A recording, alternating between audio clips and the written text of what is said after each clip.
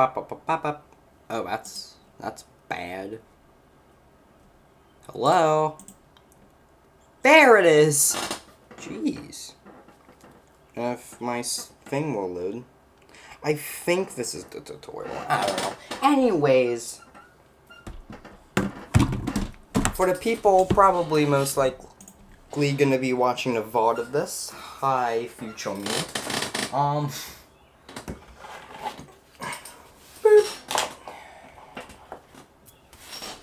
Well, in today's live Minecraft episode, we're going to be doing something very, very important.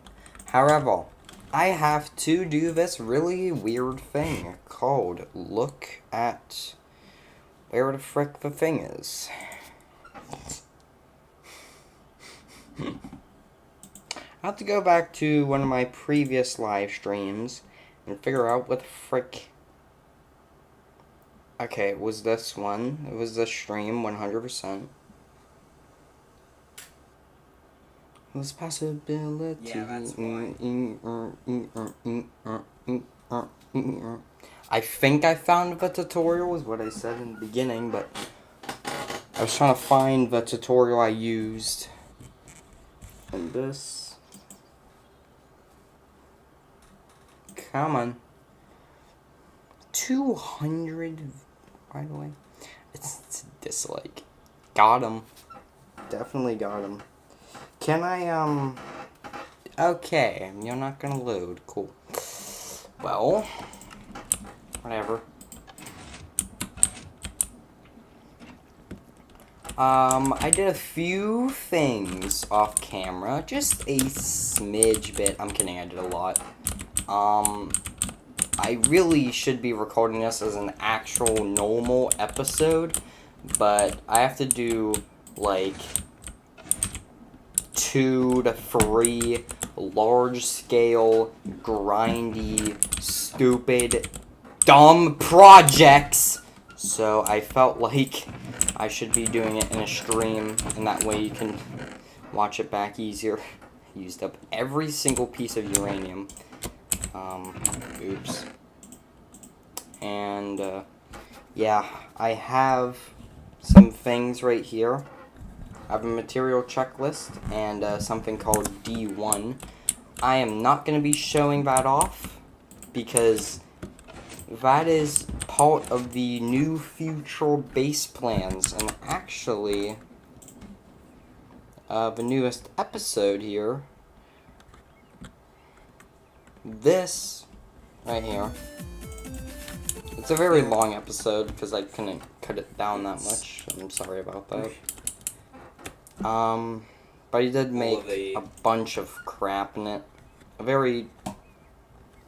A big old selection of really useful little machines. So I made like the power supply. I made the gravel factory. Here. Where's the time lapse? So on that time lapse, and there was a ton of hammers, so. Come on.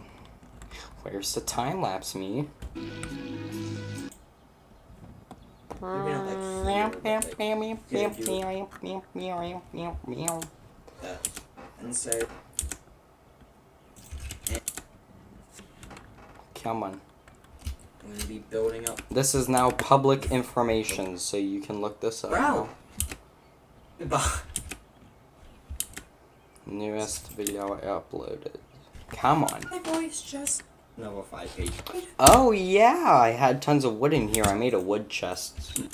I don't know if I did that. I don't know when I did that, but I did. Finally! There's even more stuff this time. Gosh darn it, man.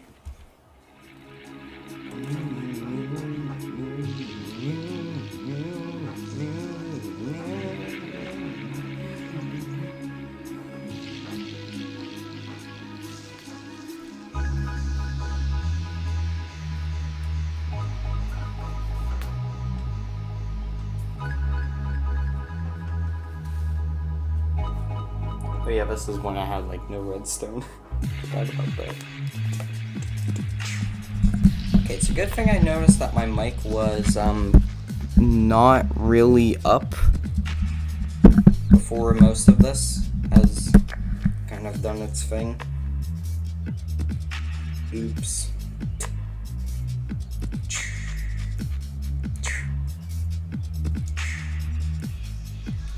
And no, I did not make that music anyways.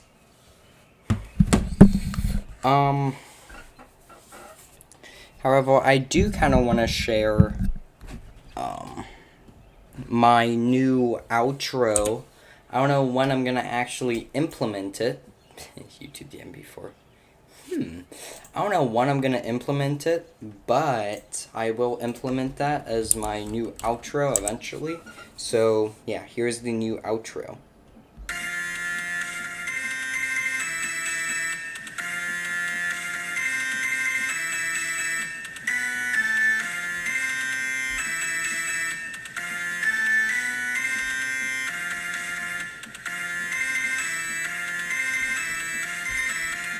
That's the new outro. And then also I changed some of the instruments in the intro to match the ones in the outro.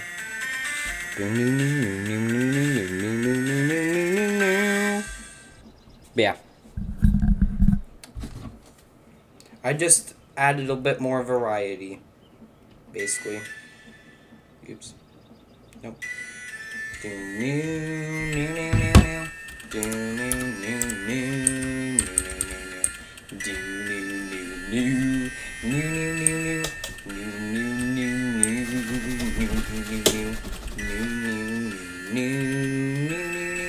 I'm done. Oops. Oh yeah, nice thing about Melody and Medley, how the frickin' hello you want to, I don't want to connect to my device.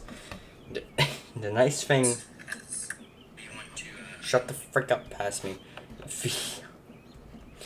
The thing about the app there that I use is it's very, very nice that I can basically have a song and then I can play it whenever I like shut off my phone or go to a different app or something, because it like continues it, and it's really nice.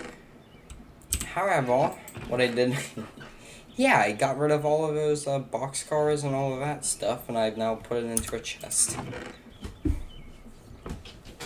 And one thing you may notice about the chests in general is they're way more organized. Like, I have everything in one spot that's next to each other. And also, because of something I'm going to show you, holy frick.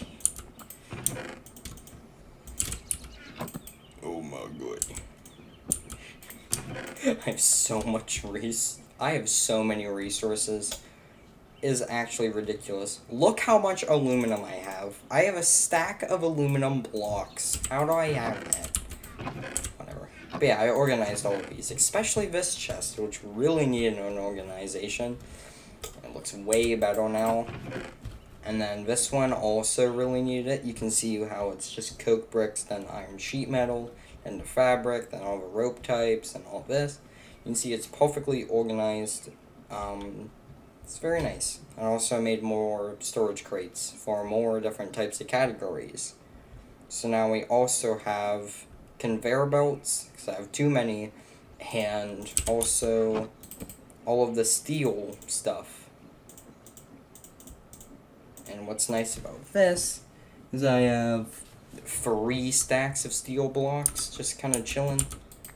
I actually used a crap load of steel for something, so that's fun.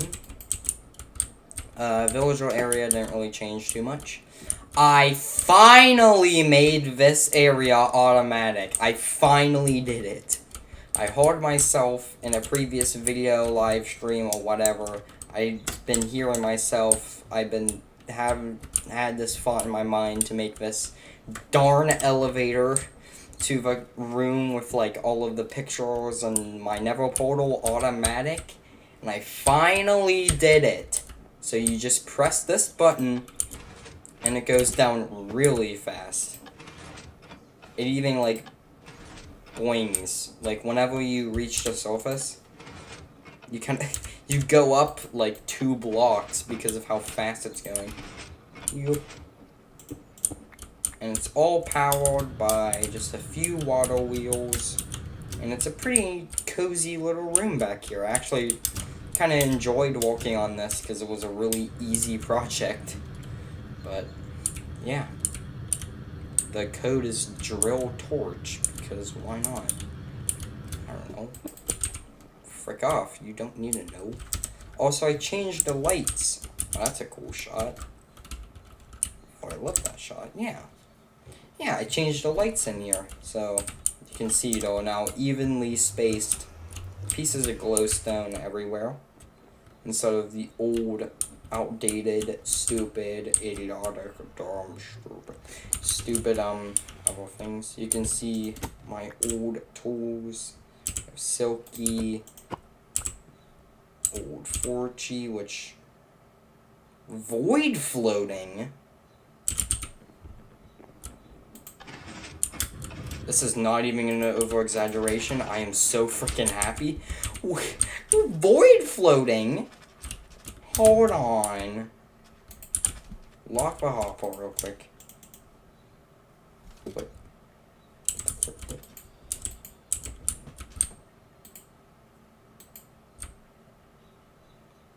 What the freak?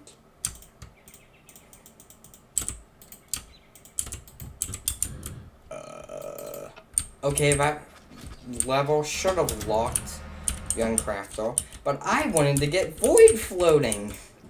Good gracious. Also, I broke my anvils on purpose because, I don't know, LOL funny. I don't know why I broke them. It doesn't.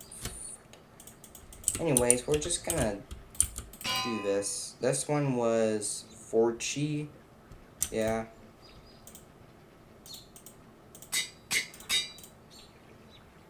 No, we don't want void floating, actually. There you go. Void floating, though. Very special. We're gonna upgrade Jet Boy today. On stream. There you go. Now it's actually fully maxed. So, how many enchantments can I put on this, right? So I can put void floating. You can put a cost. Not doing that, obviously. I can put protection. So, void, protection, thorns, and fuel efficiency, because that's another cost. So that's only 4 enchantments. Now I have a maxed out Jet Boy, and now I'm fully protected from dying in the thing. I'm fully, I'm fully protected now. Yay. Yay. I am now fully protected from dying in the end, which is a nice little quality of life thing. So yeah, no one will ever know, except for the 10 people who watch this stream. Gosh darn it. Let's see what my old tools had on them. That's free. Pretty decent. I know my bow was pretty good. Yeah, it's a decent bow. Nice. And of course, all of the pictures. So we have the big boy, we have the big boy, we have the ST40-2, we have the 611, we have 1225 Polar Express, obviously, we have the PS4 class, we have the old 060 shunting steamer, which is the first locomotive I made. We have the shunter, which I never showed on camera. We have the old base. Oh, this is a cool time capsule. I'm gonna take this with us actually. Oh, So there's 2 things I want. 4. 1, 2, 3. Yeah. Yeah, 4 things I want to mention in this picture. No, 5. So the hemp rope, that's gone. That entire iron building, you obviously know, is gone. That floor, that's gone. That entire side of the mountain gone, and I think I did that in the stream. Yes, I did. Yeah, it was that was the first live episode, I think. Nice. It's come full circle. Anyways. And then all of these fluid tanks, which are full of biodiesel. That is very ironic, considering the state of the biodiesel today. Anyways, the SD40. Let's see, what has been scrapped? Well, the mountain. That thing disappeared whenever I tried to turn off shaders. That thing has been resurrected with Minecraft Gauge, but the old version, it also got deleted from that. This one, I can't quite tell what gauge it is, but if it's the standard gauge one, then that also got deleted. The Pool Express got deleted. The J611 got deleted. These didn't. Those are all still a thing. In fact, if we take a hypersonic elevator, you can see all of my new locomotives. We have the SD40-2s, and I actually have one outside right now, which is why you can't really, see it in the chest.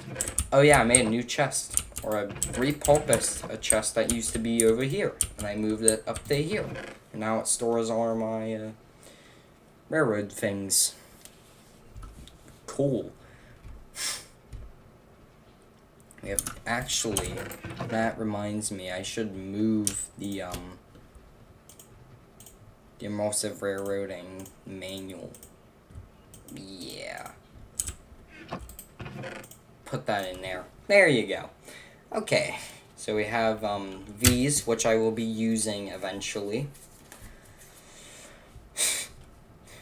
4884. I'm kidding. So the SD40s, those still exist. We have a GEVO. We have the PS4, the 060. We have an American. It's a wood. Jesus, it's a wood burner. We have the big boy. We have several hand cars, or 3. A couple hand cars, I guess. We have a new hopper car that I made. And then we have the Pole Express, and then its coaches, and then all of the box cars.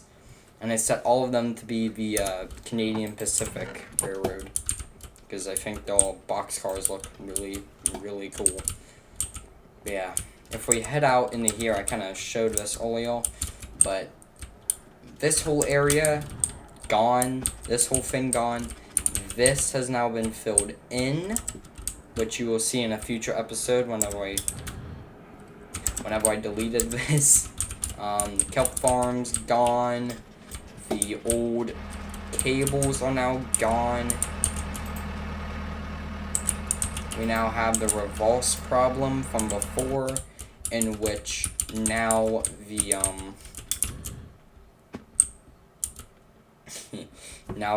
plant oil is the issue, and I have too little plant oil. Hey, look, it comes full circle.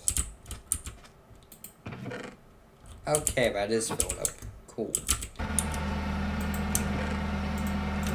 Drop that back into. Oh, jeez. Okay. Well, we definitely have the ethanol, but we have, no plant oil, so, yeah. And, you remember that photo from earlier? Yeah, these are all empty now. I got rid of the auto crafter. Or the, not auto crafter, the, automatic workbench. I used my, graphite electrodes all up. They, kind of exploded.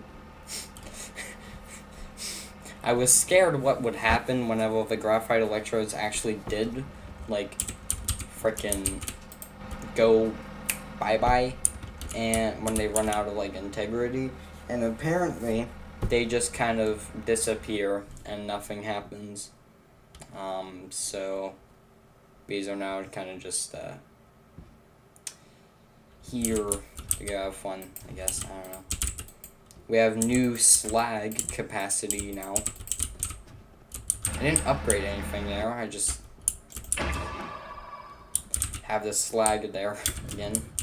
Because actually, I produced quite a bit more concrete, but not quite enough to fill up the storage, and not anywhere near the new total that I need.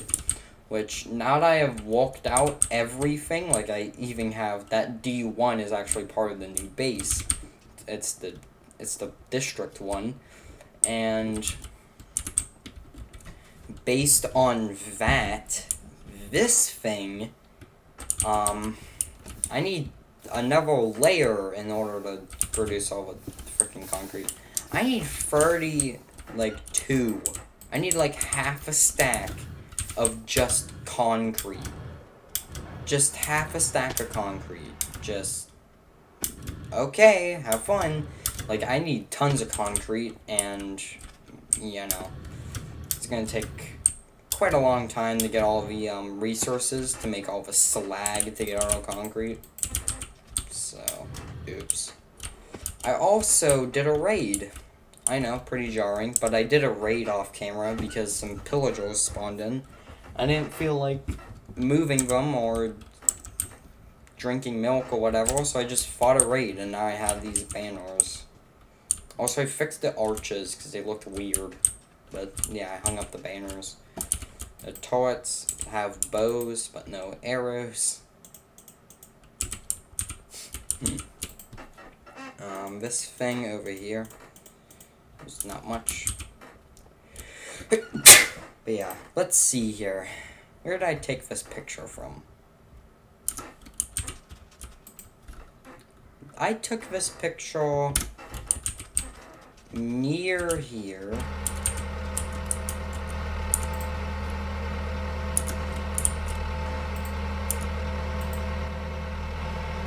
Okay, I zoomed in. Okay, really zoomed in. Jeez.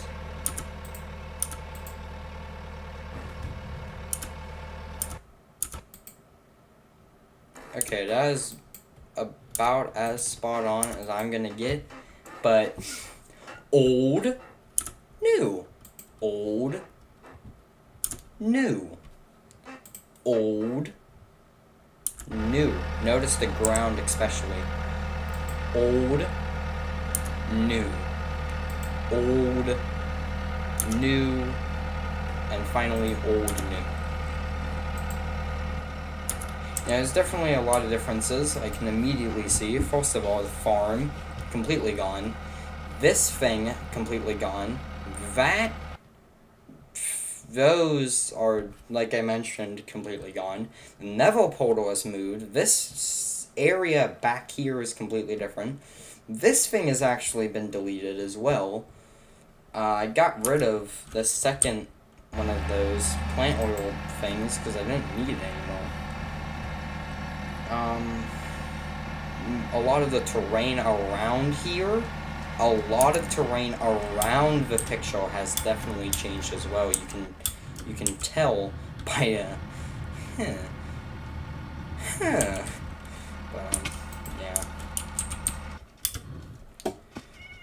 So I used the destruction core. I know. Shush. I used the destruction core, and I deleted the whole thing. So yeah,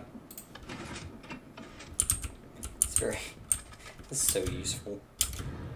Yeah, I kind of got rid of all of that. So, yeah. Sounds like I'm recording an episode, which I am not. It's weird. Also, I had a railroad going this way. The railroad's not there anymore. I completely demolished it? Okay. Demolished it? I should get rid of that.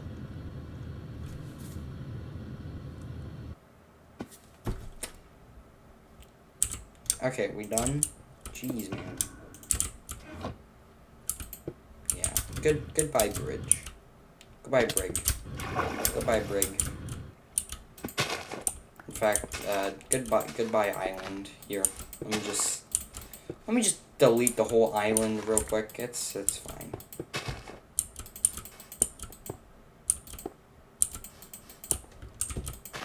Goodbye. Goodbye. Goodbye, goodbye, goodbye. Kind of surprised I haven't done that already. Oops. Well, goodbye, island. LOL. I don't know. Goodbye.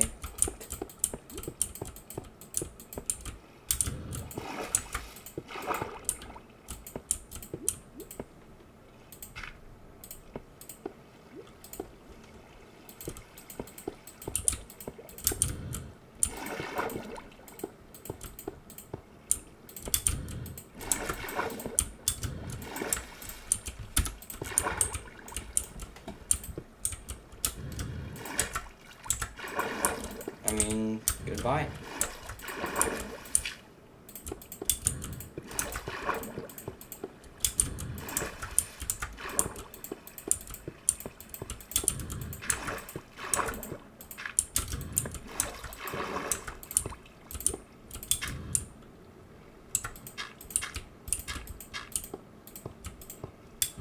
Yay! I got rid of all evidence that an island was here in the past. You can't even tell there used to be an island here. Anyways. I think I should probably get rid of these as well. Yeah. Yeah. Get rid of all of that. Boop, boop.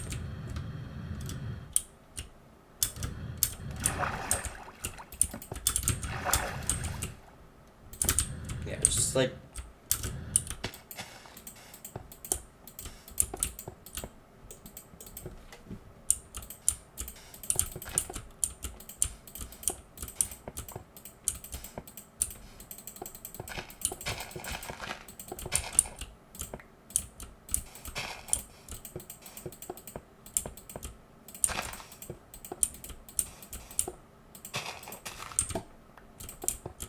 I mean, you know, it's now nighttime, of course. Goodbye. In fact, this too. Goodbye. Okay, good, yeah, goodbye. Goodbye, goodbye. And I think we're good. Yay! That's something I wanted to do for a long time and never did for some reason. Oops, it's a good thing I did that now. Whatever, lol. Anyways, yeah, I used the destruction core, and as you can see, or as you saw, I can very easily get rid of large portions of basically anything, and it's very, very fast. Boop.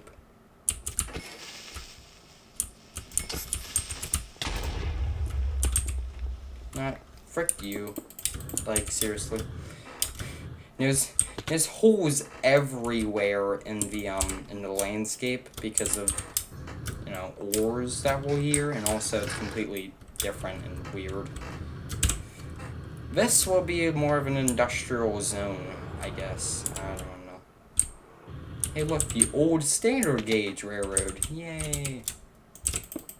Anyways, another instance where I can use the destruction wand. This can use the destruction wand again. Yay!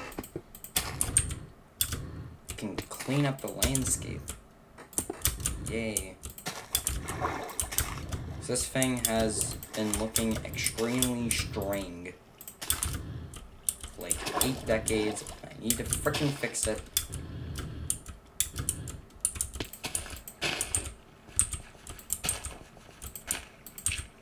So yeah. LOL goodbye. I don't know.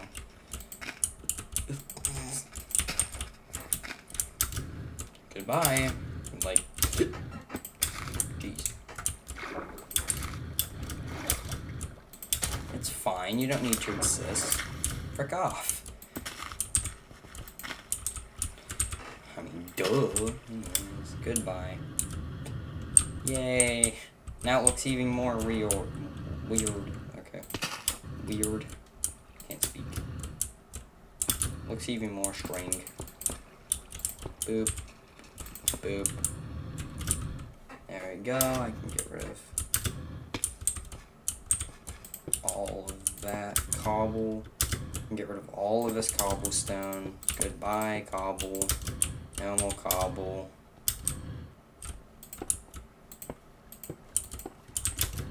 Goodbye, cobble. And, yeah. Goodbye, frickin' cobblestone. One thing that I do want to do in this live stream is potentially build a guardian farm. Hello. I suppose. Yeah, one thing I want to do in this stream is build a guardian farm. Why do I keep losing my ender chest?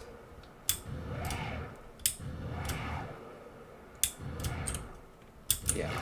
I want to build a guardian farm, so it's gonna be a chore.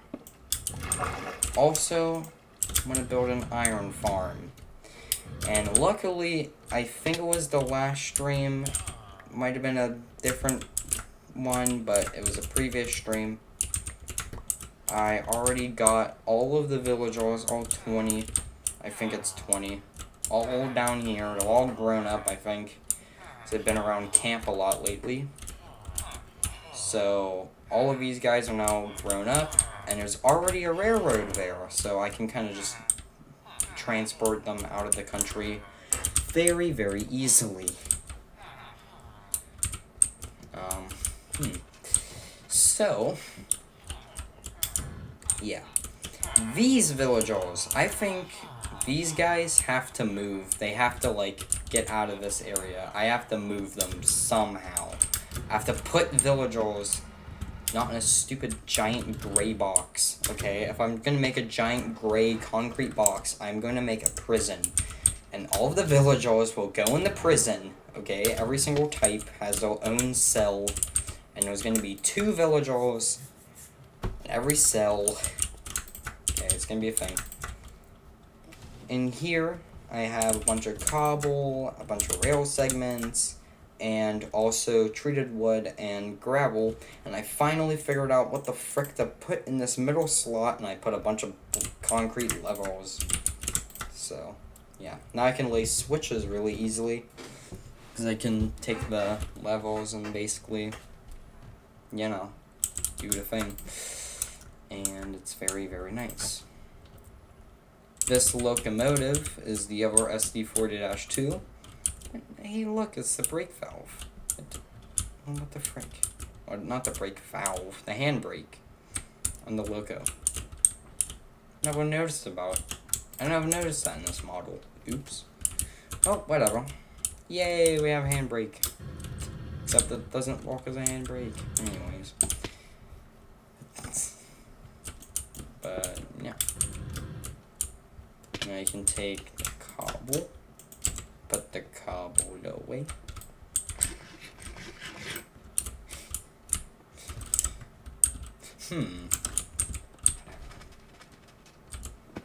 Glass. But yeah. I really do not want to be building, but it is very necessary. So we're gonna make sure this is muted. And,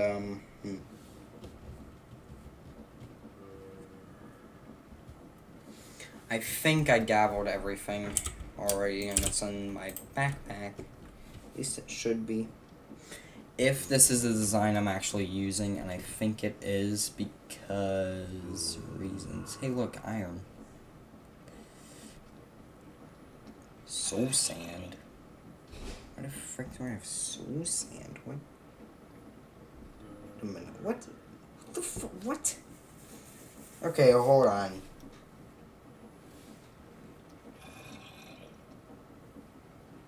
Oh, I do need soul sand. That's 12 villagers. Or did I make 20 or 12? probably made 800. Now, if I had enough beds, I probably could have made 800 villagers just appear out of thin air, because as long as you got 2, you got infinite. That's how it works. Oh, frick off. I don't care. Also, this video popped off. Absolutely ridiculous. And I don't care about Indiana Jones. How do I skip ahead to frickin'...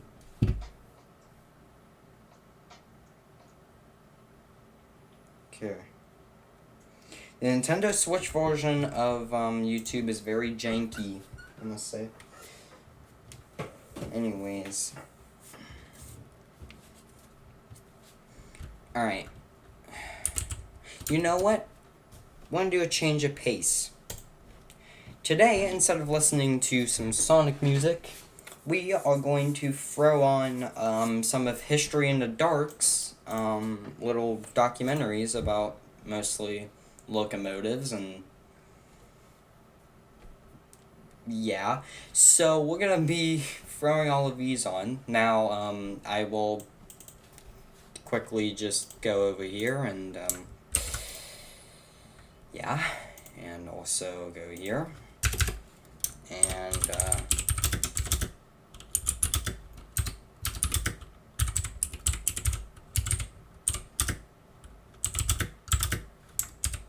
there you go. That should get me out of any legal trouble. Anyways, so yeah.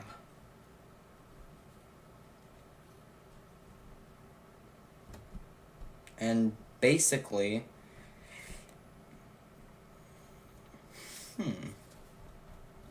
yeah, History in the Dark. Check them out.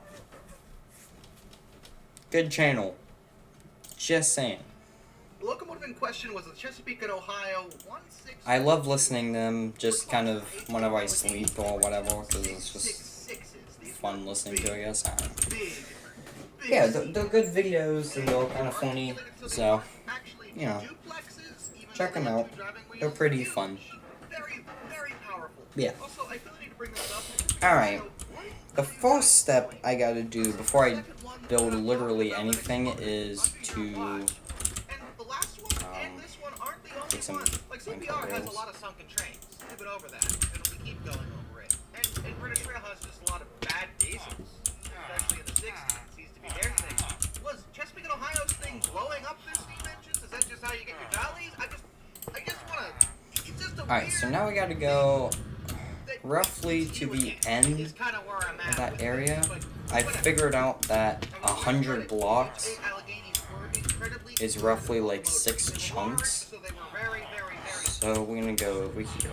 It's like 6.25. So we're gonna go 1, 2, 3, 4, 5, 6. So we're gonna build it in like this chunk. Sure. So we're gonna build a track over to here real quick. Of course there's audio hold on. Gosh darn it. See kids, this is why you bring extra building blocks. Yep, it was the crown sheet again. I told you Of course. It's mission critical and it's very easy to cause a major chain reaction if you don't keep it wet. Oh, and in geez. 1642's case, once again, the crown sheet was allowed to become dry, get red hot, and when water was put back inside, the chain reaction was set off, resulting in a horrific explosion. But the reason that this happened isn't as clear as last time. Last time it was the engineer's fault. He simply didn't put water in. Though Citadel pointed out he may have been trying a technique where the engineer and the fireman will intentionally let the water level drop in an effort to create more steam pressure. This may be possible given that the locomotive was It's a sharp tone. What the frick? Anyways, and because of furnace minecarts, they are not useless. They are actually really helpful. But because of furnace minecarts, I'm able to, well, very easily do things. So, yeah. Let's see here. So unless there was something weird going on that nobody knows So- about, or the engineer was Okay. just trying to build up extra That's good. speed, who knows? But that might be a more likely case as to why he allowed, the water to go a little bit lax. But obviously he did it too much because. Alright, we gotta go down to In this layer case, though, 60. That is not what occurred. 1642 was in West Virginia at the time. On June 9th, 1953, at the time of the accident, it was pulling 123 loaded cars. Oh dang, it's right there. The Hey, adjusted Fluff. tonnage would have been about 10,500, so quite a lot of weight.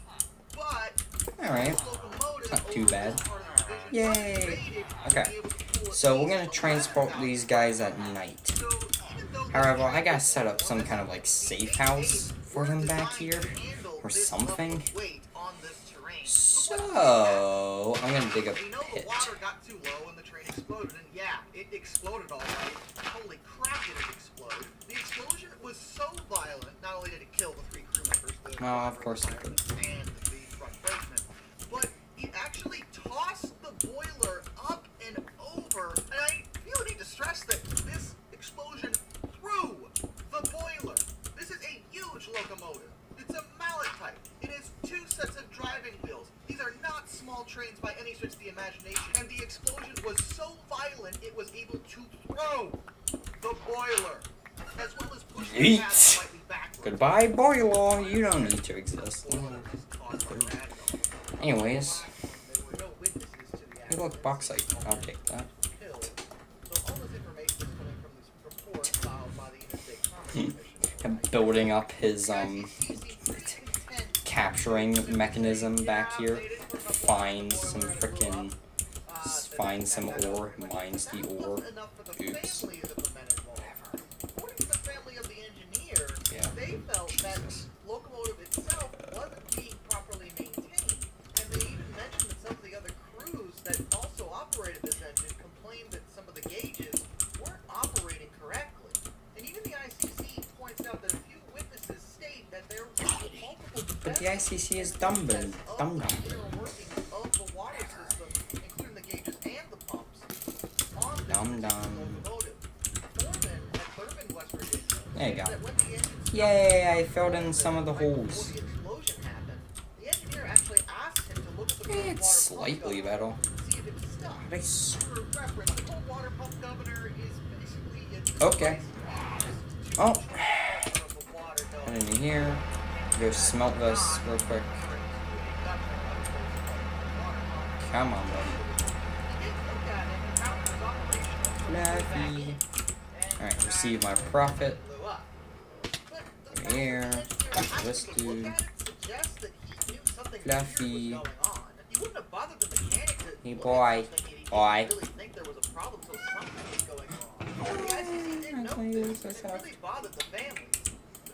Fluffy. I guess in that era was Alright. a lot more money. There you go, go ahead. Still, Fluffy. yeah, but there wasn't sufficient evidence to Lay down. go What do you and this is mostly because of the fact that there wasn't Alright. evidence to look at after the engine exploded.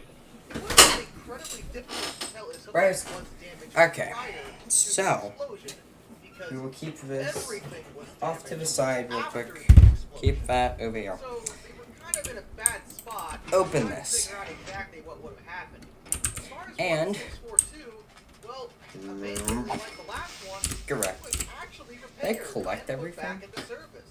Where's my Although this workstations? particular What the frick, one would past me? eventually be scrapped. Fortunately, in this Anyways, case, a few of her do I not sisters need are still workstations? around. I don't know. 1601 was donated to the Henry Ford Museum in Dearborn, Michigan, where it's still on display. So yeah, here's where we will dump all the villagers. 1, 2, 3, 4, 5, 6. 1, 2, 3. Well, that's a good thing. And seriously, you know, please stop blowing up your steam trains. It's really just no. Stop doing it. It's one thing to throw them in the water. Lando, are you ready for a villager abduction? Things are getting extreme around here. I fully expect this Gonna to want- capture and contain some villagers over here. Ooh, copper. Are you excited?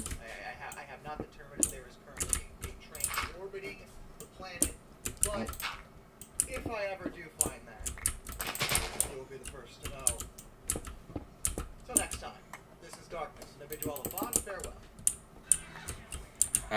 that's a good thing. Because we are doing that as soon as I am done with this. Can you not? Okay. Get. No. Oh. I trust most of you have so many. Alright, there you go. So not Yay, we made a pit thing. Alright. wind up having a locomotive, a steam locomotive. Hello, buddy. The Wells Fargo. Now, briefly, the Wells Alright. Fargo is the tallest building in Jacksonville, Florida, and it's one of the Hype in landmarks chat, let's go. of that city. Are you guys hyped for villager abduction? It was also formerly known as the Lotus Building. So that is what's gonna happen. Hey, look, you can actually watch the footage. Isn't that nice? I will cherry pick every single ore. Get one of every ore. Yay. Alright, that's a good thing.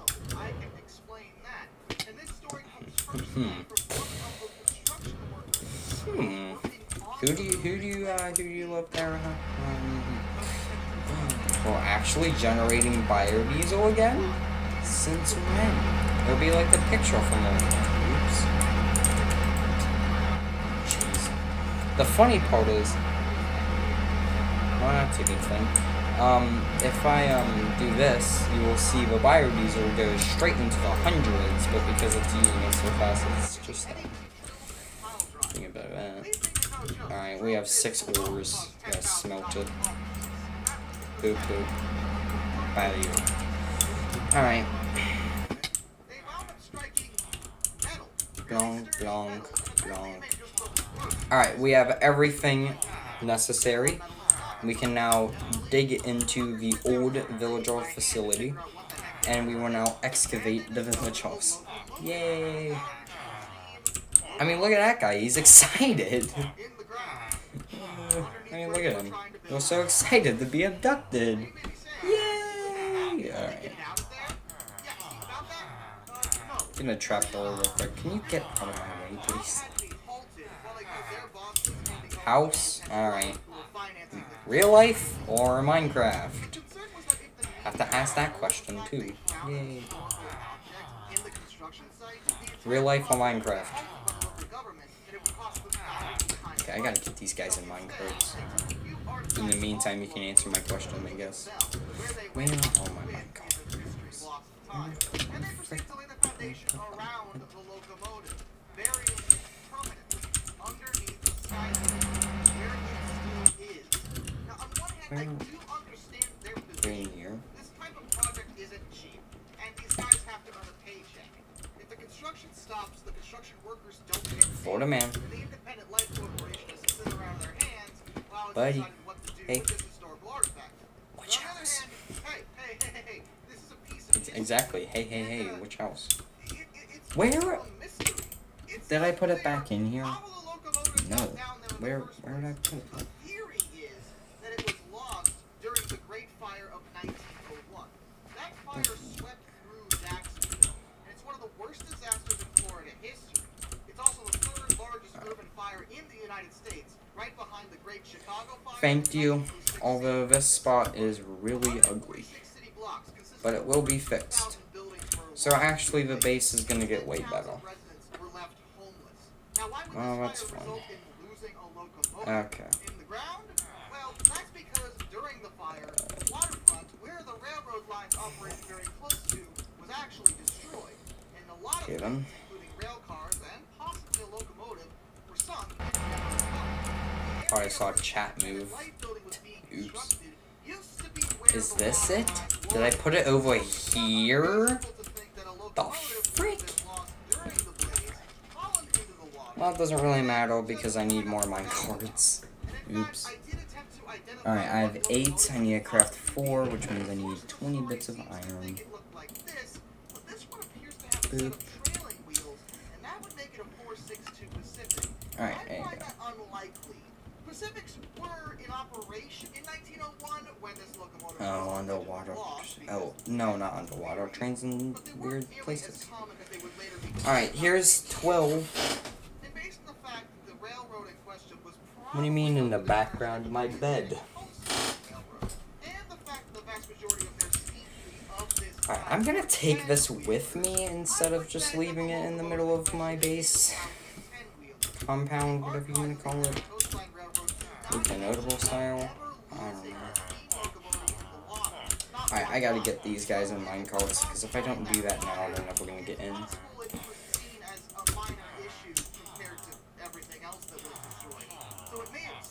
Alright, the villager abduction begins. Well, in very primitive stages right now, but it will improve. Don't worry. We will be able to capture even more villager. Yay. Alright, this dude. Frick off, bro.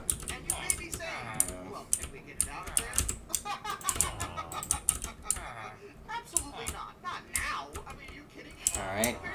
That dude, sure. This one. Get that dude.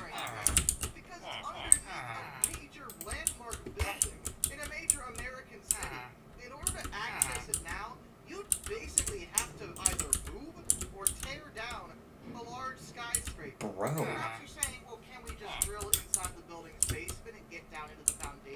How the frick?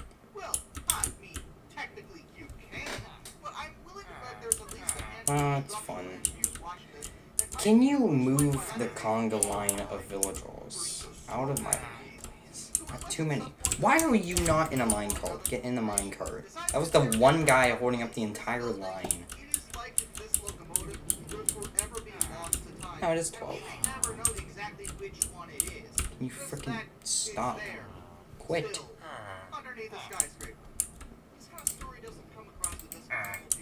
Move. Let me thank you. Jeez. Alright. Where is my coal?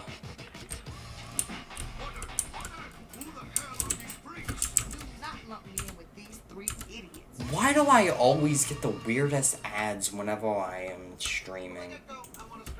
It's so weird. The frick? Anyways, we'll get coal.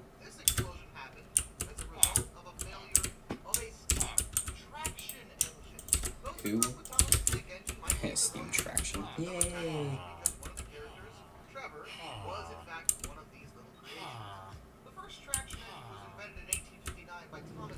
Can you, like, move?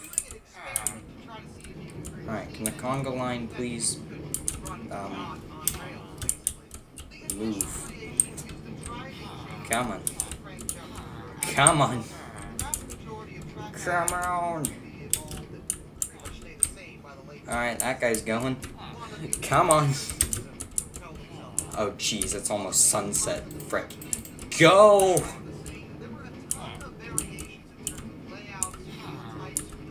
Odo holding up the line. Frick. Come on! Go!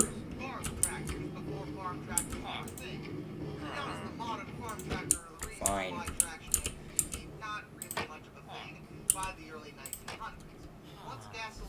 Alright, we'll get that guy back in, I guess.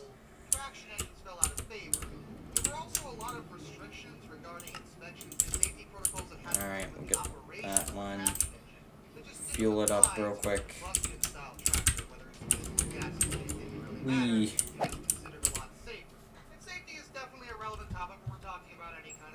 Oh,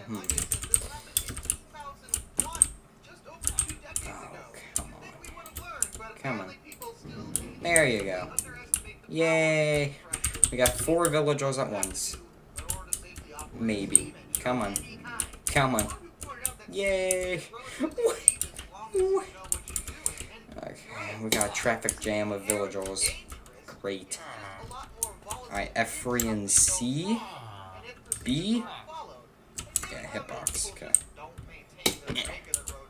That one. Get out of my way. This one. That one. That one. Alright. Cool. Now I need a bed and I need to go to sleep yesterday. Come on. Get in. Get in the thing. Get out of my way. Go to bed. 12. At least for now. Maybe more in the future, but for now, only 12. So I can make an iron farm. Because it's not like I'm running low on iron, but I want to do a lot of trading. And to do that, I need to get... Lando. The devil's arithmetic. Oh, frick. I said it. Moving on. Alright. Alright, these guys are all in a minecart. That guy...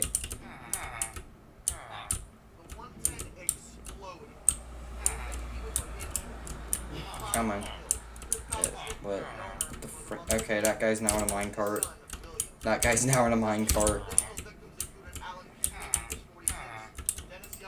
We got like 2 more and then we're done. Come on. Get in the minecart. In the minecart. I haven't punched one yet. I don't think I punched a villager to get them in a minecart yet. I'm surprised, actually. Alright, is that all of them in the conga line? Let's go. W. Whoa.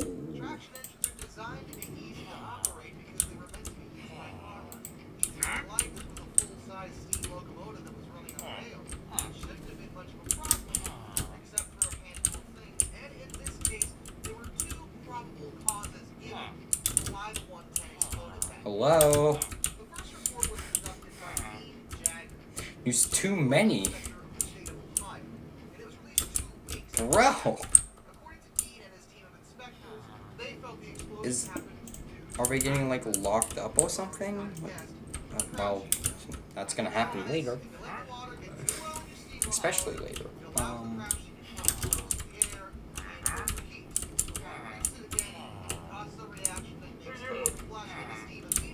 What is holding up the line? I don't even...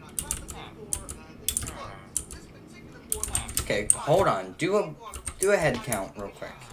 Okay, we got 4 villagers and we got 4 minecarts. No villager is not in a minecart. Why are you guys so clogged up? Come on, bro. Get out of here. Alright, more all getting deported. Alright. Yes! Finally!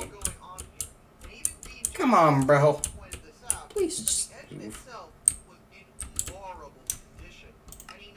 Yay!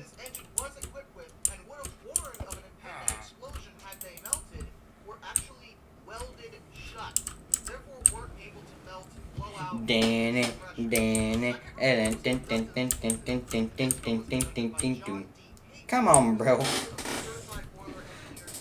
I don't have the time, really. I'm too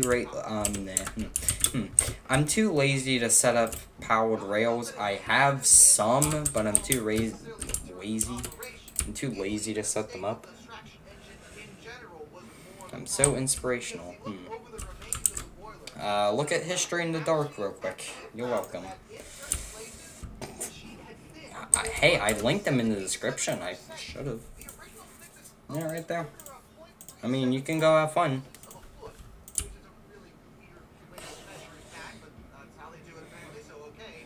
Is the villager abducting inspirational? Are you inspired to do this? I mean, hey, I actually have some freaking rail cars, and the villagers will go in the cars. They will actually go in them, so... I do have, like, passenger coaches and stuff. So if I wanted to, I could take a bunch of villagers and put them on a train and send them to a faraway location. And promise them new homes. Okay, I'm good. Come on, there you go. Good buddy. Come on. There you go. Alright. Some of them are in here now. Most of them were actually already deported out of the country.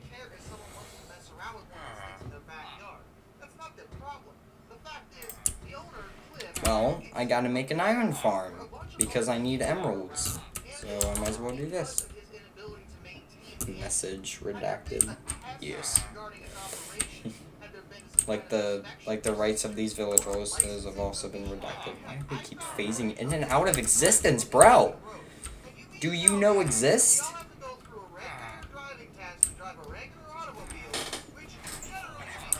Alright, come on. Bang. Come on. This would honestly be easier if I actually did use the trains I have. That would seriously be so much easier than this.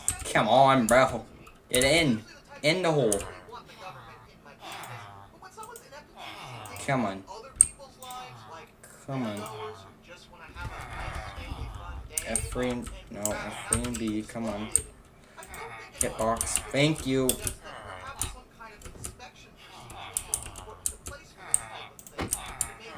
No, no, no, no, no, no. There you go. Bop. Cool. We have one more. I'm gonna use 2 different minecarts and kind of shove him. Bang. Frickin' stupid arrows. A bat. How the frick is there a bat? Hey! Get off my lawn! I sniped them! Dang! I don't think I can snipe him. Come on, bro, move! Yes! Finally! Okay, it's just a cat. Good. If that was a villager in a minecart in the cell I used to have for them, I swear. Alright. Head count. How many do we got? 1, 2, 3, 7, 9. Okay, we have all 12. Moving on. Now I gotta rip up all of these rails, which is really easy and fast, which is very nice.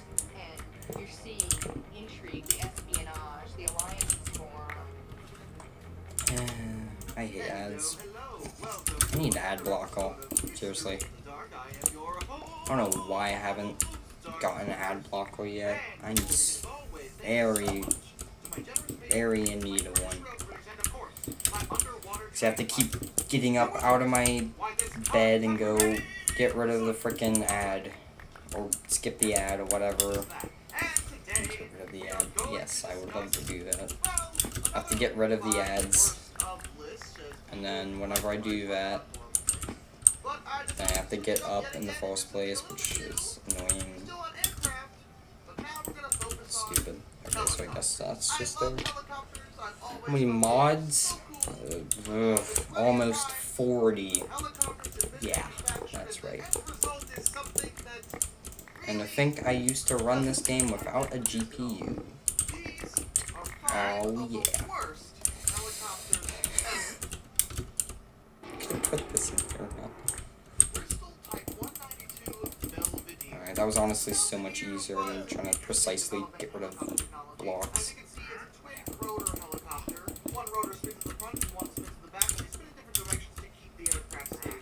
Yay, I fixed it. Yeah, almost 40. I think it's 38 in total. I don't know, it's something so dumb. They're all useful, but it's just a lot of mods. Alright, we need to grab the beds box real quick. Here it is, beds. Yay.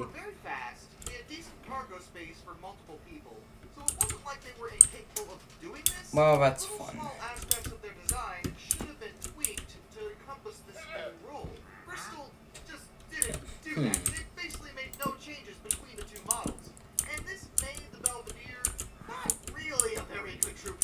Alright, hopefully the next day we will have...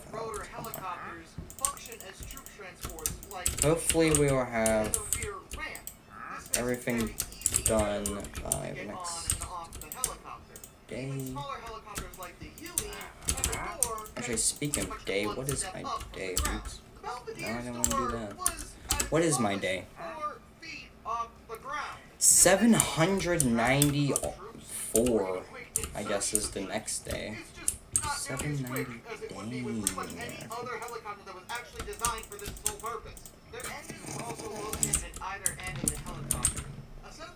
Hi, cat.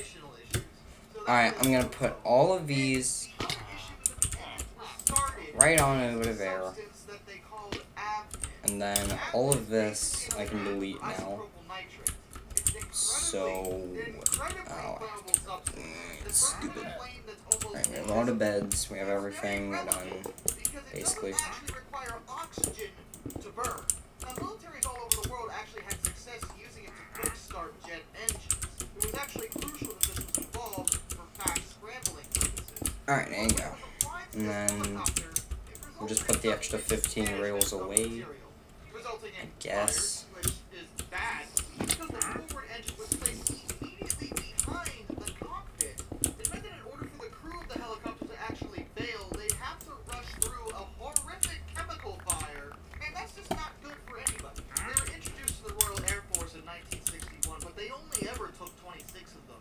Retired them by 1969. 69. Alright. Robinson R-22. This is not a military helicopter. What's British Rail? What the frick? This is a two-seat, two-bladed, single-engine light utility helicopter. So it's 12, 6 on each side. Manufactured by the Robinson Helicopter Company. Yes, these helicopters are still being Sure, that produced works. as of now. Now, for an experienced helicopter pilot, No, this is R-22 not aircraft enough. isn't that dangerous or even Okay. really that bad. They were designed to Come be on. as light and cheap Bam. as possible, and they are. These days, thought a creeper was about to blow up. Oops. 4, 5, 6, 7. Would be fine, except that these things are insanely difficult to keep stable. The two major 8, issues that have been pointed out 9. is that, for one, the main rotor on these things is lightweight in itself, because of course it is. But this means it produces very little inertia. Alright, there you go. If the engine stops in midair, there's not very much time to lower the collective and allow the rotors to enter auto rotation. This exact thing has resulted in multiple crashes and deaths, so that's good. But there's also an issue of mast bumping. As blades of helicopters rotate, they tend to flap up and Yay! down. The R-22 only We will has now never know that that thing existed until we dig it up. the other is going to go up. 19, 18, I don't know. 1918, sure. Who cares? Well, I do care about the villagers, because hopefully they did not die yet. Did they die yet? No. I am shocked. Alright. We have carts, and we got beds. Hopefully I can make the main structure, because reasons. I'm gonna kill every single one of these guys, except the actual captain. Bye. Alright, they all died. So now what I can do is I can bait this guy. Oh, I never mind up these. Oh, oops. You're gonna kill yourself before you kill me, dingus. Alright, come on, walk this way. Come on. Keep going.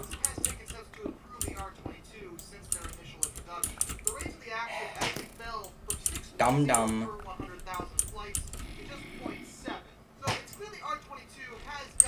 Well, what the frick? This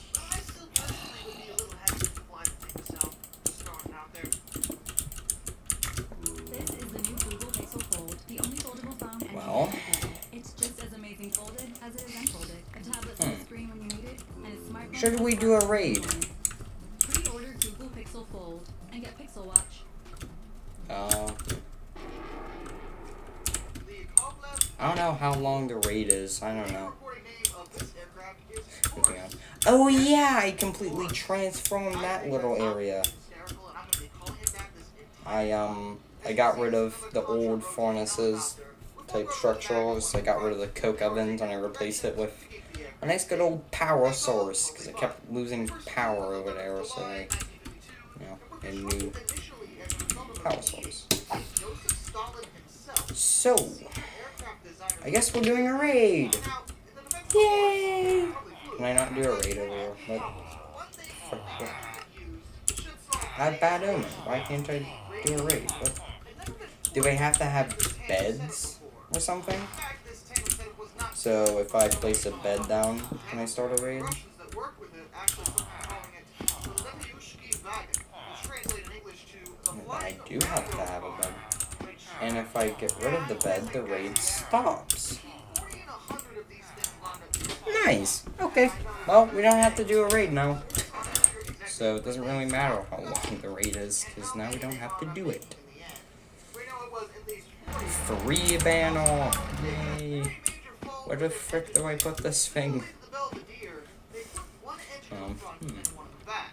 Now, that's all well and good, but the one in the back was literally above the loading ramp. The one in the front was Oops. tilted over and squeezed behind. Guess not there. Sure, we'll put it here. Yay, we have a banner. So now when you walk in, you get greeted by an ominous boy. Yay. Alright, enough messing around. Building a farm now. Let's go. Alright, this shouldn't take that long actually because of the construction wand. So, thanks, construction wand. Boop. Hey, look, shaft. Alright. Shut up, music. We got history in the dark. The background. Never stopped doing this, but they did manage to limit the severity to the point that it actually could fly. They removed half a meter from the end of each rotor, but the vibration issue never stopped. It was always horrific. Several accidents actually plagued its career, and most of them weren't due to enemy fire. Percival P.74. They are known as Hudson Percival P.74. Alright. British experimental helicopter designed in the 1950s. So where do I want the farm to be? I guess the villagers are over there, and it would make the most sense to put it at like the very outskirts of this area. So we're gonna do that. So currently we need the building blocks, so we will grab some of those. And here we go. Alright, that should be far enough away, so we built up 9 blocks. Which ironically, some things, whenever you can do them, are way faster than creative mode, which is kind of stupid. Alright. And since I flattened everything around here, no golems will actually spawn, which is, you know, nice, I guess. Boop. Boop. Oh, frick off.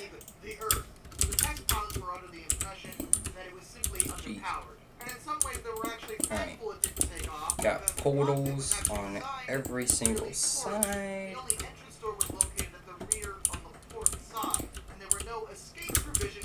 And well, good. So had it gone in the air and something went wrong, it could have ended very tragically. Fortunately, the P.74 just decided not to fly at all. It just didn't feel like it that day. Or ever again. Now we're making a good old 3x3 square. We're making a square. Alright. Put these on the offhand and start building, I guess. One. Frick off. Okay, fine. We're using the jetpack. Yes. How many ways this was not a good idea. The Aerocycle was also known as the YHO-2 and by the manufacturer's designation DH-5 Aerocycle. It was an American-built, one-man personal helicopter. There you go. First flew Alright. 22nd November 1954. 3 blocks out in every direction. Alright, cool. First step is now done. Every corner in place. Obsidian going 3 blocks up. Be easy. Did not work like a traditional helicopter. It actually used 2 blades rotating in opposite directions to cancel out the torque. The pilot would Go. actually steer the thing by tilting and kept stable. Put block on top. Natural Okay, reflex. be easy. Just like riding a bicycle. Except for the fact that if I fall off Yep. my bicycle, I'm not going to That's be it. ground beat. We were testing of the 12 Finish the prototypes, portals and and 12 put of some them were slabs. produced. Okay. It was found that even though Easy. the concept advertised the notion of simple control and it can be used by pretty much Alright, anybody, every the truth block. was the Aerocycles were only stable when Ready under to the control stuff. of an experienced experienced Get some pilots, slab. got used to how they operated. It didn't help that they were incredibly unstable in the wind. And frick off. During testing, though neither And goodbye. Yay, we put slabs. Alright, we did the things. And while the idea of a personal levitating craft might be a Build a novel one, wall? I'm just sitting here wondering, Are you what the kidding heck me? they were Really? thinking. I mean, you don't have to be a genius This to see tiny little platform gets a freaking wall. Alright. Well, guess we're putting a wall around here. Build that wall. Build that wall. Shut up! Flippin' Jeremy Dingus. What the Oh, this is a really nice instance with the construction wand, because boop, it's so easy. Yay. Alright, I'm gonna put, like, all of the major materials I really need straight into my inventory. Why do I have torches? Okay.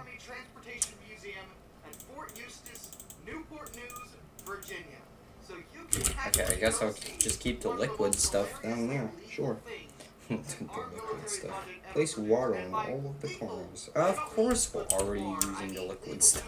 The liquid stuff. I don't know why it took actually seeing it in action for you to figure that out.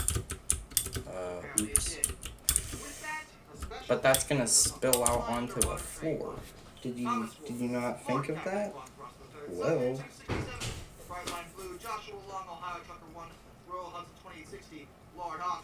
Well, you should have told us to put the temporary blocks, oh, I don't know, before you made us kind of place a bunch of freaking stupid dumb blocks. Anyways, dingus. Who's being stupid? Yes, that's you. Who's being stupid? That's right. You're a bit old dum-dum. Right. There. And right there. Yay, I did a thing. Alright, light up all the portals. Now I have a pretty simple little portal, little thing, contraption thing. I don't know. Light the portals and then what do we do? Remove the, yes, remove block. Yes, I would love to remove the blocks. Yes. And the nice thing about, you know, it's the Neville, and also they're really close by in the overworld, is this is going to be literally, like, 20 block stride oval, and this, and that was it. That was literally, that's how far away this is going to be. It's going to be so easy. It seems as though these blocks aren't really necessary, so I'm going to get rid of all of them. And now we have a nice little spawning platform. Actually, do items go through these, even if they're not, like, activated? No! Okay, so you have to actually go through the Neville, which means I got every single one of my items back. Let's go. Go. Oh jeez, I have to sleep. Go.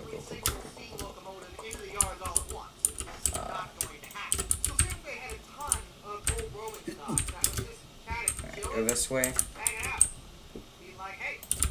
Kill. I need a bed. Where's a bed? Give me a freaking bed. No, F off. Get out. Where's a bed? Give me a bed. Yes. Yeah. Alright, get some temporary lighting. What the frick? So that's why I have the frickin' thing. Anyways, the fricking thing? How did I miss that arrow, by the way? I'm gonna put a bed right there, just so I can do bed things, I guess. Okay, this is just so straight. Yay. Now what? Now what the frick do you make me do? Make rooms for villagers. Yay. So, go out a block, make some platforms on every corner, Alright.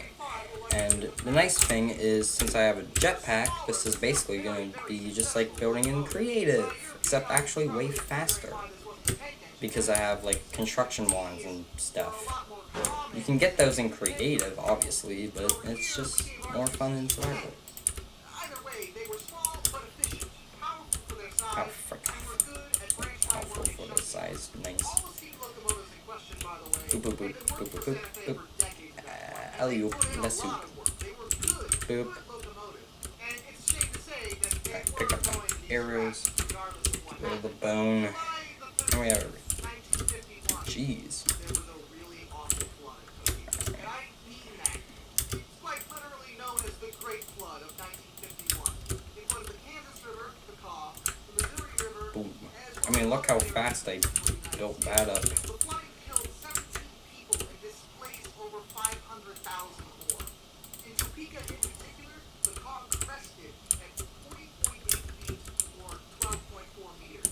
For reference, that's 14.8 feet above one stage Alright. or 1.5 meters. There was a lot of water all over the place. It was bad.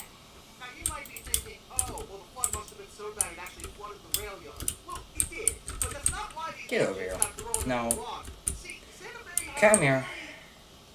well, I think it's very weird. Let me explain. Oh, he's a smart boy. He knows he'll die in the thing. Okay, I'm just gonna punch you and kill you like that. I was gonna bait him out of the water and then frickin' light him on fire anyways, but I guess not. I should do that at night. That's a nice light source. I am not a structural engineer, okay? My personal education in that field stopped right about Lincoln Logs. So I'm by no means an expert on the Alright. idea involved with this. What do we do setup next? that I had going on, but it sounds really bizarre to me.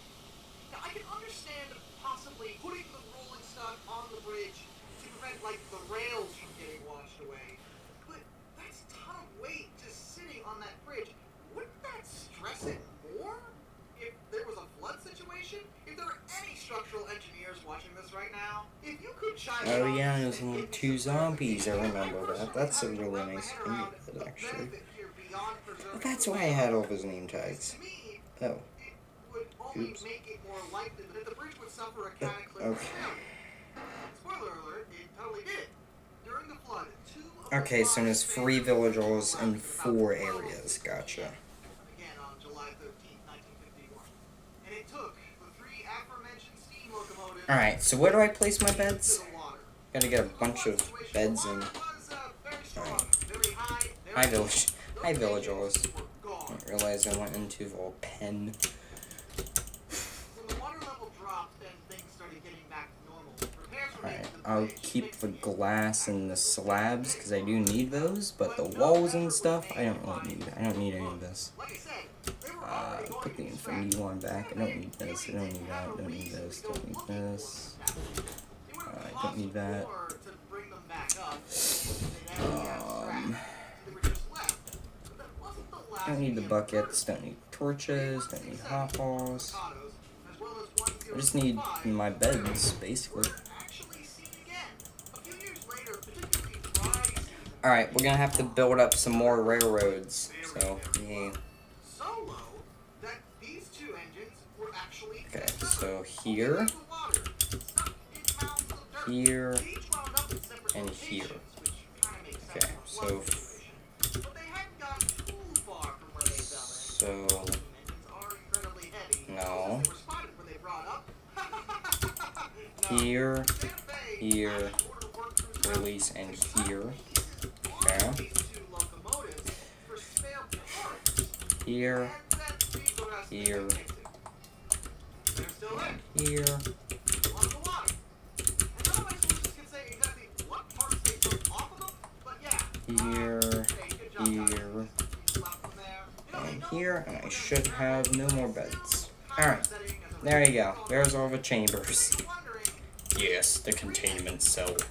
They are now done. 076 the other Mikado? Alright. Good question. No one So knows, zombies will be here and here. Gotcha. but she's never been found.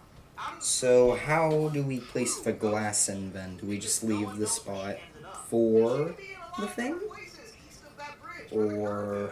and since it's a river established, tends to bury big heavy things. But 4076 is the only one that should be completely intact, and she was not. Okay, in the located by middle, CSA, you therefore keep... had no part of the Okay. photographer. Today, Oh, I see. So we're putting him in the middle. Alright, so keep the middle part, I guess. exact location of the other things that were found seem pretty obscure. In fact, none of my sources Alright. specifically say exactly where they Yeah, were. yeah. And I did my Hey, look, own Instagram notification. Wanna know how I can tell it's an Instagram notification? east of the bridge to see if I can locate Because it doesn't have a special sound or thing or anything. Or it doesn't even pop up on the screen. Just is there collecting dust. Anyways, we gotta drop 3 entire villagers in the air, which is pretty fun. So, I built that. It doesn't seem like the way to go. I believe a magnometer would be a bit more accurate, or at least give us some kind of a better clue. I missed a bed. People on the What? ground there looking for it. And as for bringing it up, well, 3176 and 1035 have Hold that on. so they're not intact. 4076 could be in pretty good shape, all things considered. Compared to a lot of the sunken trains I've talked about, it's been submerged for a relatively shorter amount of time. It shouldn't really matter as long as there's 2 zombies on either side. Yeah, it's fine. We're good. No, it's okay because I can just put the zombies there. Alright. So I'll just put an extra piece of glass. Just put extra glass bits here, I guess. Sure. Pop. I guess until I run out. Oops. Well, luckily, I don't think, no, any of the other things need glass. So, I'm free to kind of just go in here, steal 2 bits of this, and get the frick out of here before the police catch me. Oops. Get the glass, then run out with the heist. Yay.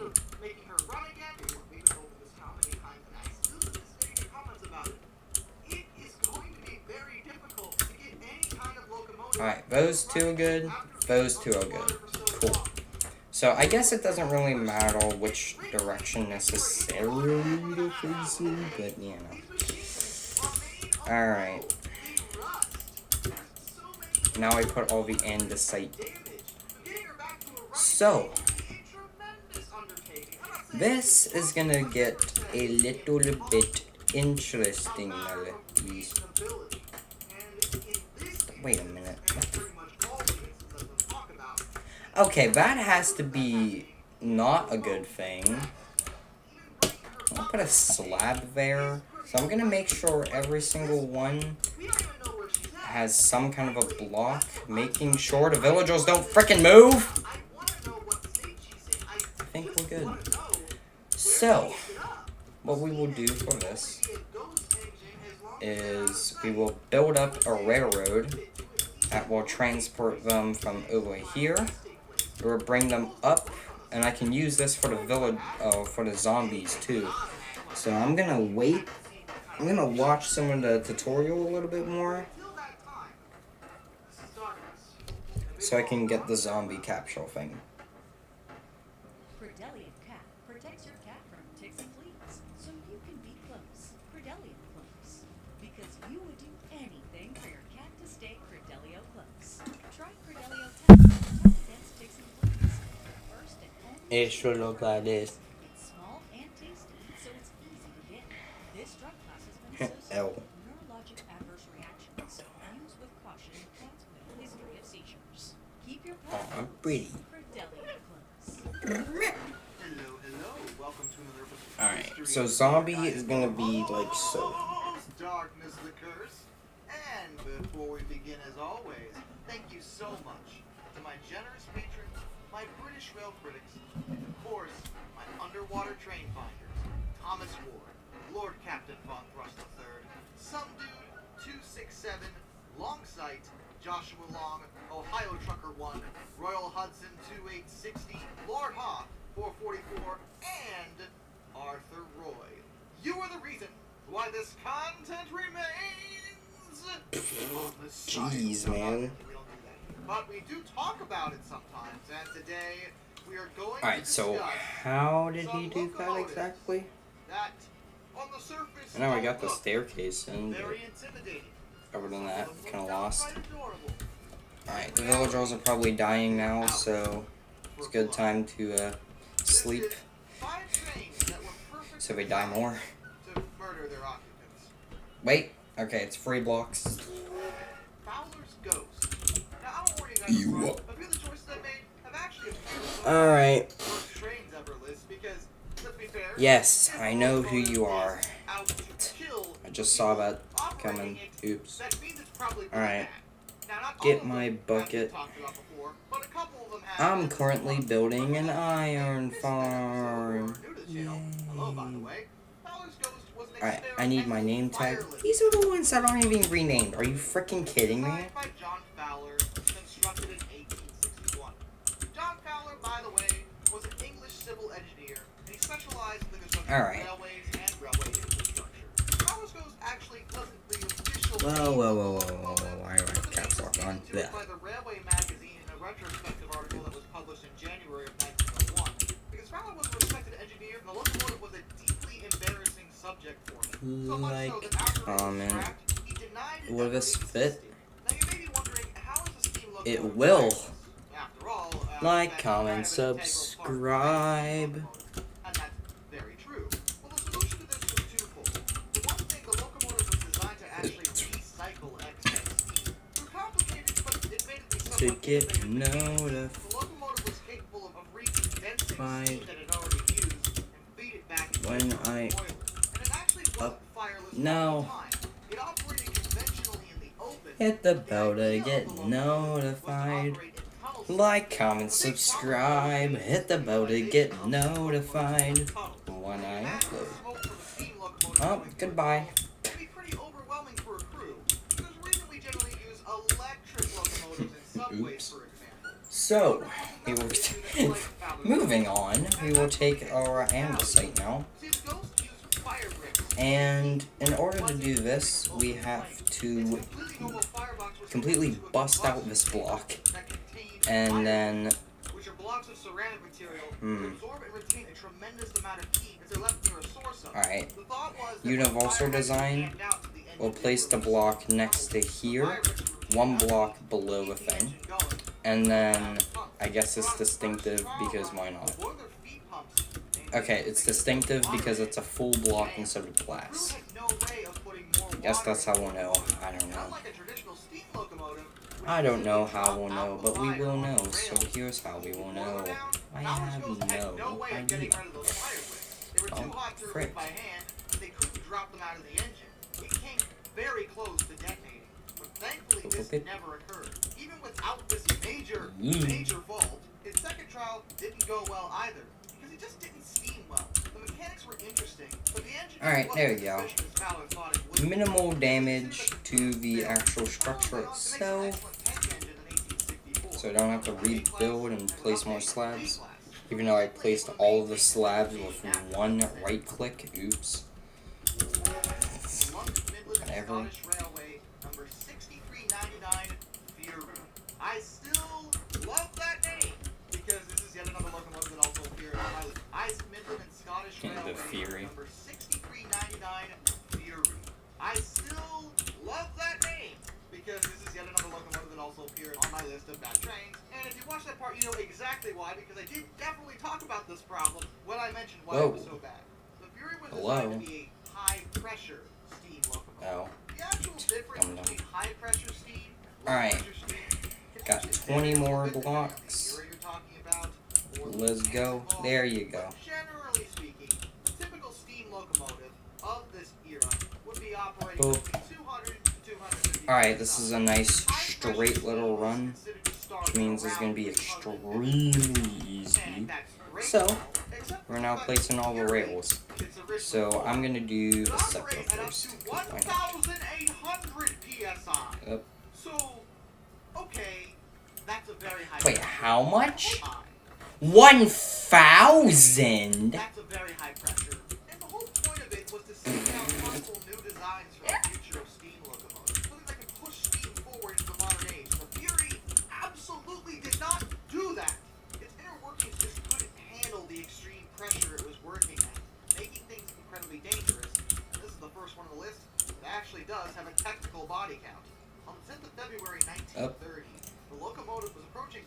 station at low speed.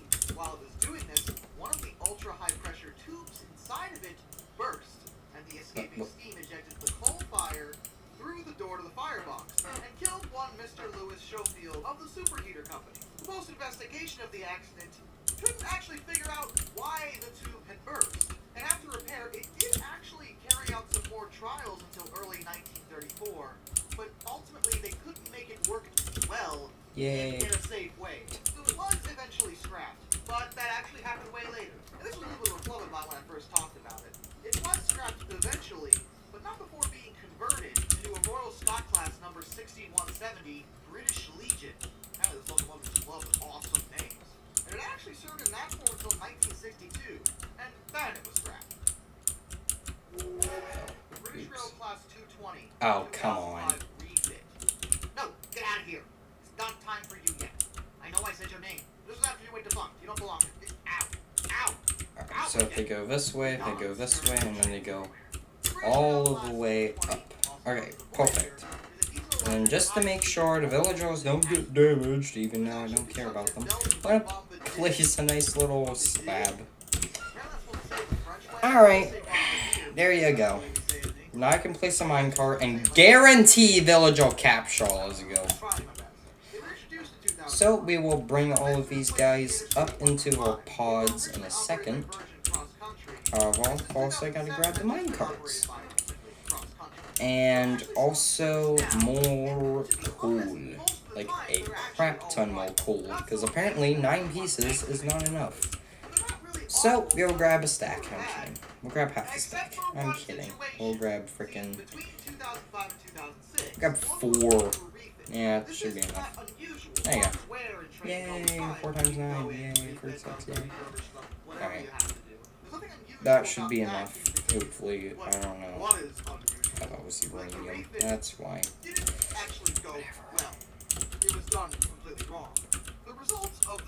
Dude number 1. Hey. Dude number 2. Hey, convenient. Dude number 3. So nowadays, no, they probably will not spontaneously combust. But there was a brief time in 2006 where there was the potential for that. Oh, wait a minute. Oh, And KiwiCo never mind. makes hands-on projects for kids Yay! that are designed to be much Oh, more than jeez. toys. Their crates teach science, No, arts, you and don't. engineering, and they're specifically designed to spark a child's Stop it, curiosity bro. and creativity. Alright, I think I can get all of these guys in here now. Alright, we will turn on hitboxes. Laughter means your donations are making an Alright. But mounting crises threaten these sounds of joy. War and conflict, severe malnutrition. No, no. No! Asking for your urgent Frick off! Your generosity powers UNICEF's Are you relentless kidding me? to help children. I am not getting this guy back Give as now like an at actual thing. I'm not doing that. unicef.org/laugh. You stupid villager! Frick you! Frick you! Come on, show your face. Are you kidding me? Everyone's favorite person. Frick off! Okay, get out.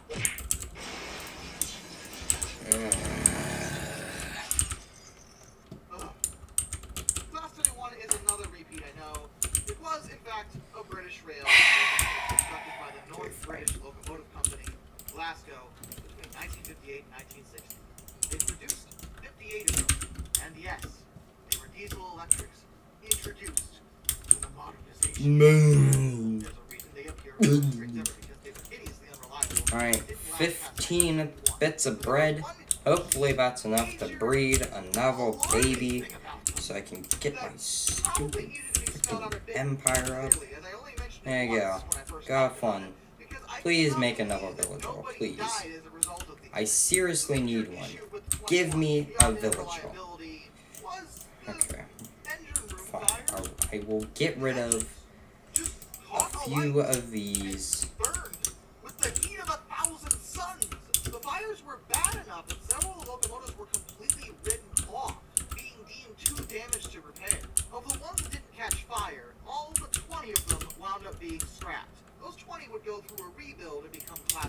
Yeah, But due better to idea. non-standard nature, they didn't last Instead very of trying to long. do Although that they type were of a lot stuff, better. I'm just gonna have Didn't catch fire. 2 of them go into one area and then just breed there, because I feel like that's Early way doodle easier. bugs. I get to talk about doodle bugs. I'm so excited. I love doodle bugs. Look at it. Look at it. Doodle bug. Alright, fine, we'll get another stupid one. For a self-propelled railcar. Alright. Why do we call them doodle bugs, you may ask? Because I will why answer not? this question. Get out of the way, bro. The first one is that, well, you ever seen these? You may not call them doodle bugs where you live. You may call them roly-polies or hill bugs, or maybe Yeet. their actual name, which is armadillidae. Okay, I see why no one calls them that. That makes sense. But people look at the rail cars actually kind of look like them. And I guess at a glance they look kind of insect-like. On top of that, they had a tendency to wobble gently as they went down the track, or doodle along the track. So doodle bug was a name that stuck. My worldwide audience may be getting confused, as in some places you call this a doodle bug, or this a doodle bug, or even this a doodle bug. Okay, so it's just that way, good. Alright. Doodle bugs were actually a fairly revolutionary idea on the rail lines. First of all, they weren't steam or electric. The early ones were driven by gasoline. Later they would become Cool. diesel, and this is a relevant topic Come on. that I will bring up later. And even though they Come were on, buddy, small, claim the size bed. train, It's this was somewhat okay. beneficial. You have a bed now. Regional branch lines, Okay. you didn't need a full-size train with a steam locomotive. You could just throw a Sleep, doodle bug on sleep, top. Make the train sleep! a small number of passengers every day, and make a profit while doing that. They were exceptional, and a ton of railways wound up using them. However, the early ones had a fairly major flaw, and it was because they were designed to run on gasoline, particularly the ones Get outta that here. were employed by the Pennsylvania Railroad. Now, there were several problems with utilizing gasoline in this manner. For one Sniped. thing, gasoline Sniped. has much lower flash point than Sniped. diesel fuel. It will much, Sniped. much more readily burst into flame well before thick diesel fuel will. That in itself isn't a horrifying prospect. After all, plenty of cars on the roads use gasoline. But what was a bit more alarming was Brick. the design of these doodle bugs, which were PRR class GEW. Jeez, that went so far. Exhaust of the engine Okay, to sure. the driver's cab. You may recognize this as being unmarkedly dangerous, as it can very, very Okay. lead to what we know as carbon monoxide poisoning. And even in 1940, they knew the danger of carbon monoxide.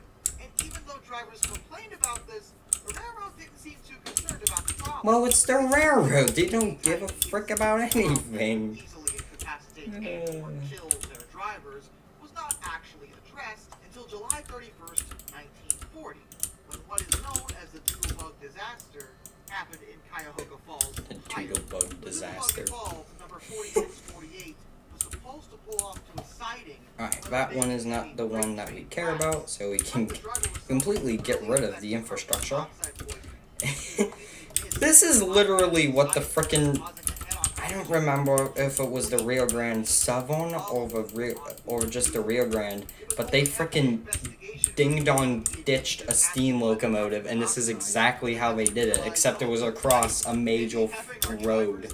It was across a major freeway, and they frickin' built temporary rails.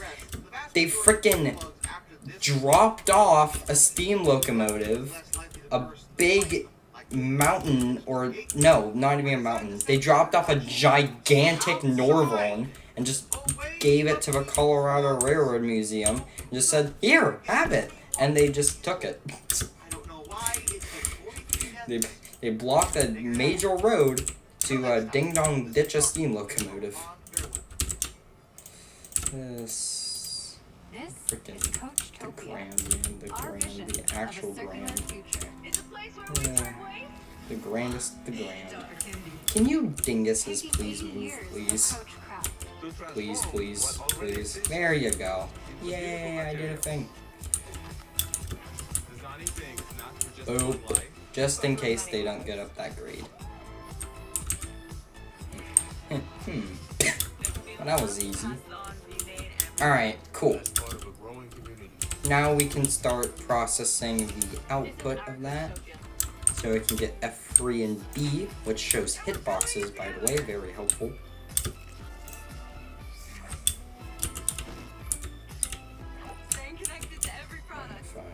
So it can this. follow its journey.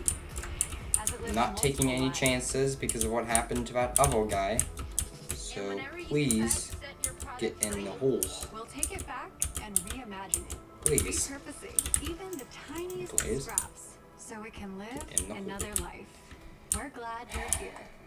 Gosh darn it, man. Hello. Welcome to another episode of Yeah. History in the Dark. I am your host, Darkness the Curse. And before we begin, as always, thank you so much to my generous patrons, my British rail critics, and of course, my underwater train finders.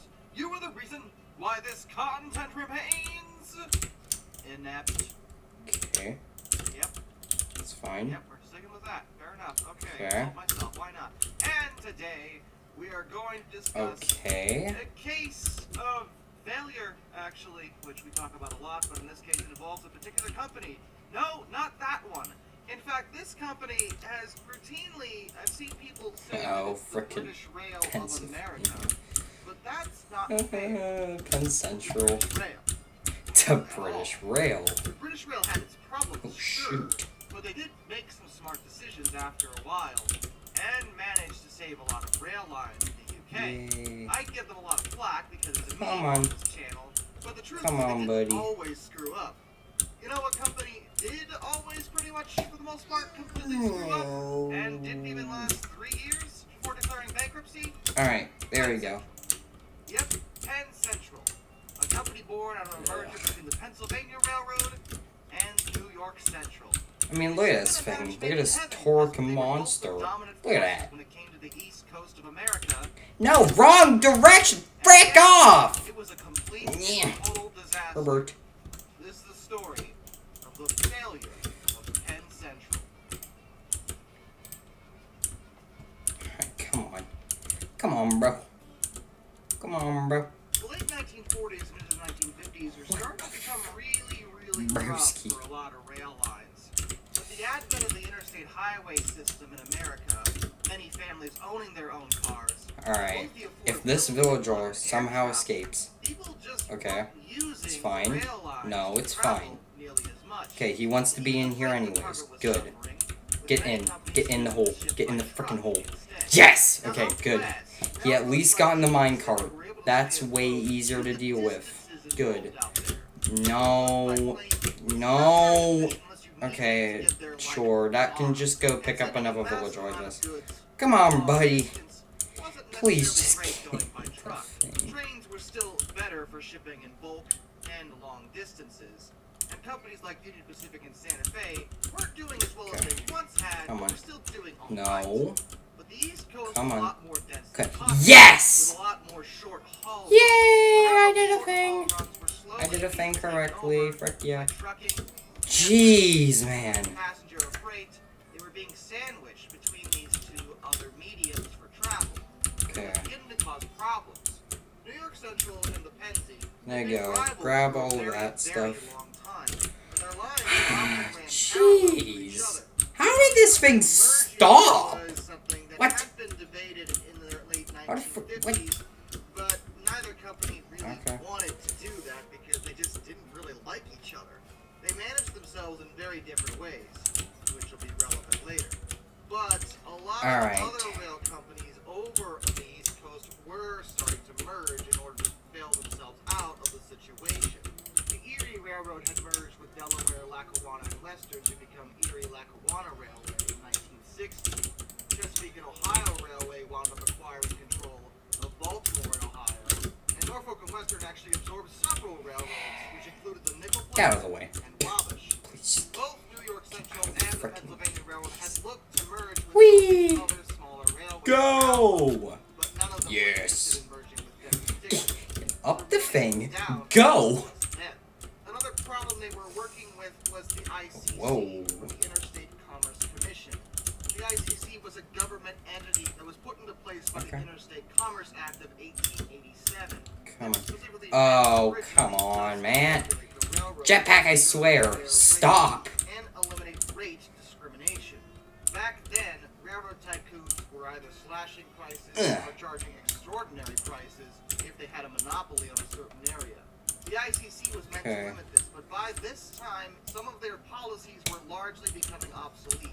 They wouldn't just allow the railroads to raise or lower their rates. He just went in! Yes! It's very difficult for any rail line in America to stay competitive with either trucking Okay. or the airlines. Good! This is actually going semi-smoothly. I thought this would be so much of a They also were in struggle. charge of approving But it's actually not the too merger bad. because both Nice. New York Central and the Pennsy were Alright. enormous rail lines on their own. When they combined, Penn Central was an absolute gargantuan rail line. We'll And drop none of this the here and reasons drop the that ICC here was and going to allow drop them this to here, do it just and- because of how much territory they would encompass. No. The ICC No, would fuck off. eventually allow this, No. but it would take nearly 10 years for them to actually Of course. prove it, because they were notorious for dragging their feet when it came to mergers of any kind, because of course they were. Boop! I mean, look at that. That's a cool little system right there. And take a villager from literally any spot, move it to any other spot. Look, they collided up there, then the forest mine How call. about now? No. What the Can you do it now? Okay, janky physics, let's go. No. The ICC Alright, it was also always free villagers that get wrecked. new It was always free villagers that gave me issues, so 2 should be pretty easy, and after just breeding 1, should be pretty easy.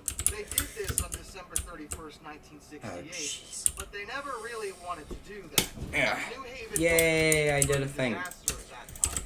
They hadn't Well, of been course it making was. profits in years on any of their lines.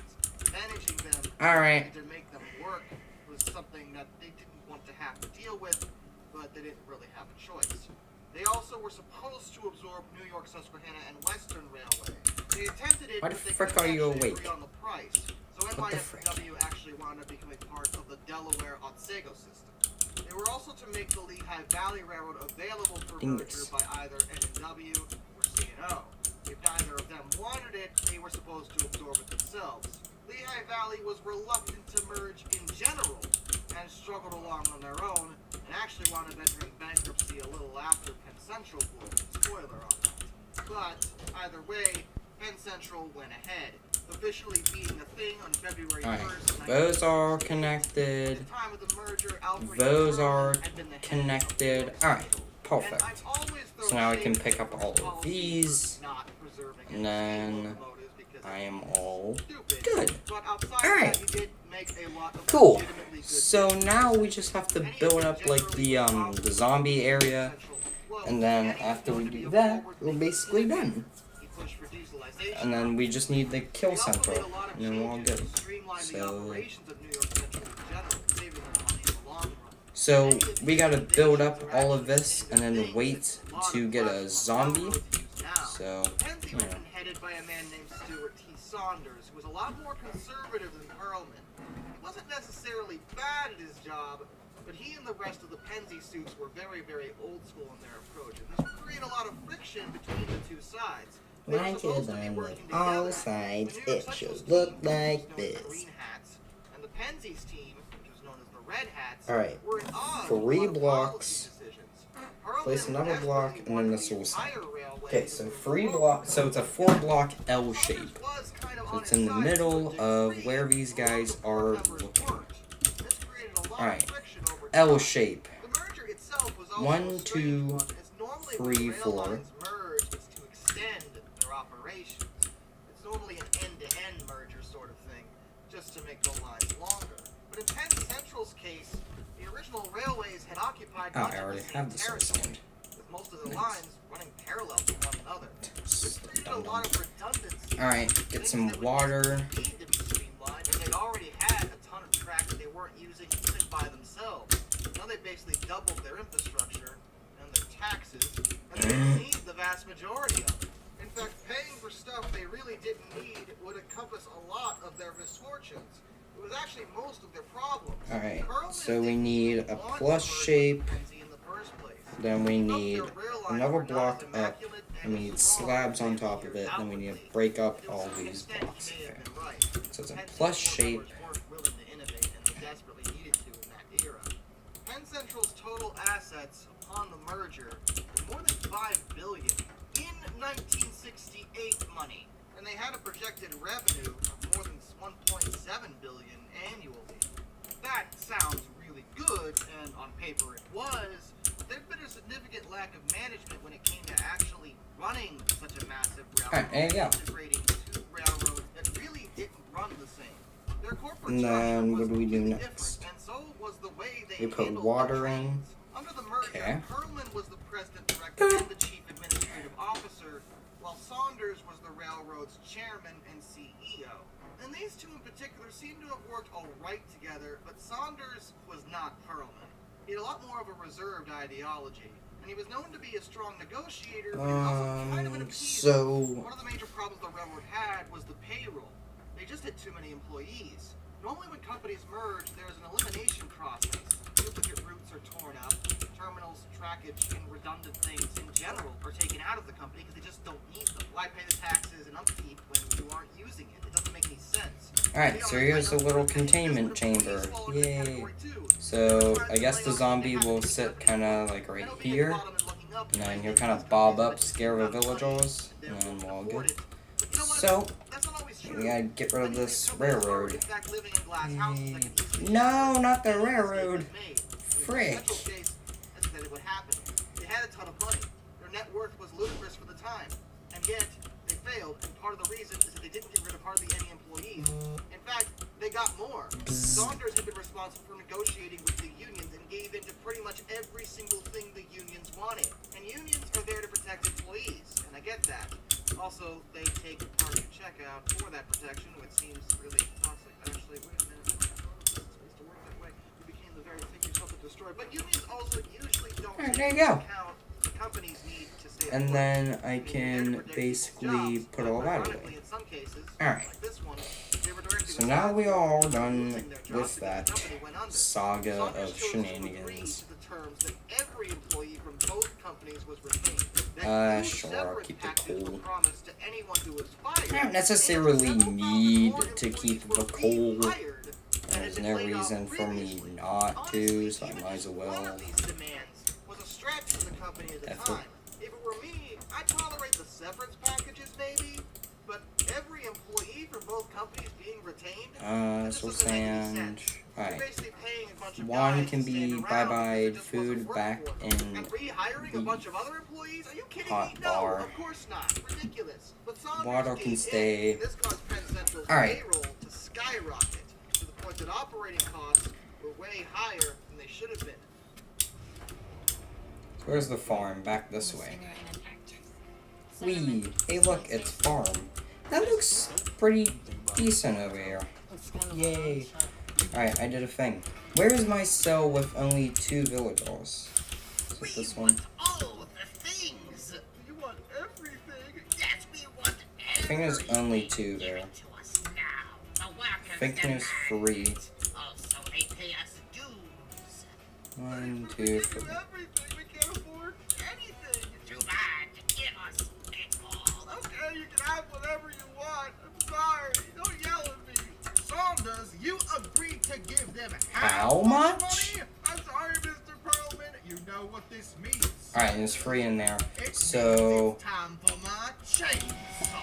Mm, I'm sorry, Mr. Perlman, please. Prior to the merger, the respective railways' operating ratios were Alright, we already can pretty high. seal up this The operating enclosure, ratio and we'll describes operating dump expenses in as a percentage just when a compared to the bunch of revenue. crap in here, I guess. Naturally, you always want that to be below 100. Make a new Anything villager over here. 80 is considered very high. But modern standard Oh. Class 1 railroads these days usually try to stay within about the 60% margin. Naturally, they want to get it lower because, of course, that means more profit for them. But it's not always feasible. Either way, Alright, get prior some to the bread. merger, That both should be enough to make at least 1 villager, had so I operating think I'm ratios good. that were above 81%. With the extra payroll and Oopsies. infrastructure they didn't need, that went well above 100. Even when they did merge, their cash reserves, like extra money just sitting around just in case, was Alright, only about don't 1 really million, need that. which again, sounds Everything like a lot. else is For a all railway good. this size, it wasn't. Although, Even I though don't they think they can combined actually themselves, breed, because they need to, like, jump on the bed days for operating. Yeah, it's very strange, but So, what's the job today, Barry? Nothing. Nothing? Nothing. They hired a bunch of other guys to do it, so we got nothing to do. Just standing around. We're standing around and getting paid for it? No, that's about right. Oh. Can the company afford that? I don't know, man. I don't ask these questions. I still don't know what a steam engine is. For the love of God, Barry, how many times do I have to explain this? Now, it wasn't like Perlman and Saunders were stupid. They knew a lot of this. Saunders made a mistake by giving in to the unions, but it might have been fixed if they had cut costs in other areas. For example, one of the things he and Perlman wanted to do was construct new automated freight yards at both Selkirk and Albany. alright, there you go. Another one over in Columbus, Ohio.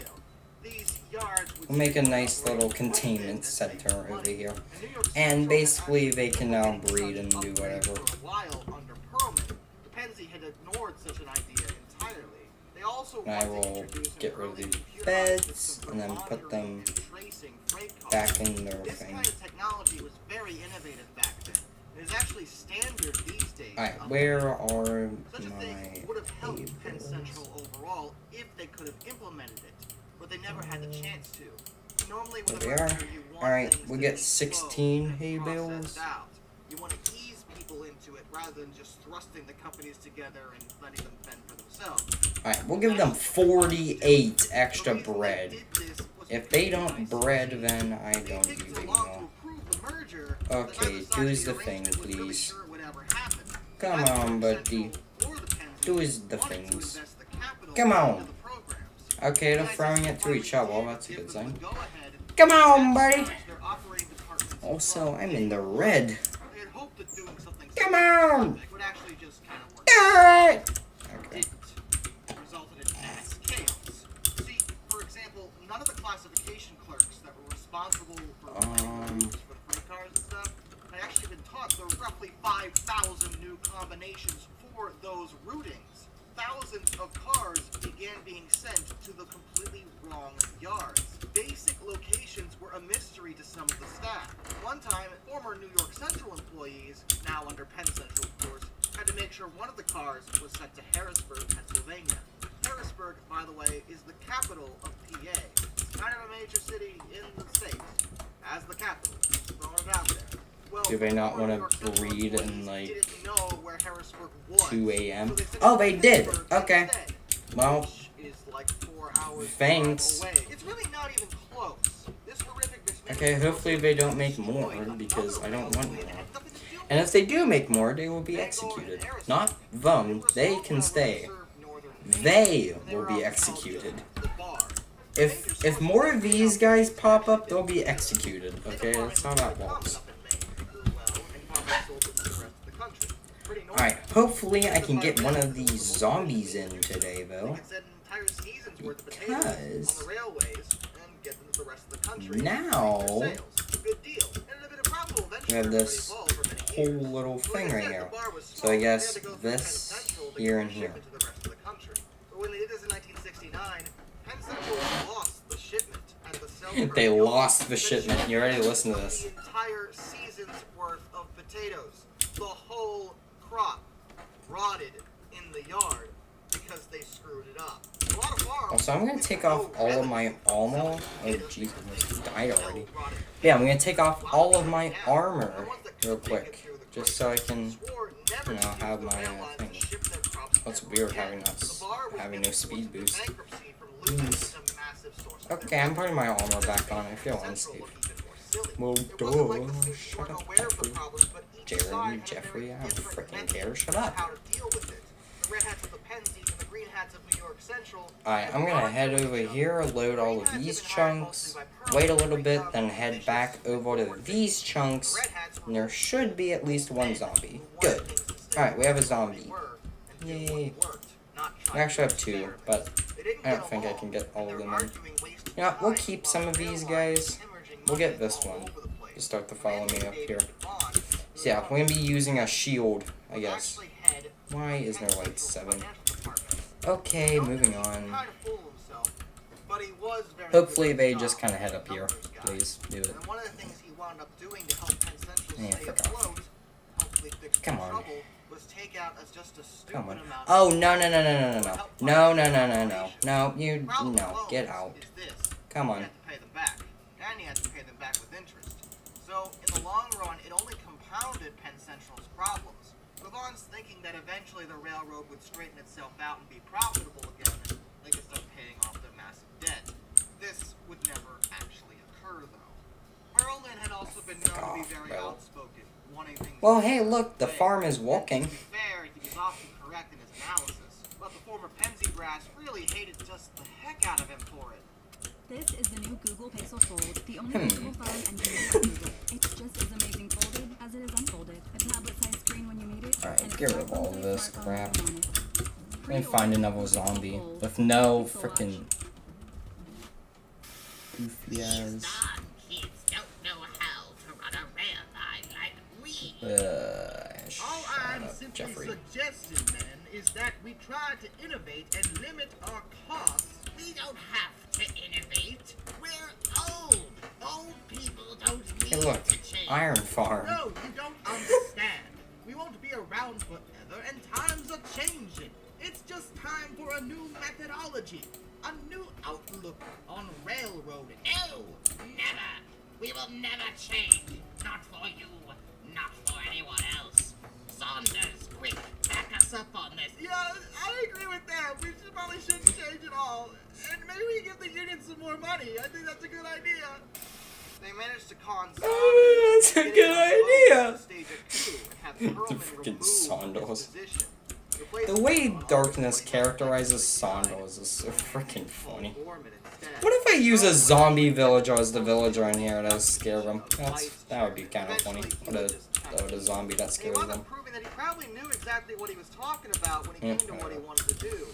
He became the Alright. head of Western Come on. Pacific, which had been struggling for a while, and swiftly turned their bad situation around right before it was finally purchased by Union Pacific. Under Gorman, Hey, well, look. Penn Central's situation didn't change. Get wrecked. At all. It was still horrible. They were still just Come bleeding on. cash all over the lines, just Come on. everywhere. And all Bavon kept doing Come was on. keep the creditors quiet and trying to find new Come on. sources for loans. More loans, because he had nothing else he could possibly do about the situation. Yes! He did something Okay, got one in. rather, Get out. illegal. He propped up working Yes! through paper profits and other shady things, sometimes called cooking the books. This made the investors think that Penn Central was actually doing all right, when in reality, they really couldn't have been in a worse situation. By the end of 1960, Alright. the railroad We had got lost like, comment, and $100 subscribe in million here. since Hey, the why merger. does that sound so And the end of such familiar? losses Okay, seemed to be nowhere in sight. In That the Iron first Golem is quarter like, of let me kill him, let me 1970 kill him, alone, let they me lost kill him. Another $100 million, which is more than $1 million a Get day. out, get out. Their track conditions suffered, and many of the locomotives that they did have had to be operated at restricted speed. Which meant a lot of late How you shipments fail made that it badly? look worse. Restricted Every single thing speed. they did Oh, to try to bail themselves out Anyway. of the situation made them look even worse. Dum In dum. 1970, Bavon reported to Saunders that he had completely exhausted any Oh. and all possible monetary means of dealing with the situation. There was nothing more he could do. If federal assistance could Bro, be secured, then stop. bankruptcy was their only option. 2, 3, 4. 1970, Penn Central's board voted to seek voluntary relief from their creditors under Section 77 of the Federal Bankruptcy Act. Yay. The reaction from everybody around them was actually shock. Wall Street and other business sectors never believed that this massive railway, that was a combination of two of the greatest in American history, would ever collapse. It was in fact the largest bankruptcy in American history for its time. It would only be superseded in 2001 by the Enron bankruptcy. But that's another story. This resulted in a series And of Darkness never told the story about Enron, and I need to know what it is. They weren't sure if they could keep their own freight moving, and many of their customers were also wary of using them. Alright. The company spent more than I 20 named years this in receiving guy, them, right? But the trustees involved should've. and everyone that really Yep. looked at it found that the problems were simply Like, too comment, and complex subscribe. for The containment chamber is all good. There is at least one solid block above his head, which means he will never die due to sunlight.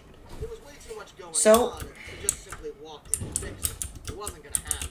Though weirdly, in the end, Penn Those two are Central good. This guy's getting found that scared the already, railroad which is a good in thing. America overall. For And I'm going to steal the baby villagers. Actually, no, I'm not going to do that yet, because I can still put in the other village hall. Or, not village hall, the other zombie. So we're going to put in the other zombie now. So, we're going to have blocks here. Hey look, the farm's already working. Yay, that's a good sign. Anyways, here we go. And then what we'll do is we'll just being launched on May 1st, 1971, for the sole purpose of relieving a lot of railroads' passenger operations. The railroads were no longer responsible for dealing with them, so they could focus on their freight lines. While Amtrak tried to make the passenger runs at least a little bit profitable, or bare minimum stable. Since they were now government-owned, they didn't necessarily have to worry about making a massive profit, if any. However, much of Penn Central would wind up Alright, there you go. of another government-owned entity, Conrail, which was created on April 1st, 1976. Nice. That took over most of Penn April Central, False. as well as it also been Oh, I got excited for a second. I thought he was a normal zombie. I thought I lucked out and already found him. Darn it. Where's hit the bell to get notified? Gosh darn it. Laws that didn't need to be there. The ICC had too much power over them when it came to setting rates. They couldn't set rates to stay competitive with other industries. It just wasn't possible. This eventually resulted in the Staggers Rail Act of 1980. Alright, perfect. We can now get the other zombie in.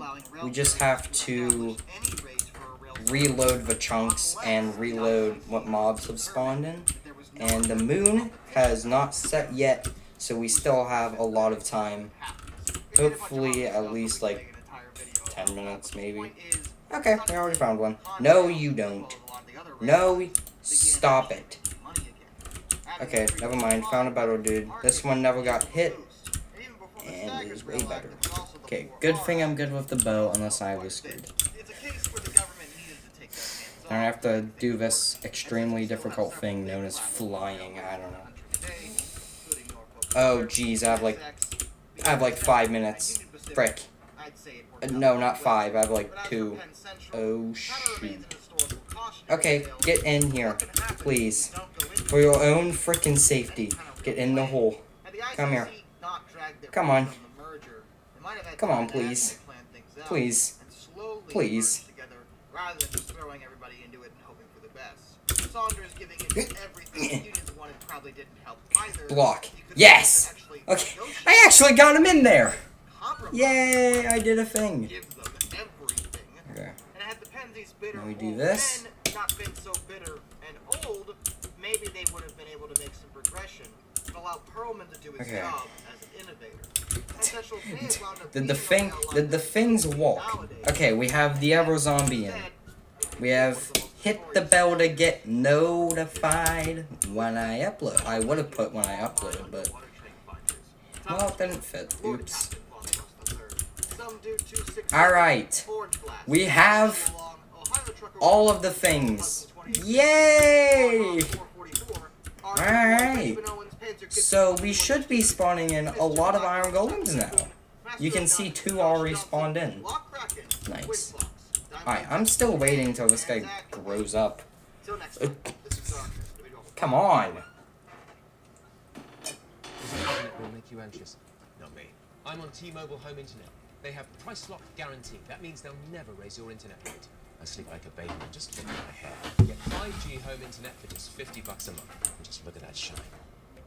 Come on!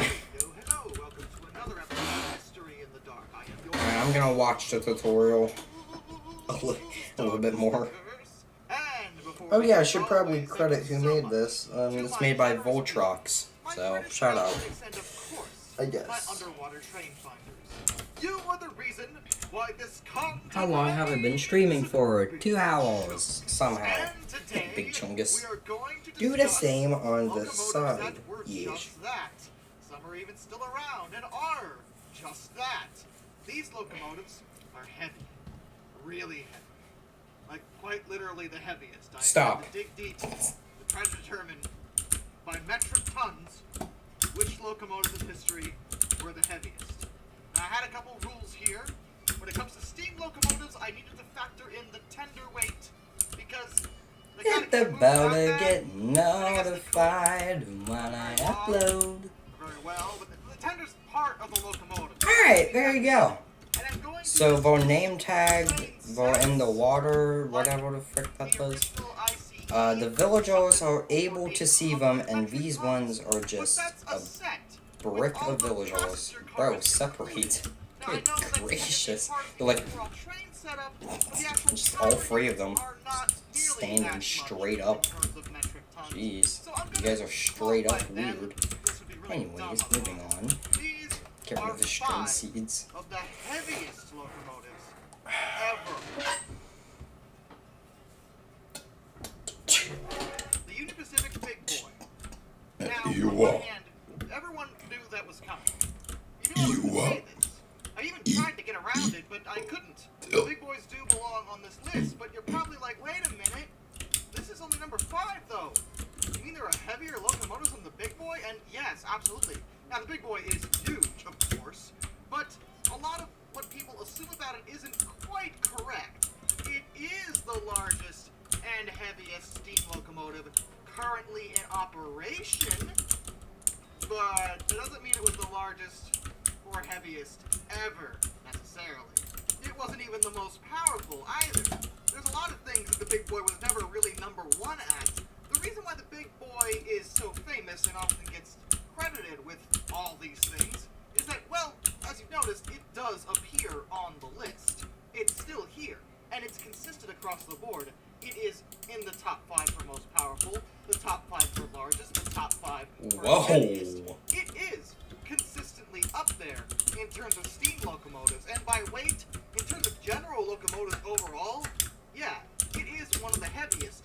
But by my calculations, and based off of a bunch of different research, cross-checking a bunch of different websites, no, seriously, you have no idea what I had to do to figure all this out, because there's a lot of websites that had differing results based off of a wide array of factors that I had to get over. The Big Boy weighs in at around 548 metric tons. Jesus. Absolutely enormous, without question. It's also including the fact that it could supply 135,375 pounds of force and 6,290 horsepower. The Big Boys are well deserving of their fame. They are astonishingly good locomotives. And the fact that we have one Alright, 14 is Monkey. a victory for heritage railway preservation all over the world. But like I said, Please they aren't go the heaviest into your at area, all. please. Please. The Yellowstones. Now, there's a couple of things to consider. First of all, you're probably thinking, wait, I thought you were going to go with the Alleghenies. Chesapeake and Ohio 2666 Alleghenies. They're heavier, right? That's what I've been told. And you have been lied to over the years. That's a myth that has been repeatedly debunked. People keep saying it to me, and it drives me nuts every time I see it because it's just wrong. Now, the Alleghenies were close to the Big Boys, but they weren't quite heavier than them. This has to do with misinformation that's been stated in books about the Alleghenies, but they were re-weighed later, and it was found that while without the tender, they were still just a little bit heavier than the Big Boys. With the tender, which, like I said, I have to factor in, their tenders were way lighter than the Big Boys were, thus making the Big Boy heavier than the Allegheny. But that isn't the case for the Yellowstones. And that actually might be a bit confusing because the Big Boys are 4 884s, while Yellowstones are only 2 884s. They have technically a smaller wheel arrangement, but that doesn't mean they were necessarily lighter than them. And they weren't. Okay, so they do still, these little chambers, they still walk even if they have this, because there's a slab, and then they're just kind of trapped in that little, the little space. Okay, so, And had a horsepower rating of 6,250. you know, I gotta wait until this dingus grows up, and that could be 20 minutes in real time, and their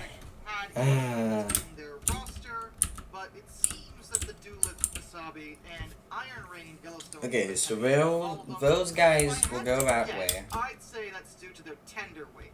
DM and IR gave their Yellowstones high-capacity centipede tenders, and they had roller bearings on all the axles. This made their tenders not only capable of carrying a lot more for the locomotive's operation, but also quite a bit heavier. So So that probably factored in a lot to make the Yellowstone a little bit heavier than the big boys. But here's where we're getting to weird. I don't think they can get out by doing a little village so I will do that. They probably will still escape somehow. I don't know how, but they will. They will escape. I gotta wrap this commercial. I think I'm late on my payment. It's okay. The general gives you a break. Yeah, we let you pick your own due date. Good to know, because this next Come on, scene buddy. might take a while. For a great low rate, go with the general. Just speaking of Come Ohio on, Class buddy. M1. Hey, there's CNO. How you doing, guys? And what in the world have you brought me today? No, seriously, what is that? What is that? Why? What is that? A diesel? No, it is not. Do not ever say that to me again, because that's not what that is. This was CNO's. Okay, what the frick do we do after turbine this? locomotive constructed for them by Baldwin between 1947 and 1948. They actually produced Okay, 3 we of the go lots into of the things, level. and they were designed to run off coal. At the time, dieselization was in full swing. We across make most the of America, portal but bigger. CNO was reluctant Okay. to abandon coal as a fuel source. Well, As an alternative. you can go have They could fun. use coal, but still be I forward-thinking. guess. And steam turbines Wait a at the time minute. seemed like a worthwhile endeavor.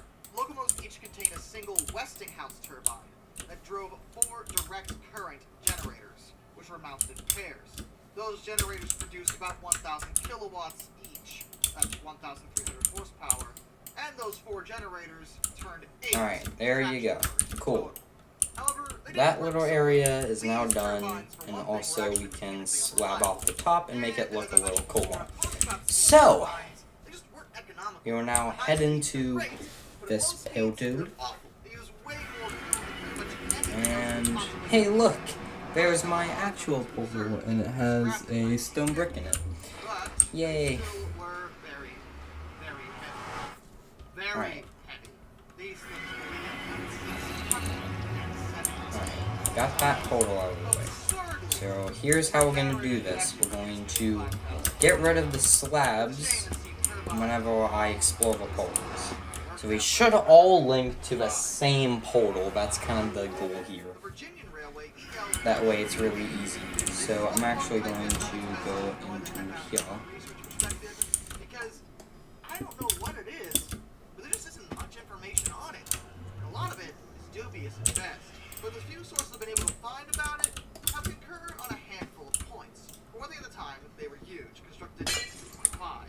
And despite being considered a Alright. single locomotive, they were obviously in 3 segmented parts. This has There. brought up their weight. We make that a 3x3 portal. More on that in a second. And we head back in. We pray that it still spawns us into perfect. Okay, that one's completely done. Now for this one.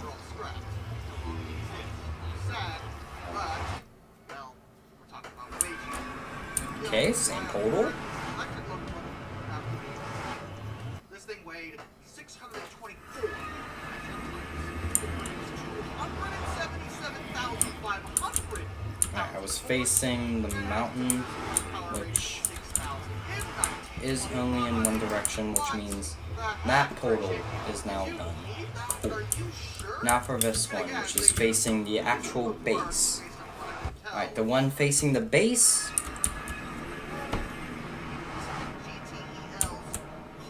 Good. Now, this requires some clarification. Because some of the more well-versed listeners are probably like, no,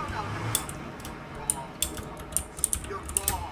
I know you're wrong. Alright, and then this one should link perfectly fine as well. This is Hello? the reason why no one wants to admit Yep, when you're well good. Wow, that hurts. Alright, perfect. So, all of the portals link properly. So that's a good thing. Really impressive for a gas turbine, or turbines in general. On the railways, they usually don't last that long. But the GTELs did alright. They weren't perfect, but even if they got more use out of them, due to their longer lines, the turbines could operate at higher speeds for longer, therefore making it so that the fuel efficiency at lower Okay. speeds never really Cool. caused that much of a problem. So as long as these villagers just go to bed, Third, seemingly best please. one, but the generations are kind of irrelevant to this discussion because none of them were heavier than the big boy. He specifically tried an experiment, constructing a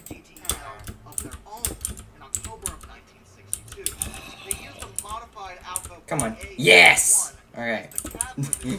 Finally. The chassis of the GN W1 class electric locomotive, which they bought for scrap from the Great Northern Railway, and a modified Alright. turbine. So if it's the bed formation, you just need the slab on the top and there can be a gap. So you just need the slab and the bed covering it, which means which was really fun for me to say and to write. And for those who need a translation, that's 18 axles, of which 12 were powered. They retained the PA1's 2,000 horsepower diesel engine, and the B unit carried the main power plant generator, which contributed 5,000 horsepower. The total power output was 7,000. get out of here, bro. Like I said, this was meant to run on Wait a coal. They wanted to use coal power turbine to see if it'd be better than gas. They used the tender from a Challenger Bop. steam locomotive, number 3990. Bop. The setup itself was numbered 80, but they changed it to 8080 later to avoid conflict Come on. with the new Ewa. DD35. Ewa. It Oh, didn't work well at all. The blade erosion and slip fine. with the Alley up. earlier gas turbines was way worse when they were using coal. Top of that, the effort of Oh yeah, keep in mind that was only like specifically to avoid as much almost as possible. done with it, but The experiment was that was only one of the farms we're building today. after spending only 20 months in service. But during that time, it would have been, I believe, the heaviest locomotive ever. How much weight was behind the 7,000 horsepower we just brought up? Oh, you know, just 661 metric tons. What? Yo, that's absurd. For those who don't speak tons, that's nearly 1,500,000 pounds, or just over 660,000 kilograms. This thing was heavy. It was also 250 feet long. It didn't work. I should have just hit him. What the f- And with that, special thank you to all my underwater Just shoot the dog. Come on. Anyways, just shoot the cat. It's okay.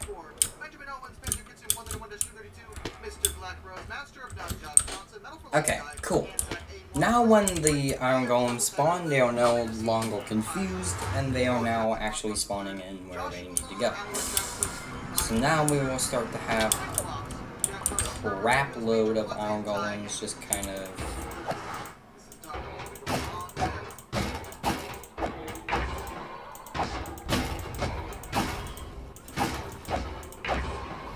I don't even have my beacons, and when that golem hit me, he barely did any damage. Okay. Well, you being dum-dums. Also, that is very easy to notice, even without a normal structure, because you walk out, hey look! Thank you so much, my generous Patreons, my British rail critics, and my underwater train finders, Alright. Thomas Ward and Lord Captain Von Rust III. You are the reason why this content remains stable. Yes, so very stable. And today we are going to discuss one of the most famous steam Alright, we're going ever full break. constructed, the Union Pacific Big Boy. I'm sure it needs no introduction. It's been brought up many times Alright. on the channel before. Idle for a little bit, but it's okay, we are now back. Where is my energy? Okay, now we have 4%. Yay. I think we actually might run out of fuel. Oops.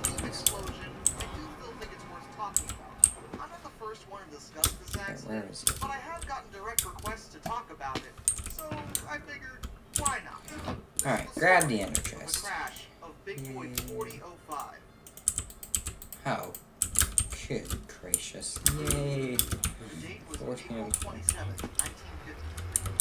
Union Pacific Big Boy 4005. It started out on a routine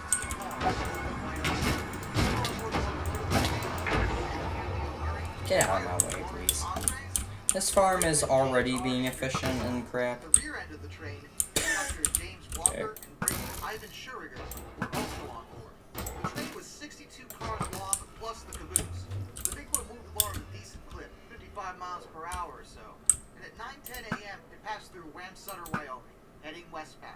At that same time, just 8.5 Nice. miles in front of them, the gang was traveling east to Red Desert on a tracked motor car, so they could obtain a supply of switch ties. When they arrived at Red Desert, they were approached by a sheep herder. Alright, let's get the silky boy. That way I can get rid of the tree here faster. It wasn't just like 5 or 6 sheep. It's not known how big his herd was, but the average ranch in 1949 had over 1,000 sheep. So it was like an easy process. He couldn't just throw the sheep on the track and hope for the best. He needed the railway's help to get them across. Forward in charge of the section gang, he called ahead for a track lineup. Once he received the lineup, he assigned one of the section men to proceed eastward Sheep! and another westward to provide fire protection at each end of the line. The plan was for them to wait for one eastbound and one westbound train to pass, and then they were to provide protection for the sheep herd.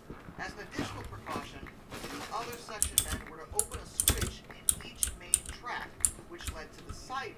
This would display a block signal down the track in each direction, warning any unannounced approaching trains that they needed to slow down. This wasn't an unusual thing to do.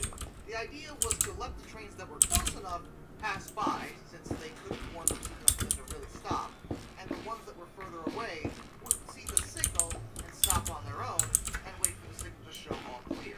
The foreman unlocked both the switches. Alright. Were instructed to open the switch on his hand signal. He then walked back to the sheep herder, which was 300 yards away from the switch, to explain to him exactly what they were going to do.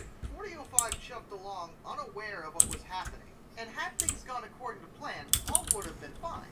But that's not what happened on that day. What actually happened is that as 4005 approached, one of the section men opened the siding switch. Only after he did this did he see the locomotive heading straight towards him. He immediately tried to change the switch back before the engine passed, but it was too late for that. The engine Alright, was there you still go. on the There's emergency the, brake, but there's there the was thing. just no room to slow the train enough to avoid a catastrophe. Oh jeez. And good. 4005 entered the open switch. Ugh. Miles per Goodbye, hour. Choo-choo. Where switches That's a to big rescue Choo-choo, and I switches go is bye-bye. Oopsies.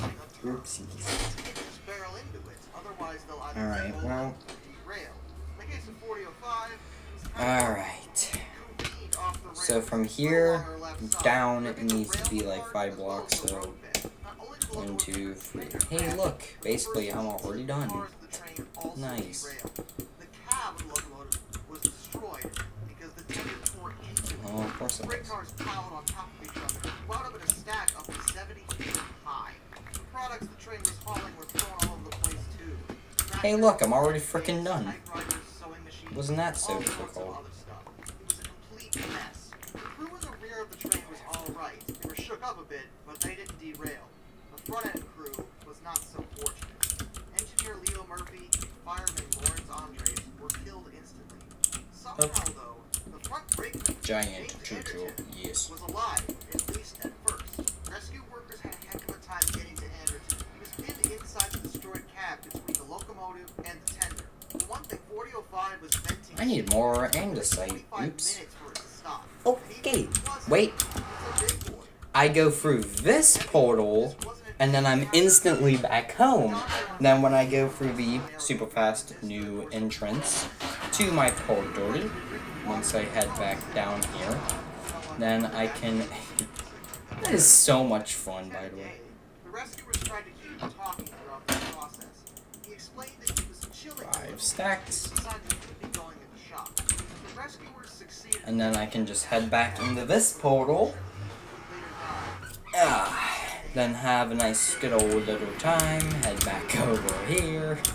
And now that we're building this giant ugly andesite contraption thing, now it should be very, very obvious that there's a, you know, structure here. I don't even know. Yep, dum-dum.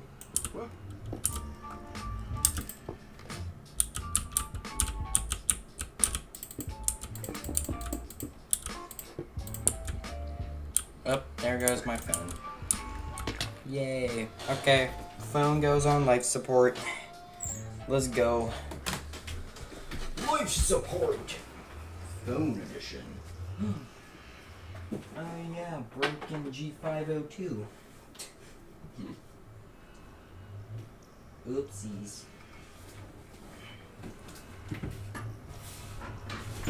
Yeah, I don't know if I mentioned that my G502 go bye-bye. It no longer being a G502. It can't go bye-bye.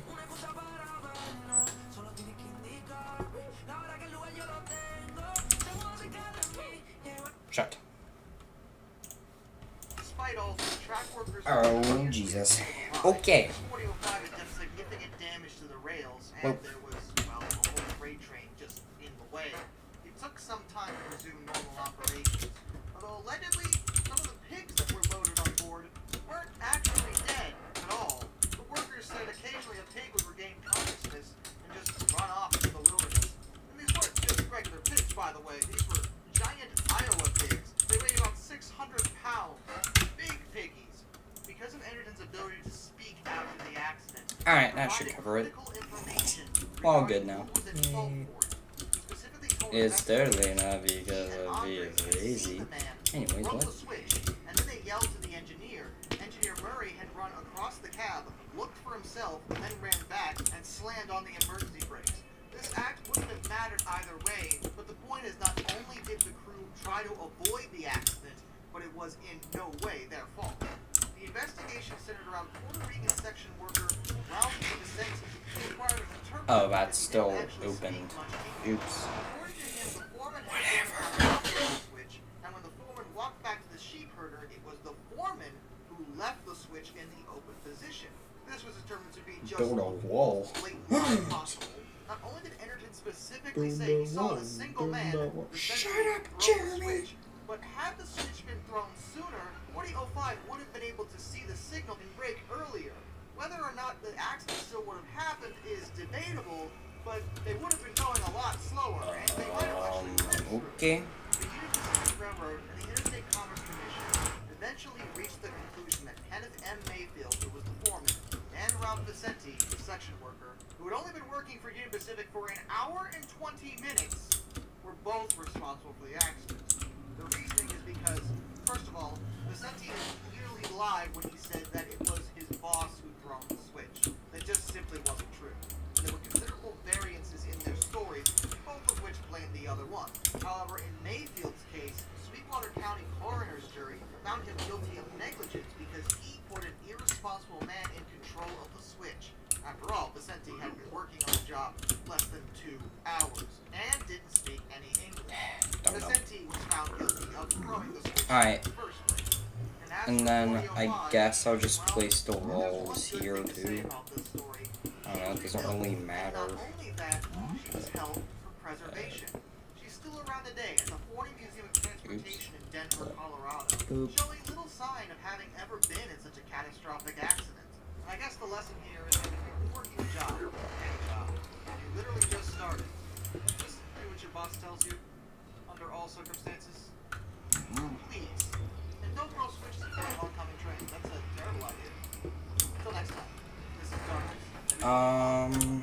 Yeah, so the only walls I'm now missing are just like those ones on the corners, and that doesn't really matter because, well, you know, they don't notice it. It's fine. It's freaking fine! Existing customers get a free Samsung Galaxy S23.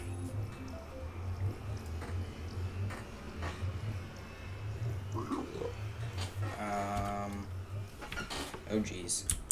Oops, I already did that. Good chance somebody's trying to hack your website right now. You gotta make sure you're covered. Okay. Enterprise grade security built. Shut the frick up. Hello, welcome Robert. to another episode of History. I am your host, Darkness the Curse. And before we begin, as always, thank you so much to Wait, my why is generous it- patrons, Wait. my British rail critics, and of course, my underwater train partners. You are the reason why this content remains inept in so many ways. And today, we are going to discuss the fall of the Milwaukee Road. It was a rail line in the northern United States that survived quite a long time, over 100 years it was around. But during that time, and especially towards the end, it spiraled out of control and made just so many questionable decisions. Its fall wasn't entirely due to these decisions, though. Okay. As some of it Can had you to do with just a lot stay of enabled, government please? oversight. Jeez, man. Kind of screwed them over multiple times. But their story is rather amusing, to say the least. And I've had more than one person ask me There you go. about I'm gonna their put fall. some more trapdoors here, The final bank just because. of Milwaukee Road. And then they walk down, and then they die here. A special word from our Yay! Wait a minute. sponsor. Thank you so much for inviting me on the show once again to sponsor this exclusive content for the New York Central Railway. As you all know, I am Alfred E. Perlman, and I have come to advertise a few, shall we say, pieces of merchandise, such as how British Railways would like all of the Class 17s. Or perhaps you want to be more like me and let the world know that you want that steam engine. And there's also the final piece of merchandise, Big Chungus, which, is that a steam engine on that t-shirt? I want that steam engine! It's just a shirt, Alfred! It's just a shirt! I don't know what a steam engine is, but I know what a shirt is! Click the link in the description before Alfred destroys all the merch! Quick, run! Of a whole area. For quite a decent amount of time, and it had its ups and downs over the years. It began official Well, that's operation in fine. 1847, known as the Milwaukee and Waukesha Railroad, although almost immediately they would change their name to the Milwaukee and Mississippi Railroad. Eventually, they would come to be called the Chicago, Milwaukee, St. Paul, and Pacific Railroad, or CMCPP, which, no matter how you say that, that's a mouthful, and they must have known it.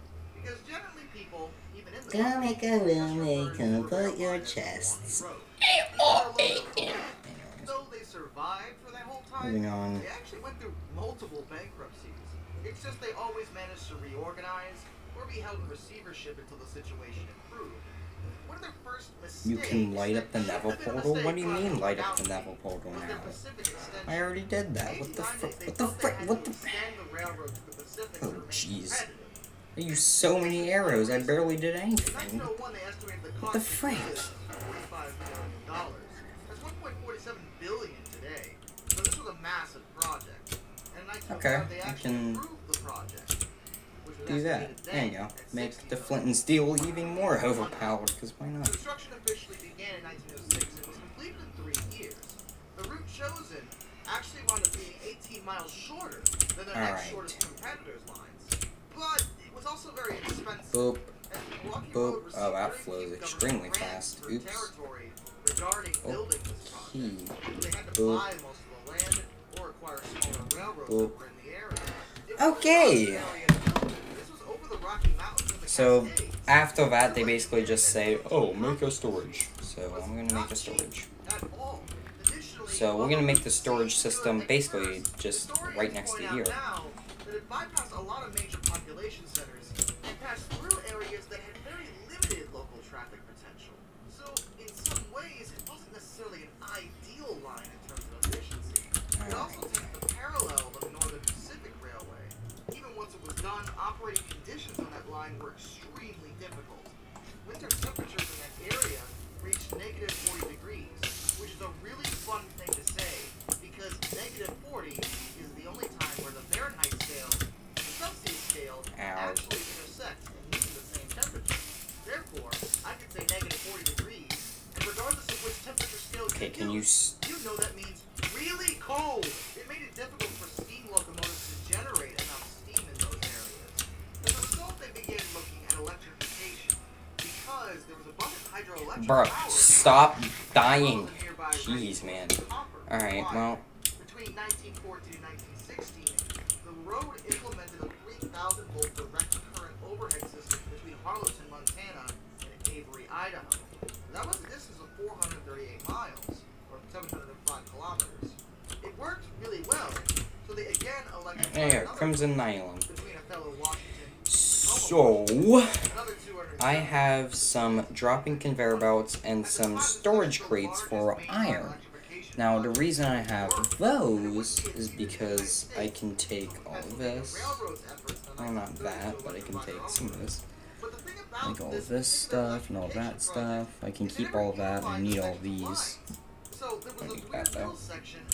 And then I can put this away. And we'll keep that kind of just out in the open. Because now we need to make a storage system. Yay. And actually, I do still need a few hot balls, so we'll need those again. Oops. Okay, so these will line up here, which means I can make this go lower, actually. To make matters worse, they purchased a bunch of highly indebted railroads in Indiana for reasons that I still don't fully understand. They finally wound up declaring bankruptcy themselves in 1925. And that's when they finally reorganized the Chicago, Milwaukee, St. Paul, and Pacific Railroad in 1928. But they never had a chance to make it through the Great Depression with their financial difficulties, and they had to declare bankruptcy again in 1935. They operated under trusteeship until December 1st, 1945. The post-war boom helped them a lot. They did have good rolling stock, don't get me wrong. They had the famous Hiawatha high-speed. Whoa. Those things are both distinctive for their streamlining and ability. They exceeded 100 miles per hour, or 160 kilometers per hour, on the regular. It wasn't like the rail line didn't have good things about them. It was just their management style was horrible. By the 50s, things were going a bit more downhill. Just like pretty much every railroad during that time, the Milwaukee Road began to see excess competition for both planes and cars.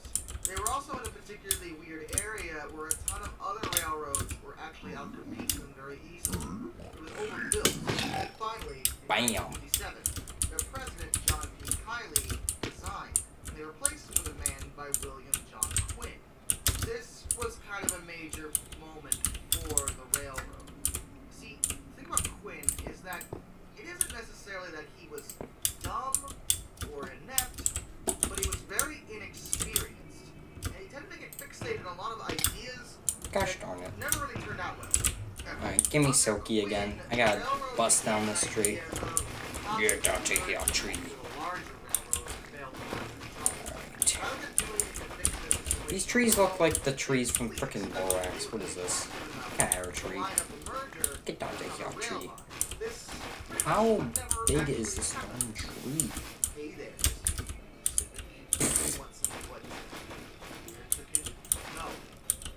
It's time for your comeback. Make it count at Purdue Global. Apply now at purdueglobal.edu. No, we're orange. Look at how orange we are. Don't you like? No, please, no. The road kind of bobbled along throughout most of the 60s. Quinn even leading for a short time and then returning to become the chairman, while another man, William Smith, would become the president of the Milwaukee Road on June 15, 1972. The 70s are where things really got awkward for the Milwaukee Road. For one thing, they'd already been trying to deal with the constant enemy of railway innovation during the 50s and 60s. Bye-bye. Commission. Oh yes, they're back again. And yes, they completely destroyed the Milwaukee Road at every turn. Despite approving the Penn Central merger, in 1969 the ICC blocked the merger that the Milwaukee Road had been counting on with the Chicago and Northwestern Railway. This wasn't because the ICC didn't want to allow it, but they had asked for terms that the Chicago and Northwestern wasn't willing to agree to. At the same time, they had approved the merger of the Hill Line. Goodbye. This resulted in the formation of Burlington Northern, Oh, a major jeez. competitor for the already struggling Milwaukee Road. Yay. In 1973, things seemed fine, as the Milwaukee Road actually showed an increase in traffic during those years. But There you go. Alright, just clear out a little bit of space. Now we have some space that we can walk with, which means... branch line trackage had been bleeding for years, and they allowed those lines to continue running even though they were dragging them backward. It didn't make sense. By comparison, Chicago and Northwestern have been trimming its system down, getting rid of unprofitable lines. Dum-dum. Rail lines did it that way. They had to in order to stay afloat, but the Milwaukee Road wasn't doing it. That same year, 1973, they were still fixated on the idea of merging with someone else. Do you even want to still be a rail line? I'm just confused at this point. They found a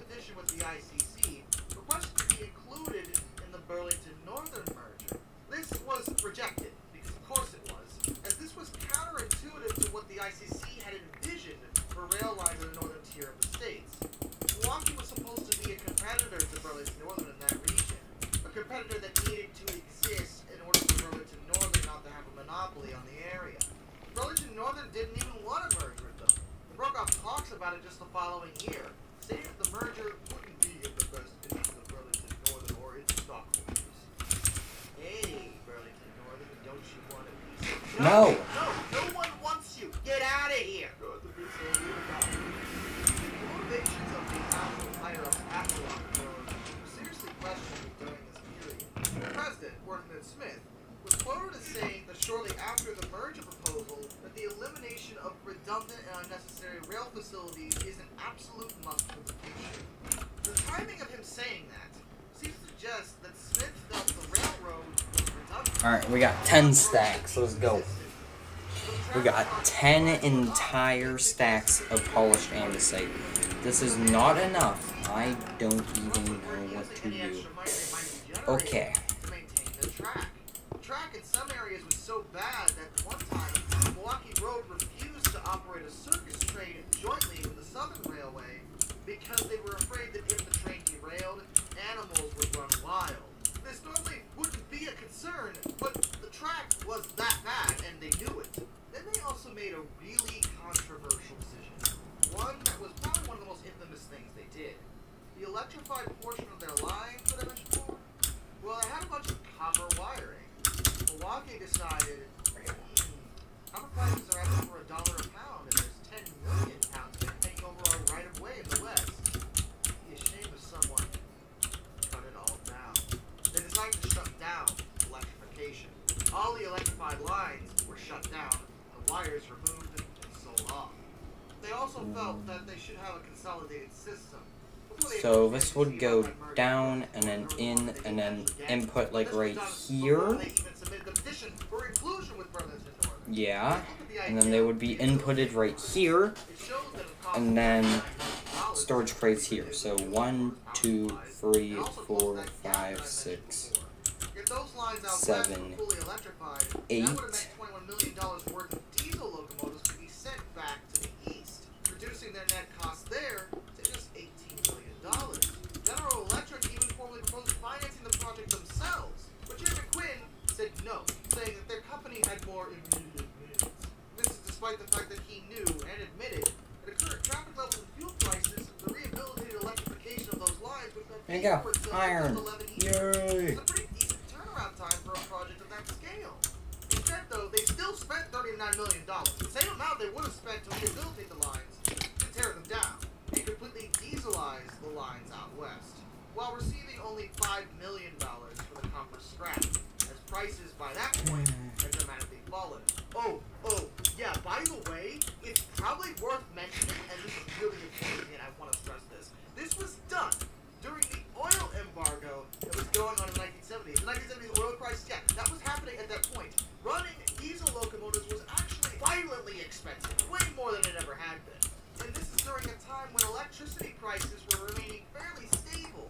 By June 15th of 1974, the last electric was made, and diesels cost twice as much to operate as the electric did. They still went through with this. The worst part is, in a study that was done by Michael Soul, he found that if the electrification had been done as it existed in 1972, operating at maximum capacity with no additional locomotives, Milwaukee Road would have saved about $32.6 million by the end of 1977 and $67.8 million by 1980, factoring in increases in diesel fuel costs. That meant that renewing the system would have paid for itself in only 4 years. During that time, they also had a really just unspeakably stupid. There we go. And then that will just drop down. And then Today, a lot of people still aren't sure exactly what the company considered falling under that term, but it was known they had to refuse to supply cars to their customers. The decision to de-electrify the western portion was critical. In 1975 alone, they lost a total of alright. $9 million. In order to compensate for their complete So inability to run or make any confident decision. we now have this nice little andesite area. We have a pretty small storage system, to be honest. I could improve this, but I don't feel like doing that right now. And yeah, so all of these are going to connect up, and then that will feed into all of those. And it looks like my jetpack has actually depleted. Yay! Alright. That's a bad thing.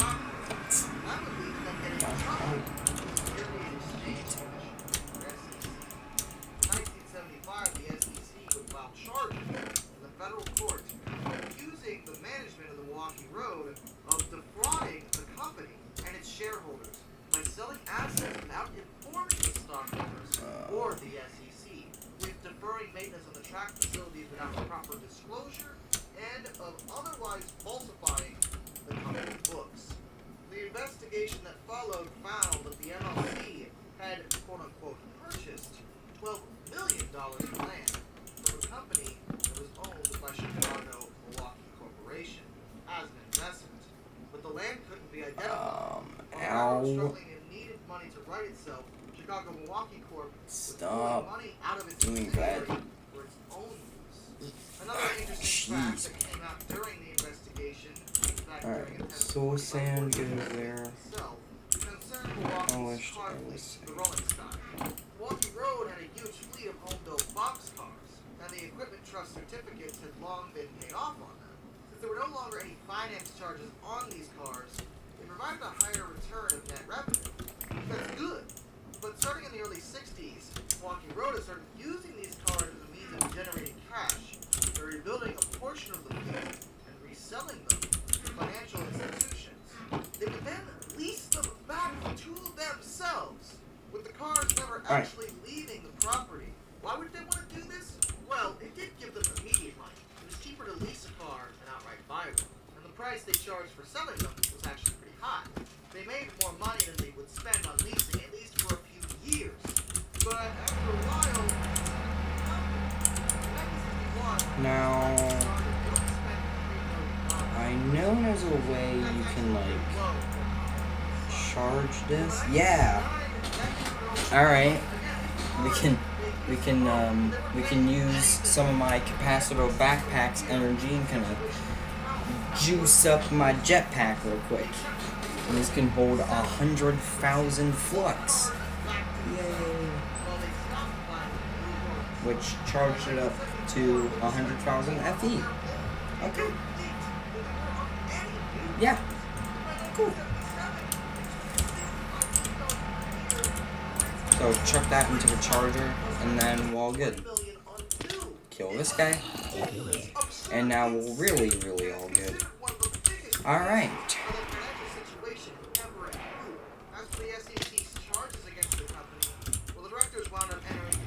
Alright. Golems have now spawned.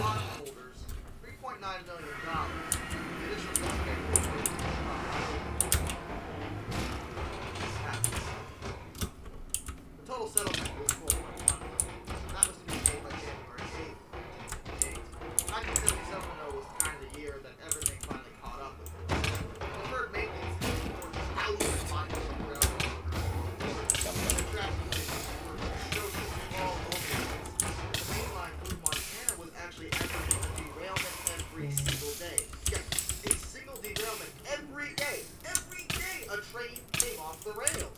That's horrid. There you go. I've heard of such a thing.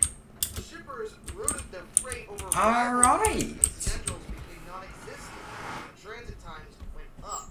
It used to be if you freight close to Chicago, about 55 hours, but now it's taking over 140 hours.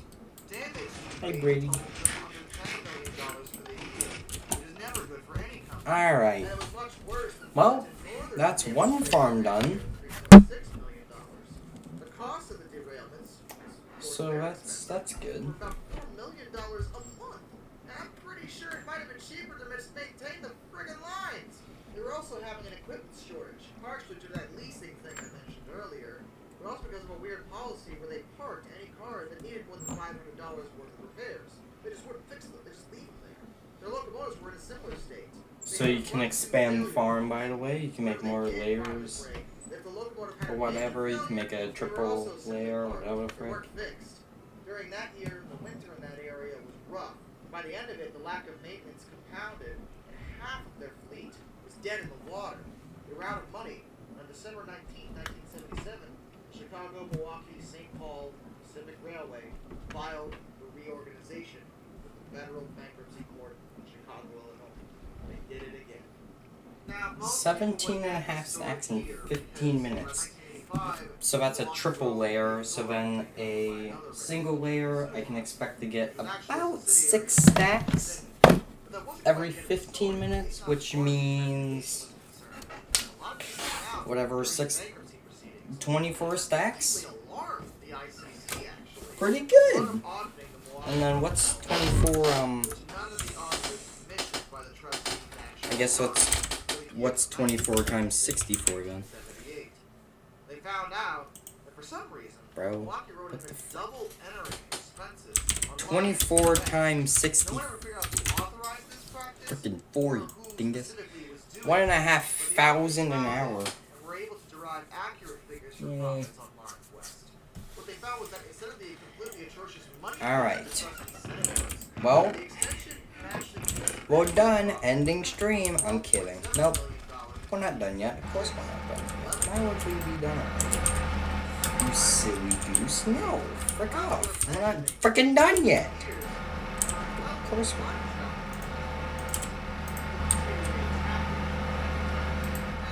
Alright, just real quick. Get this in the air. Make sure to kind of just charge this back up again. But, you know. Alright.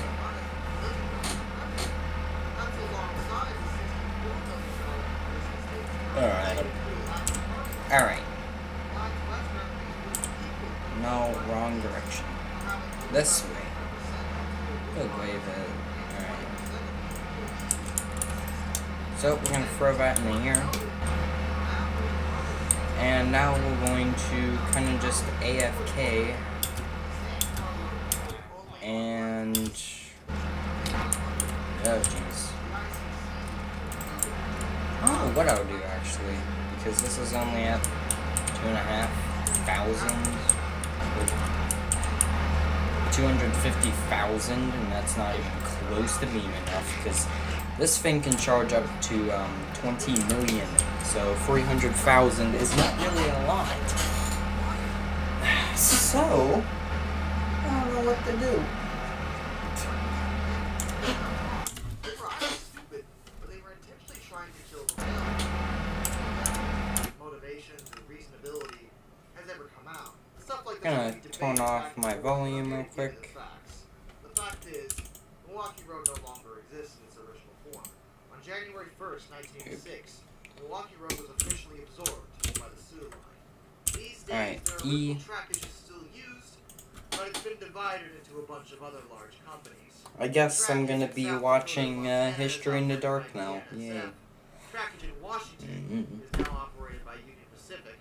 Trackage in the Midwest is now operated by Canadian Pacific, which again was Soo Line's parent company. And some trackage in Wisconsin and Illinois is now operated by Wisconsin and Southern Railroad. Rest in peace, Milwaukee Road. You guys are Goofy, yeah. Ooh, no. No. Quit it. Jeez. Alright, mate. I don't know what to watch now. That has now jumped straight into my third most popular video 11 days ago. Okay. Whatever. Library. Whoa. Whoa. Hey. Buddy. Whoa.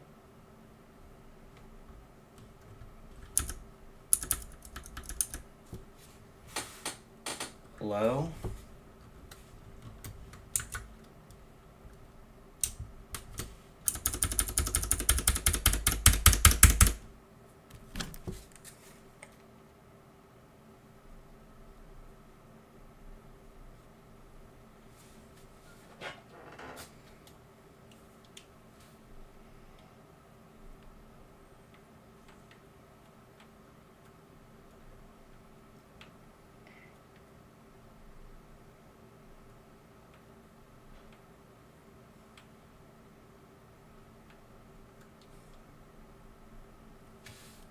You can see this.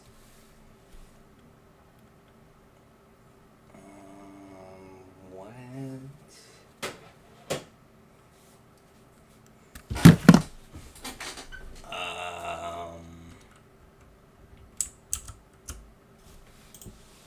Okay, Alt F4 seemed to walk.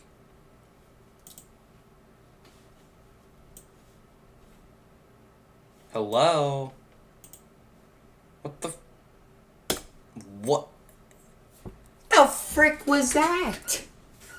I was trying to search in my, search up frickin' Guardian Farm. I was trying to search that up in my history. History in the dark, yay. Alright, well. Guardian. What? Community.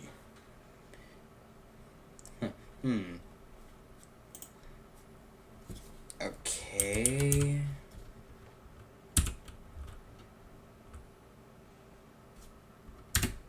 They spell it wrong. Probably spelled it wrong. Guardian. No, just strap just doesn't exist. Oh, okay.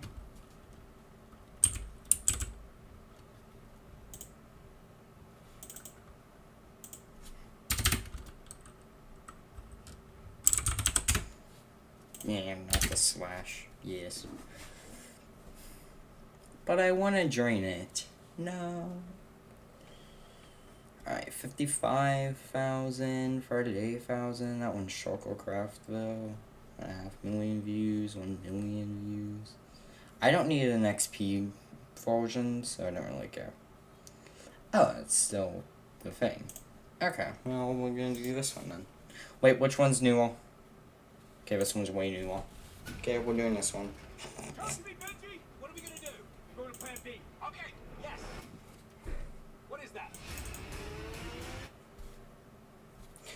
I just... no, forgot. Charmin's Diamond Weave texture cleans better, so you can use less. Charmin Ultra Strong. Hello, welcome to another...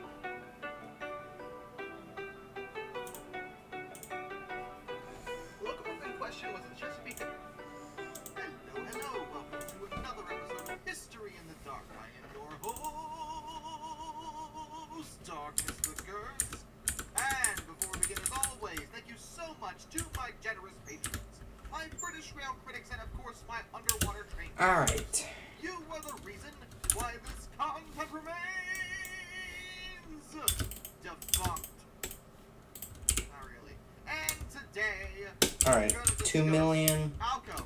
That's not that much, but if we use it sparingly, I think we might be able to do it.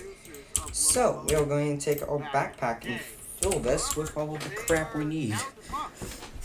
Why is that? 760 temporary blocks. Holy balls. Okay. Manufacture of locomotives to nothing more than Jeez. This is the story of the fall of Alpha. That's like 12 stacks. Okay, I'm gonna grab like 15 stacks then. Okay. Good gracious. As with many companies we talk about, Alco was actually formed out of a merger. Which involved 7 different locomotive works being merged with 8, 12, 16, 16 stacks. The other 7 Yes. were Brooks Locomotive Alright. Works in Dunkirk, New York. Dump 16 stacks of planks in the river. Dixon Manufacturing Company in 700 soul sand. That actually might take a little bit to gather. Oops. Pittsburgh Locomotive and Car Works in Pittsburgh, Pennsylvania. Because Rhode I Island definitely do not have that much. Rhode Island, and Richmond Locomotive Okay. Works in Richmond, Virginia. The new company would be called the American Locomotive Company, and it would be headquartered in Schenectady, New York. Samuel R. Calloway actually left the presidency of New York Central. Alright. Well, hopefully this is enough freaking gas. Gas, I don't know. I'm gonna have to find some soul sand. They actually acquired control I think I know where a Soul Sand Valley is. It's just, do I want to go to a freaking Soul Sand Valley? The answer is probably not. Good. I think it's off in this direction. Like,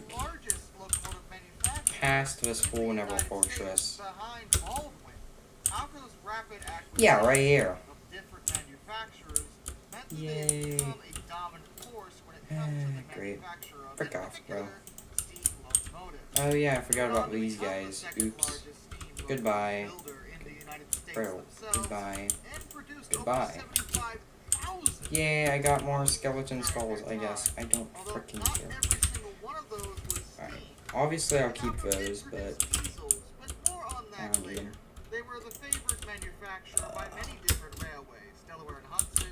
Alright. Bert. Union Pacific and the Milwaukee Road all like to use Alco locomotives, and they did sell locomotives internationally as well. To go over every single locomotive type they're responsible for would take way too long, but they were right up there with Baldwin in terms of producing quality steam locomotives. Generally, if you purchased an Alco product and it was a steam locomotive, you could be assured that it would probably be very well put together. Yeah, there were a couple of duds every so often, but that's not unusual for a company. The point is, Alco built trust and a reputation with their customer base, because Alco is not like a typical company that I've talked about before. Yeah, we've talked about railroads, general railroads, that deal with the general public. Alco is not the same thing in this That's so soil. at least when it comes to their main Alright, how many stacks do I actually need again? 15-ish? Alco's main source of income is What not is it?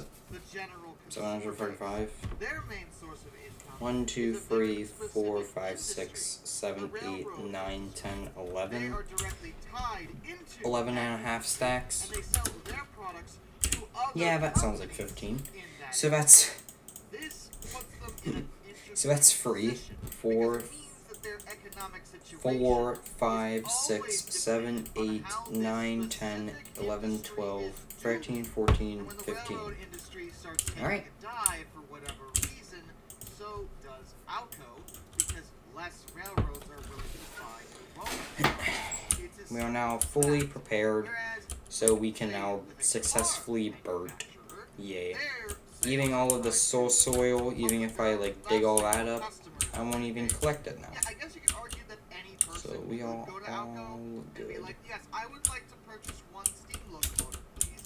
But who does that? No Regular one. people on the street don't normally do that.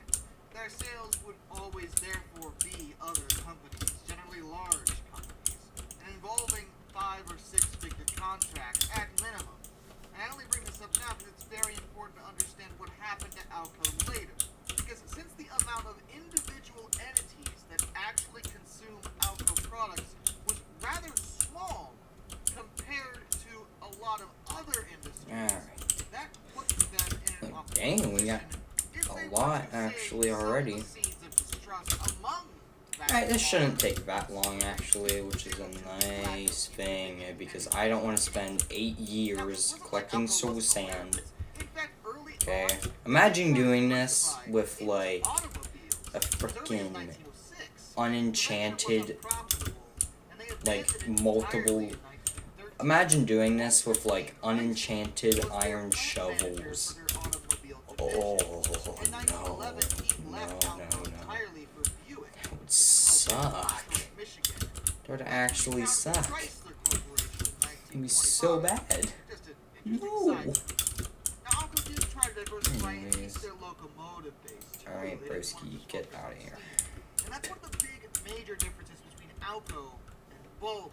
Yay. See, it's easy to say that when it comes to both these companies, the reason they went under is because diesels took off and they couldn't compete with other diesel manufacturers. And that's true, but it implies that they were both late to the party when it comes to producing diesels and never did any early on. And while that is kind of true in Baldwin's case, it is not so when it comes to Alco, because they were the ones that introduced diesel-electric locomotives to market. They produced the first commercially successful diesel-electric switch engine in Electric, who handled the electrical equipment of the Freaking stupid skull frag. A different company, Ingersoll Alright. actually produced the diesel engine in this case, and that locomotive was sold to the Central Railroad of New Jersey. It went so Alright, well that we're not they doing purchased too bad. McIntosh and Seymour Diesel Well, Engine about Company in well 1949. over the halfway mark, so Diesel it shouldn't take engines, too they much always got longer. the electrical equipment from GE. However, The diesel program was actually overseen it doesn't by really Gary matter. Egbert, and he would Alright. actually become president of the company later. Come on. Even into the Great Depression, Alco was still the dominant force when it came to diesel Boom. electric switcher engines. Oh yeah, I finally discovered what was going on with my intro and why it sounded weird sometimes. It's because I left the desktop audio on. The dumbest thing to leave on. The freaking desktop audio is messing me up. Absolute just stupidness occurred. And, oops. Alright, get this. Boil? That's like the whole thing. It needs the steam part of it to actually function. And from a cold start, depending on the size of the engine, that could be 20 to 30 minutes, even longer in some cases. But diesels didn't have this problem. Even from a cold start, unless it's like negative 30 degrees, the diesel's going to start up within a few seconds. Just flip a few switches and you're away. And while the startup time isn't as big of a deal when it comes to pre-scheduled main line duties, that Alco is still producing steam locomotives. Alright. We got about 3 stacks left. Technically, we actually have already gathered enough because this is more than 12 stacks. So, actually, we can be done and we still have extras. But I just want to get a nice clean and round 16 minus 1 stacks. Easiest. And now the Soul Sand Valley will just look weird. Because the Soul Sand is gone. That's literally half of its name. Whenever you have half of the title of something removed, it's just not the same thing. Like, if you do Minecraft without crafting, you just mine. Like, what? What? So. Also, EMC is so much worse than EMD, in my opinion. EMD just sounds so much better. And I don't know why, it just does. Or I'm used to it. Sure.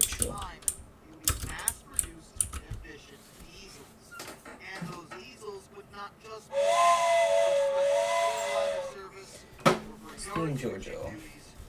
No. These were mainline, regular, everyday service locomotives, built to completely replace steam. And this started to happen. Alco knew they had to do something about it. They had been first when it came to diesel electrics, and they still had a good relationship with General Electric, too. They could produce their own diesel engine. They could, in fact, make a mainline diesel locomotive if they wanted to. Meanwhile, Baldwin was off in the corner. Alright. Okay, half a stack left. Burt mode. Come on. 10 left. 8 left. Come on. 62. And yay, we're done. Alright. We're done. Yay. Actually, I gathered way more. Yay. Kitty cut. Alright, we're at 10%. That's a bad thing. No, not my phone on my jetpack. Just Bop. Nope. Frick off.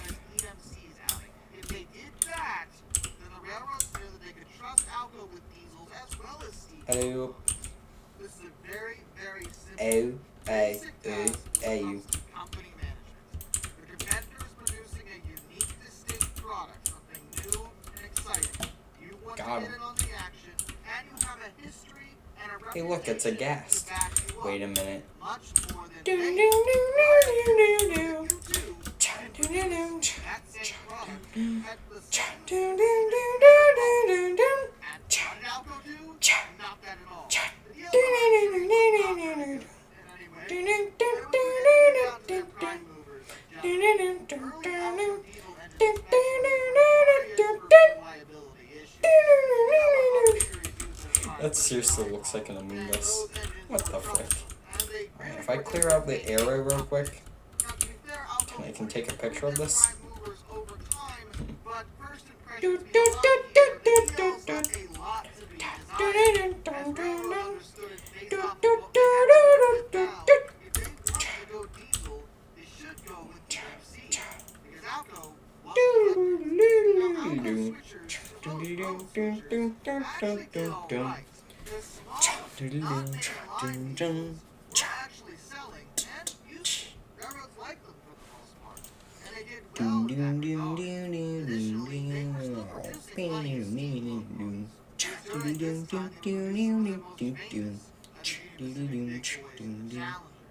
Alco was still doing very well. By 1946, they did control 26% of the diesel market. Can I edit with text or something? Really weren't in that That bad thing? a shape. Oh, here it is. But remember how I said that their situation was directly tied to how well the railroads were doing? That was literally what they had to work with. Well, we're entering Yeah, the business now. that actually works. Downturn for the entire industry. Not only that, but Alco had the issue of, well, only having 26% of diesel. That wasn't exactly a huge percentage. It was enough to keep it afloat, but they had I have to. drastic Okay. in order to build confidence in their diesel electric Stop having caps lock actually on. produce a decent mainline diesel. The road switches were not going to carry it forward, especially not with how big the company was. Apparently the rule is large the company that creates the profits. Yeah, that's When the iron farm is sus. That seriously looks like a freaking crewmate, okay? I'm just saying. I should make that into an impostor because just why not? Okay, Among Us is dead. I don't care, I'm gonna make an Among Us. Frick it. Frick you. I'm making an Among Us. company now known as EMD. In 1946, they started constructing their Alco It's a little Kit Kat. as well. When the iron farm is sus. However, Alco again had one job here. It was right after the railroads at this time still had just so much money. Ew. Well, it was a good time for Alco, again, selling Alright, is there any more crap I can get in the Never? No scaffolding? reputation when it comes to No, Bright Eyes, I'm not getting scaffolding. their diesel electrics, because last time they did that, He's they being didn't go rude. super well. Eising go rude. All they had to do You know what? I'm gonna skip ahead. diesel this time, and what did Alco Figure do? out what the frick Not this that. dingus Of uses course. with the Now, scaffolding. these Or days, why the dingus uses scaffolding. but they were playing Why are you again using with an scaffolding? unreliable prime mover. The Alco Not the scaffolding like blocks, just actual literal scaffolding. Why? Gorgeous diesels, absolutely flawless in terms of physical design. Well, aesthetics aren't everything. They have to actually work. And while they did work sometimes, and when they worked, they were good, keeping them that way Alright. was more maintenance. Yeah, I know. And they just weren't as good as EMD's units. And this is the critical point. Okay, well, starting on the Never side, and I don't see any more scaffolding. Your product. It is that Why the frick are we using scaffolding? Boom, boom, boom. Doom, doom, doom, doom, doom, doom. There are only so many railroads out there. It is not like being a car manufacturer where you can sell your car to effectively millions of people. There are not millions of railroads. I get the soul sand, but Very few stop trusting your Really? products, they go to the other guy. And that makes it very easy for the That's- other guy to have a significant market share over you. Plus, That's up to why- this point, General are you Electric has kidding me? worked with Alco. That's why you need scaffolding? Okay. That was about Frick off, bro. Although it started You working don't on need replacement scaffolding for the goofy. 1949. Alright, moving That on. same year, EMD Do, do, introduced do, their do, do, do. G7 road switch, which was a product that was the only part of the market that Alco seemed to be able to keep any kind of hold over. Alright, scaffolding we can ignore. Building blocks we cannot ignore. So they recommend about 200. So I guess that means roughly 5 stacks. Sure. I guess. And an extra 2 stacks because of that's 2 AFK platform. Alright, what else? 84 fences. Nice. Alright, I was very confused for a second. 84 fences. Yay. The other thing EMD did really well with their diesel designs was mass production. Basically, much like again with car manufacturers, EMD was capable of producing 100 units of the same kind of diesel on their assembly lines and expect them to be basically identical. Alco didn't have this process, and not only was that way slower than an assembly line, but it also meant that some of their diesels wound up slightly different from each other, and railroads hated that. They did eventually change this all in 1956. They modernized their entire production process and introduced updated models of their locomotives with their new 251 engine.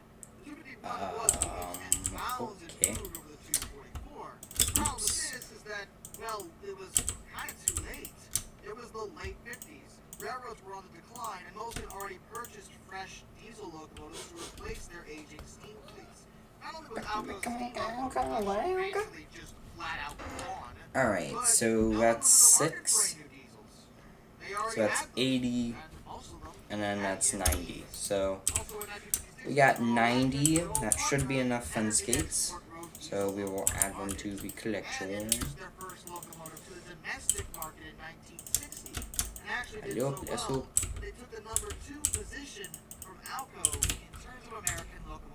Alright.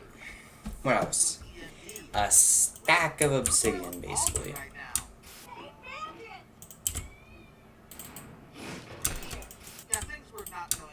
Alright, just a full freaking entire stack of obsidian. Okay. Beamer.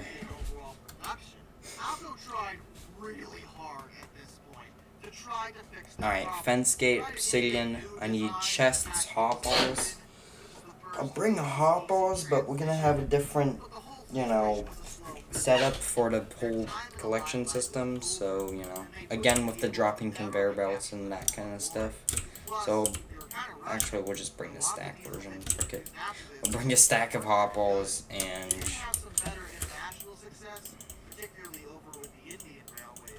we'll take 16 of these and we'll name them, I don't know, crystal,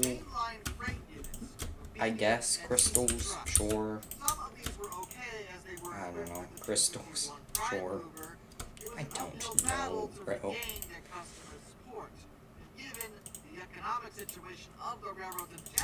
16 dropping conveyor belts. Yeah. They actually tried to escape the railroad market altogether by diversifying and renaming themselves Alright, so get rid of this. We have this covered now. Soul campfires. Interesting. How do I make a campfire? I mean, I know how to make a campfire. I don't know how to make a soul one. You need soul... Okay, good. You can use soul sand. Yay! Alright, soul campfires. How many do I need? About 16. Okay. I have 16 soul sand. Hey, look.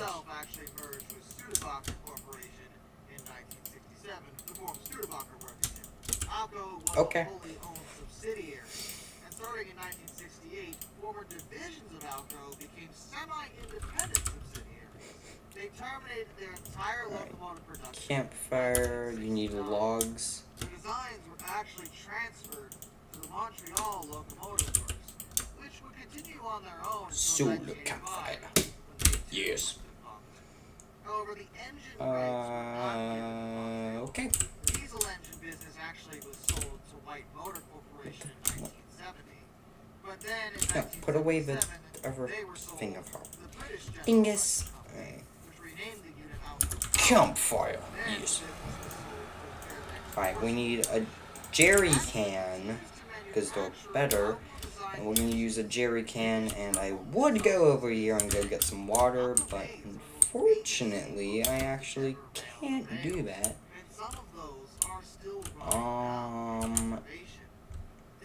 That's a bad thing. Well, I was gonna go get like a tank and just kind of do that, but hey, I guess not. Whatever, we'll just use a stupid lame ignore. Alright, we'll get like 5 buckets, that should be good. I like how I'm just roughly getting the materials. It doesn't matter, who cares? Alright, that's it. That's it. We're done. We're done gathering resources. That was the easiest gathering mission ever. And because of the frickin' construction wand, this is probably gonna go faster than the frickin' iron farm. And on top of that, it's gonna be way faster than the iron farm. Because also, the iron farm, I have to deal with, like, you know, villagers. The other thing, I don't. So, it's gonna be really easy. Yay.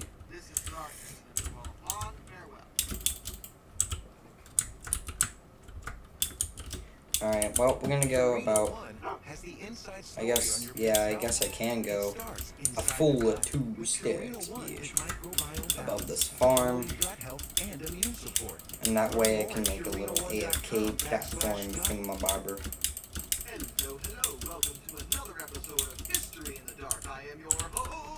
Actually, that should be far enough up anyways. Alright. Actually, I want to make this one like a glass floor. Oh, shit. Why this content remains just nuts. Insane, actually. And today, we are going to discuss a few ideas that were that exact thing. In fact, they were so crazy that they just weren't built at all. And honestly, kind of disappointed that we never got to see a physical version of a lot of these, but it happens. These are 5 insane train concepts that were never built. The Quintuplex. Oh yeah, what do you see? We're already starting big. Go big or go home. It's the Quintuplex. Now, a little bit recently we discussed the fact that Union Pacific actually grew up plans. Hold on, guys.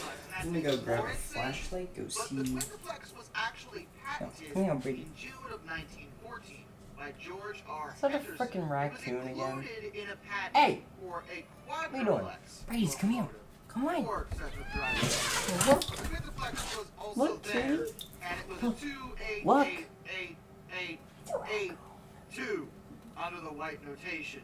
The sheer insanity of even attempting to build anything beyond a triplex, which I've already mentioned previously were not considered successful at all, is pretty nutty, if I'm being honest.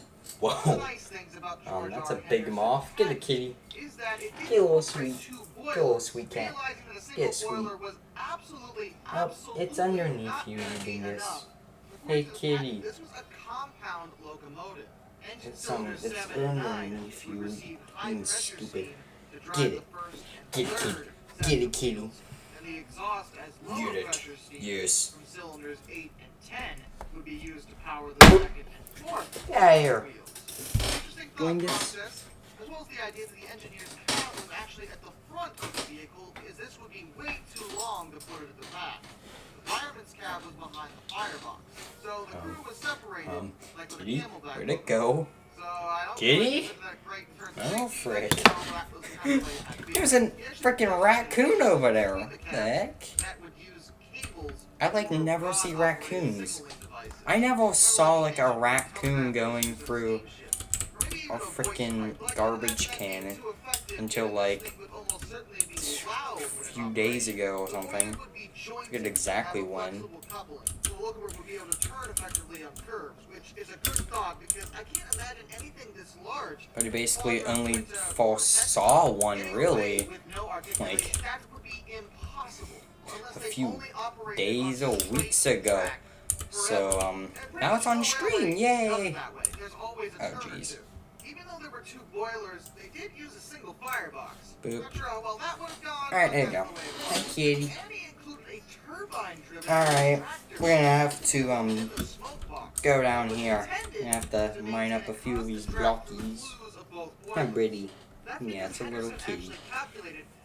Alright. Whoa. And we. So why didn't we What? get a quadra, quinta, or hexaplex locomotive? Well, that was because of the triplex, actually.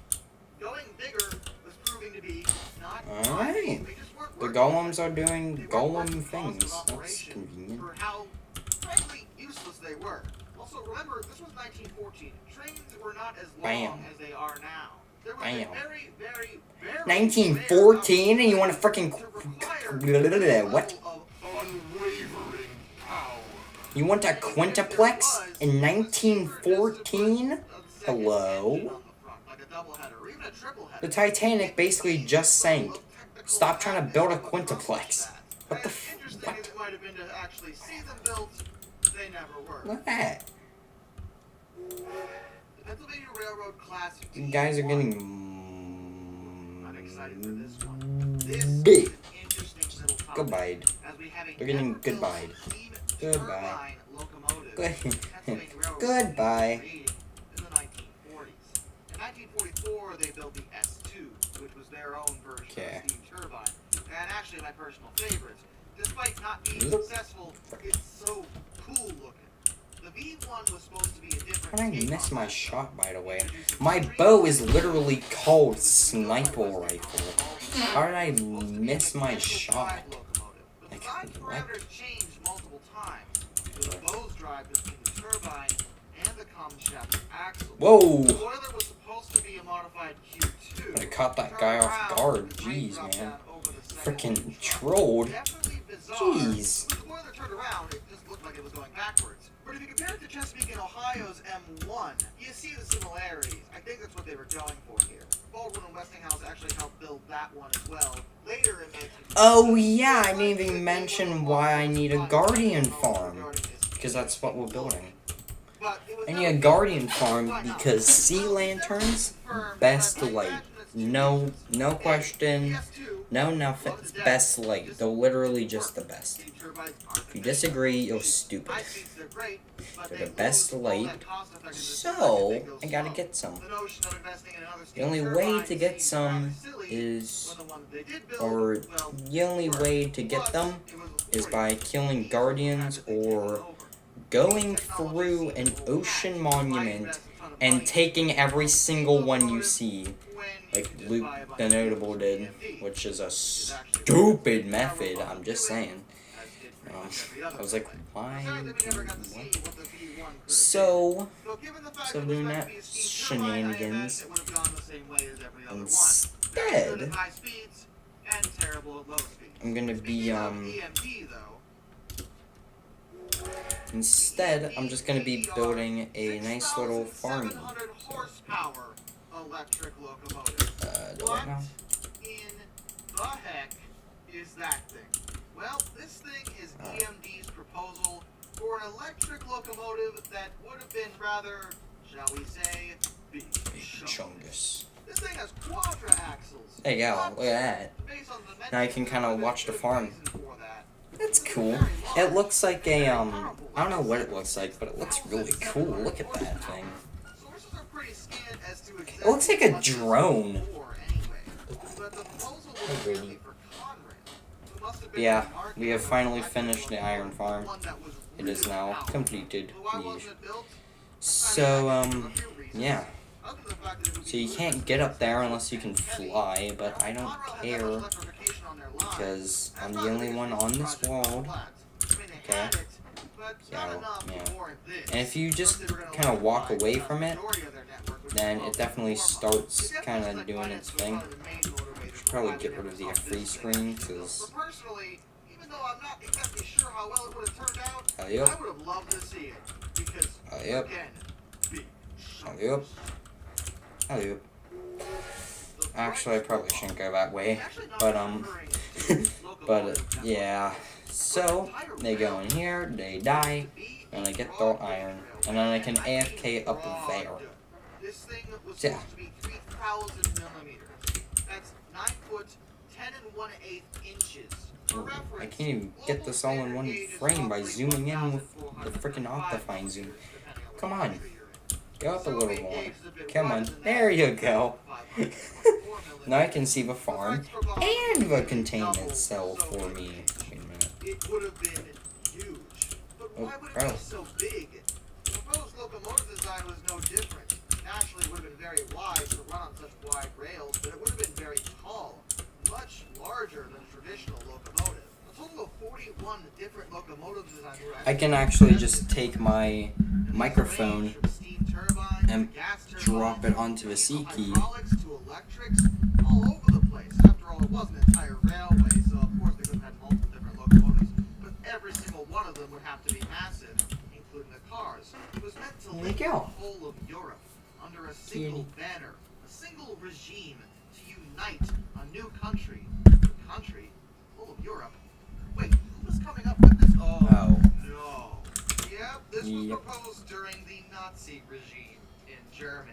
Yay. I mean, those looks kinda cool. Major cities of what was to be known as Großdeutschland, which would have been Adolf Hitler's expanded version of Germany once Well, he conquered good thing the he territory dead now. Oopsie. Now, based on that, you probably know why this thing never got off the ground. Simply put, they lost. Thank goodness. They lost the war. The Allies won. And no one wanted to build a massive railway for no reason. Though admittedly some did look into it. Soviets suggested a few things afterwards. But nothing like this Alright, ever got well. off the ground. Just the expense involved. I mean, these days in some countries, railways are struggling in general. Why would you want a giant one? No one's going to double the gauge of the railway. The notion of such a thing is ludicrous, which might explain the thought process of the people that came up with this. So yeah, that's why we didn't see the... Oh. I don't even have 1,000,000 energy yet. Atomic trains. Oh yes, there were multiple proposals and ideas thrown forward for trains that were nuclear powered. The mad science on display is magnificent here. One of the earliest proposals for it was in 1954 by Dr. Lyle Borst at the University of Utah. Well, would you look at frickin' that? 360-ton X-12 locomotive that carried a nuclear reactor fueled by uranium-235. He actually went as far as to contact the Association of American Railroads, as well as numerous railroad companies, with the idea. As much like nuclear submarines and boats that are powered by nuclear reactors, a train operating with such a setup would technically be able to operate for months without refueling. This particular design was intended to use uranyl sulfate in a water solution instead of solid fuel elements. And it's not impossible. The locomotive is certainly capable of pulling something as heavy as a nuclear reactor has to be. But I think the big issue here was safety. Land-based vehicles utilizing nuclear power is a recipe for something terrible to happen eventually. Trains aren't invulnerable. They do sometimes derail. It's not something that happens every day, but it's often enough for nuclear power to be something of a questionable decision when it comes to this. At least in the sea, ships have a way of isolating their reactors if something goes wrong, safely encased in the hull of the ship as it sinks. Nothing can get in or out, and it's far beneath the ocean. But if a train comes off the rails with a nuclear reactor, well, where's it going to go? Well, wherever it came off the rails, which could be anywhere from an open field to a major city. It's just not safe at the end of the day. As cool as it might be, the issue of public safety has always held such a project back. Plus, there you go. When it comes to trains, there it goes. why would you want a train Yay. that could operate for months without refueling? What purpose does that serve? Trains have to stop and start with regular operation anyway. Half the time they refuel while their cargo's being unloaded. The infrastructure structure and the method of operation doesn't really account for a locomotive that doesn't stop. I know there's at least one railway that's whole thing is that they never stop, but they still slow down to pick up people. And then it's only a novelty, if I'm being honest. Like, why would you really want that regular operation? Like those with disabilities would actually rather the train stop to pick them up, not keep going. It's really not actually a great concept, if I'm being completely honest. But Borscht wasn't the only one with the idea. Oh no, on the 1st of August. Alright, so I have another idea here. So I need to make like a chunk loader, right? Because a chunk loader basically allows you to load a chunk. I know, such groundbreaking more. But you can load a few chunks around a chunk loader. And basically, what I can do is have the chunk loader be loaded, like be loading the chunks around the iron farm, and then it will basically produce iron indefinitely until the end of time. So, yeah. Driven by, of course, a nuclear reactor. Yes. The artist impression also drew a Deltic diesel locomotive by British Electric for a size comparison. As you can see, it was very, very big. That is no longer a train to me. That is an ace combat boss fight, okay? That's what that is. The Soviets were out of control. But again, it never got built because, first of all, no, wow, absolutely, there's no reason for that. But also, again, the safety. The notion of incorporating a nuclear reactor on board a train is Alright, so you can kind of just AFK here and... Rail had to crash a locomotive into a nuclear blast to prove they worked because the public was so worried about them. How would they feel about an actual, active, legitimate nuclear reactor on board a train? I just don't see it going well. As recently as 2008, there was another proposition from one William Gregory Taylor for a maglev train that was, yes, meant to be powered by a nuclear reactor. And to be honest, I just can't see this happening. I don't actually have much against nuclear power, as it is pretty clean when it comes to the atmosphere. But I don't think we should put it on a moving platform on land necessarily. For safety reasons, I think they should absolutely remain stationary in most circumstances. Now once again, as usual, that science on display has me going. Makes me wanna like that. Happens to be a lot. Sorry. And with that, a special thank you goes to all my underwater train pilots. Alright. Thomas Ford. Sorry I've been silent, just nothing really happening. Trying to fill up all of these with iron. That way, only iron goes into the hoppers, basically. Mr. Black Rose Tribal Typhoon, Master of None, Josh Johnson, Lock Kraken. Okay, there you go. And with that iron golem, actually I'll just spawn like 2 more or something, I don't know.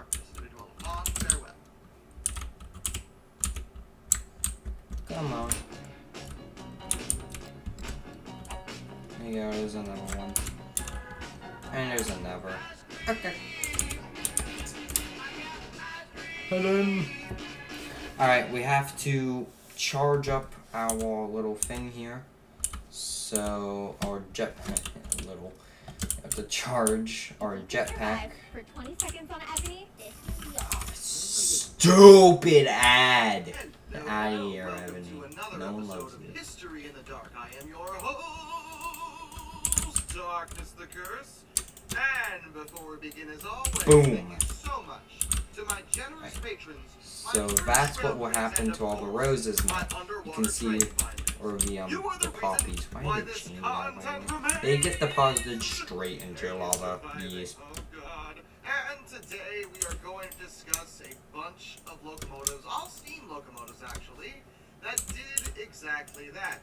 As many of you know, many steam locomotives were scrapped at the end of the steam age and replaced with modern diesel units.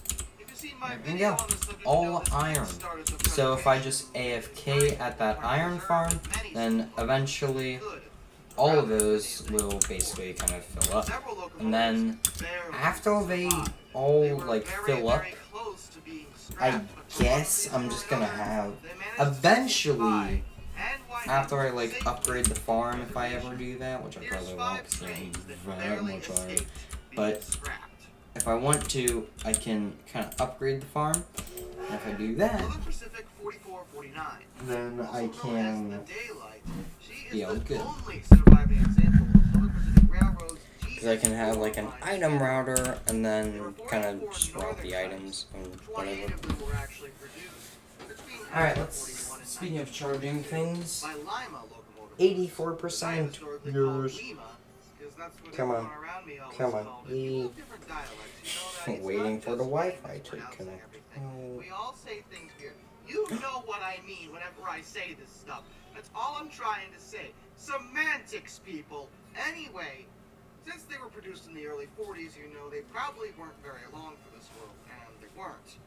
Although Southern Pacific steam locomotives did survive a decent amount of time, a little over 10 years, 4449 was eventually officially retired on October Alright. 2nd, 1957. She was placed into storage, along with several of her sisters, in Southern Pacific's Baker Steel Roundhouse. Most of them So we're were gonna destined finish for up this scrap, Guardian farm but and in then be all good. 1958, I'm gonna have to Pacific talk a lot decided they wanted quieter to now donate because one of it's their like locomotives to the city of 12:50 Portland, Oregon. frickin' That's 1. all well and good, but why did they choose And 4449? you know. Well, it was for a really, really dumb reason.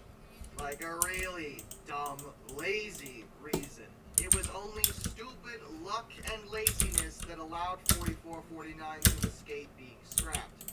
She just happened to be the first in the line of locomotives that were destined for the scrapyard. As a result, she was the easiest to move.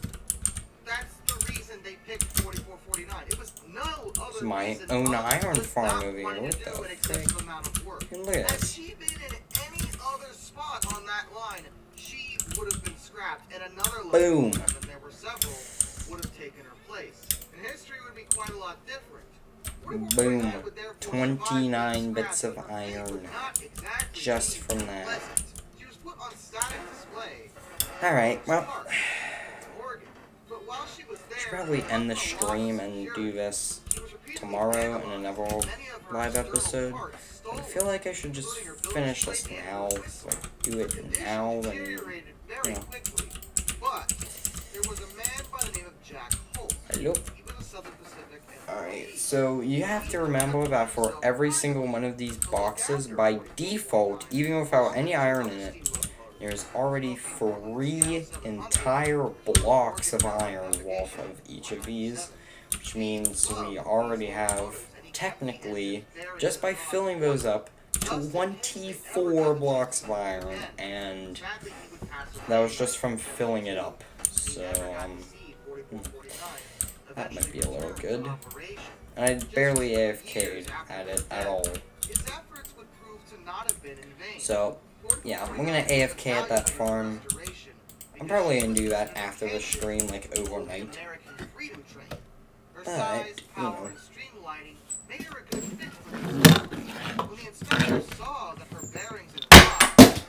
Jeez. Okay, my Switch is dead. That's fun. So,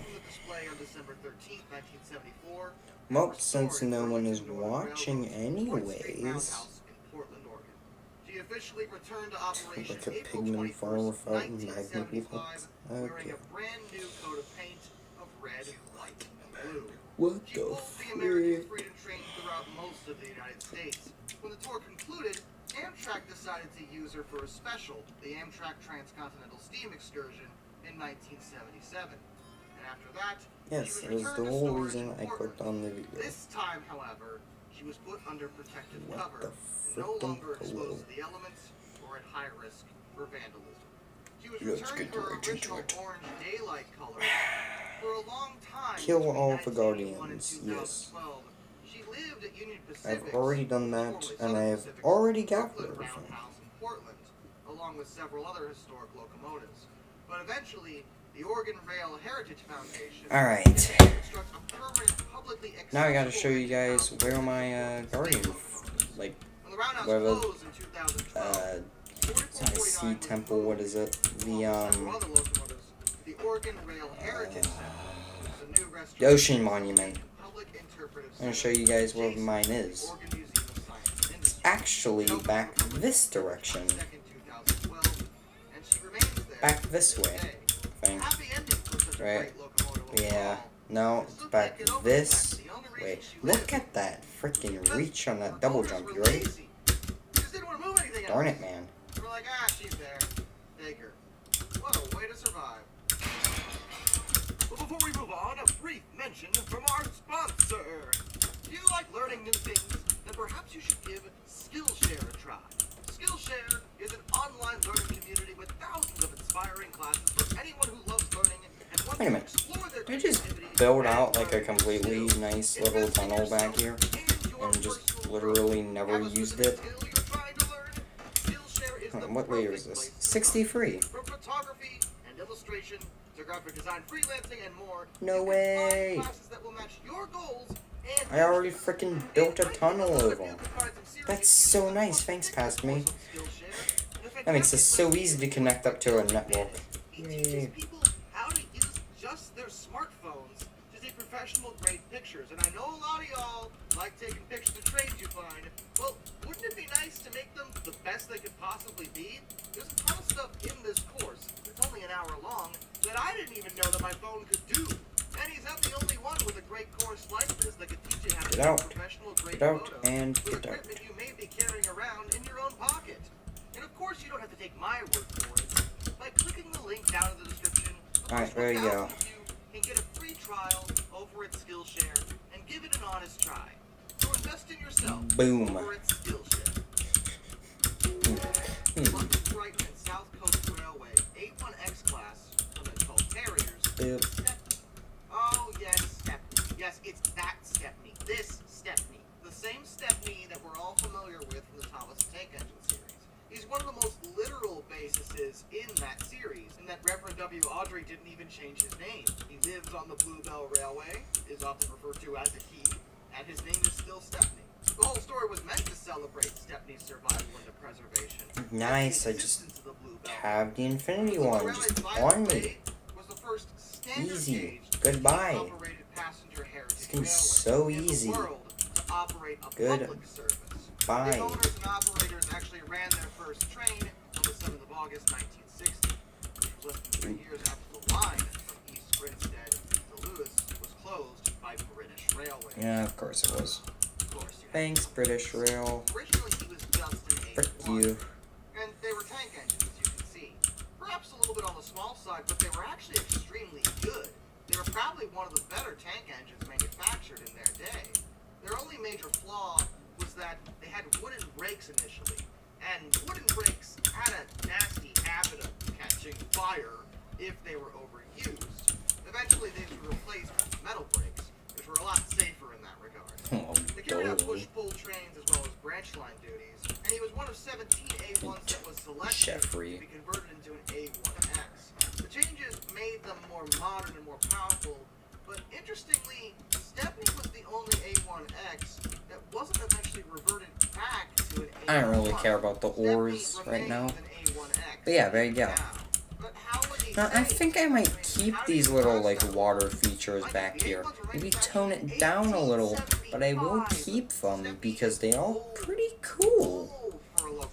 I have little cascading waterfalls in my tunnel, because I can. But during their modernization plan, of course, they saw fit to destroy all the steam engines. Yes. What they do. Stepney was, of course, selected pretty early on in that period, sometime in the late 50s, to be scrapped. By the point he was taken out of service, he was already 85 years old. Stepney was already on the chopping block just because of his age. He was almost a century old.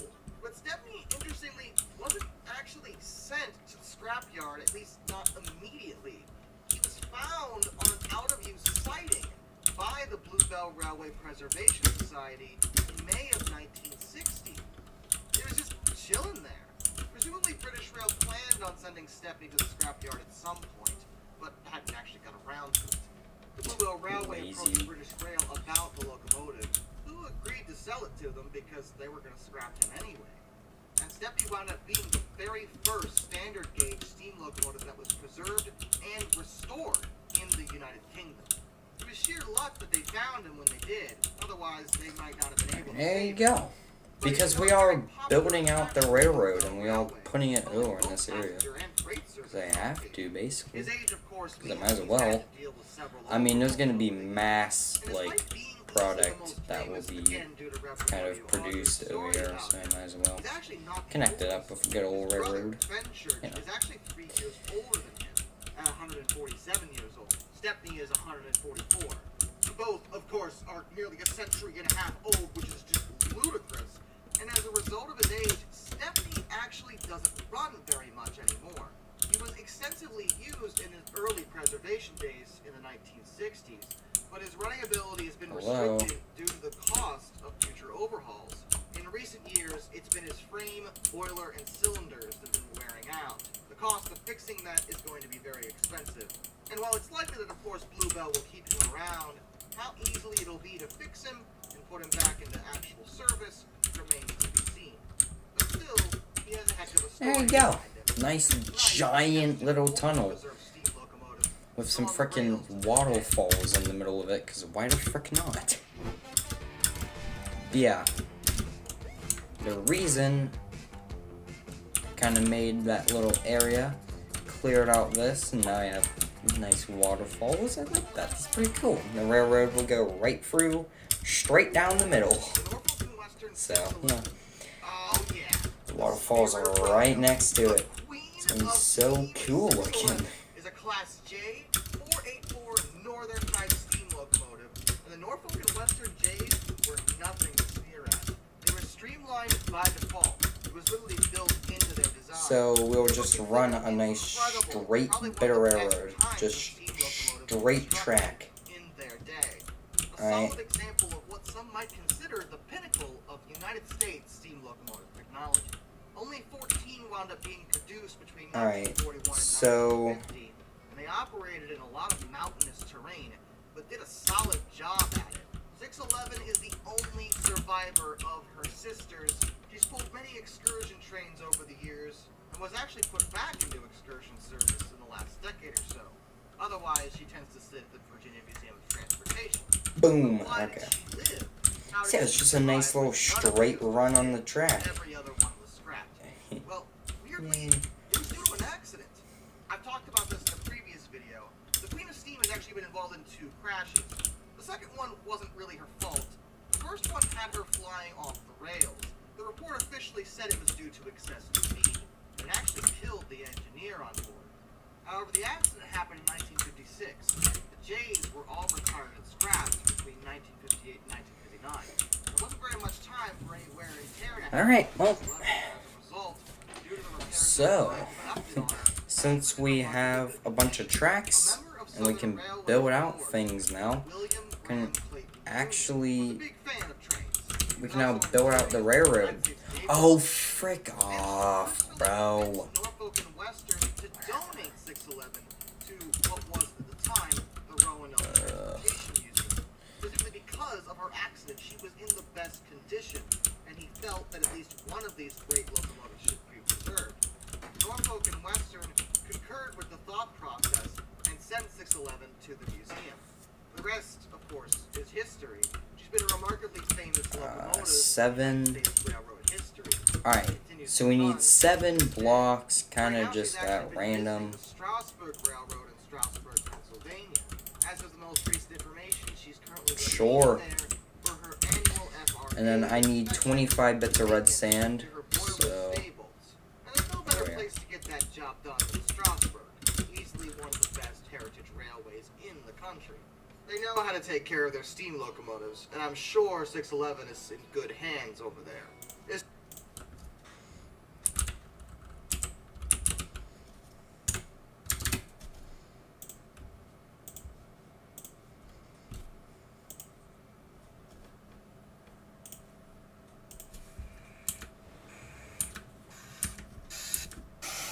On the drive, you have to go Route 30, and then start between Grapevine and Basket Lane. Up down here.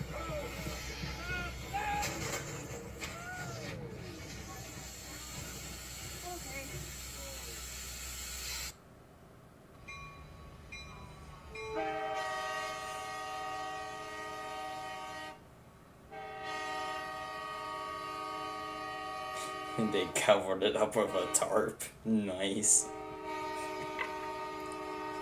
They're like, oh shoot. We killed the steam Jojo. Darn it. It's the strangest concept ever. That car over there was probably so confused. So what was that, Darkness? What were you saying? Hold on. That at least one of these great locomotives should be preserved. Norfolk and Western concurred with the thought process and sent 611 to the museum. The rest, of course, is history. She's been a remarkably famous locomotive in United States railroad history and continues to run to this day. Right now, she's actually been visiting the Strasburg Railroad in Strasburg, Pennsylvania. As of the most recent information, she's currently remaining there for her annual FRA inspection and maintenance to her boiler stables. And there's no better place to get that job done than Strasburg, easily one of the best heritage railways in the country. They know how to take care of their steam locomotives. They know how to take care of their steam locomotives. I quote. It's just so weird to think that an accident, a tragic one, that killed her engineer. A tragic accident, you say? Why she wound up preserved.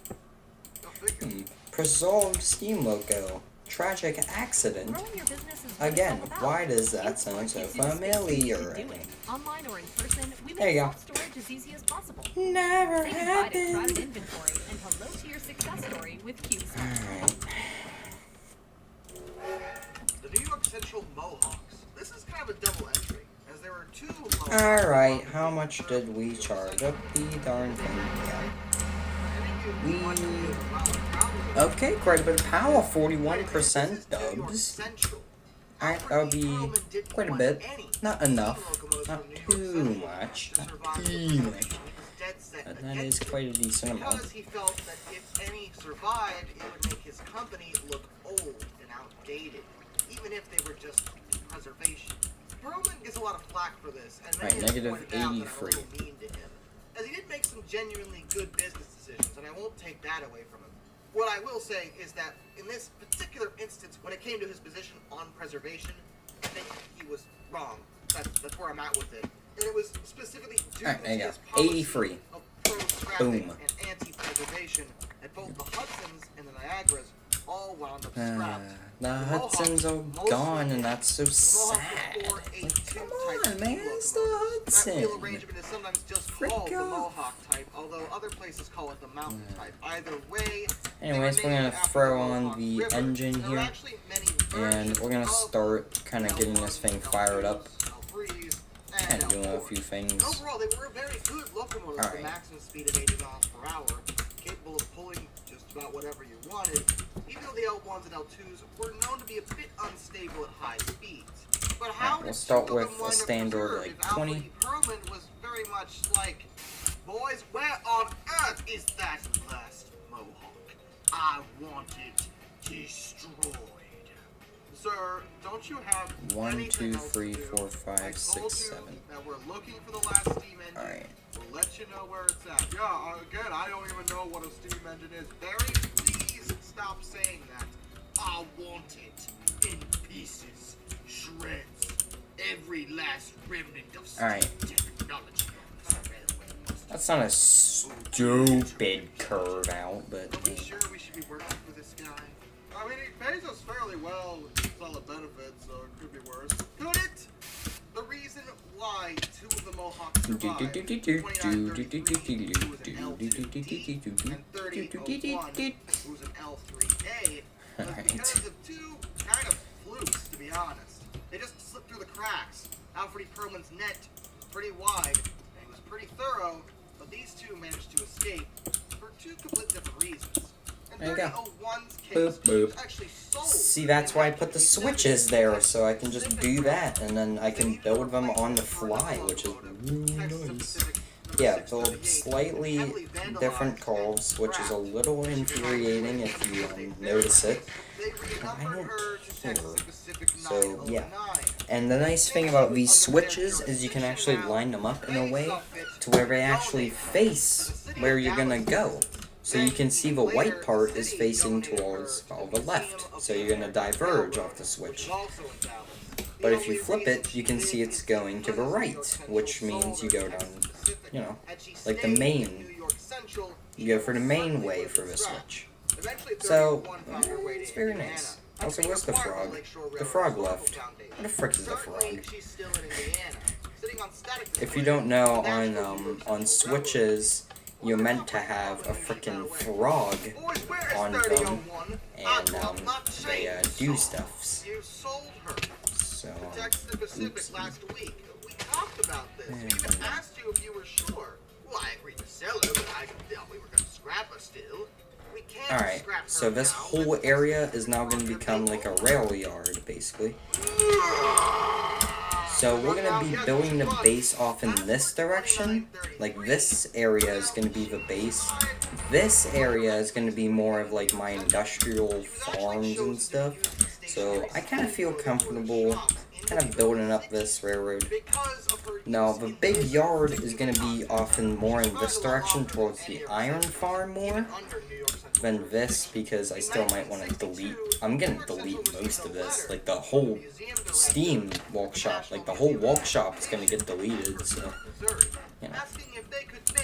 Yeah, this thing, you go back that way, that will go to the temple. Alright, well, for now, we will not do that. So we're going to grab a crap load of rails, a couple more things, bunch of levels, and we're going to make a crap load of switches back here, and basically, Either way, someone we made the will decision to be like, yes, send it down there before Alfred finds out. And 2933 has been safe at the museum on static display ever since. What do you mean you intentionally donated one of our steam locomotives? I said they should all be eradicated like the scum they are. Okay, first of all, you know I'm a regular engineer. I did not make that decision. Not that I disagree with it. And second of all, talk to your board members, man. We don't know. Yeah, we really don't know. I still don't know what a steam engine is. Would you stop it, Barry? I want that 2933. I'm gonna go to the museum and destroy everything they own, including all the other steam locomotives. Boss, have a Snickers. Why? Because you're not yourself when you're hungry.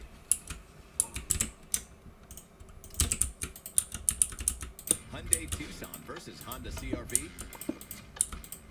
Hyundai Tucson wins every time. Lease an all-wheel drive 2023 Tucson for $249 a month with new inventory arriving daily. Visit buyhyundai.com today.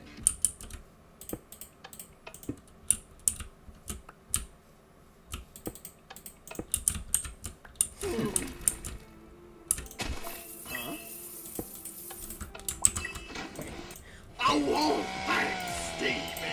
Well, that didn't work. I know it didn't. The Great Western Railway 4900 class, 5972, Olton Hall.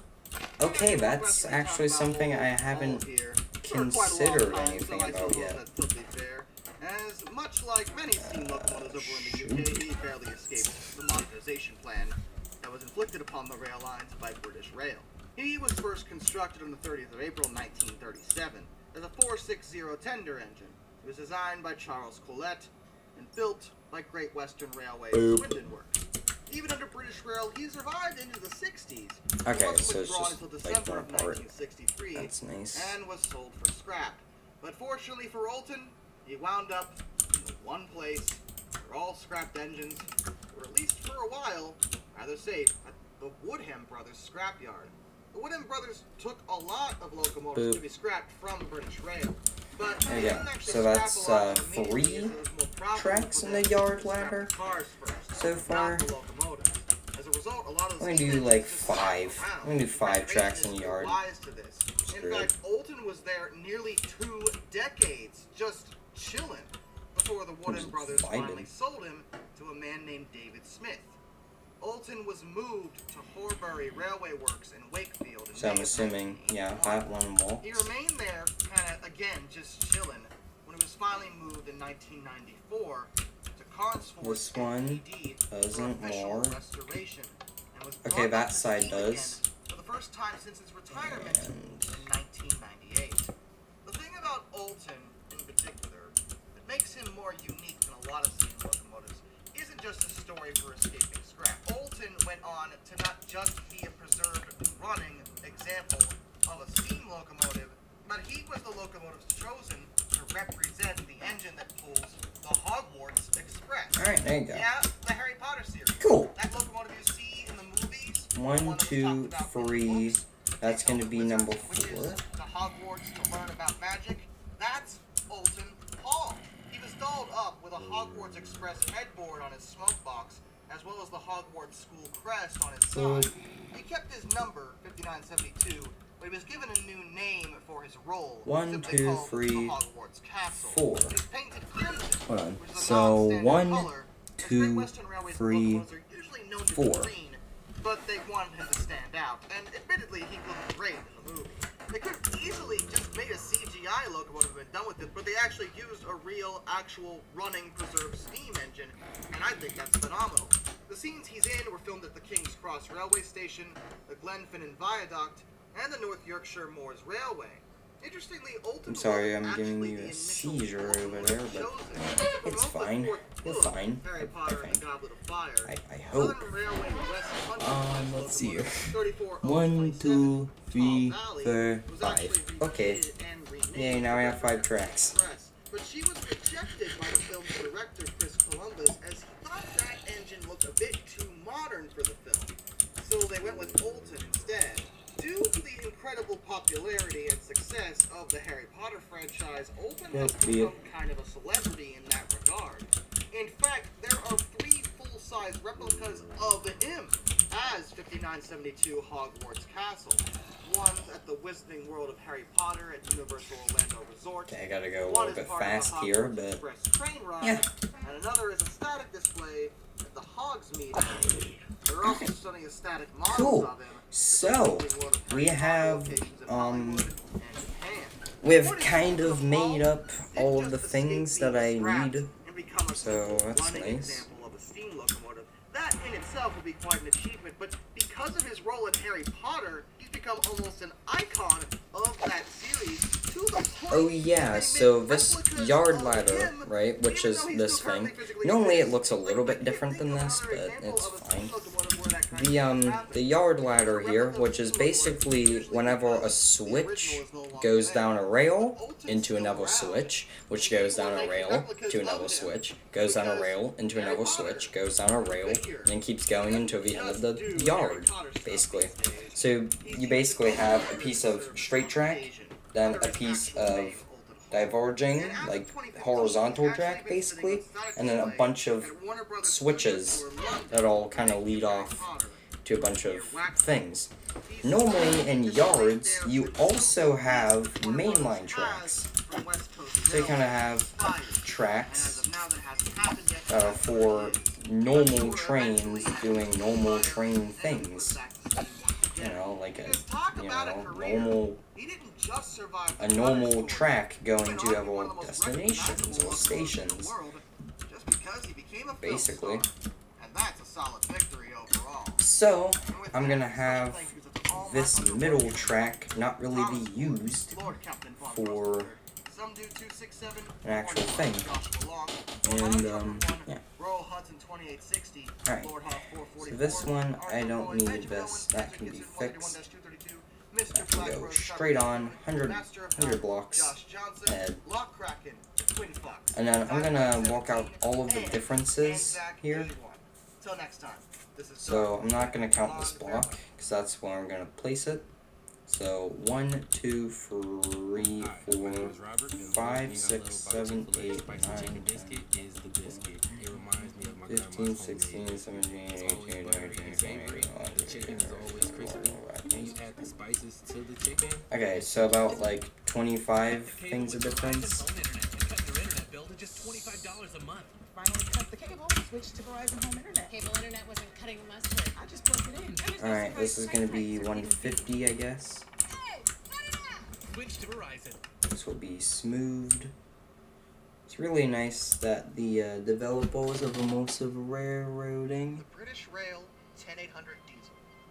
Now, admittedly, the British Took the time pretty close to the top in terms of train ingenuity to and do innovation. the thing. At the time, Oh, dieselization was in full swing. 125. Produce a new switcher-style diesel to replace some of the steam Alright, this trains one's that the nice railway and was still straight, using. which means Thus, we have the you 10800. can kind of just put a fixed track there. Gained a awesome nickname, the Wonder Engine. And you're saying, but you just said this is the list of the worst trains on this list. Oh, How? jeez. That doesn't make any sense. And you are correct, because this is where you are missing the very Pixels of law. admittedly clever Yes. British humor. The Wonder Engine refers to the daily query from the operators. I wonder if it will go today. The 10800 was plagued with unreliability. It just didn't work at all for at least the 25. first 2 years of its service. And it was such a nightmare when you're trying to roll with an engine. You know, has to move stuff around to keep the railway moving. 2, And it just 3, decides, you know, I don't want to 4, work today. 5, 6. I don't feel like it. Allegedly, the issue was down to its engine, which was just Right. pure and simply unreliable. Ooh. It broke if you looked at it the wrong way. Now, in the 10800's defense, it was later rebuilt with a new engine, and it did pave the way for later editions of a similar type of diesel. 1, with 2, Class 3, 50, 4, Class 5, 16, 6, 7, both of which 8, used 9, engines that were far and away 10-ish. superior to the 10800's original monstrosity. And that's kind of why I put it low on the list. Yeah, it had a really bad start. But it was an early diesel that was trying to be taken seriously, and it had to evolve over time. Oh, Pacer jeez. trains. Again, we're sticking with the UK for a moment. So, Pacer trains are an odd case, because you look at them and you say, huh, it just kind of looks like a city bus 1, 2, stuck on top 3, of 4, a 5, train 6. axle. And you would be alarmingly correct. That is exactly what they are. Now, admittedly, 26. Pacers were not designed to be anything revolutionary. Alright, cool. Quite the opposite. So now we actually. have Pacer was designed to be a gigantic. cheap replacement We have a gigantic little yard back here. A gigantic and little. give them Yes, extra those time adjectives to get very a much more go together. permanent replacement. Almost 40 We have years a nice later, little yard back here poor now. British public have been forced to ride these awful, So awful things. They are some of the worst commuter trains ever devised. now we have and a that bunch is of purely yard based on the fact switches, that they're basically. cheap. And then we can kind of just shove cars onto Now, I've every ridden single one on of a lot these of tracks, and they can kind of just do And whatever. I promise you, I have never, ever seen a train And shake this badly that wasn't about to run off the rails. This is awful. I don't think the New York subway shakes this much, and nobody says a good word about the New York subway ever. Just because the interiors were also literally modeled like inner city buses, which is not made for lengthy travel comfort. So why, you may be wondering, why in the world have they been used for so long? Other than the little itsy-bitsy problem that they never really got around to developing a replacement, the fact was that the Pacers were, at the end of the day, cheap. missing 27 operate, cobblestone. to replace, cheap maintenance That's a costs, nice cheap easy fix. everything. Speaking of And easy, yeah, the public hated them, but the railways were able to operate Hello. under trying times because these trains were so cheap. Thankfully, in Boop. recent years, they've finally gotten around to actually replacing these abominations and retiring them permanently to the, what I can only assume, outrageously polite praise of the British public. What is this thing?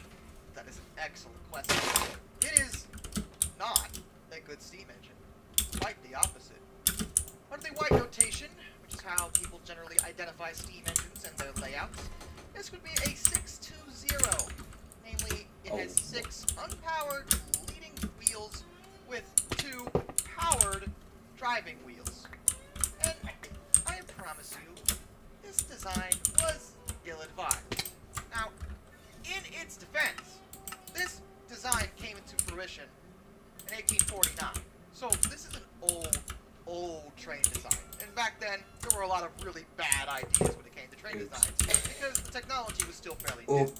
But in this instance, I think they already kind of knew what the problem was, because the designer really acknowledged it. Simply put, this train's issue is down to pure physics. It ran well, the firebox was a decent size, and its power output was alright for the time. The problem was that most of the weight of the engine was distributed on the unpowered 6 leading wheels. This is the problem. 600. This basically 10 extra this engine's effective effort in its ability to pull things 1, 2, was 3, 4, virtually 5, non-existent. 6, 7, It couldn't 8, pull anything uphill 9. ever. Well, not ever. Do it, but not nearly as quickly 10. or efficiently as any other train riding the rails at the time. The only railroad that ever gave these engines a shot was the Camden and Amboy Railway in New Jersey, and that is purely because their particular line of rails had basically no grades. There were no hills to speak of. And on a level surface, this engine could do just fine for the most part. But at the end of the day, Oh, the great. design was I have to horrifically clear flawed out for all of basically this any darn rail cobble. line. SR Yay. class. Hey, British Railways, get off my list. Why are you still here? Because You they're take up more than dum-dums. half of my I'm not trying to pick on you, the UK. I'm an American, yes. And we threw the tea in the harbor, yes. Yes. But that was like over 200 years ago, and you know, I'm a little over it. This isn't on purpose. It just happens that British Railways appears, based on my research, to have been slightly inept at their jobs. And introducing this Slightly? well, to be fair, they never actually introduced it because it never got out of the experimental stage.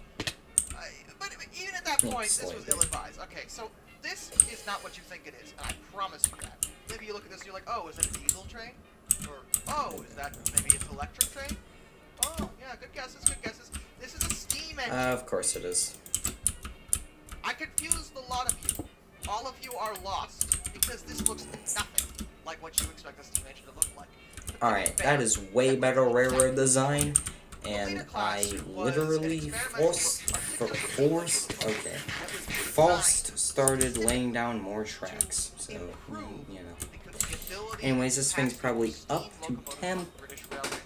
It was developed and set into the experimental stage during a time when dieselization electrification was rapidly taking over. Its main designer, Oliver Bulleid, I'm probably pronouncing his last name completely wrong, I apologize, was already an innovative engineer known for developing many successful trains. And he really liked steam trains, and he really thought that steam could be developed and compete with both diesels and electric. In his defense, he's not completely wrong.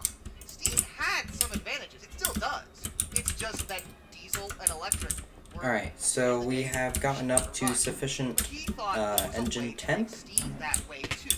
And the leader was So, to do that. yeah, now we can basically haul all of this crap over Faster.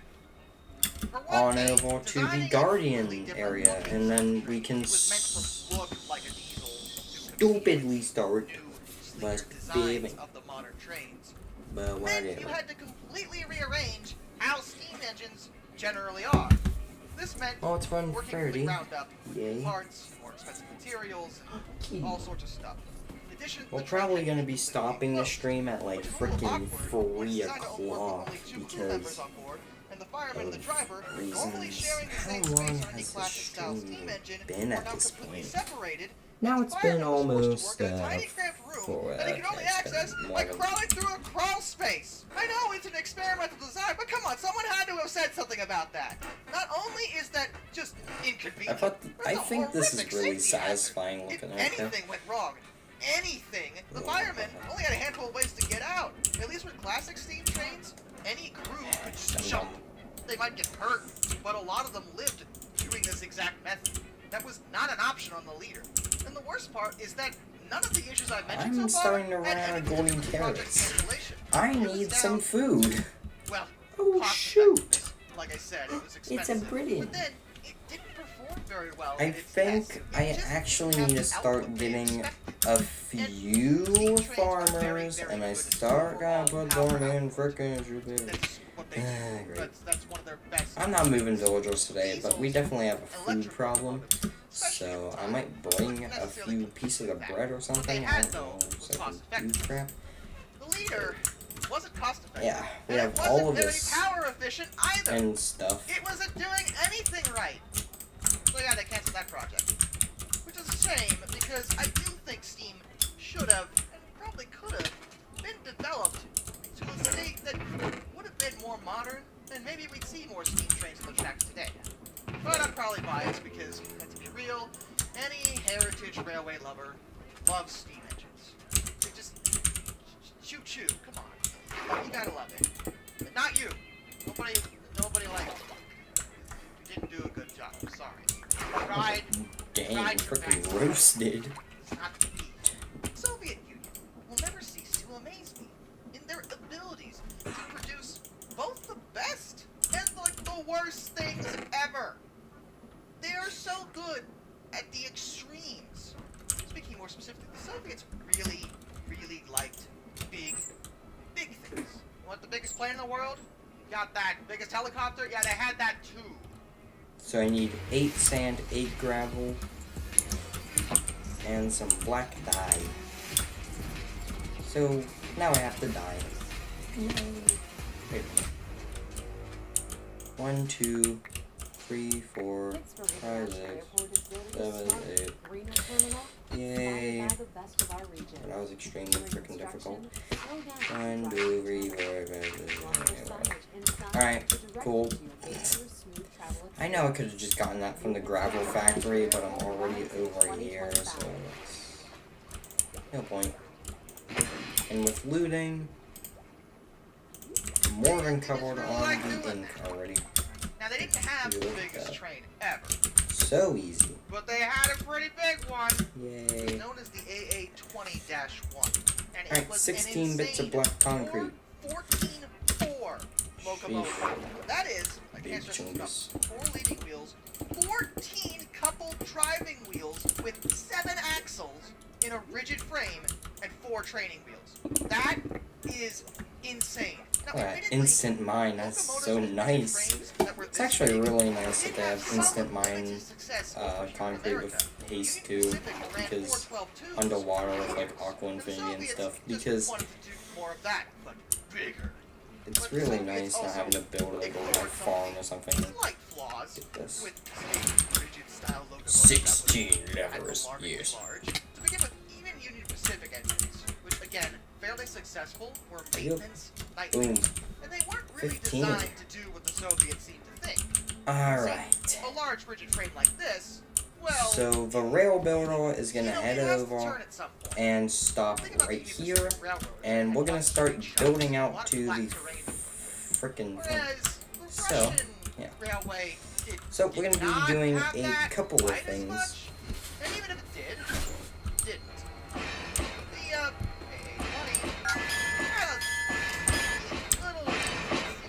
Alright. It's a really, really bad thing whenever you go over these frickin' stupid switches. Sometimes damage to actual lines, then it wrecked the points of the switches it passed over. Also, it was too big to fit on turntables, because of course it was. And it was somehow too powerful for the couplers they used. And if that all wasn't bad enough, the firebox was too small. See, steam engines, you know, you have to make steam. And naturally the firebox produces the heat to make the steam from the water. That all makes sense.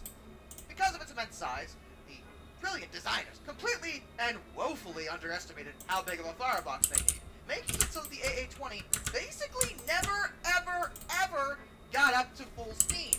And on the rare occasion they could actually manage to pull it off, it wasn't able to do that for very long, and naturally it was also damaging the rails. As it turns out, running a big, heavy, weirdly powered locomotive over damaged lines and switches, you know, risks derailments. Which happened. Often. The AA-20 was never, ever used in proper service. It did make a publicity trip to Moscow in 1935, but then they just kind of threw it into storage, and they scrapped it in 1960, and they didn't state that publicly, because it just served as a political tool. It was big and scary, and whoa, Russia, yes! But it was really, really bad at its job. I'm not trying to bash Russia. They made a lot of great engines over the years, but the AA-20, in my opinion, was the worst ever. Alright, here we go. Ever. Till next time. We are now equipped to build out tons of rails. So let's go with 250. Yes. Alright. Well, we can continue.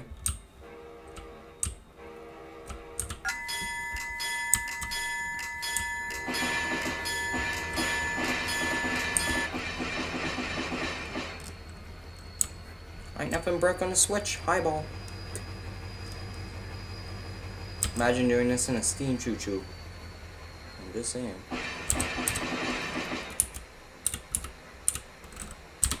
Look at that. Whatever. Hey y'all, my name is Tiara, and a little thing that I love about the Chick-fil-A spicy chicken biscuit is that it has the perfect amount of spice to jumpstart my day. Alright, well, since this is already a thing that exists, I guess we should start to try and build up to it. So, yeah. But doing it in 250 increments will not work. Maybe 25, so we'll start doing that. I'm sorry, buddy. Alright. Lord Hawk 444, Arthur Roy, Benjamin Owens, Genzer Kitsune 131-232, Mr. Black Rose, and Tribal Typhoon. You are the reason why this content remains somewhat of a disappointment. And today we have another top 5 list, and I decided to get creative again and talk about something a bit more, shall we say, disappointing. Where there's locomotives, there's always disappointment. Rolling stock you expect to do so well. Looking at it, it's ambitious and exciting, and it just doesn't turn out the way you want it to. Not necessarily because they're bad, but because of other reasons beyond the locomotive's control.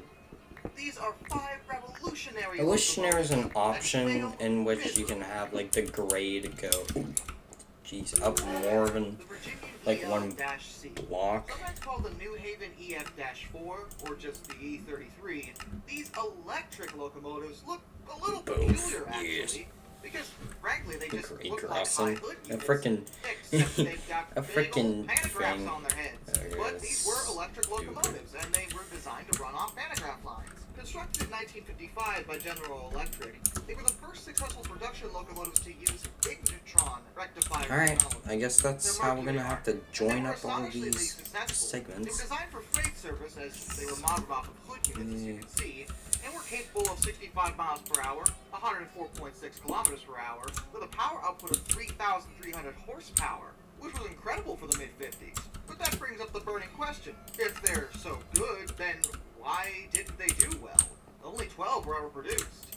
Well, that's because they were built for freight service. As electrics. The vast majority of electrification along America's rail lines is very restricted to passenger lines or regional service. The freight companies in America just simply don't have electrification for the most part. There were some exceptions, of course, as there were some buyers for it. The E33 just failed to capture any interest simply because it would require the company to invest extra money into electrifying their lines. Why on earth would they do that when EMD was pumping out diesel electric hood units left and right? It didn't require the extra investment of electrifying the lines.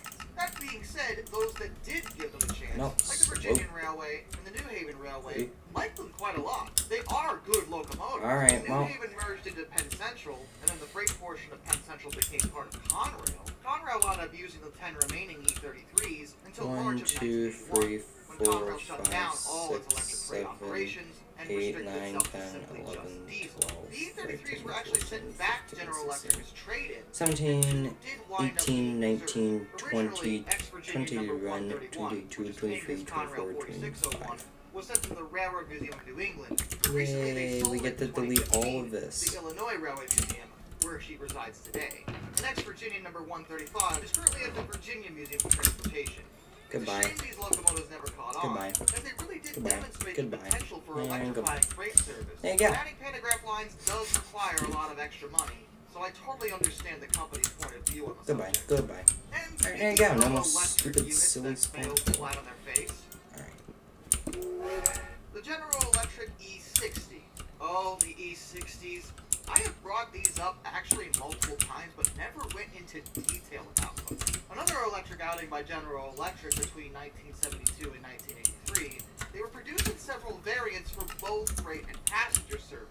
Now, as freight units, again, they were restricted due to the location of pantograph lines and the lack of electrification Oh, of frick off. railways, but they weren't actually I was just thinking about that. I was as like, hold on. passenger units under 1, Amtrak 2, though, 3, 4, 5, 6, Oh, 7, no. 8, There was a 9, 10, small 11, fancy 12, problem 13, when 14, modifying 15, them 16, for passenger 17, service. 18, See, there's a 19, lot more that 20, goes into designing a locomotive than you might realize, 14, namely in 14, terms of yes. making sure that it's, say, stable.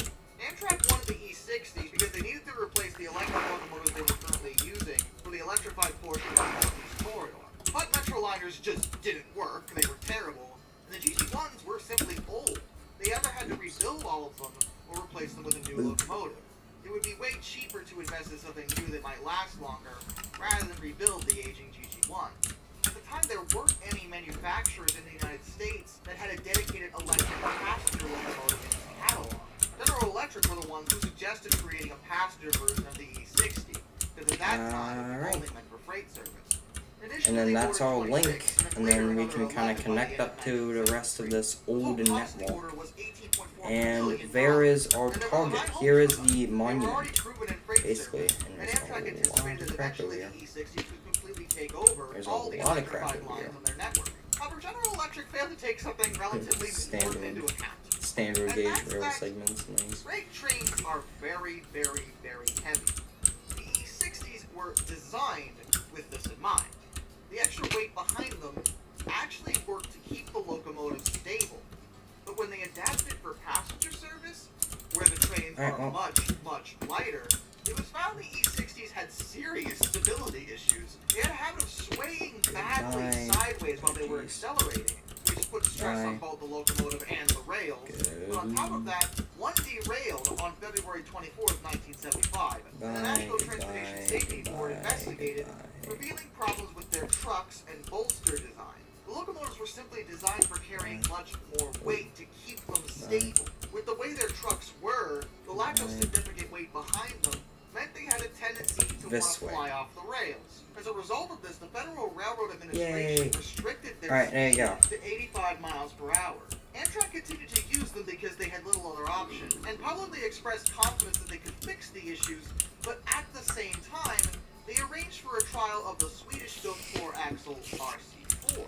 The RC4, as we've talked about before, would later be adapted into the American-made EMD AEM-7s. The AEMs were much, much better. Amtrak did retain a handful for limited use, mostly for heavy, long-distance trains, where the weight was enough of a factor so as not to cause problems with the E60s. But they only needed a few of them for that, and they were retired from Amtrak by 2003. But when applied to the correct train, they're actually still pretty good. Some are still in service in various Oh, wait a minute. This is the logging railroad. Three remain in preservation, and the rest were scrapped. Oopsie. Introducing Tropicana Zero Sugar. With no added sugar and no artificial sweetener ingredients. It's a refreshingly new experience. I see. Tropicana Zero Sugar. Sip your sunshine. Yes, zero. The London Northeastern Railway Class W1 number 10,000, also known as the Hush Hush because it was a super secret project.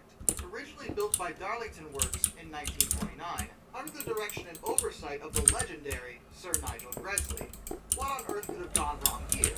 It's Gresley. There you go. Very rarely did anything that was completely catastrophic, and to be fair, the W1 wasn't catastrophic. Yay, I did a thing. Okay. W1 is a high-pressure steam locomotive. So now we almost have the tracks to kind of get over there. So we can almost connect up the railroad. And containing the high-pressure steam, unlike the Fury, which could operate with a boiler pressure up to 1,800 pounds per square inch, like a crazy person, the W1 was high pressure only in the loosest of sense. Its boiler pressure was only 450 psi, which is still high enough to be high pressure, but not so cataclysmic that it could explode at any waking moment. You've also probably noticed there's a very interesting design that does nothing but remind me of a beluga whale, because it's got this bulgy, fat boiler-looking thing going on. But that was part partially because it used something called a 3-drum boiler, which is a boiler with an arrangement where the steam drum is set above 2 water drums in a triangular layout. The water tubes fill the 2 sides of this triangle between the drums, and the furnace is in the center. The ethos behind the 3-drum boiler was actually meant to make it very compact, as well as operate at a bit of a higher pressure, which is perfect for a steam locomotive, although the only large 3-drum boiler that was ever used in a locomotive was in the W1. But with an ambitious design, a more baby-steps outlook on getting to high-pressure steam, and the legendary Sir Nigel Gresley behind it, how on earth could the W1 fail? Well, it just never steamed very well. No matter what they did, it never reached the standards of an equivalent fighter tube boiler. It also suffered from air leakage into the casing, which was an issue that was simply never solved at any point. Eventually, Gresley decided that no further progress could be made. It was taken to Doncaster Works and given a conventional boiler with 3 simple expansion cylinders on the normal Gresley layout. It was given a slightly modified A4 boiler, and to an untrained eye, it wound up looking just like an A4, except A4s are 462 Pacifics. When they modified the W1, they actually let her keep her additional axle. She was a 464, technically a Hudson. This allowed them to give her a more spacious cab for the crew, and with a more conventional design, she actually ran very well. 190. Oh, British Railways would take over later, and renumbered her to 6700. She stuck around to the 1st of June 1959, when she was finally broken up for scrap. Although one of her tenders, number 5484, actually did survive into preservation. It's currently attached to number 4488 Union of South Africa, which is one of the 6 surviving A4s. So that's something anyway. No, we're not far off. For the love of all that is holy, how many times do I tell you to get out of my house? Where you go? No, where you go? Get back here. Get back here. What? You want it? Scared me? I'm gonna go full American Revolution on you. I'm not just about enough of this nonsense. British Rail Class 71 was built as a part of the British Transport Commission Revolution on you. Whoa. Because of course it was. They were pure electric locomotives, and they were used on the southern region of British down, bro. Prior to the top classification scheme, they were actually called the AJs, but most people called them the 71s. And despite my frustration with British Rail, I must admit that the 71s are actually very good. Built between 1958 and 1960, the reliability was considered quite good, especially from that time, and their acceleration was extraordinary. I guess I used maybe a 30 or a 35. They could also handle freight trains very well, and really show the potential of electric locomotives on the rail lines. No. So, why are Did I seriously use like a 40 curve? No. 45? No. I used a freaking 50 on this? I used a 50? What? Were either just straight up diesels or electro diesels. They could do both. The pure electric nature of Class 71 restricted it in the Alright, I'm gonna go more with like a 49. Boosters that allow the locomotives to make short movements off the juice, as they say, in yards and depots, but outside of that, they had to stay attached to an electric line. And since they wanted them on freight trains, a lot of the freight trains are moved overnight, when there aren't that many passenger trains clogging up the lines. This made it even worse because even on the electrified portions of the Southern Region's lines, engineering and maintenance work tends to be done overnight. And for safety reasons, the power is, of course, switched off. So Class 71, even when it was used, often had to take ridiculous detours around sections that were being worked on, where diesels would normally be able to pass through just fine because it needed to have the electric lines. By the time they were withdrawn between 1976 and 1977, many were still in full working order, and 13 were still scrapped anyway. One wound up being saved by the National Railway Museum in York, and is currently on display at National Railway Museum Shildon.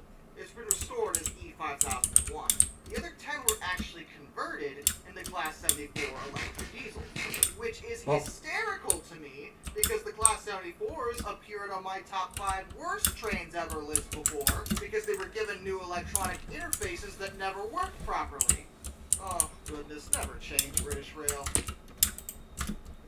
Hyundai Elantra versus Honda Civic. Hyundai Elantra wins every time. Lease the 2023 Hyundai Elantra for $229 a month with new inventory arriving daily. Visit buyhyundai.com today.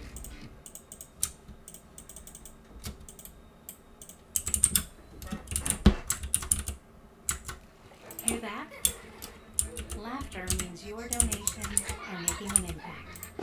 But mounting crises threaten these sounds of joy. War and conflict, severe malnutrition, climate emergencies.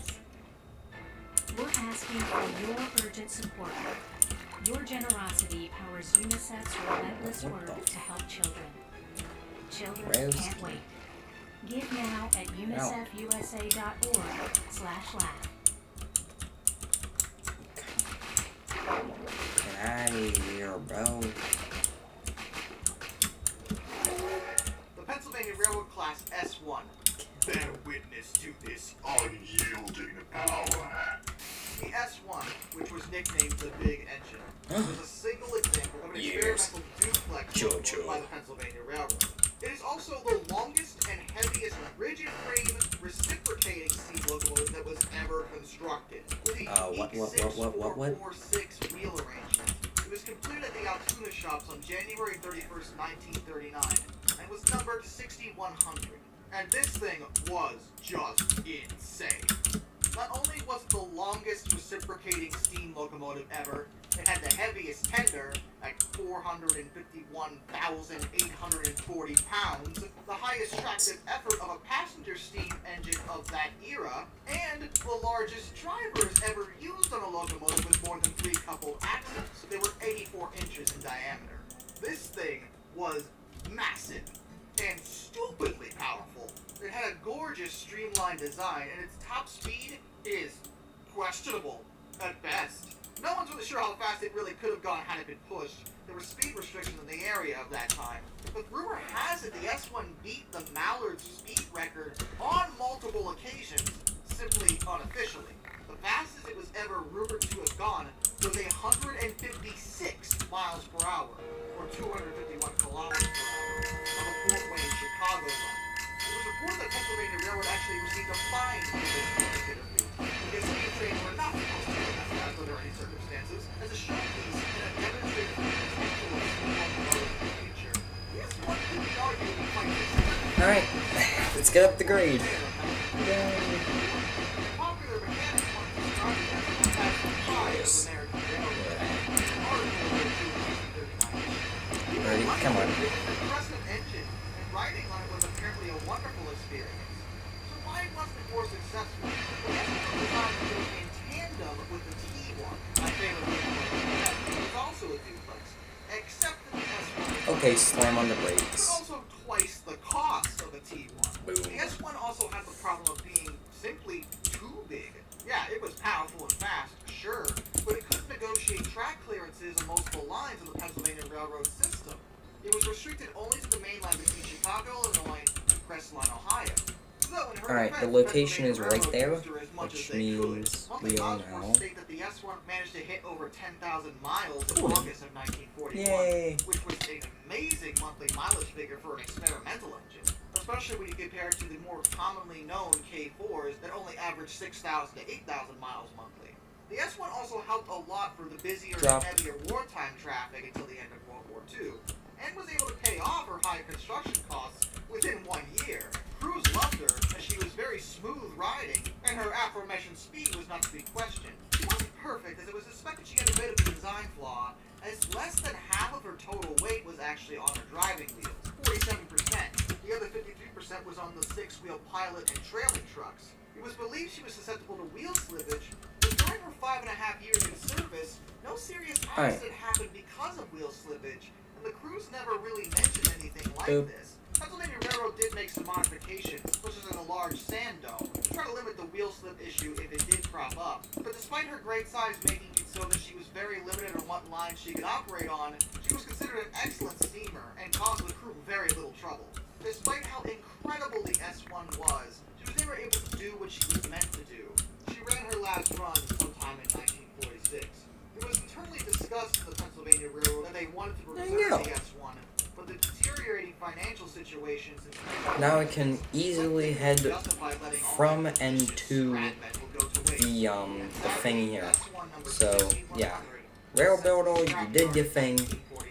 We can now drop off the rail building part of this, and we can kind of, I guess, run supply trains from over here and kind of mass bulk ship tons of crap There's gold in them between a dark long metals. This distance catchphrase from the on a California really gold rush cool of the little stretch of mid-19th railroad. century is fitting for the Van Yeah. Eck Merck Gold Trust ETF. You can throw this in here, and OUSD yeah, or ounce. and it Unlike the revolves. biggest gold funds on the market, ounces and investors It's a horn revolve, which I can. She never really, treated them as anything lesser. Alright.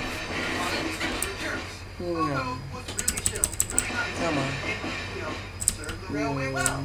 There you go. His namesake, the Kobo, Oh did jeez. not do that at all. What was the right thing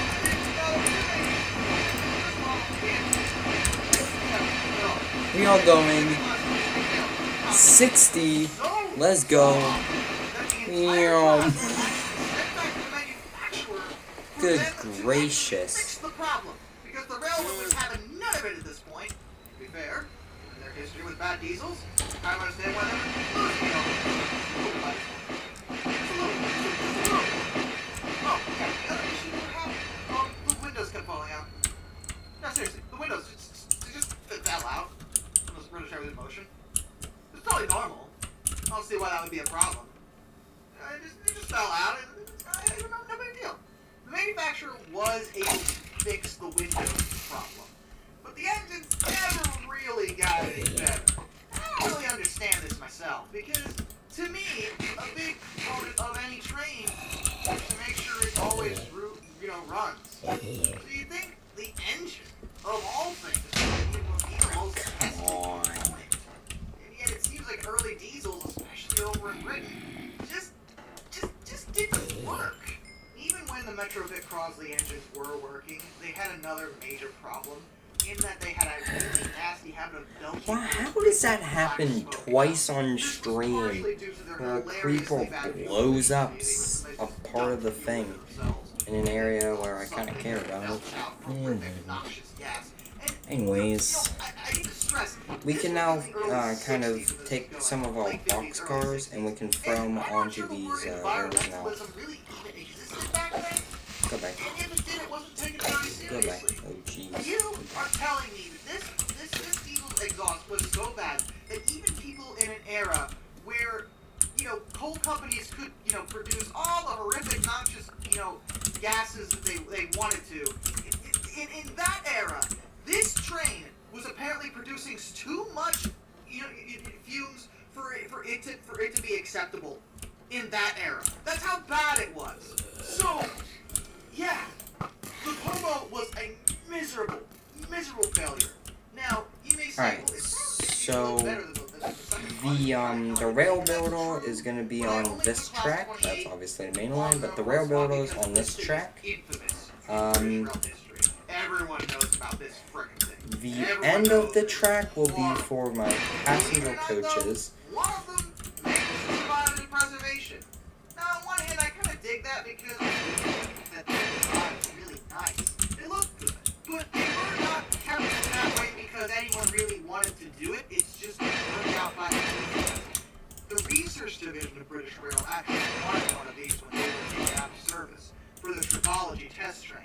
What's tribology? Well, it's things coming together in relative motion, friction, wheels and rails.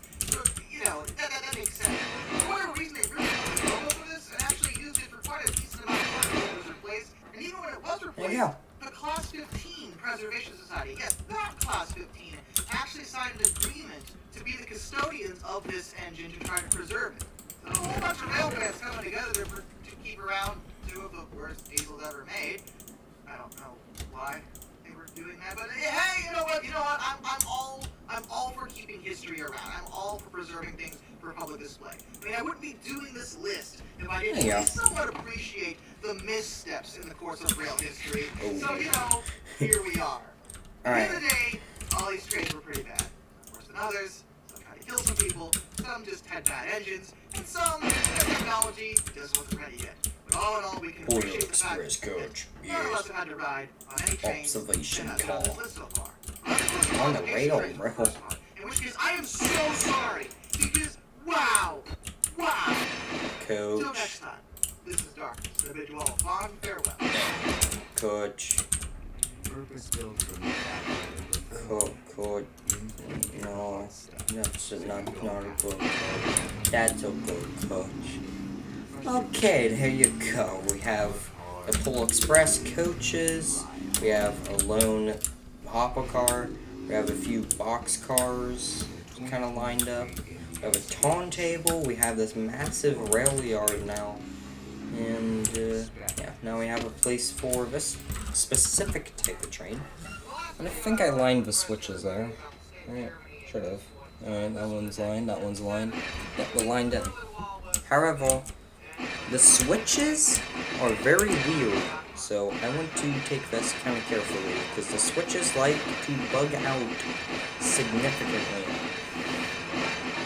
So, hopefully they don't really act up, and I can kind of just go through this without any troubles. Heck yeah! Nice. Alright, turn off our locomotive. It can kind of idle, have fun. And there you go. So, that's a pretty cool, tiny little rail yard with kind of some of my things. I'm gonna put a roundhouse sometime, not in this area, in like a completely different area, but it's gonna be a roundhouse and stuff, like I mentioned earlier, I think. Or maybe I was talking to myself about, like, kind of discussing with myself, like, the base. I don't know. Yeah, basically, this, there will be a roundhouse, like an actual freaking roundhouse. But not over here, because there's not enough space for it. But yeah, it's going to be a turntable. You're going to have a roundhouse. I'm going to have loop around tracks, so I can take a train and actually, you know, turn it around, which is pretty useful. And, yeah.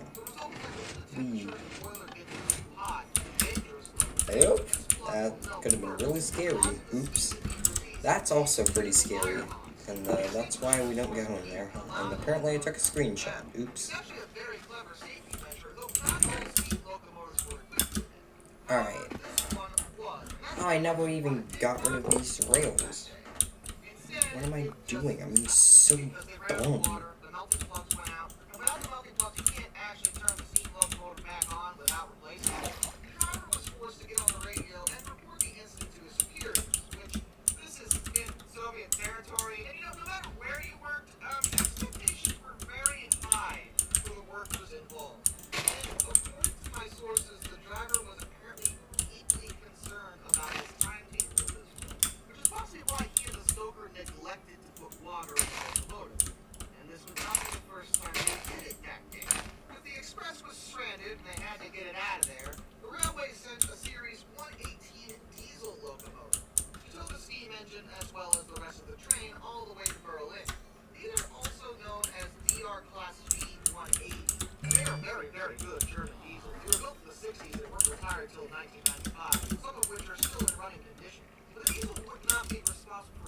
Alright, there you go. And then what we can do, we can take, we can go over here. Hey look, the tables have turned. We have finally produced more plant oil than ethanol. For once. These are still empty. What the f... Anyways, just gonna fill up this hole. Boom. Alright, uses. Swear. No. Recipe. Granite. Okay. Sure. Terracotta. Normal terracotta. Alright, well. Hi, kitty. No. Hi, cat. Meow, meow. Little socks. Eisenglasieri. And don't bother with the water tanks, even though they told their dispatch office that both had been filled up. Oh yeah, you see what's coming. Hey look, orange terracotta. Actually asked to make a water stop at Wittenberg, but this was denied by their superiors, which, on one hand, rude, but on the other hand, they had just told them that they topped off water in Berlin, so they shouldn't have needed to get more water in Wittenberg. But they didn't get water in Berlin. The superiors didn't know that, though. So instead they had to move forward onto Bitterfeld, which was actually a scheduled stop on This the way. route. And at that point, they probably would have been able to get water, 16. except for one itsy little problem. Now you may be wondering, oh, 121 had those melting plugs, does 1516 not? Well, it does, actually. They were both equipped with them. So yes, the melting plugs should have prevented yet another steam explosion from occurring. However, in this case, unbeknownst to the maintenance crews that had just worked on 1516, the melting plugs were covered in limescale, which is a hard I do have a millstone, but the problem was the limescale was bad enough that it actually isolated the plugs from the rest of the boiler enough that even at the higher heat that the boiler was operating, as in hand crank, yes. Actually, I don't even need a hand crank. I can just have the millstone be a thing. Alright, and then we'll grab like a large card or something. I don't know. Alright, that fits. Grab a gearbox and a normal cog. Frickin'. Alright, there you go. Then very quickly, we'll go this. Head over here. Just as 1516 came to a stop at that platform, which by some sources say was packed with at least 200 people, the boiler went off. The locomotive's cab was ripped to shreds, and the boiler was shot forward. Burning coal and Bye-bye. debris was thrown everywhere. The boiler Alright, ran well, at 40 there you go. meters, or 130 Have fun. feet past Hey the look, we already got sand. and as it landed, it was so hot that it actually welded Okay. itself to the track. A total of 9 people were killed in this accident. 7 on the platform. You have to look at the subtitles until crushing noises goes away. Hey look, it's done already. Alright, well. Another 45 survived but were injured. Okay, good. Investigation afterwards was a closely guarded secret by the government. They didn't I want shall accidents like this be. getting out, which is weird because it's not like the Western countries hadn't suffered steam explosions. Alright, cool. So there is my 16 little thing. And we are now done. Yay. Okay, so done the side quest. We built the railroad there. Now let's get a loco to get on over there. So we can't choose a steam choo-choo because the steam choo-choos can't get the water yet because I haven't made a water tower. So I guess an SD40. Sure, I'm taking SD40. I don't know. Take an SD40. Oh. Okay, well, this is gonna be a little bit interesting. Boop.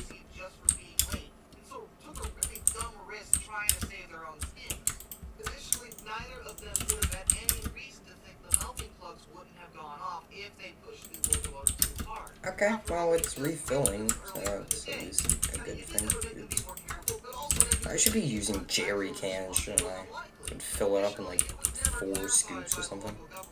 I don't know. But the common theory goes that 1516 was a rush order into the shops because they wanted it back in service as soon as possible. Either way, 9 people were killed because of this. And I see we learned a valuable lesson at this point. But the Gettysburg Railway had one of the 90s, so that was big too. Until next time, this is Darkness, and you're well done. Farewell. Dum-dum. Culture's biggest night, BET Awards 2023 live. Alright, there you go. She's filled up. Yay. Alright, I did the thing. Yay. Alright, we can take our jerry cans, chuck them back in there. And we have literal no uranium.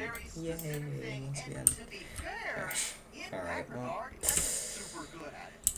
Triplexes are It's a lone switch. I actually know what that does, but it's kind of funny. Just a lone switch. Hi, switch. I should make a loading area for all of these that will like load up all of the specific pieces of whatever the frick. That'd be very helpful. Anyways, we'll flip the switch. Check this one to start heating up, because the diesel engine has to heat up a little bit. Doesn't take that long, which is nice. And you can actually speed it up by, you know, putting in some throttle, getting the engine turning a little bit more. Actually a monumental undertaking. It is vastly inefficient to do things that way. The systems just weren't designed for this kind of tandem power. Now, in that vein, though, they were exceedingly powerful. They were probably some of the most powerful engines ever produced. But the problem with that is how efficient were they? And the answer is They won't. Okay, so as long as we don't go flying off of a switch because the switch is stupid and it decides to come freaking no. As long as we don't do that with a stupid switch, then we're all good. And actually, we are now up to temp. Yay. Alright, get as much throttle. Speed! Not so much power, but definitely speed. Alright, you ready?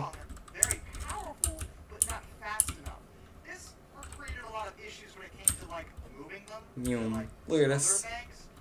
I love that. I need to improve the railroad, obviously, and put, like, an actual, like, tunnel there, but, yeah, that's fine. Oh, yeah, I don't want the engine to, like, blow up or whatever, so I'm gonna, like, not use too much throttle. Also, I was going, like, very freaking fast, so how did I, like, slow down to 2 miles an hour? Whatever. They were in their test phase, and it was pretty evident that they weren't going to work out, so I don't really consider them a massive flop on the basis that it was worth a shot. They look pretty interesting, like they're neat and all. I like how big they are, but, you know, bigness comes with its drawbacks. Hilariously, George R. Henderson was granted a U.S. patent in 1914 for a ridiculous Okay, we're here. Should make this a station stop. Just have a frickin' station along here. Something, I don't know. Look at that stupid turn. Blech. The frick is this just floating out in the middle of nowhere? Hello? Why isn't just crap loads of terracotta just in the middle of nowhere? Where does this go to? I'm not gonna deal with that right now. I'm just gonna leave that to kind of be its thing, I guess. I don't know. But Tyler, won't you, like, the whole thing you were doing is, like, cleaning up the compound? Well, frick off, I don't care. Shut up. What the frick? Alright. Yeah. Yes. Yeah. Frick. Yeah, yes. See, I can kill these guys with one shot with a bow, but that's the issue. I one shot with a bow and not a and not a bow and arrow. Yes, fishy. Ponk, ponk. These guys do a little damage, I guess. They're a little annoying. Look how many are spawning though, jeez. Alright, I gotta make sure I killed all the guardians, and I think I did, so all good. Turn off hover mode. And we can start clearing out the area. That's the first step. Kinda gotta clear out the zone.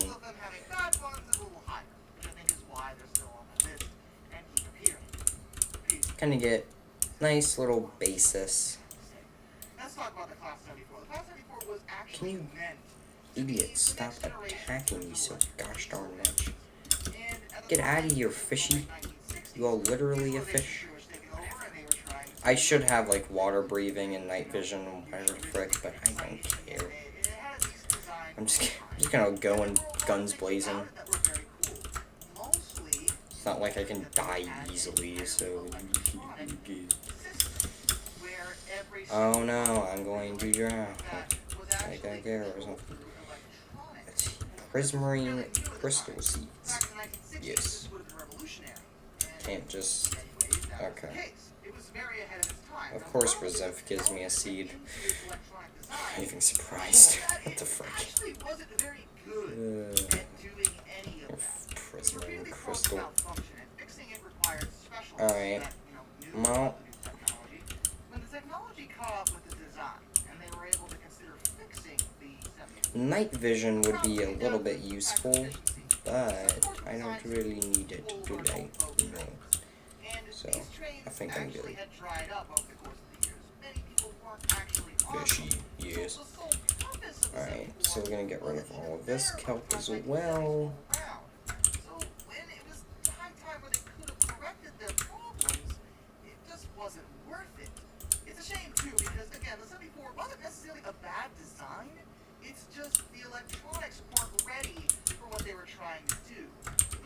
Stupid frickin' fish, bro. Can you stop it? What's the recipe for this, actually? Recipe. Uses. You need the crystals. Jeez, man. Recipe. Uses. Recipe. Uses. You can grind them for frickin' quartz and... no, don't. Don't do that. No, frick off, bro. Get out of here. Frickin' goofy fish. Get out. Get out, please. Good. Goodbye.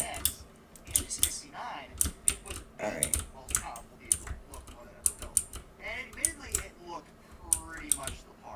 I mean, look at this thing.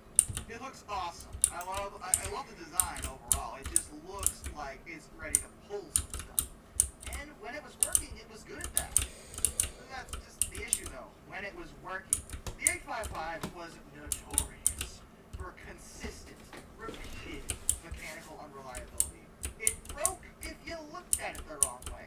For such a powerful design, you'd think the opposite, but no. It just kept breaking every single time they went to do anything with it. They were only in service less than 8 years due to overheating and poor performance. Yep, I forgot to turn off the engines. Oops. Alright, well.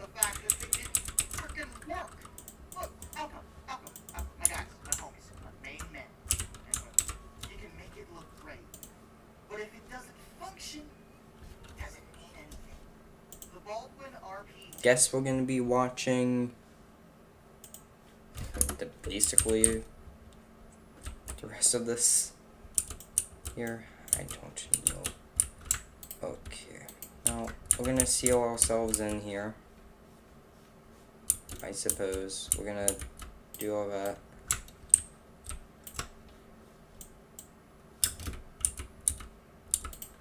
And then I'm going to design a little structure in which I can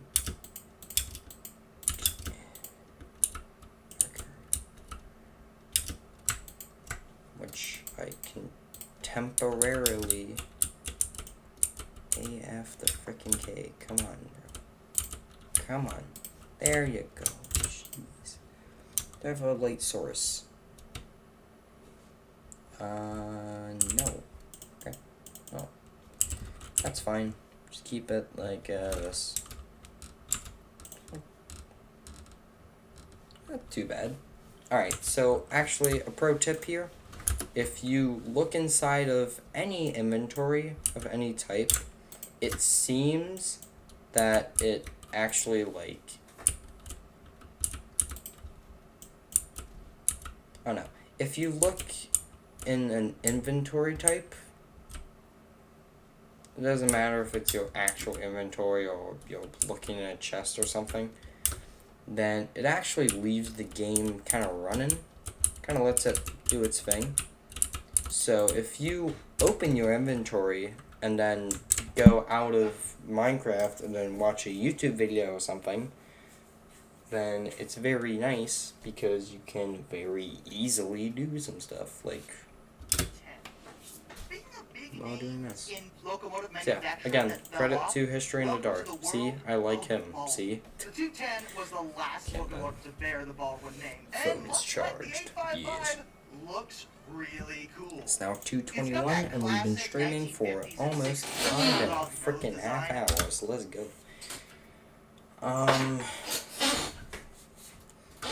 I don't know if you could like pause a stream. If that's a thing. Pause a YouTube. It's a YouTube video. Ah yes, TU Beast. Yay. Block. Blip. Get out. Stop seeing the ad.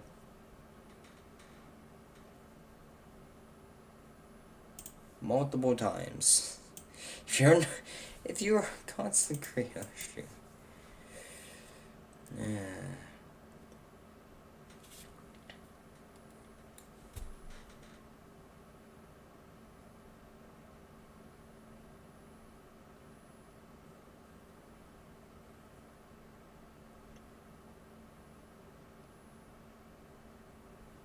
How is the advertising?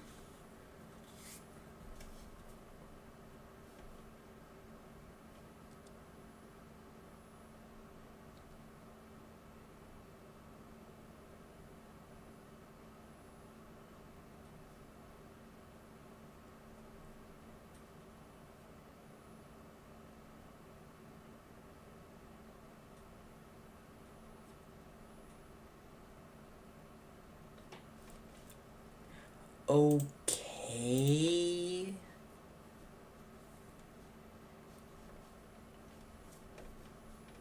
I know you can straight up just stop streaming on like OBS. Well, I don't see the end stream button. Where's the end stream button? What the what?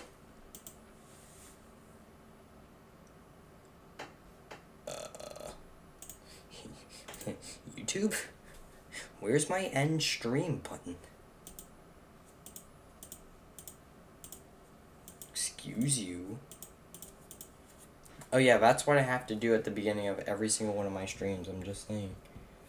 Create, highlight, add stream marker. Yes, end stream. Okay, so not yet, obviously, but...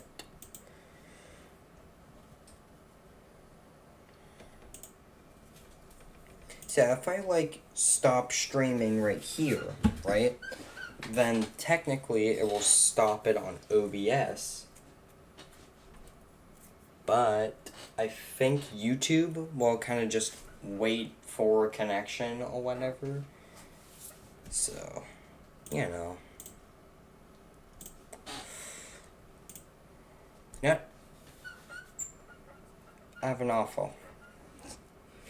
No, for the 0 people watching this right now, probably me, has already fallen asleep watching this back, or is watching History in the Dark, or Heist or something.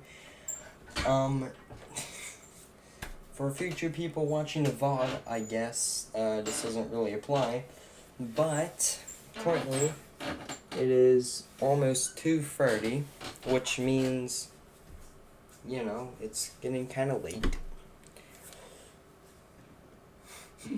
So if I finish the Guardian farm, right?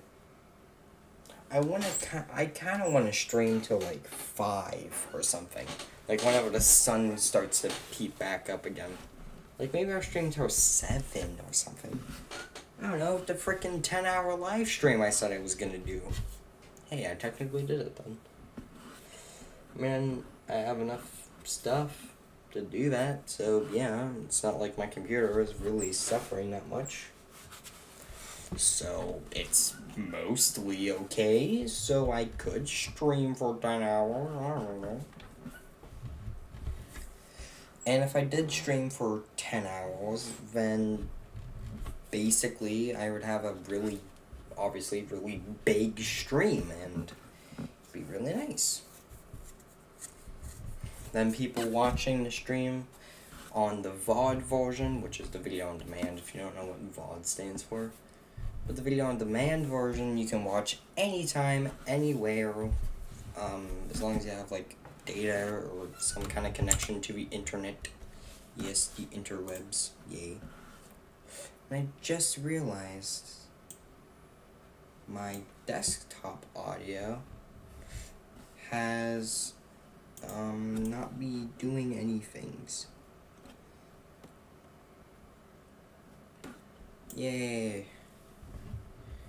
What the frick? Anyways, my desktop hasn't been capturing any audio. Yay. Good job, me. So, a good thing I fixed that. That's what I did for the start scene to make sure that thing didn't goof up or whatever.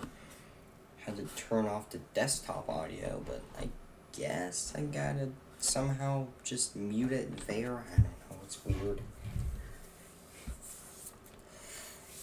But yeah, mostly stalling for all those items to disappear because that's really the main holdout for making me build all of this. The stupid items. You know, I have a better idea. I'm gonna head back in here. I'm gonna see if all of the items have despawned yet. And good, we wasted enough time. That is exactly my intent. Yay, I did a thing. Alright, what we can do now is we can build these walls back up a little bit.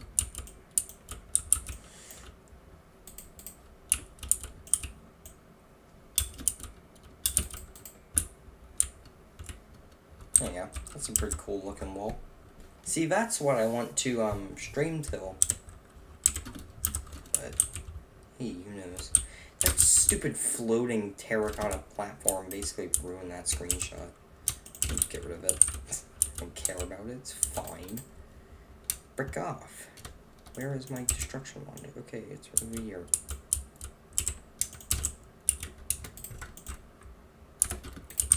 Alright, goodbye. Goodbye. I don't even know where this was trying to lead to. So, why should I keep it? You know. Also, this was a massive waste of terracotta. Like, all of this was just here. It's gone to nothing. This was whenever I was doing... So, this is when whenever I was doing stuff like off camera a bunch. Like in between episodes when I came home from school. Ugh, school, bleh. But, yeah. Hey look, it's stupidness. Get out of here. Get out of here. Get out of here. Alright, we can turn on the engine. And we can kind of wait for it to do its thing again. So yeah. Maybe building up some things here. I think I should put like either a loop around or not a loop around. Yeah, screw it. Could put a turntable, but I don't know. I don't know where this part of the railroad would even lead to, if there's anything important down this, wherever the frick direction this is going towards. I don't even know if there's anything important down this way, except of course the Ocean Monument, but that's like the only thing I can think of that's really important down this way. The only other thing that I can really think of is where this track was also going towards. It also went towards that direction, and that way there's a massive forest, so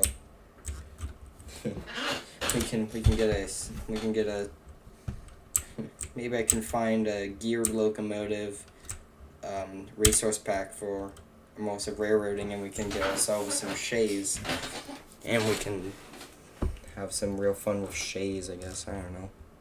How do you have fun with a shay?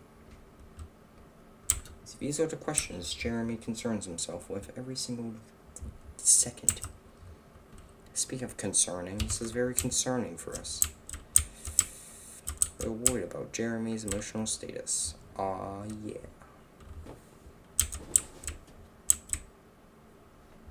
Oh, the engine is literally off. Hey, ding dong, why isn't my engine moving? Oh, I don't know, Jeremy. Freaking stupid Jeremy. I don't know, Jeremy. You literally turned off the engine, herder. Dum dum. Kitty cat. Hi, sweet. Hey, little. Hey, oh, hey, kitty. The big old fluff left already, so I have to deal with this little British cat. I don't even know what it says. I think it says, like, Brashwanga. What do you say? Kitty, what do you say?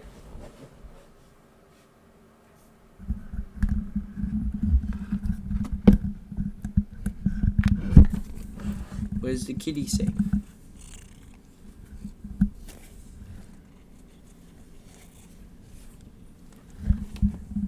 What do you say? Say it. What? I can't freaking hear you. What do you say?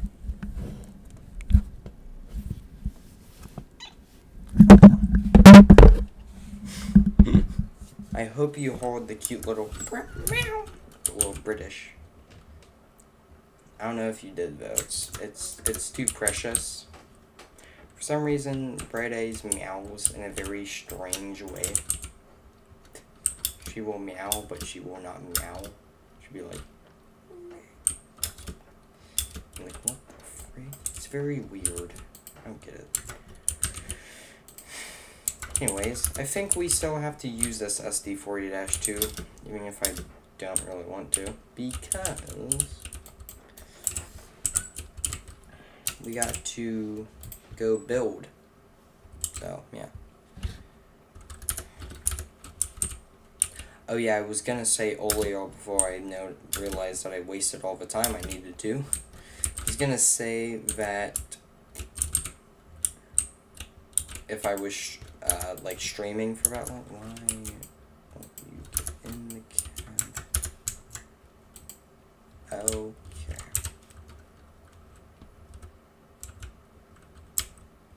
Yeah, I was gonna say that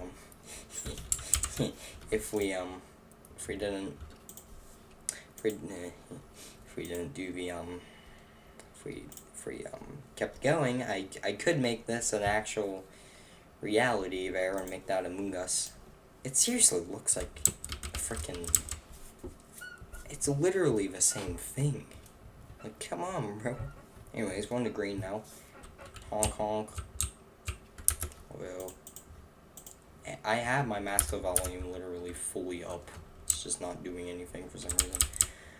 How fast can you broski? How fast do you even go whenever you do this? You have to worry about engine overheating or whatever, but I don't care. Well, hovering around 29. Alright, looks like we can maintain that speed.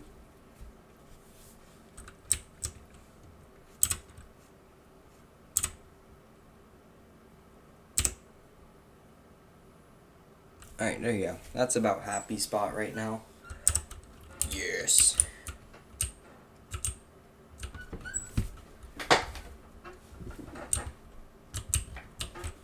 No, we're not actually honking. It's just, you know, weird.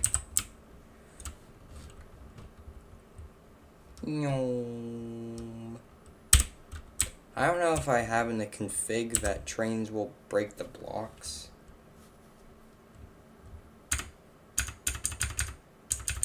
Wait a minute, what would be my config key? Hold on. Controls. Impulsive railroading. Config slash. Where's slash? Where's slash? That's key? I guess. Slash? No. Slash? No. Which key do I use then? What the frick? I'm gonna change that key to plus.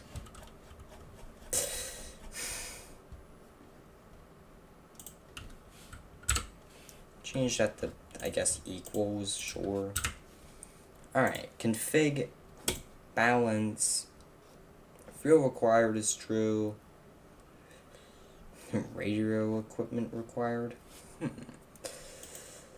Radio range. What is the radio? What? Can diesel engines overheat? True. I don't know why that's not a thing. Where is it? Oh wait, it's in its own separate category. Damage. Train brakes. Blocks. Okay, it's true. Or it's false. Thank goodness it's true. Yes, I want multi-threaded stuff. Please. Please give me that, actually. Debug. Yes.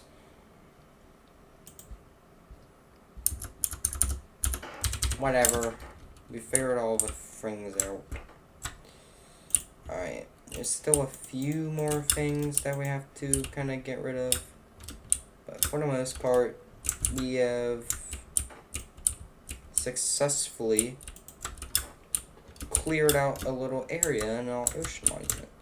Oh yeah, I was also gonna say that I should have made some potions. No, I don't feel like going on the locomotive real quick. I just want to fly back real quick. So it's gonna be like a real quick thing. Come on, bro. You can do this. Come on, GPU.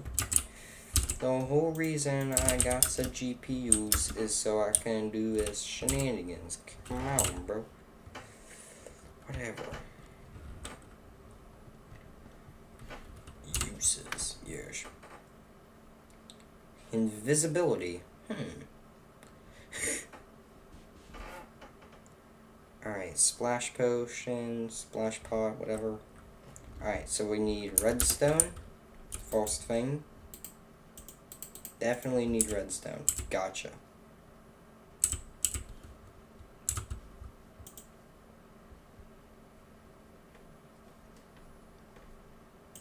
Alright, recipe for this. Golden carrot and some awkward potions. Okay. And awkward potions, I think I remember, are from Neverwart. So I'm going to take some of our bottles that I have in here, because I do have some actually. And we're going to take all of these. Hi kitty. And we're going to do some stuff. So I'm going to take a Neverwart block uses, and I can't do that. Okay, because I got rid of my crusher.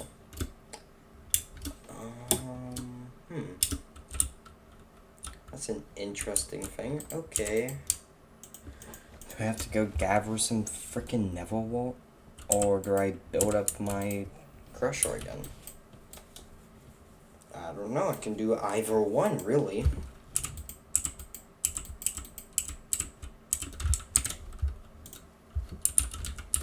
Ways of getting night vision underwater.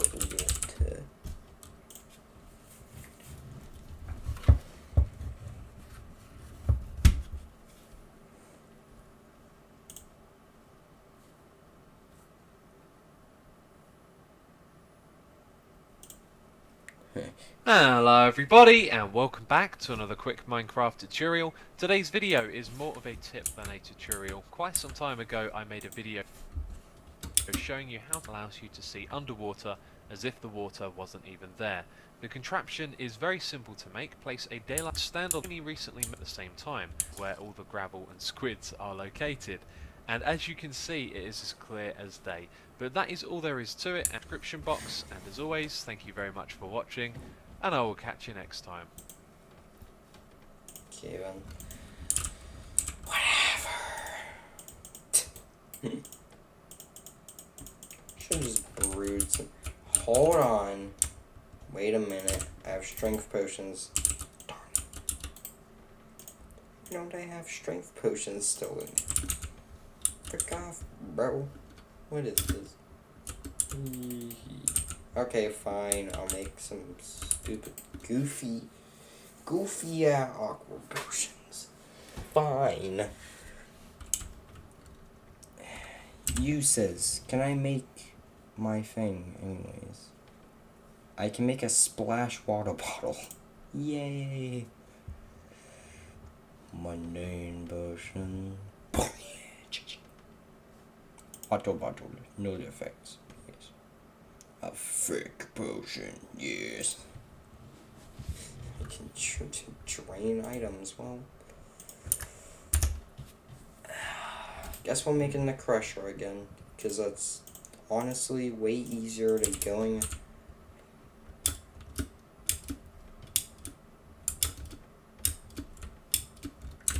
What is this even projecting? Assemble. Oh, I think I know what that would show up. It would probably show up over there. On his rainbow reflections. That's cool. I like that. I didn't even have to search for it. Alright, crusher. Yay. Alright, I want the crusher to be pretty close by to the basin things. Now, I want it to be, like, right next to the frickin' thing over here. So, I guess rotate it like so.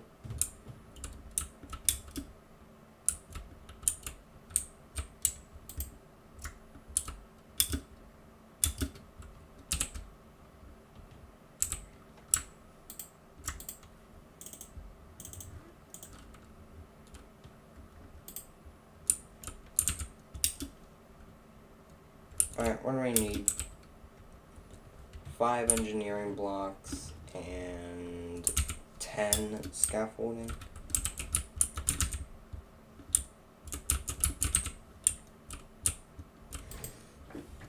Five light. Clarification. We need the steel box, and we'll probably need more than just that, so. I'll grab all of these things, and yeah, put that in offhand.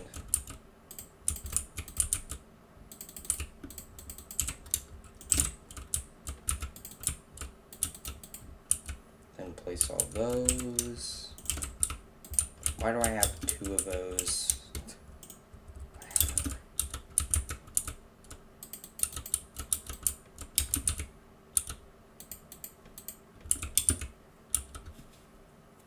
Alright.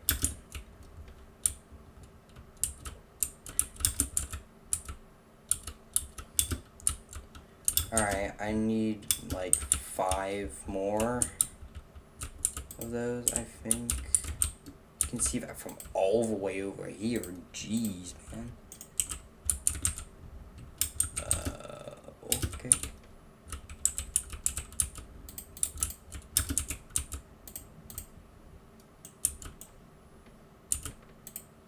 Boop. And then I guess it's just like 9 hoppers and then the cables to connect it. And then I should actually be all complete. And I do not know why I still have this extra engineering block. How did I get an extra what? Whatever. Put away the steel crap. Alright. Put away and steel crap. Yes, okay. So, we will now put in all of those. The projector no longer needs to be used. And actually, I'm going to put this into here, because why not? It doesn't really matter. And I will put the manuals here. Now I'll put the, yeah, that's better. Alright. Then we grab the hammer. Then we make our crusher. And, yeah. Where's input and output? Alright. Output is apparently out the back. A little silly. But I did this, so it's way easier to hook up the input for the actual thing. So, what do we need? A connector, a relay, a connector, and a relay, and a cap.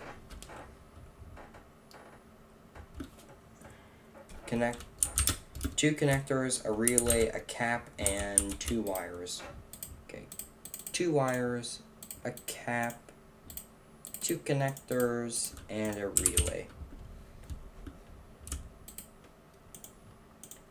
That way I can fully make a nice little just kind of bridge off of here.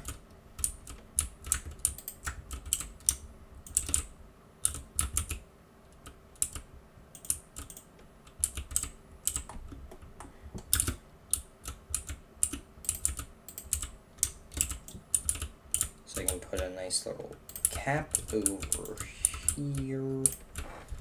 Oh, it's like perfectly in line. Nice. Alright, well, put the cap here.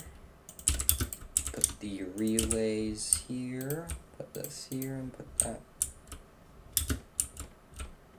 back in here. Now this thing should start producing an output and do some things. So, what we will do now, grab our conveyor belts and grab a few storage crates. A few grabs the entire box of storage crates, whatever. And grab a few vertical and a few dropping ones.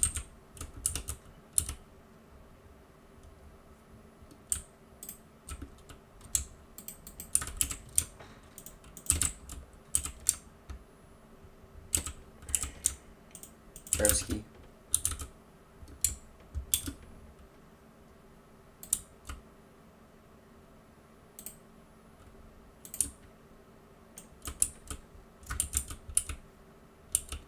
Hopefully I can just like drop them in because that's really seamless looking.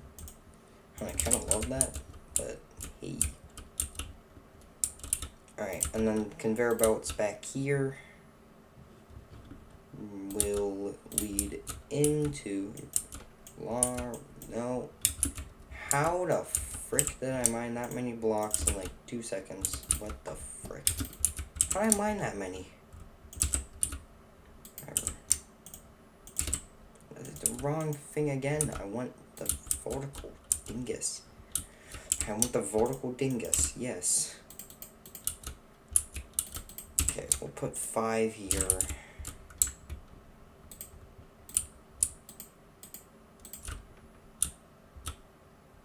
Droppings we'll leave over there. And then we can put away all of these conveyor belts again. Yay. So, wait a minute, no. Alright, we still need some conveyor belts. That can be lined up like a so. Because then you can have a hopper and a hopper and a hopper and then a chest and then places for like storage crate access basically.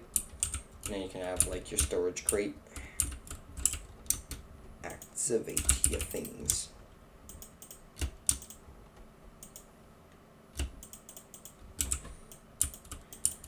But yeah, there you go.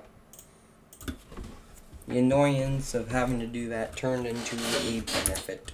Yay. So yeah, and then I just grab free hop-alls, a chest,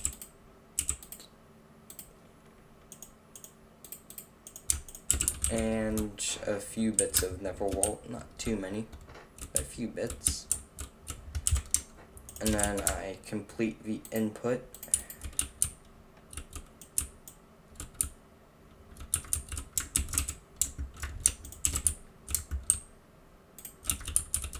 So I can see more clearly how this works. So yeah, you can put in storage crates, and then you have just chest input. And now we get to test this new little system. It should just drop straight in. Yep. Perfect. And then some nice good old Neverwalt. Start filtering in. And something definitely tripped, I'm not gonna lie. Now it's going.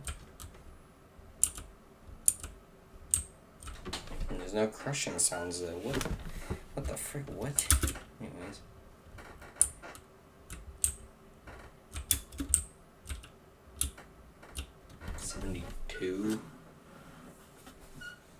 I don't know. I'm trying to figure out what 40 or 16 times 9 is. I guess we can find out. That many. 2 stacks and 16. I guess. I don't know.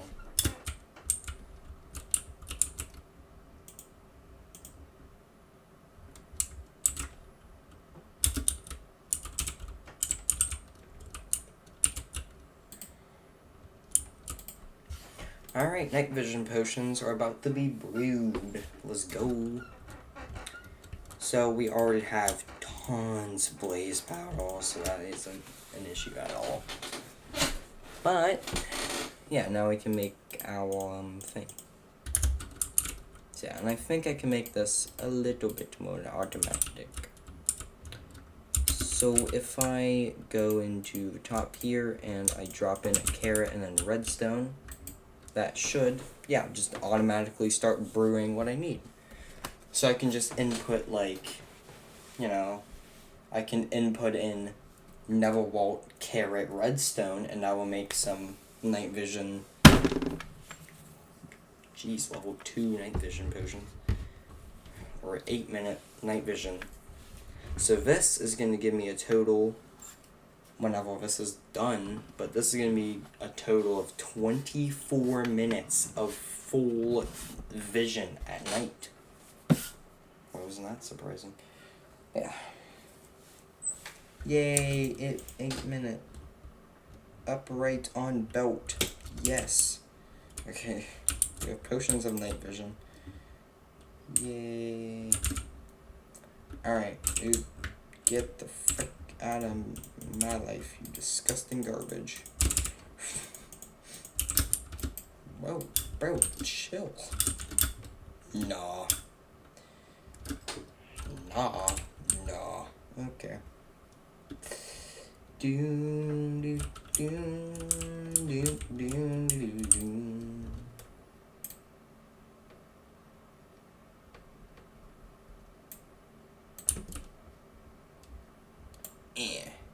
The main thing I obviously care about is seeing underwater. I don't really care if the Guardians start attacking me or whatever, because, oh no, the Guardians are attacking me, whatever shall I do? So, you know. In fact, I'm just gonna swim in here. Ooh, I found the Spoonky room.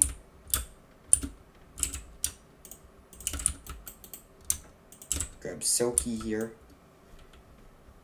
Get all of that Spoonky. Look at that. You gotta love 1.16 for adding like sponge specific blocks that like really work well with sponges. It's a really nice addition, actually. Yeah, half a stack. Just half a full stack of just wet spunk. Nice. Also, gotta love Aqua Infinity. Let's go. You guys remember in episode in episode 15, becoming undefeatable. You guys remember in that episode whenever I was like, what does Aqua Infinity do? Well, now I know. Actually, it's a really good enchantment. It's a really important one, actually, too. It's a nice thing I actually got it, because it basically allows you to mine at normal speed underwater. Which is a really nice thing to be able to do.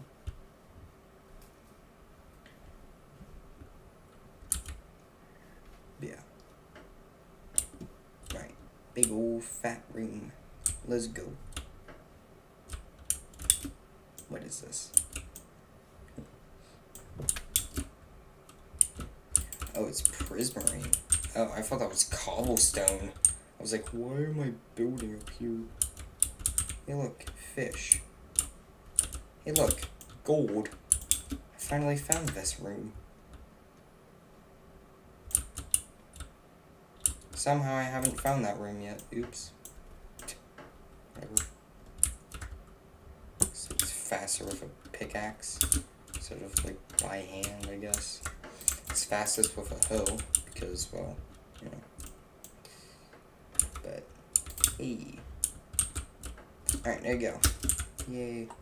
I got some sea lanterns, so I can fix the way this top part looks and not ruin most of the outside. But yeah, you can see the monument very clearly like this. And it's going to get even better with the night vision. But yeah, you can see the surface of it really clearly. It looks a little dull now that there's no shrubs, basically. I'm just impeding your vision. Arrows are so limp. Hopefully when Mojang pays attention and realizes they added the frickin' the fletching table, hopefully like one of the actual things they kind of add,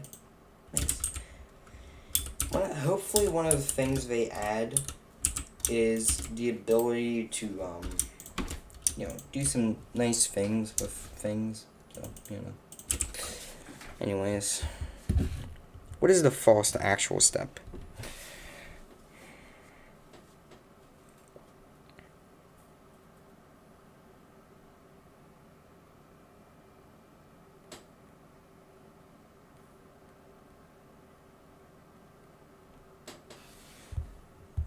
Alright, so the first step of the process is to dive in.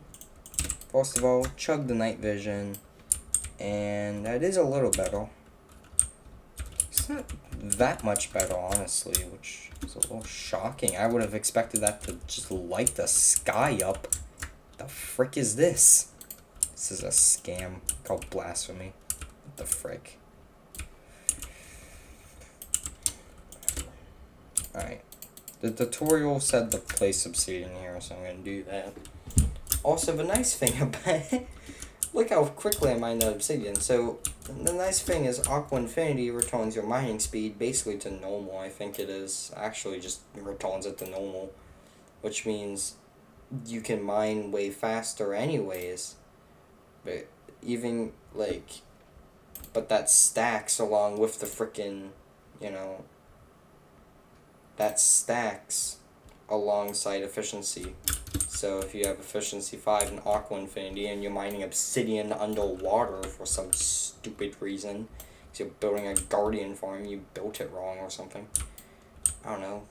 I wouldn't be me. I wouldn't know about that. Anyways, but also those XP orbs look so weird. Is it like more XP or something? I don't know. Might be. It's probably why some of the other tutorials I saw on how to build a guardian farm were like a guardian farm, but also like gives you XP. Guess that's why. I'm not sure. Hi, kitty. Alright, well, I successfully did it. By 6 blocks. Okay, so the side towards the front part needs to be by 6. So 1, 2, 3, 4, 5, 6. Very easy. Yeah, I did that. Can you give me the next step, please? And also extend the other side by 11 blocks. Okay. So we will have 43. Just by the end. That's 4, 5, 6. 1, 2, 3, 4, 4, 5. There you go. Yay! We have the portal, like, bottom piece of the portal done. Alright, so what do I do after that? Add a building block. Build up forward obby. Building block. And then just complete the portal. So, you know, I'm going to be fancy, and since I have the resources, we're only going to use half of the gold blocks, and we're going to line the portal frame with gold, because why not? See, if you make a mistake building your guardian farm under frickin' water, and you screw up the obsidian placement, it's really easy to line it with Aqua Infinity and Efficiency 5, so, yeah. Although, if you're in the air going down towards the block, that is when you run into trouble, apparently. Can you leave me the frick alone? The funny part is, I can't even see, like, the beams because of the shaders, so I don't even know, like, what the beams really look like. I mean, I do, because I played Minecraft, I know what they look like, but it's just kind of funny. Oops. Oh, you need exactly 50. Oh, that's fun. Get out of here, broski. Goodbye. You actual fish. Fish. Yeah. Look at that. Isn't that cool? Actually, what is my, effect? Okay, only half of the amount of time already. Hi, kitty.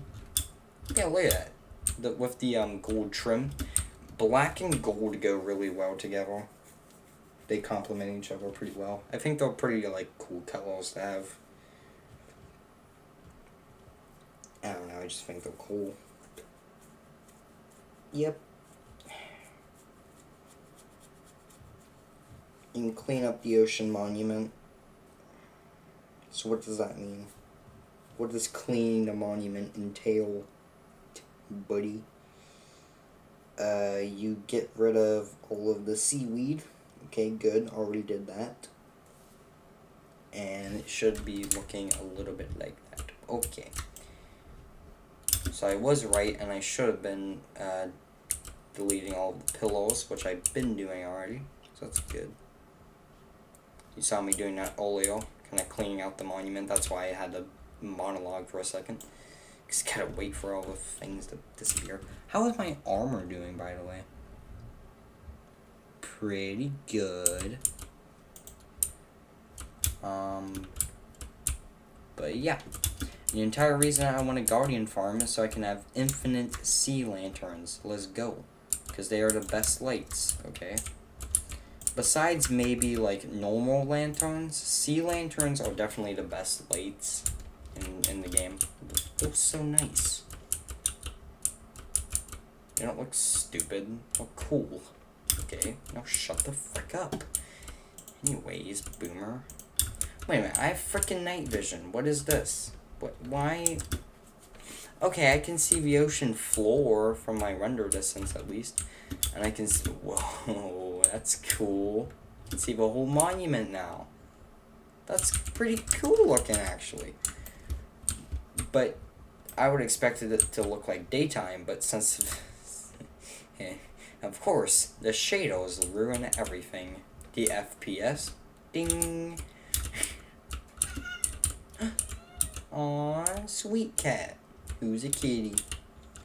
Oh, I see what they did here. What the frick? Hey, kitty. Meow.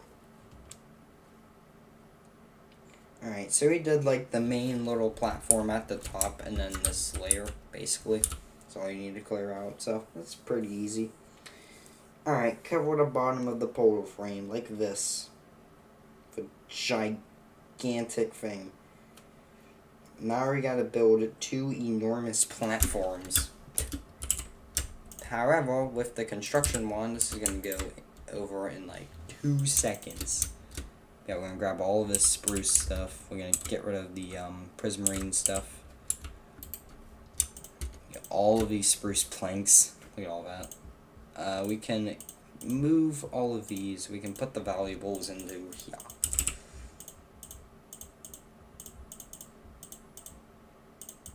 And then can put down one of these, get a construction, get construction boy, line up the ender chest, make sure it goes in the correct spot, and then we can kind of just place out a little platform. And unfortunately, since this is wood, this is going to take slightly longer than adult wood. I say slightly because we're basically halfway done. We're past the halfway point, and we're basically finished already. So that's cool. Yeah. Oh no, the fire alarm's going off. Frick. Well, gosh darn it. Because the house is blowing up now. Yay. My favorite. Why won't you drop when I press G? It's like Deera Valley. Come on, man. Walk like Deera Valley. Whatever. What layer did he build this on? You can now light the portal. What if I don't want to light the portal? I'm scared. What the frick? Discrimination. Also, because I'm lighting the portal, I had to light the wood on fire. Oops. Whatever. Also, this should still be relatively close, because the train ride over here isn't even that long, so...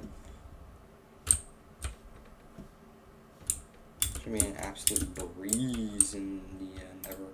Can you get out of my life, please? Freaking guardians, bro. Sheesh. Did I do that? Did I clear out that little spot over there? I don't know if I did. I think I might have. I don't know. Seems a little sus. That's a lot of freaking guardians. Am I gonna hit that guy? I just missed him. Alright, well. Can we get a very slow little tap? Come on. Come on. No. Okay. Frick. I'm wasting so many areas right now. Come on. Frick. Wait a minute. Wait a minute. No! It was so close. Come on. Come on. I think I might have finally sniped them if he didn't move. Frick off, bro. I was actually trying to press G to get rid of the thing. Because I'm used to Deera Valley controls. What is this? Build the temporary platforms on both sides. Yes. Okay, so it is this from the second block up. Okay. Can you show me the dimensions, please? Thank you. Okay, so obviously that should be 21. The main thing here is having this part be B17 blocks. I guess. So yeah. It shows from the width from here all the way back out there should be 17. So 1, 2, 3, 4, 5, 6, 7, 8, 9, 10, 11, 12, 14, 15, 16, 17. Why was I... Frick off, kelp. Get out of here, bro. Get out. Frickin' stupid kelp. Also, I don't care about these shards and crystals right now. Because I'm gonna infinitely produce them in a second, so it's not like it matters. Now the same thing on the other side. Oh, frick off, bro. Is it the exact same thing? Literally the same? 17 by 21? Okay, the platforms are now done, apparently. Okay.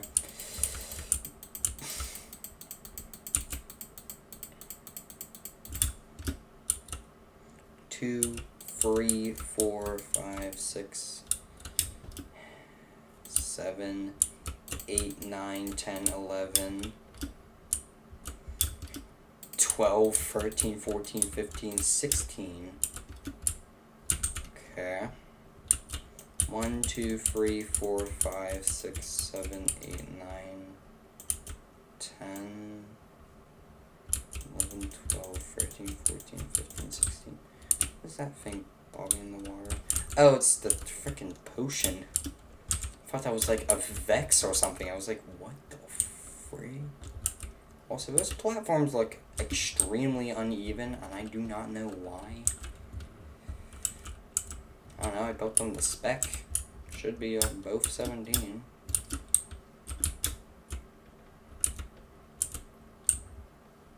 I don't know. But from this angle, they look like the same. I am very confused. Great, I just made a mob spawning platform. Convenient. Not convenient. If you kill those dolphins, I swear I will kill you second. Get out of my life, bro. Now, if the guardians don't ruin me, actually I can get a shot from the gold portal of the diesel choo-choo.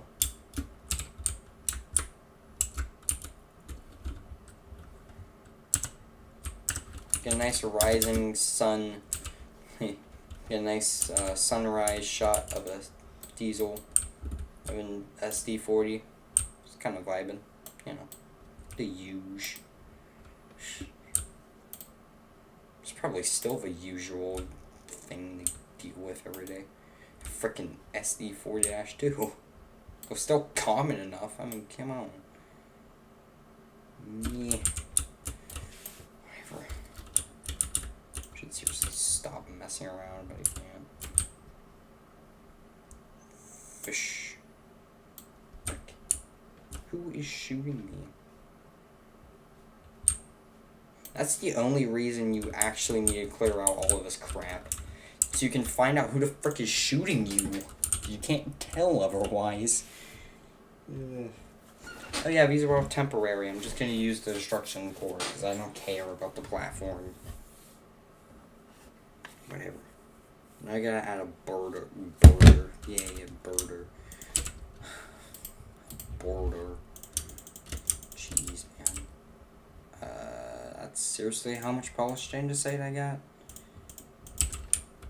Better than nothing, LOL. I don't. What the frick is this?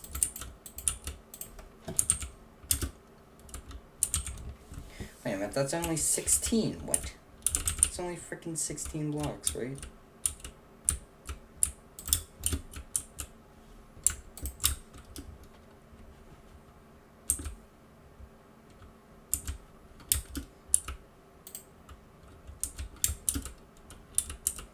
That's 17.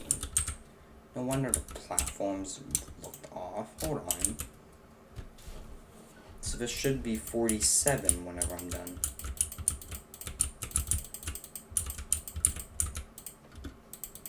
Yeah, so I goofed it up. I knew they looked uneven. What the... What is this? Blasphemy. He said the word. Yes. Alright. A 1 block tall? Okay. A 1 block... Oh, my God. I cannot speak. A 1 block tall border. Jesus, man. Yes, he is a man. Anyways. The frick?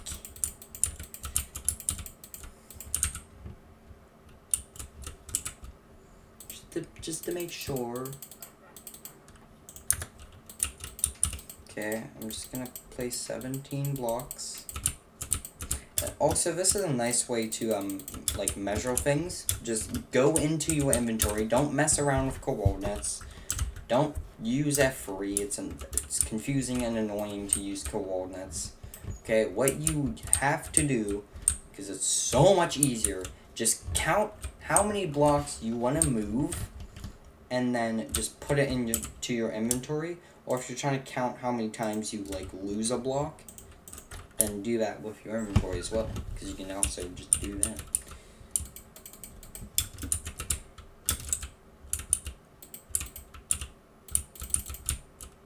It's so weird getting attacked out of freaking nowhere. Just get randomly shot in the back. Ow. Ow. Ow. What the Broski. Anyways. I've now made the things. Yay. Count 8 blocks from the portal. And on the knife. Okay, you didn't really. Oh, frick off. And on the knife block, add a row of fence gates. Alright, well, we're busting out the fence gates. Let's go. Right. Goodbye. We can put away sea lanterns, and I don't care for ink sac right now. So, good frickin' good night. Good frickin' good night. Yes. Alright. This is our final night vision potion. Final freaking time dealing with these stupid guardians. Get over here. Die. It's gonna be nice watching you be farmed and exploited. Where is you? Where is this dingus? Where is he? I know he's shooting me. Where is he? What? What the frick? What? Get the frack over here, broski. Alright, you ready?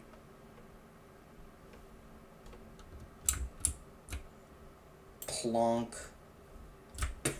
Still got him. Nice. Whatever. Alright. I'm gonna use wet spoongy. Wet spoongy. Nice.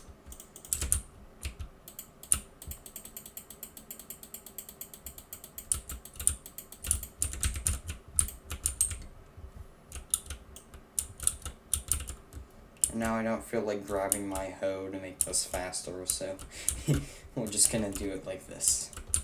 Sure, that makes total sense and doesn't sound sus at all. Good job, me. Good job. Anyways, the tutorial is saying to like count 8 blocks back. I can just use the blocks and count using blocks.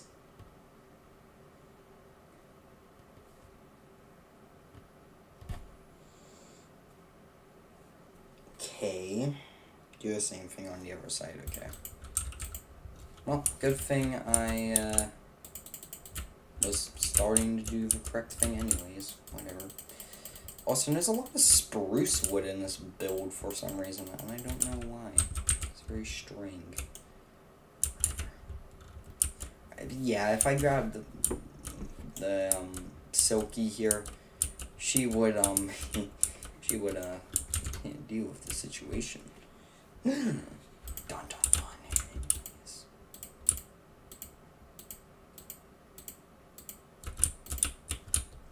Oh, frick off. You like men? Come on, bro. What was that one username I saw in chat, man lover? I don't know. What the frick? Directions unclear. I do not want to frick. No, frick off. No, not to me. What the frick? No, not to me. You fish. You absolute masked brain. You hyperbole. What the frick? Hyperbole. Nice.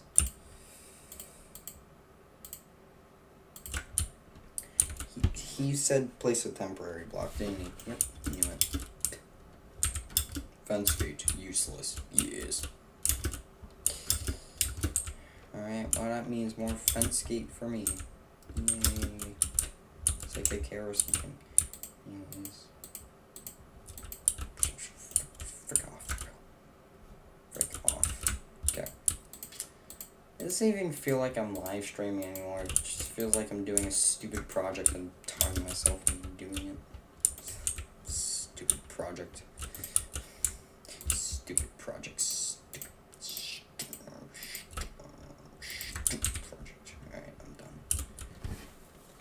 done. Looks like he opened them to face backwards, so I guess I'm doing as well. No, you don't.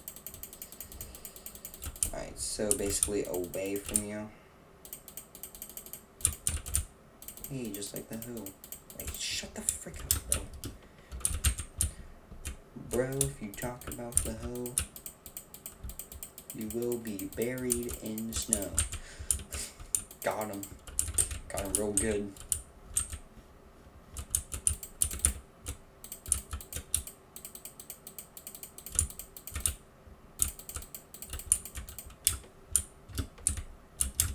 Yay, I did a thing.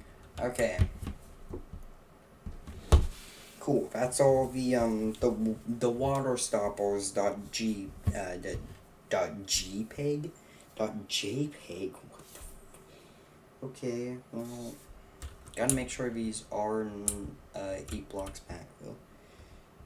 1, 2, 3, 4. 1, 2, 3, 4. Perfect. Alright, add a row of water here and there. That's kind of what I assumed we would be doing. That's why I tried to grab a jerry can, because they're way more efficient to do this type of stuff. But, hey. Alright, so he's making 2 lines of water, and basically it'll going like... well, I guess I'll show you, because...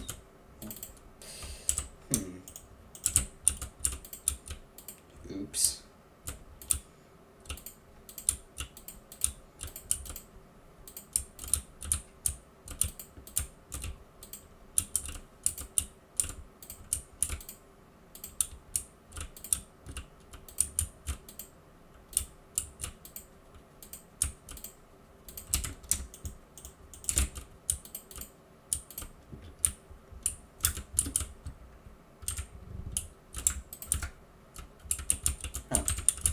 Doesn't flow that way. That's weird.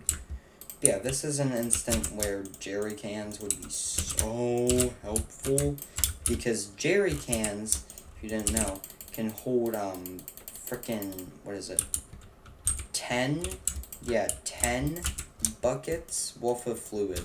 10 buckets, which means holy buckets. You can basically cold start a steam locomotive with that much water. Like, it's absolutely ridiculous. And it would severely help in this situation, to where I gotta place like 800 sources of water, you know. So it'd be nice to do it more efficiently in bulk, you know.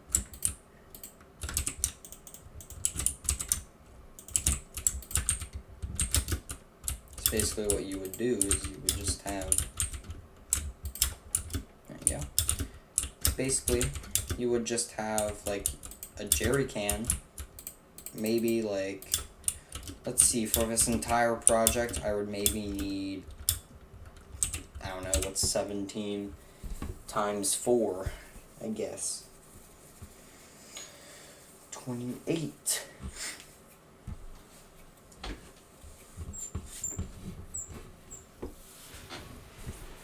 Is that good? Do I have to place? Okay, so 20 times 4, right? 20 times 4 is gonna be 80. So subtract 12, and you get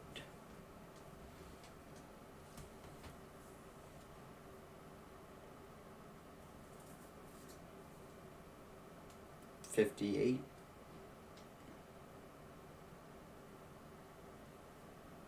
No, 68. Yeah, 68.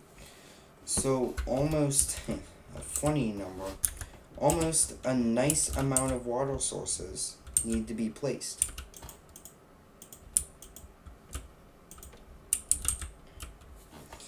And for that much water, you would only need 7 jerry cans for the whole thing. And you wouldn't need a single jerry can or bucket more. In fact, you'd have an extra bucket just laying around full of water because you already used all the water you would possibly need. So then you can put that in your steam loco because it's probably dying. She's probably out of water. Give her some water. Don't blow her up. Okay, leave that in the bed. Anyways, moving on. Get out.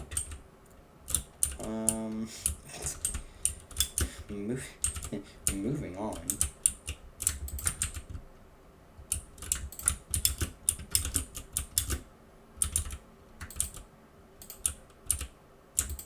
Can I skip a block?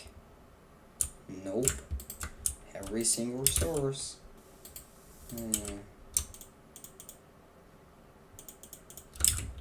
Yeah, clear out a significant portion of my inventory to be dedicated to bucket.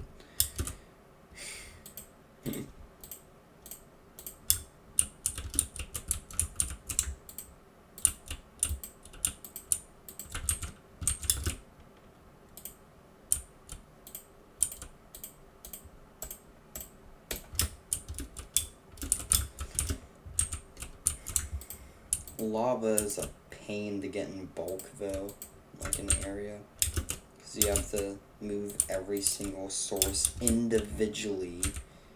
That makes total sense. It's probably way more realistic, but like, come on bro, stop it. Okay. Some of the other things you can just do instantly.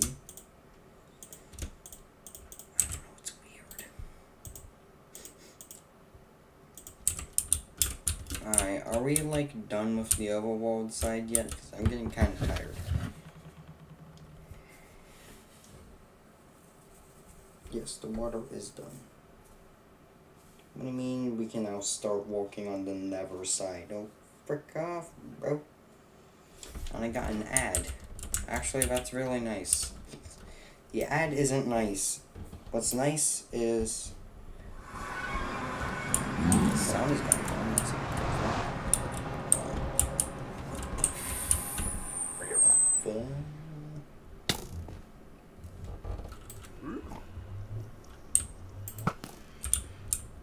Excuse you.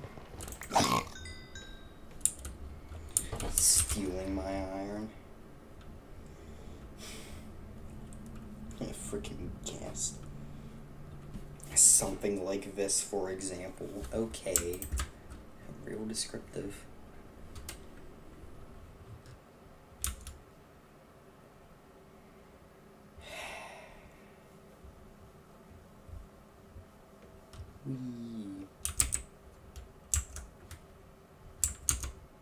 Okay, Alt Tab.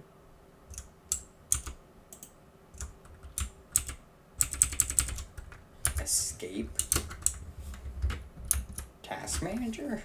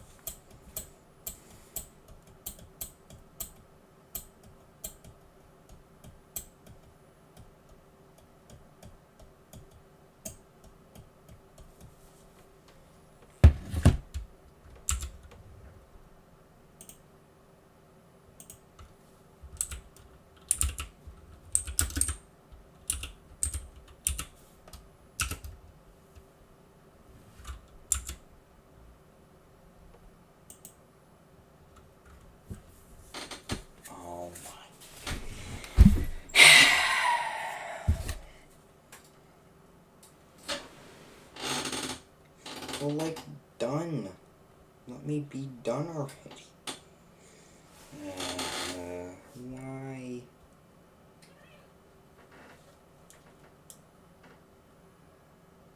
Yep, you guys are experiencing this as like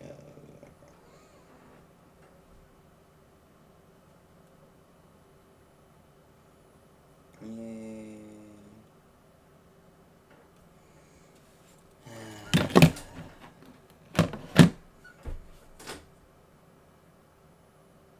I could, you know, obviously do the obvious.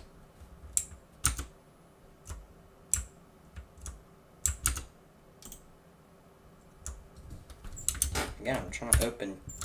Whoa.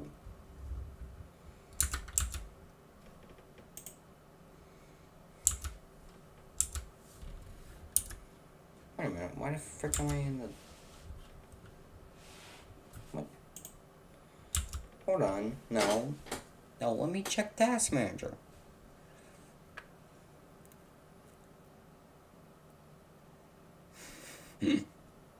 Well, Java got suspended again. Yay. Can I just close the... Can I close the freaking...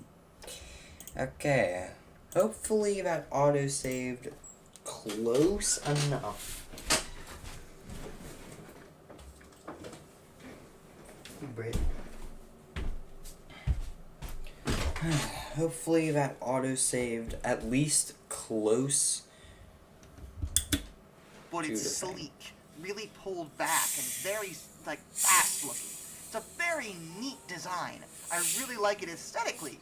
But again, I think I need to this just is a matter restart of my form computer. over function. Not like Now, the fully 210 is a factory weird one, reset or something because the 210 was stupid. designed No. to work in three Like, just different give it ways. a It was reboot. diesel electric, technically. However, it could function off of its diesel engine, it could function off of electric pantograph lines, and it could also function off of a third rail. Now, the idea was actually quite a good one. Make it so that it could function on a lot of different kinds of lines, so the railroads wouldn't necessarily have to redesign their railway to accommodate the new engine. This Now, on guy one hand, is still I'm not sure how much I agree with that. As good an idea as it sounds, kind of why not dark just gray make it a full diesel? cloud. So Diesel fuel at the that's a time good was, thing. you know, relatively cheap. That's why Windows people started 4. using them. Just make it a regular diesel. Why'd you have to add the electric stuff? Because electric is cheaper. I mean, I get that. Maybe just add the third rail, but the pantograph 2 on top of everything else? Yes, Okay, he's sure, not whatever. functioning That's fine. again. Let's just do it that way. Did it work? No. No. exactly, it did No, not it didn't. work. The 210 was plagued with just so many problems. Transitioning between a bunch Why of does that different sound rail so types in familiar? terms of whether it's a third rail or the pantograph or diesel meant that it required a lot of mechanical finesse. What And was the my 210 just longest wasn't up to snuff when it came to stream? this. For example, in '56, on January 7th, Oh, yeah, I one of got the that. 210's Okay. contact I chute mean, with the third rail That was misaligned my with the longest underside of the third You rail. can see like and it how passed through backed up switch it's getting here. Damaged contact straight along the energized rail and Sorry, created buddy, an arc of restart. electricity, which set the locomotive's That truck was on 5 fire. hours. Otherwise known as You being know it was a very, live episode. That was 10 hours. It didn't help that the pantograph I think that was the locomotive longest designed one I for did. actually couldn't reach New York Central's rail towards the overhead like wire. It Pretty needed sure it a was. small diamond 10 style hour, pantograph, 42 minute. which the 210s weren't Yeah. fitted with. And even when the engines were working, they often weren't, they were plagued with poor 10 riding hours quality and and numerous mechanical 42 issues. minutes, The and we've been transmissions like to streaming overheat, for the road mechanics were almost unfamiliar to the 7, Ford Prime mover, so and often they had to forage for metric hardware see components here. at the local Volkswagen It's dealerships. This is free, relevant Freddie. because the maintenance Okay. manuals So if we that wanted were to stream, supplied say, for the till diesel engines were only maybe available in German. The point is 6. that everything about the 210 was just That a would be mess. 2.5 extra which really hours, sucks, which 'cause means again, roughly it's a 9.5 hour nice stream. looking engine. Which The 210 served for a relatively short amount of time. They were me, so plagued with issues. auto saved like they just right weren't as I worth it in entered the the end. network. At the end of their life, they were shifted to pure diesel work, which, to be honest, is probably what they should have been Where in the are first we? place. Where They are probably we? would have done a lot better if they hadn't gone with the three-pronged strategy.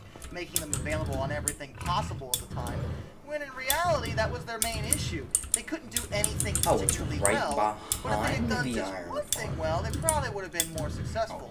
Like I said, this was the last train produced by Baldwin. And yeah, that makes sense. That's a pretty tight spot. Watch this. Your Buick Park said so. That's so you. Of course you know where we're going. That's so you. I got a sixth sense. And a head-up display. They're here. At the heart of every Buick SUV is you. Get 2.49% APR and no monthly payments for 90 days. Plus, current eligible non-GM owners get $750 purchase allowance on 2023 Buick Encore GX models. Very strange.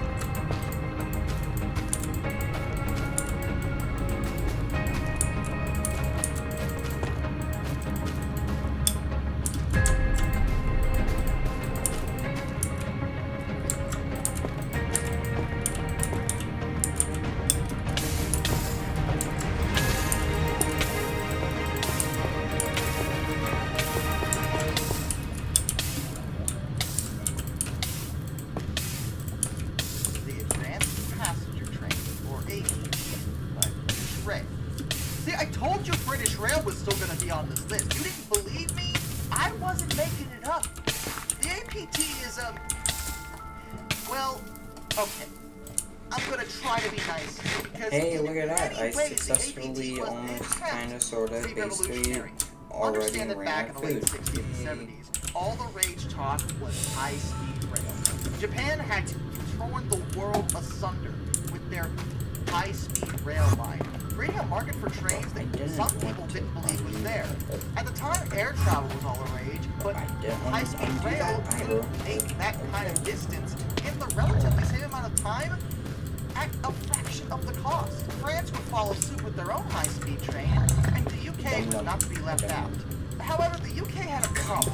I don't know why, They but didn't have really as much, space first. to work with, and much of the UK's territory was already taken up by the existing railroad. Like So what were they salty. going to do? They couldn't just off the rail line. People used rail. Trains had always been popular, and there wasn't exactly space to produce a new rail. What about instead if they didn't make the rails work with the train? Goodbye. The train worked with the rails. Okay, Enter good. the APT. The idea was actually pretty You will be like the Instead trees. of making high-speed rails Yeah, with 'cause long, the trees are slow, getting curving turns that allowed the train to maintain speed, they would create a train that actually tilted on its own into the turns. So regardless of how tight the turn was, they could still maintain a pretty decent amount of speed. It was a pretty good idea on paper, and the design phase went into work right away. Except there's a major problem here. They didn't really consider that, again, the technology just wasn't there. I gotta give it to British Rail for trying to innovate. I mean, we just talked about the last time they did that with Hey, electronics. didn't they say This to was like about clear the out a train bunch in of back in the space in the 70s. That would be middle? pretty revolutionary, but the technology wasn't ready yet. And when they finally debuted the APT, it was plagued with issues. To begin with, the train was not very enjoyable to ride. It was rough, at best. The tilt on the train was so quick and people couldn't judge for it, it tended to make passengers physically ill. People already suffer from motion sickness on the regular train. The fact that this train went out of its way to tilt at the same time meant that people suffering from this actually had a worse time on the train.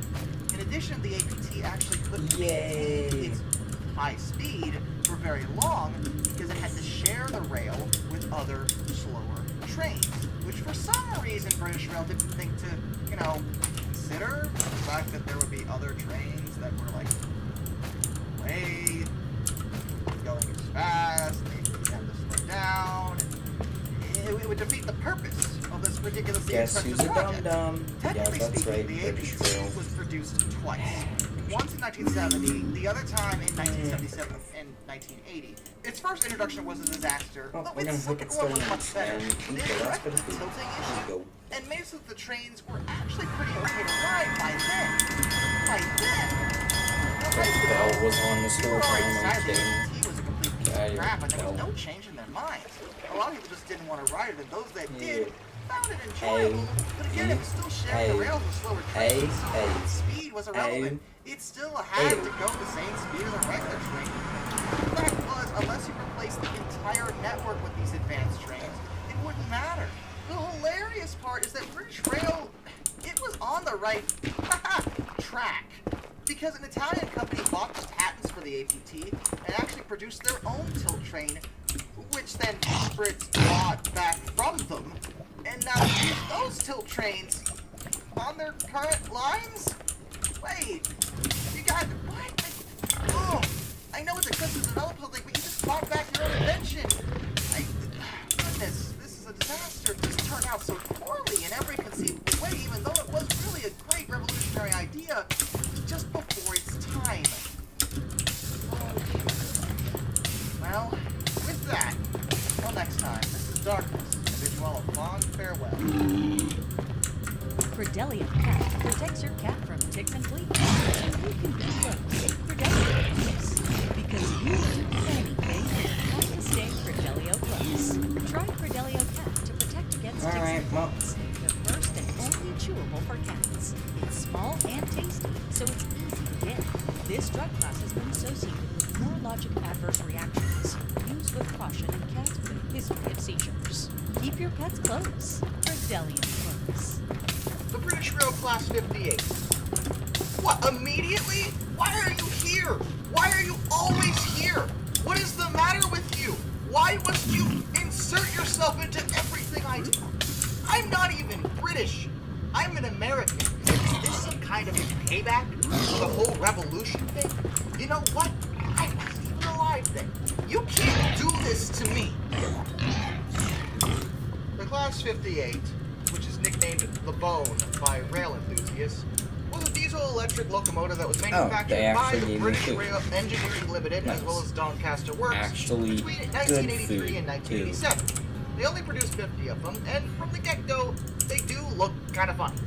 The cabs themselves are fairly standard as far as British diesels go, but what's with that midsection? Why is it so square? It looks like there's a bunch of little doors, and that's by design. See, the Class 58 was almost an experiment incorporating an American practice, and you're welcome by the way, of modularization.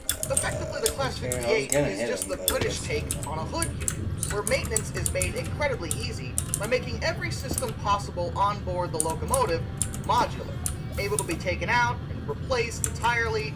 It was honestly very good. The Class 58 was pretty good at what it did.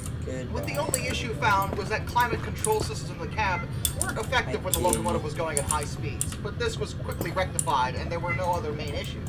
And in fact, crews loved it. The maintenance techs adored them because they were easy to work with, and their cabs actually set the standard for a lot of future diesel designs because they were so comfortable and easy to work with for the drivers. So why are they no longer in service, I bet you're wondering? Well, that's due to a few factors. One factor involved the miners' strike. They were meant to pull coal trains, and the miners decided to pull a strike, so they couldn't do that. The British Rail had to redesignate them on basically every freight train they possibly could. Additionally, British Rail was accused of ordering too many of them because their parts to construct them were already on order anyway, which meant they had too many of the units for the amount of work they actually needed. Additionally, when privatization happened, the 58s came under the ownership of the English, Welsh, and Scottish Railway, or EWS, now known as DB Cargo UK. And for whatever reason, they just didn't like them, at all. They wound up withdrawing them in 2002 after only 19 years of service. Some of them were scrapped, 5 are currently in preservation, however 36 wound up being exported to France and Spain. And some believe that EWS's decision to export the class was an incredible waste because these weren't bad locomotives at all. They did their jobs quite well. And apparently the UK suffered a shortage of available locomotives in the mid-2010s, and had these not been exported, they could have helped alleviate some of those problems. But, you know, corporate mismanagement ruins all nice things, as we all are well aware of. And why the heck did British Rail find its way on a weird list? Most of your diesels are pretty normal. This is like the one. It's a bit odd. And it's good. You just ordered it when you didn't need that many. And then you got privatized. And then the EWS is like, no, we don't want those. And then they actually needed them. Rid of the you can't get it back now. Like, what, I don't know what's going on over here. Like, guys, UK, my audience, are you all alright? I'm just checking. Are you guys okay? Like, really? I just want to know. Blink once for yes, blink twice for no. Coffee pot locomotives. Okay, what in the heck is that thing? This is an excellent question. Manufactured in 1871 by Head Wrightson for the Dorking Greystone Lime Company, this is well, it's basically a tank engine. But they were called coffee pots because, well, look at them. Though to be honest, the design isn't that weird. I mean, it does look odd compared to what we think of when we think of a steam locomotive, but it's not that far off from our first steam locomotive here in America, the Tom Thumb. What about you're wondering, how was this itty-bitty thing successful? I mean, it's so tiny. And yeah, it's small, sure, but that doesn't mean it wasn't good at what it did.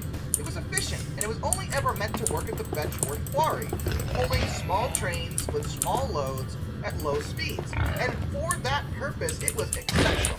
And not being super complicated to operate, because quarry workers were quarry workers. They were miners. They were trained in mine stuff. Their training wasn't the toughest steam locomotive operation.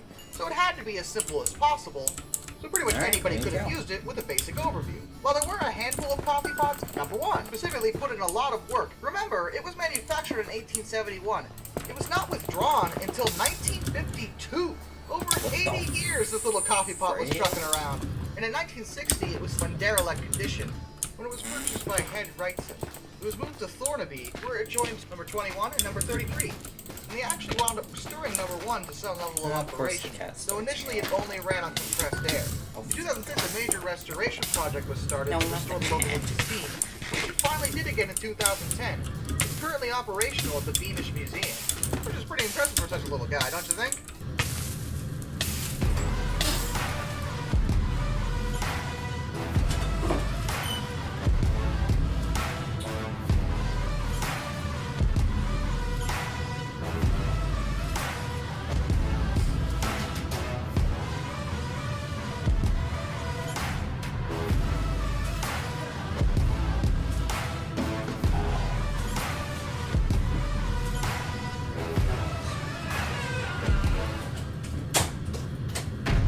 How many pedophiles you got? 288. How many kids you found?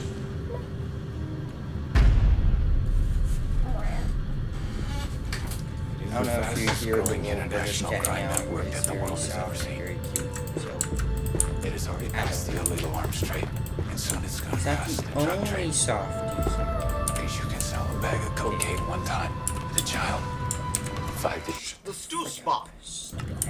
Okay, what the heck is that? I don't even know where to begin. In fact, you wouldn't even recognize that as a type of train if I hadn't told you it was, because it is. But, what's going on here? Okay, I'll explain. The Stoßbahn, which is also known as the Swiss Stoß Vernacular, or Stanzebahn Stoß. Yes, did I hit it? Switzerland, confirm. Did I pronounce all that correctly? No, of course I didn't. The Stoßbahn is a vernacular railway, which is a railway system that operates off of a system of cables, and they're pretty much always used to navigate steep slopes. The line is actually a total of 1.7 kilometers, or 1.1 miles, which is pretty long by vernacular standards. But this thing goes up a very steep slope. The maximum gradient here is 110%, or 47.7 degrees, and it's the steepest vernacular railway in Switzerland and Europe. for that matter. Some people consider it the steepest in the world, but technically speaking, the Katoomba Scenic Railway in Australia is steeper, with a maximum gradient of 122%. But it uses a winch system. And so, technically speaking, it would be an incline lift and not a vernacular railway, which would mean that Stoßbahn is the steepest vernacular. Technically.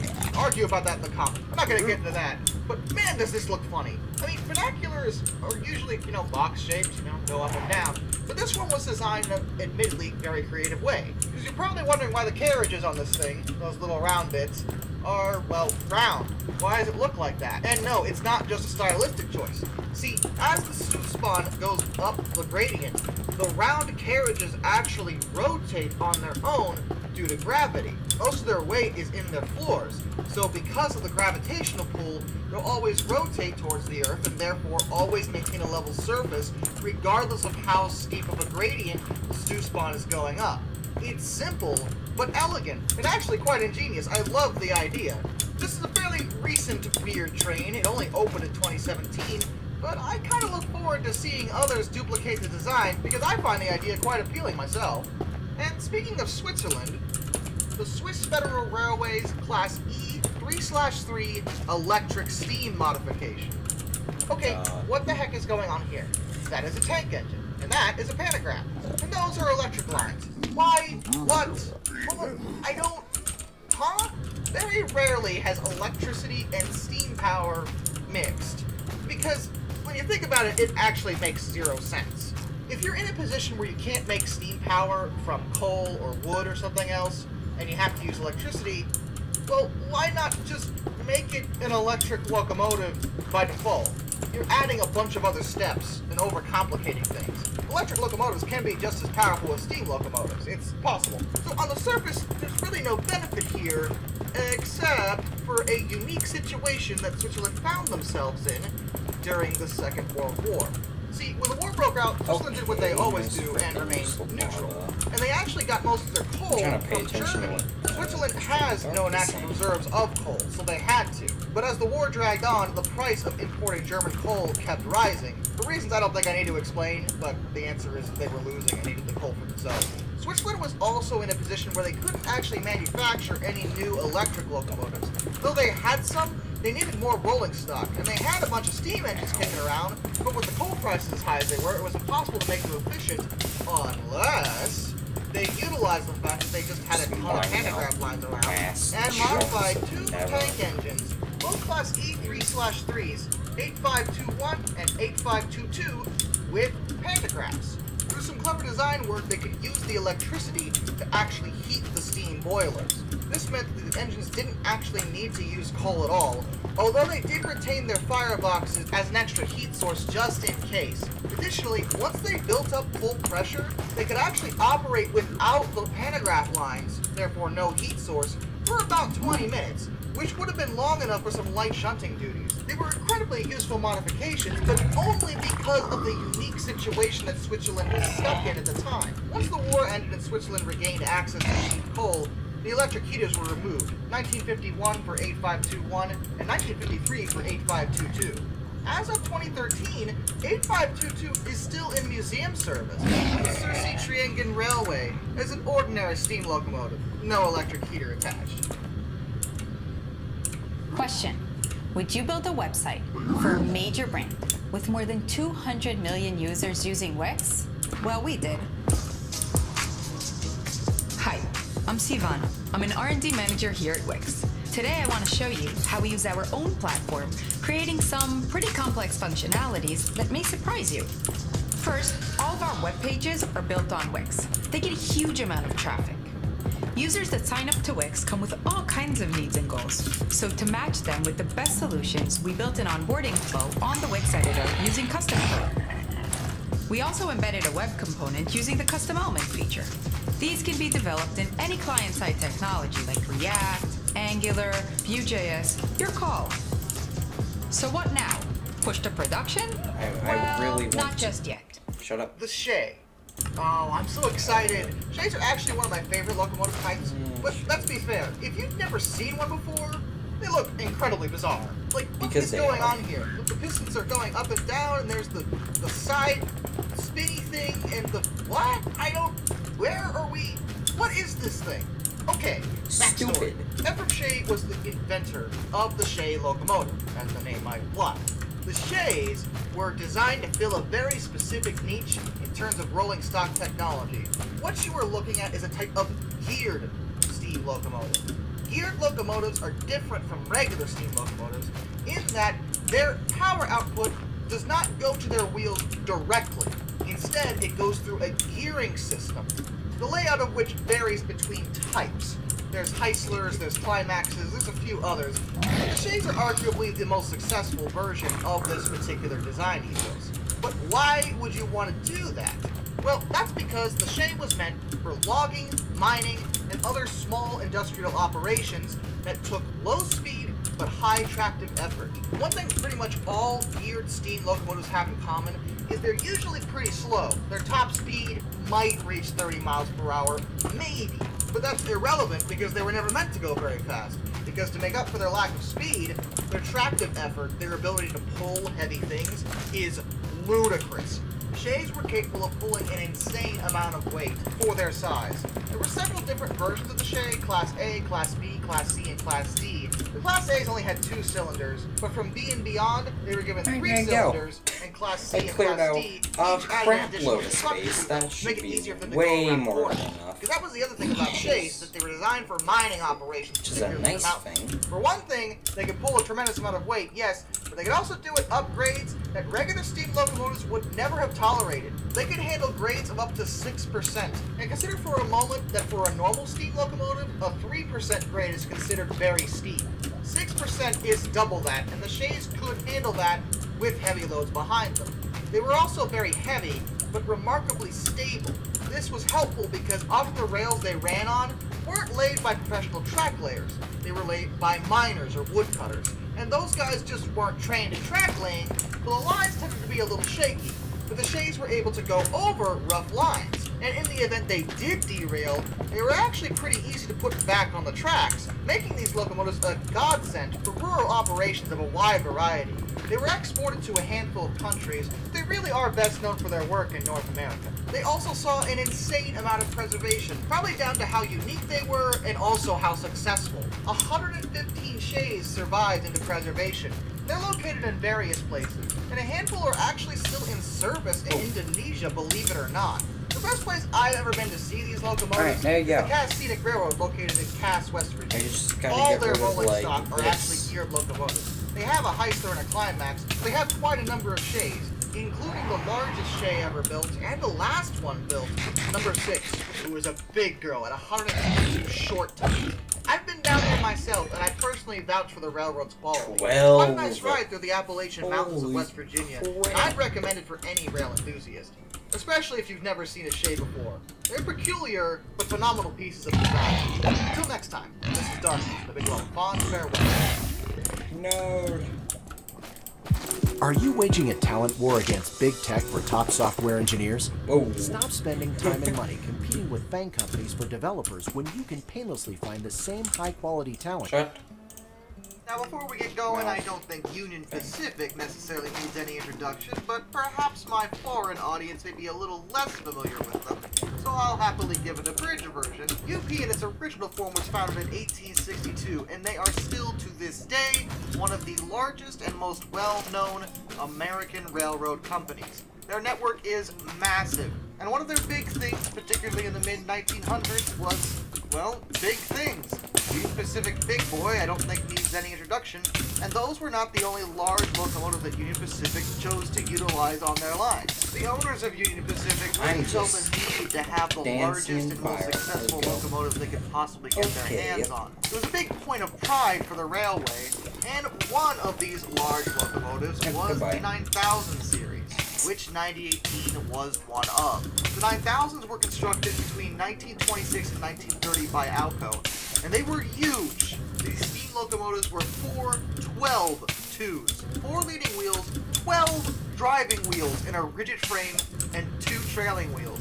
They were big, big locomotives, and in fact they had the longest rigid wheelbase in the world until the Soviet Union built the AA-20, which we've talked about before, being terrible, but it was still a little bit bigger.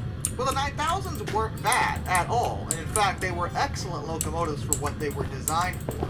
Alco put a lot of innovative design ideas into the 9000s, one of which was actually the conjugate valve gear, which was invented by Sir Nigel Gresley. This has come up a few times when I've talked about UK locomotives. Alco obtained permission to use the gear If the and fire incorporated effect it will into the disappear 9000s, and I will and they were stop the largest dying to ever and use the burning to Gresley death. gears. Additionally, while the third and fourth driving axles were originally designed to be blind, or flangeless, this proved unnecessary because of another innovation. Alco incorporated lateral motion devices on the first and sixth axles, which allowed them to slide 2 inches in either direction to help the locomotives navigate turns. Because they were rigid frame, turns would have been incredibly difficult, but with these motion devices, the dynamics proved to be incredibly useful in their day. The only downside, as maintenance on them tended to be a pain, partially because of how massive they were, but also because they utilized the inside third cylinder, which has always been irritating to get to whenever making these fly. Outside of that, though, they were great, except for the days one of the sides to explode. 98 was a 9000 series, as we've already said. There's some conflicting reports over which year this happened, but the date I was finding from the official Union Pacific website was October 20th, 1948. Though some other sources say 1949, I feel more inclined to lean towards the official Union Pacific website over, well, anything else, really. It was their locomotive. Apparently 9018 was operating at Upland, Kansas, and at the time had a crew of 3, the engineer, the fireman, and a brakeman. A setup that's eerily similar to at least 2 other steam explosions I've talked about. As the locomotive moved forward, disaster struck.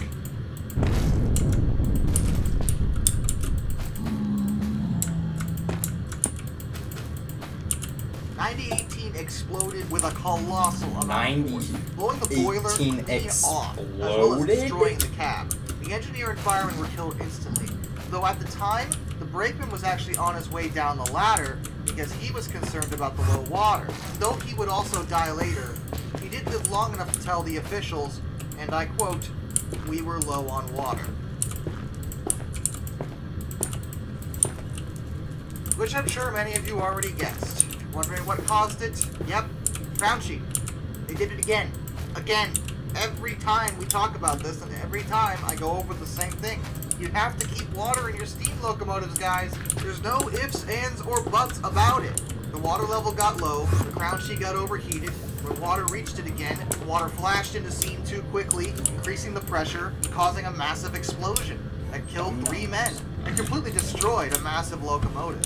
And the post-investigation ruled that it was down to human error this time. Not only was 9018 just recently in the shop for routine service, but some of her water pump components actually survived the blast and were swapped into one of her sisters to test them. Tests showed that the components were all operating correctly, perfectly able to pump water into the boiler. So the only reason why there wasn't enough water in there was because the crew just didn't put enough in. Why would they have done this? Well, I've gone over that before. The only reason anyone's able to give is that it was likely to get more power out of the locomotive. You can build up more steam a bit faster if there's less water in it, but this is a very dangerous technique because you're putting less water in it. If there's less water, that raises the chance it'll get low enough that something like this can happen. Although in the end it is impossible to know for sure that this is the reason why they let the water get that low, because they're not around to ask anymore. They died instantly, and it was completely avoidable. As for 9018, I couldn't find any direct confirmation as to what happened to her after the accident, though given the fact that this happened in 1948, and her class would be withdrawn in the early 50s and mostly scrapped, I would hazard to guess that she was not rebuilt, but I couldn't find any conclusive source on that. But even if she was rebuilt, she would ultimately be scrapped within the next 5 years, just like the rest of her sisters, with the sole exception of number 9000. She is actually the prototype of the entire class, and she was preserved. Still sitting to this day at the Railway and Locomotive Historical Society's museum at the Los Angeles County Fairplex in Pomona, California. She's an impressive sight to this day, and a solid piece of railroad history, so I'm really glad that she at least is still around. Additionally, and I can't stress this enough, guys, put water in your steam boilers. Because, seriously, I just don't want you to die. Till next time, this is Darkness. I bid you all a fond farewell. Feeling healthy by leaps and bounds. Making a dinner that makes their whole day. And giving your best friend the best nutrients for their best life. Science did that. Hello, hello! Welcome to another episode of History in the Dark. I am your host, Darkness the Curse. And before we begin, as always, thank you so much to my generous patrons, my British Rail critics, and of course, didn't realize my what happened underwater when train all this finders, went to the Thomas end. Ward, Lord But, Captain like, Von Thrust extended off III, into something else, Subdued but 267, nope, it's Longsight, just straight, Joshua whoa. Long, Ohio Trucker 1, and Royal Hudson 2860. You are the reason why this content remains more than meets the eye. And yes, today we have another top 5 list, and this time I decided to get creative again and come up with something a little weird. And today we're going to talk about trains that are in disguise. Stealth locomotives, if you will. Because you look at them and you assume what they are, and you couldn't be more wrong. This is 5 trains that are not what they seem. So in order to do this in a proper way, I decided not to Dang, I found announce what Ancient these locomotives Debris. are at first. I want to give you guys some time to guess. And this one is, well, I mean, it's probably a diesel. I think that's a fair assessment. And it's an EMD, maybe? It's got that bulldog nose going on. It doesn't quite look like E-Series or F-Series. Maybe it's one of those weird Alco ones? Or Baldwin? Even GM? No? No? Let's get a better look at it. Oh, it's got a 2-ended cab. That means it's probably not American. And I get this question sometimes, where people ask me, why don't American locomotives do the double-ended cab thing generally? Now, we do it sometimes, but you're right, a lot of our locomotives don't, and I think that's mostly down to hood units. Hood units are really popular for us, and there's no reason to have 2 cabs on a hood unit. You can see well in both directions, and if anything, it's more efficient because that means the driver doesn't have to get out and move. As far as our passenger service goes, Actually, wait, no, our before the lines lava don't run dries up, frequently get rid of enough for Crimson it to Roots really in the be a Neverland. necessary thing for us. If Yay. a train has to go in reverse, there's usually a control car at the other end anyway. Anyway, back to this thing. What is it then? Well, we're right when we say it's not American. It's actually British. Oh no. No. Again! Ugh, I mean, I guess I can't complain. You showing up first is like ripping off a Band-Aid. Let's get it over with. Yes, this is British Railways DP1, commonly known as Deltic. Now wait a minute, you say. Excuse me, but the Class 55 is the Deltic, isn't it? Well, yes, but the DP1 was the prototype for the Class 55s. And as you can tell, it had a little bit of a different look to it that wouldn't make it immediately obvious it was even related to them. I slashed him twice and he didn't As a die. technology demonstrator for the namesake of the Deltic lines. When I discussed the Class 55 before, I had said they got their names from their prototype, and that's technically true, but the prototype was called Deltic because of the engine. The Napier Deltic engine was a British design. The name Deltic is derived from Delta. There you go. It has to do with their unique Nice and layout, quick where the cylinders are in a oval 3-bank triangle to the and have a Guardian crankshaft one. at each corner of that Really triangle. fast. The Alright, what Deltic do we do engines are here? known to be very powerful, and they were. And just like the Class 55, the DP1 also used 2 of them. The DP1 Something like was this, for utilized example. for testing I wish in I some had service my until droid 1960, cam when it suffered a screen severe capture oil or leak something. in one of the engines. It was sent Well, back to English droid cam Electric doesn't for even do repair, screen but this was capture. actually Never never mind. Wish I done, could, like, and the screen locomotive was capture withdrawn from my service in frickin' March of phone 1961. to show you, Originally, they wanted to test it in this is Canada, showing me to but do, this fell through, but and it was eventually donated in he April of dug out, 1963 to the like, the Science pulse Museum in and South making a video. Kensington. He It stayed there dug for out, about like, a 30 frickin' years, and then it was cute transferred to the National tiny Railway little Museum in New hole. York. 11 years And after I that, it decided was to moved to dig the out the National entire Railway Museum Shildon, never. and it remains there as of May 2020. You The know. DP1 also is not in Small running enough. condition, as the Doesn't Deltic matter. engines installed Stop inside of building it would walls be too around the expensive to pole. fix at this point. Though they're still the Napier Deltic How am I engines, gonna do they that? differ slightly from the ones they used in Class 55. Leave a The 2 by original 2 oil leak is hole never on each actually side. fixed, and major components from the engines If was a actually 2 removed for if a spare 2 by parts 2 for the Royal Navy meaning 2 prior to the never DP1 being by 2 donated to the never, Science Museum in the then first yes, place. I The have locomotive was never believed that already. technically owned by British Railways, so this was allowed. As a result, it's unlikely DP1 will ever actually power up again, at least not with the original engines intact. But it's still a nice piece of history, and it paved the way for the outstanding Class 55s.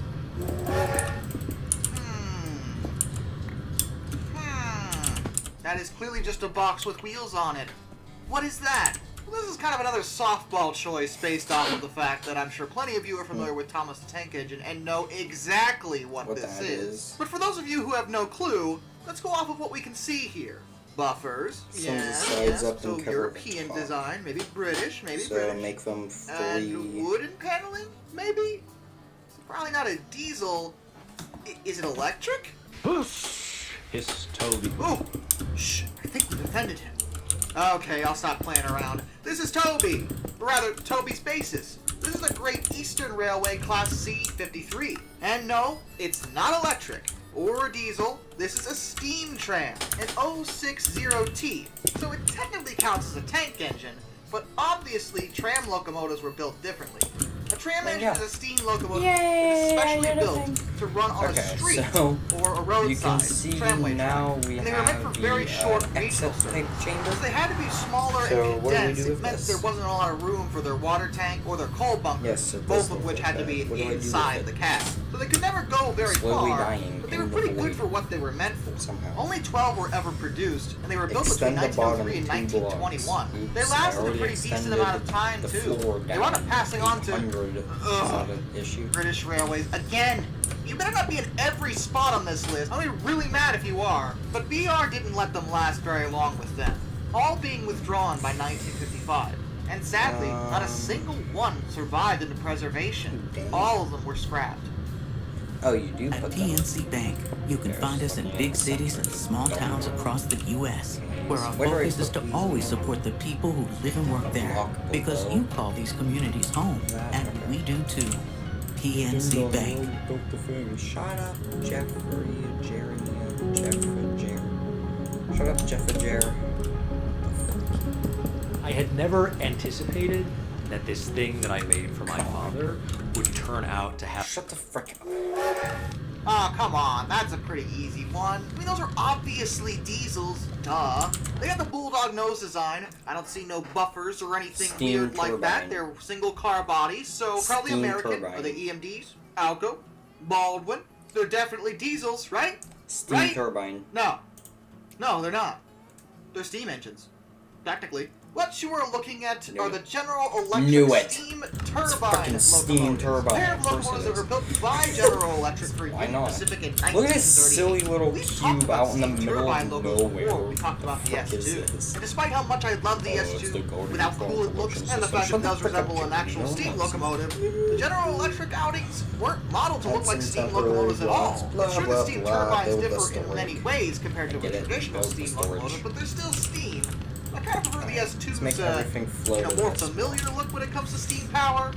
They definitely made these just look like diesels. But they were very ambitious and predate the S2. In some ways, at least for Union Pacific's purposes, they were kind of better, as that whole only a vision at high speed issue wasn't really a factor for them. They displayed excellent acceleration and could actually maintain schedules better than conventional steam locomotives. Their problem was mainly that they were a bit too ambitious. The two locomotives proved very Right, so unreliable that thing and very over there expensive to and maintain. this thing They broke over down here have often to enough to be somehow be annoying connected and cost a lot when they were eventually, doing it. so Eventually, in Union order to Pacific make abandoned that the project little bit by December easier, 1941. the Union storage Central actually tested system them too, though, where- then gave them right back. okay, And the at Great 16. Northern Railway actually used them in 1943 during the World War II power crunch, which was a situation where there was a lack of sufficient locomotives to sustain regular operations. The turbines could move, the Great Northern wanted them. However, they didn't last long even there, and were retired from service later that same year. Neither one was preserved, and they were scrapped before the end of World War II. Okay, what is that? Well, it looks like a steam engine, but it's probably a a really diesel. complicated and boxy one. I don't know what's That's- going on over here. That's an electric. Kind of all over the place in the front. I Electric. don't even know where to begin. Electric. You know, it looks like a steam engine, right? Well, you'd be half right. This is an experimental Kitson-Still steam diesel hybrid locomotive. Oh yes, diesel hybrid? we're into some weird territory Oh, now. what? The Kitson-Still name frick? is derived from the Still engine. It actually enjoyed some that? success Okay. in marine and stationary applications. The engine worked by a combination of diesel and steam. I don't know, I It need had a double frickin' acting angel piston. core. One side was I need diesel, to know. the other side was steam. I need The engine was started by steam, an angel and when core, sufficient because speed this was is reached, annoying. diesel fuel was injected into the other side of the engine. The benefit with this was that it allowed direct propulsion without any form of transmission. Right, On top so of this that, goes once it was here. operating under the diesel power, they could actually use the steam part of the engine as a booster if they needed that extra push. Kitson and Company of Leeds thought that this principle might be utilized well for a steam locomotive. It was the 1920s and diesels were still very primitive back then, so they thought a hybrid might make more sense as the steam technology was familiar to their crews and it had already been proven in other applications.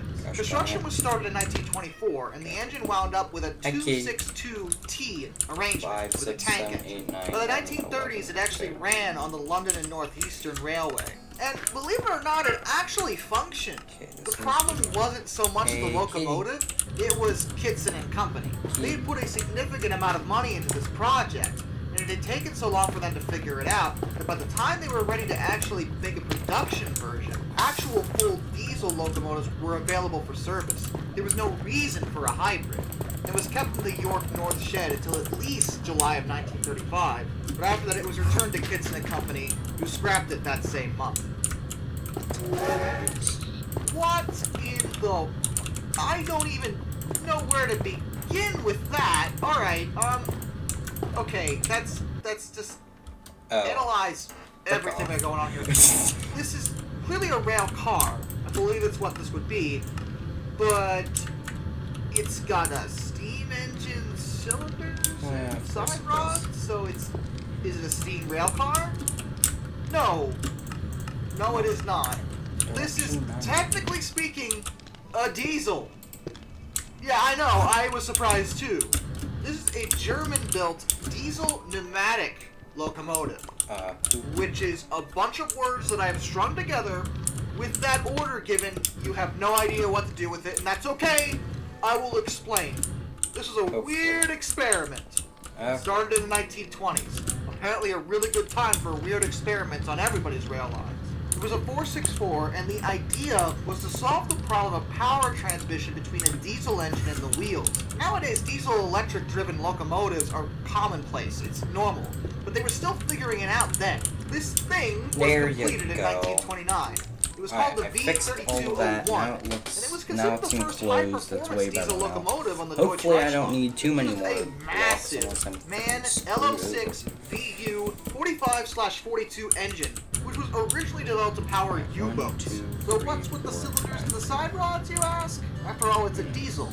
Well, that's the pneumatic part. Like I said, they were trying to figure out how to get a diesel to drive a locomotive effectively.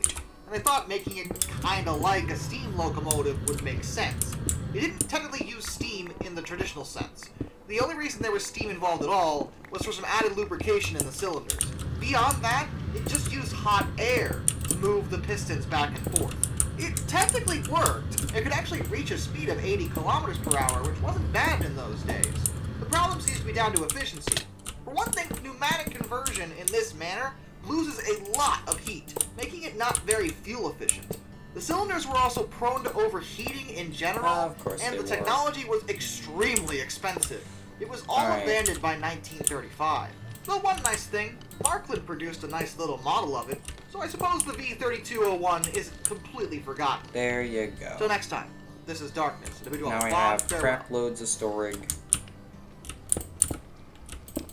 The 2023 Kia Sportage was built for And I guess more room that's for your our little passengers, more cargo platform space for your things. Simply put, more room for adventure.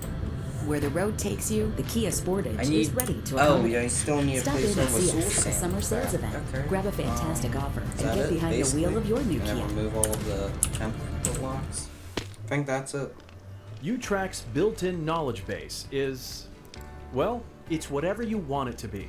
You can use it to gather and refine product requirements. Before we begin, let's establish that steam locomotives have gone through a lot right now. of Shut the frick right now. overhauls and updates Just over the use a centuries nearby since their portal initial to go conception. Steam explosions in general, when it comes to boilers, are generally fairly Actually, rare, that one's probably a especially in the bad modern one days to with modern use. safety standards.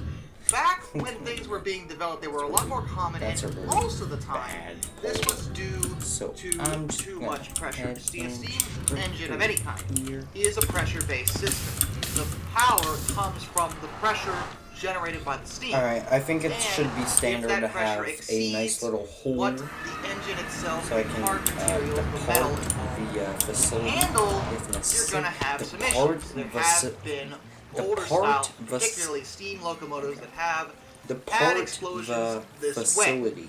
Jeez, Now, man. as the technology developed, Start however, placing these were less so common sad. once people started Yes. understanding, more importantly, the limitations of the materials involved. They would wind up Oh, with functional steam Jesus. locomotives and know Okay, this is gonna what take pressure forever they were again. good at. They would also start installing Also, things called safety valves. 27 You arrows, may have heard of exactly. this if you're a real Okay. fan, but safety valves are exactly what they sound like. leave me These valves are designed to I don't relieve the even know pressure what- in the boiler itself if it gets too high. However, this particular safety it's measure over there. can't stop all kinds of steam explosion failures, especially when they're sometimes on purpose. Now, this is pretty rare when someone does this on purpose, but I think the best example of this is the historical crash at Crush. Now, the crash at Crush was actually a publicity stunt performed by one William George Crush, who was a general passenger agent of the Missouri, Kansas, Texas Railroad, sometimes called the Katy, or Caddy. I'm not sure how you say it there, but I'm going to go with Katy because it sounds right. Anyway, he thought that people would really like to see two trains collide into each other. And looking at the picture, you can tell these are both American class, as they were the most popular type of steam engine at that time in terms of trains.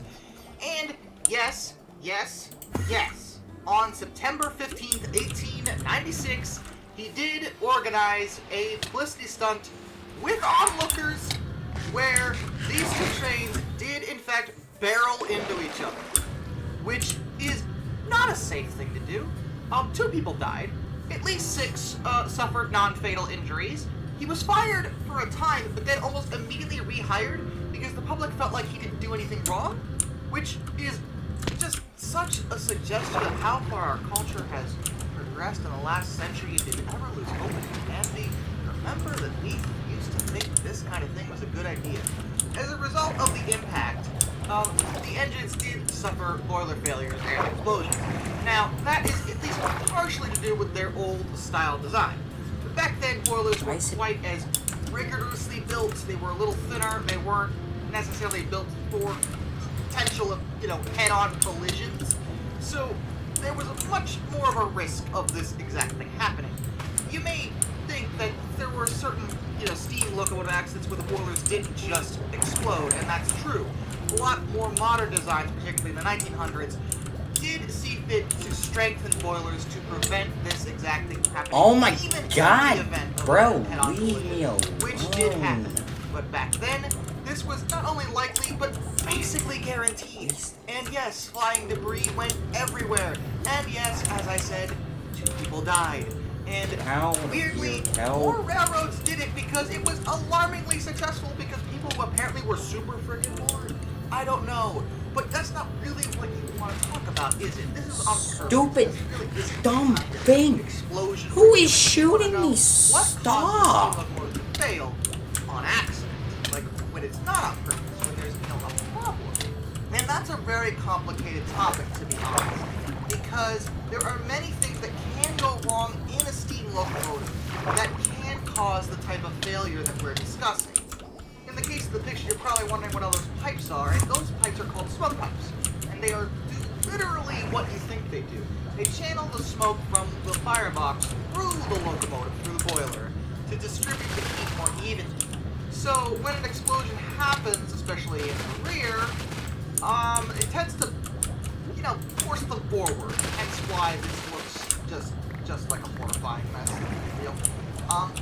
But most of what goes wrong, most of them that I've been able to find in terms of details, in terms of exactly why steam engines have exploded historically when it comes to locomotives in particular, usually involves the crown sheet.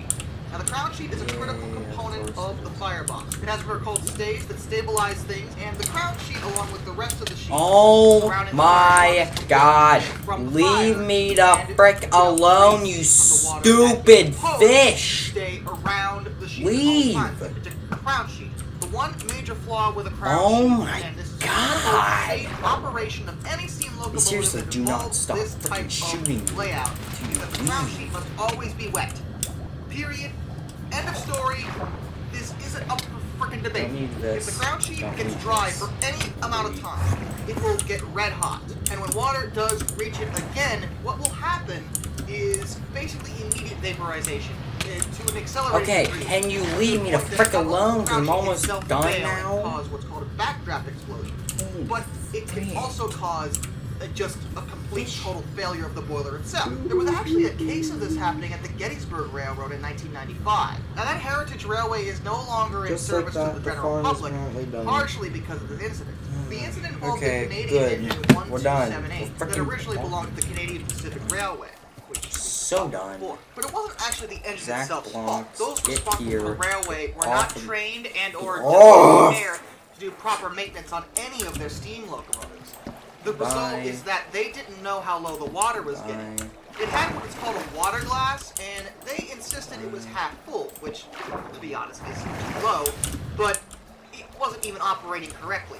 There are also a whole bunch of different gauges inside a normal steam engine that would have told them that things were getting too low and they had to put more water in the engine itself. But a lot of those gauges were either not working or removed. So that was great. Good work, guys. They were significantly fortunate, actually. While the crew of 3 suffered severe burns, they did live through the accident. This particular locomotive's crown sheet design. The stays on the crown sheet on most of them, particularly the older ones, are uniform. They're often set up at right angles from each other, creating little squares. However, 1278's was diamond-shaped, and this was on purpose, because if a crown sheet were to fail, the stays, when they're diagonal this way, tend to break the reaction of the crown sheet completely failing, limiting the damage overall. This is probably the only reason why no one was killed during this incident, and why the engine itself survived mostly intact.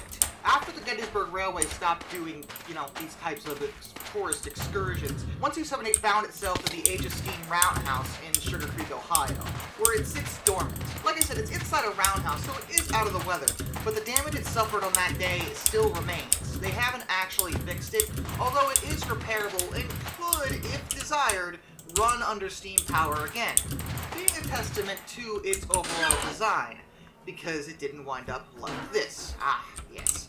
I suppose we should get to the real, meat of the discussion. What results in a steam engine looking like this? Well, like I said when I started this video, do you have any idea how hard I had to dig to figure out exactly where this picture is from and what engine was in it? Because this picture gets circulated all over the place on the internet, but none of the articles, mostly on BuzzFeed type websites that only want to show you shock pictures about, oh my god, it looks amazing, oh, it's ridiculous, it's horrifying, that's scary, whatever. And just for clicks. No one could seem to give me a date or a type of locomotive or anything that I could use to actually give you a detailed response to the history of this particular picture. This isn't the only image like this, but this is the one that I think is the most famous, and I wanted to know what this train was. Where did it happen? What is it? Again, this was a lot more effort than I usually put in this time. But it was important for me, just out of principle, to figure out what this thing was. And I did it. This is a Chesapeake and Ohio 210-4 T1 locomotive. Not to be confused with the Pennsylvania Railroad's T1 or the T1s we just talked about in the last top 5 video. They're completely different T1s again. And no, I don't know why there are 3 completely different steam engines all called T1, but these are different. Farm Now, the is Chesapeake and Ohio almost T1s, again, finally done. 210-4s, were I got big, like big one trains, more thing and to do. they were actually very good. They were Yeah, powerful, they were few efficient, and more they things, were the workhorses of the Chesapeake and Ohio Railway for many years. Their designs were considered exceptional. So what the heck could cause one to fail so drastically? So Well, we already have believe it or all not, of it's the this same crap. thing that resulted in the Gettysburg Railway incident. Except this time it was more catastrophic because this engine had an older style crown sheet with square style stays. Now I apologize, I could not give you an exact date. I can only tell you it probably happened sometime in the 1930s. But it was a T1 class, number 3020. It was hauling coal from Columbus, Ohio to Russell, Kentucky. It was pulling 156 cars, which is a big train. I think, doesn't need to be said. But this engine was working incredibly hard that day, and it was only running about 20 miles per hour overall. In addition, at the time of the accident, it was going up a 0.18% grade, which isn't like the steepest grade in the world by train standards, but any kind of grade with the amount of weight that this train would have had in it, estimations say it was at about 13,000 tons, meant that, even a slight incline was going to stress the engine more than was reasonable. It had a crew of 3, the engineer, the fireman, and the front-end brakeman, and they were all killed in the explosion. They did not survive. Though the brakeman did live long enough to give a testimony about the incident. As it headed up the grade, the engine did suffer a crown sheet failure, and the inevitable explosion occurred, resulting in the picture you now are looking at. The real question is what caused the crown sheet failure in this case, and remember how I said that it was really important to keep the crown sheet wet literally all the time?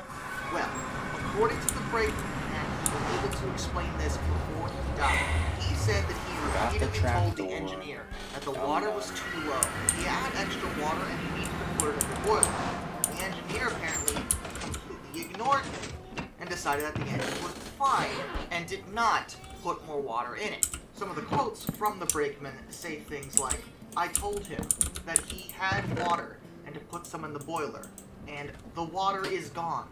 The water was too low. I knew it was going to happen." As I said, all 3 crew members did die this day, and it was pending investigation due to the crown sheet failure, due to the fact the engineer failed to put enough water in the boiler to keep the crown sheet wet. When it got too low, the crown sheet overheated, and when he finally put more water in the boiler, instant vaporization of steam caused a chain reaction that blew both backwards and forwards, killing the crew and decimating the engine itself. The only good thing to come out of this is, weirdly enough, they actually repaired the engine, and it was put back into service, which, I don't know how you begin to do that looking at this picture, but according to my source, they did fix it. That is so the engine did wind up living, although this type apparently was fully scrapped by 1953. So I don't believe there's any survivors of these particular T1s either way. But still, I can't get over this story, and I don't really understand the engineer's logic here. Was he just annoyed that the brakeman was harassing him about, handling his engine? Like, I'm the engineer, I know better than him, which, great, except you didn't, because the water was too low. Any engineer worth their salt who's been trained properly will know that you have to keep water in that boiler, otherwise you can suffer a cataclysmic failure such as they did. So why would he go out of his way to not do that? I mean, if the brakeman noticed, he had to know. And it wasn't like they were out of water in their tanks. He could have put more water in it and just didn't? I don't know. It's kind of hard to, question his logic. Well, I mean, it's easy to question it, but it's hard to get answers as to his logic because the man died. He died in the accident. So, we don't know why he failed to put more water in the boiler. It wasn't like this was a hard thing to do. It's part of your job. Just do it. What? I don't get it. Was he suicidal? Was he dumb? Was he just being stubborn? I can't fathom the logic behind this.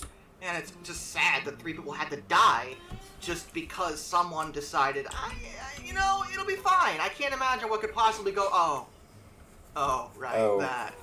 Boom, boom, choo, choo. Now, you may be alarmed by these discussions, but as I've already said, steam explosions are actually pretty rare. The steam engines, with modern technology and safety standards, are considerably much safer than they used to be, especially back in the day.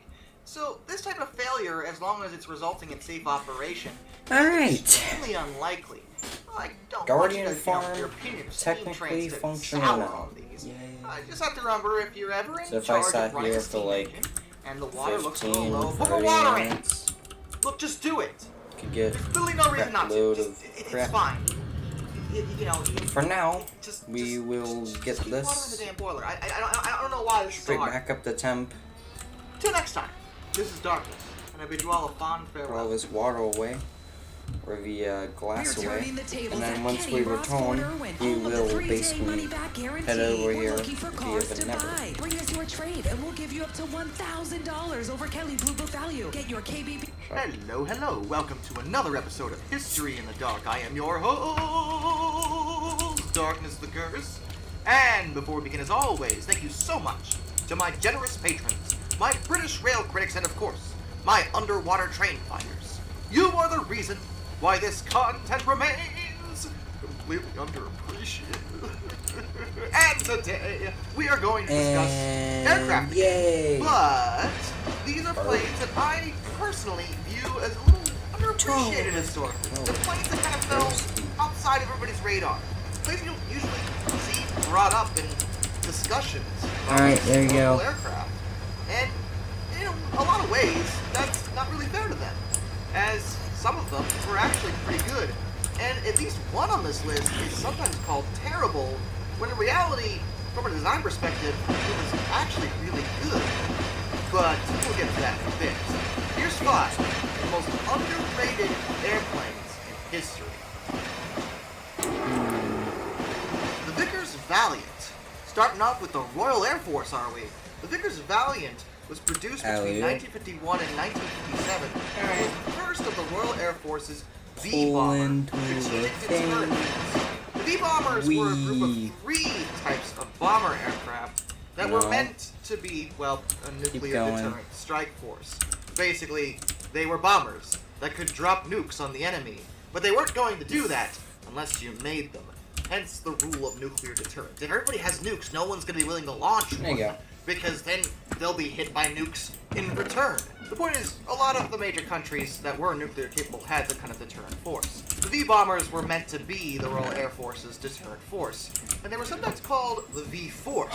Because the UK is nothing if not good at naming things, because it sounds cool. That was Now, the basically all I Valiant wanted tends to do. to fall behind the scenes when compared to the other 2 V-Force bombers, the Handley Page Victor and the Avro Vulcan, both of which look tremendously cool and were much more ambitious than the comparatively much more conventional, for the time, Valiant. That's probably why the Valiant was actually built first. It became operational before the other 2. And both the Victor and the Vulcan are heralded as some of the greatest bombers of that time when it comes to UK aircraft technology. And don't get me wrong, those 2 are great in their own ways, no question. But like I said, the Valiant tends to just fall outside of that. People just almost forget it's even there, because you have these 2 that look futuristic and cool, where the Valiant just kind of looks like a traditional mid-20th century bomber. Like, it's a jet bomber, sure, but it doesn't look like anything super special. But it does have swept-back wings, as well as the tried-and-true UK style of integrating the jets with the wing, rather than hanging them off the bottom of the wing like we do in America a lot.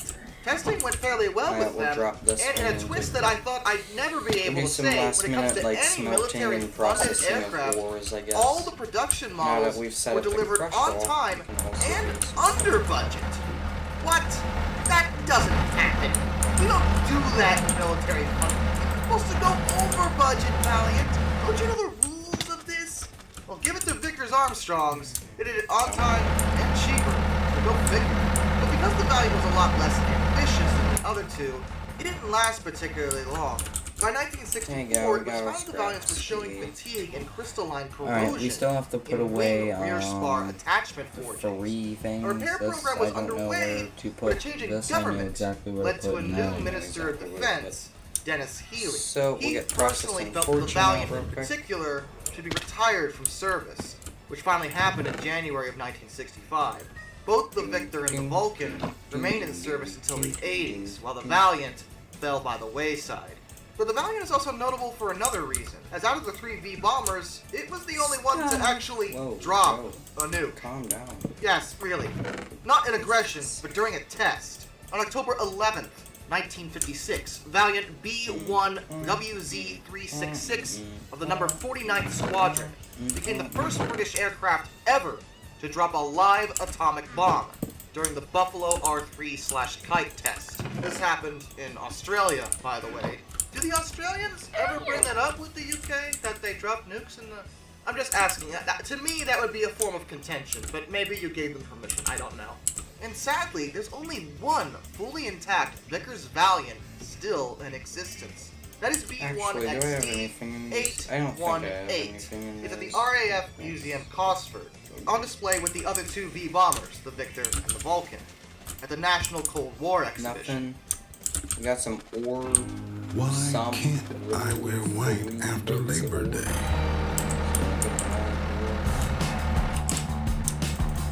I thought I would have like more pieces of these. I could go mine out all of the ores in the ore area in Polio, but I don't feel like doing that. So fuck it.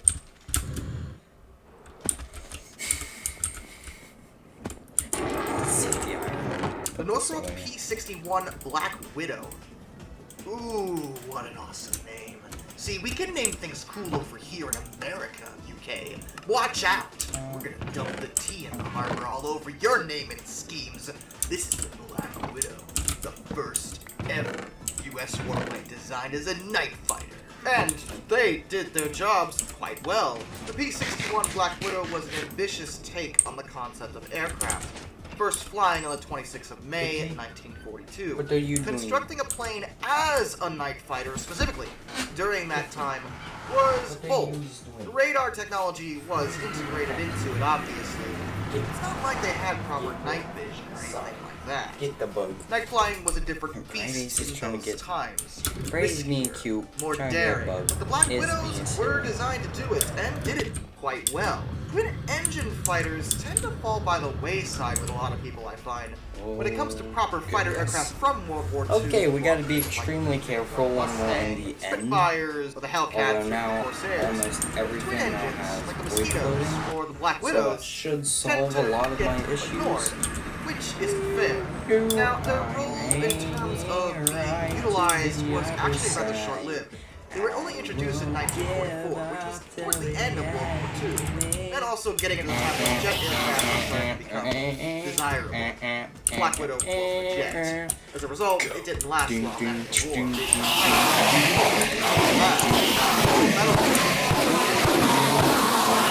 For forward firing 20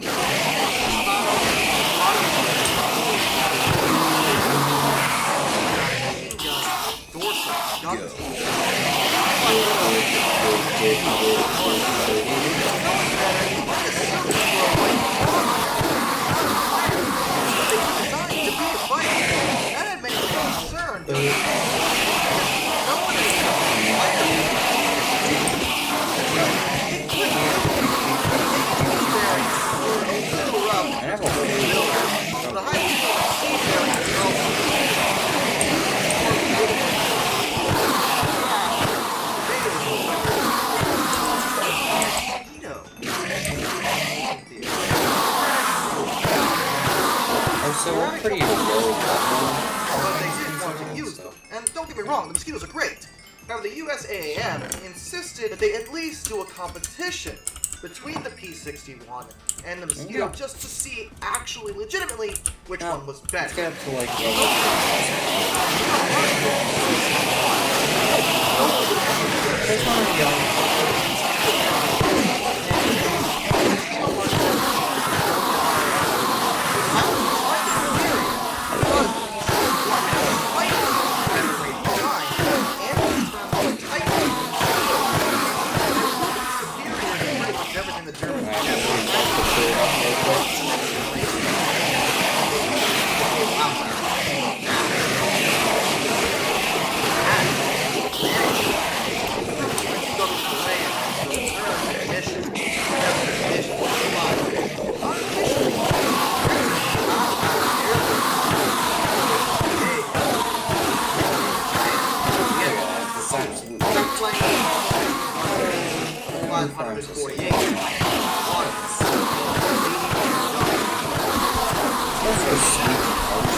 shout out Java.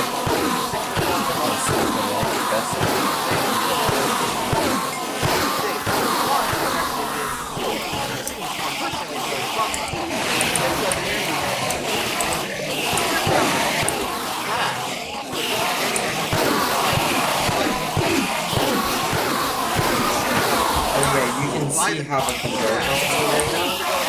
Everything gets funneled to go into this cluster specifically. But also, the enemies are funneled to go directly to the center. So the most concentrated. Despite being overshadowed by both past and future eras. And if you watch, you can actually see everything starting What to get if you could focal get dose in a calculations, second. use dose reminders, and real-time glucose readings all Come on on. your smartphone? You just have to Now wait you for can the with a smart insulin injection system from Medtronic. And after all that is finished. The Cessna A37 Dragonfly, or Super Tweet.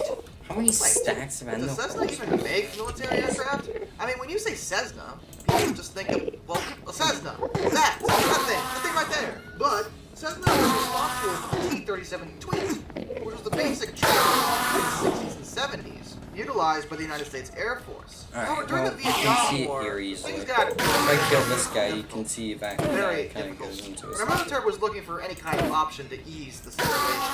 To be precise, they were looking for a counterinsurgency aircraft, otherwise known as a coin. Very nice. And they began to look at the T-37Cs for the role.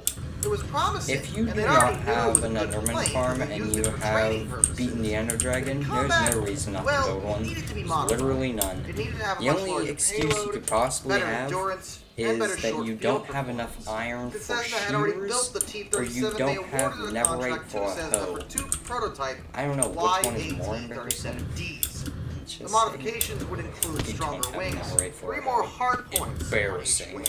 larger Wait weight a and fuel minute. tanks of 360 liters, or 95 US gallons, a General Electric GAU 2B/A 7.62 millimeter minigun, Gatling-style machine gun.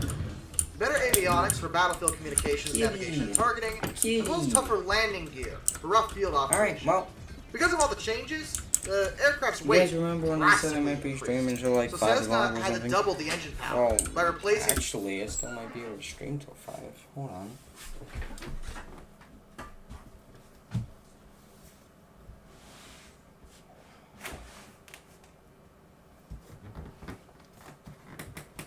Sky isn't being the lightest of things in the entire universe, but, you know, it's not being so ridiculously stupid. But yeah.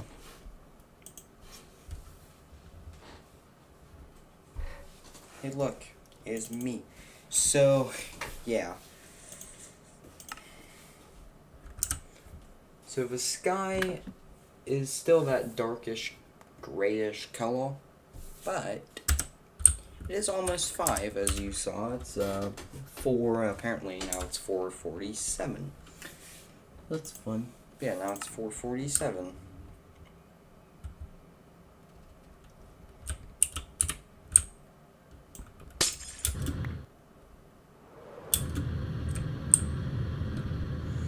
I feel like I get better rates whenever I'm more like right here. I feel like I would get better rates from standing in a freaking by one hole below the farm.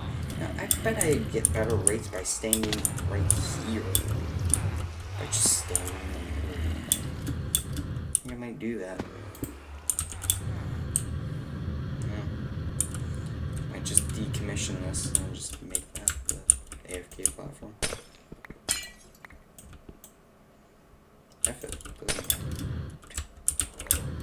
years.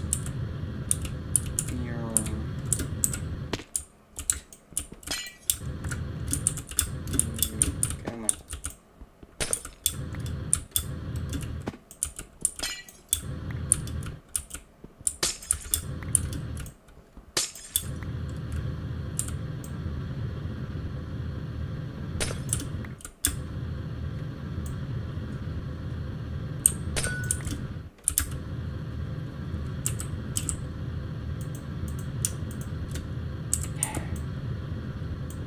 I'm breaking this with Fort Silky. Are you freaking kidding me? Really? Now I'm down a light. See, this is why Resentful is a little bit stupid. I'm mining with gosh darn Silk Touch. But if. So you guys know how I kind of repaired like all my tools and whatever, the crap up now, I'll repair all of them, like.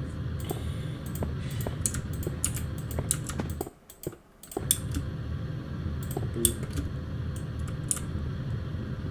Alright, well.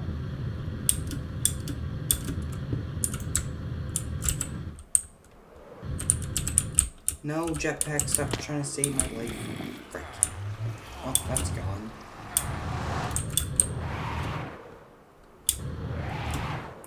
Tylonator live crafting of literally live. Use just in Tylonator crafts. 4 maybe? I don't know. Free, I think. Do do do do do do do do do do do. We can get rid of this one balloon thing.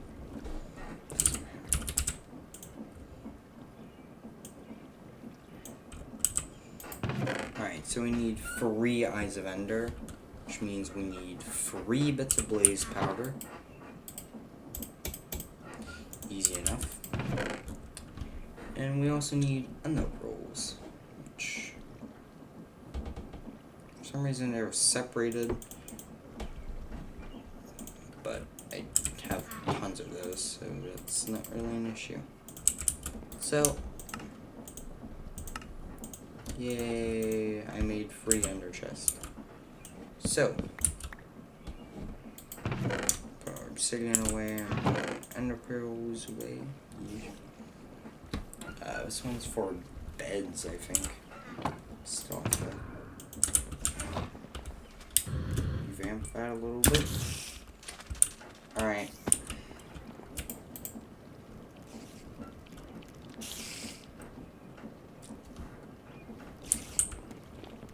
Yay, I did a thing. Goodbye. Goodbye. Goodbye. Goodbye. Goodbye. Goodbye.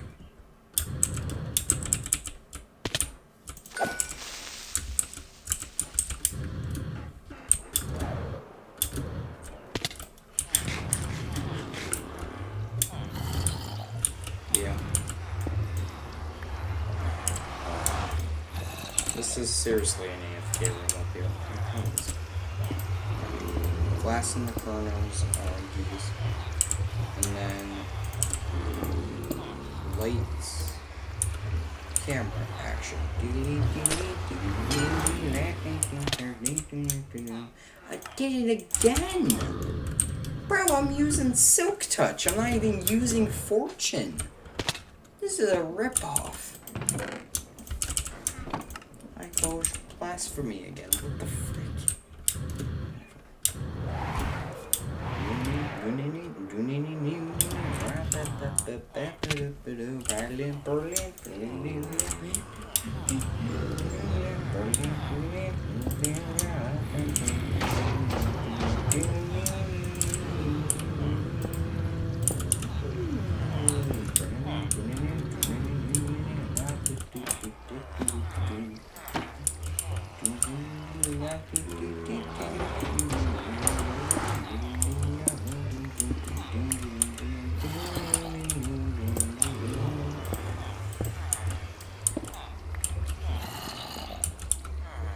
I don't know if this is bad interior decorating or whatever. I don't care what you say. This looks cool to me. Okay, now shut up. So, since we have extra shenanigans, I'm going to put glass blocks on top of all of the villager huts, because I can. And I'm going to put a slab at the very bottom. Yes. Okay, not at the very bottom. Okay, not at the top either. Put the slab in the ocean of the... Goodbye. Yay, I did it for you. And then I can just kind of hop in here. And then have a nice little tank.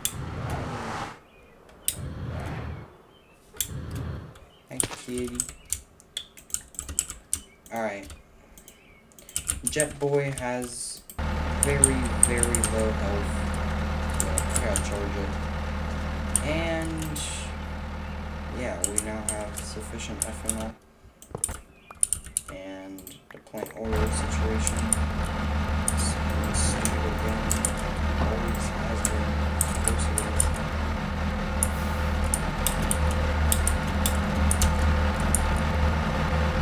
Good call. Okay, have fun, I guess.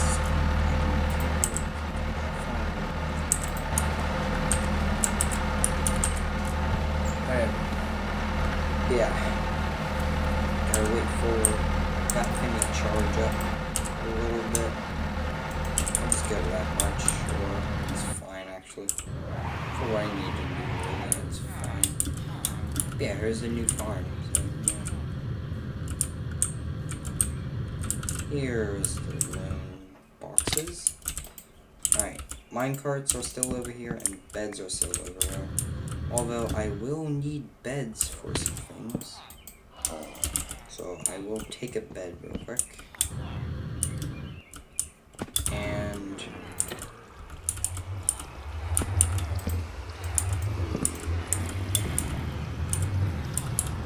I don't want to really put the bed in here. More so, I kind of wanted to put a bed in my ender chest, really. I want a bed in my ender chest. That way I can just sleep whenever I want to. We have beds and then minecart rails. So, yeah. Get rid of this with Silky. Then we can head back over here. Alright, and then get rid of all this crap. Time. What did I get? What are we counting?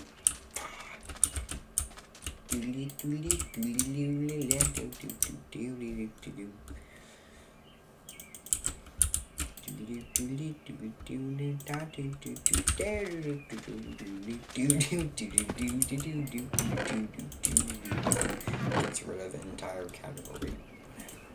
This one's more important anyways.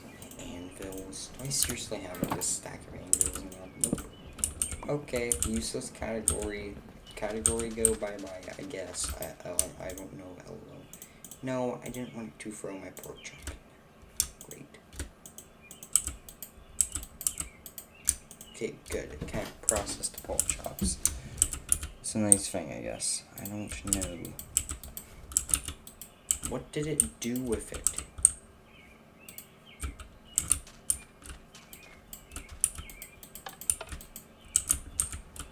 Hello?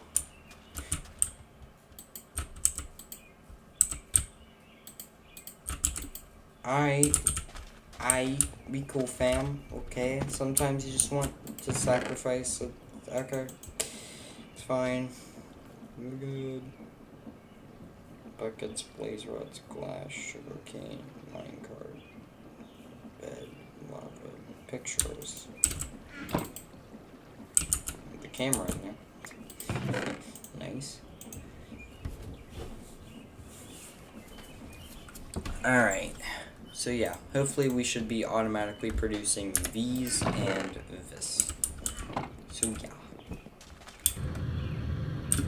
Alright. So now if we head back over to yeah.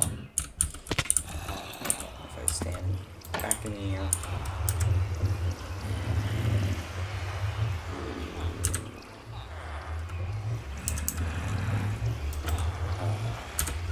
Problem with these farms is they don't walk when you're right next to them. You kind of have to be next. You don't be right next. You have to be like close to.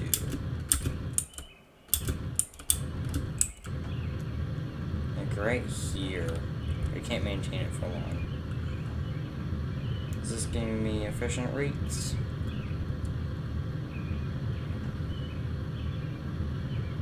Come on.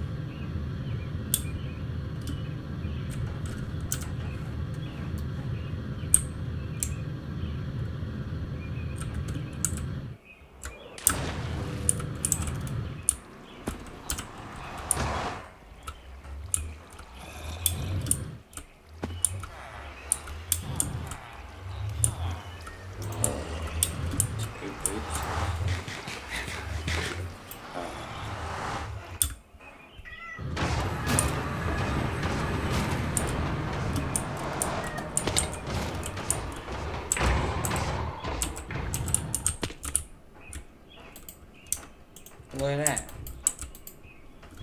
That's quite a bit of iron, I think. Pretty decent little iron supply. I don't know. I think that's a little bit of iron.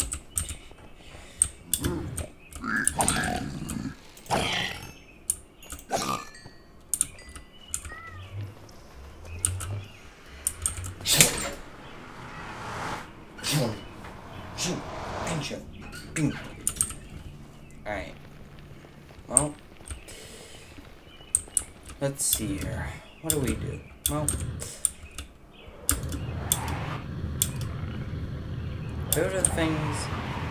the things I want to do are either really boring or, yeah. So, they're either really boring or they're me waiting around for crap. So, you know, so they're very boring.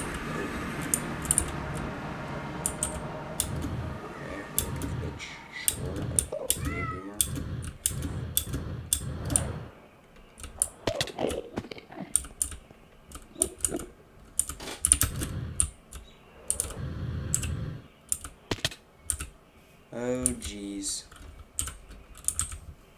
Alright, I gotta turn off the engine. Gotta do this by double jumping my way over there because I am not dying right now like that. It's just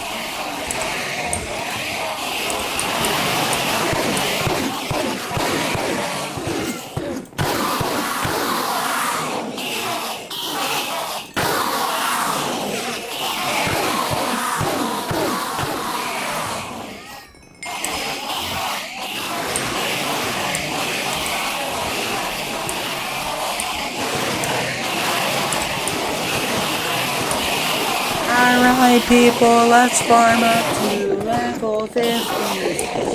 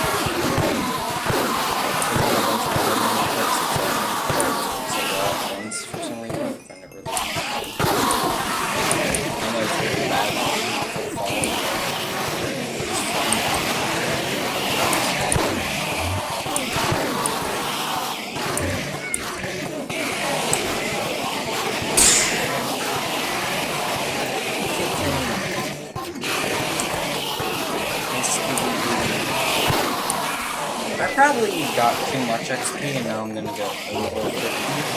I'm gonna go over 50.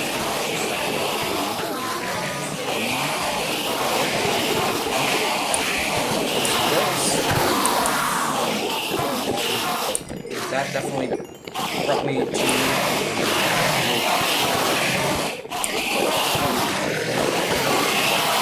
there's 50.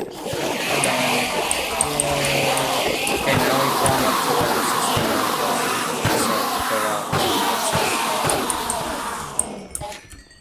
Alright, no more. So we got that. Now you can really watch how that filters out. And then, yeah, there's this thing. We gained an entire extra level of dubs.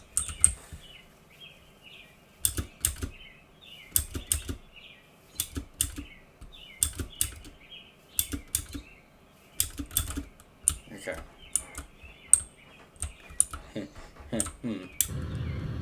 Please don't run out of gas. Yes. Holy balls. Now it's depleted. Oh, jeez.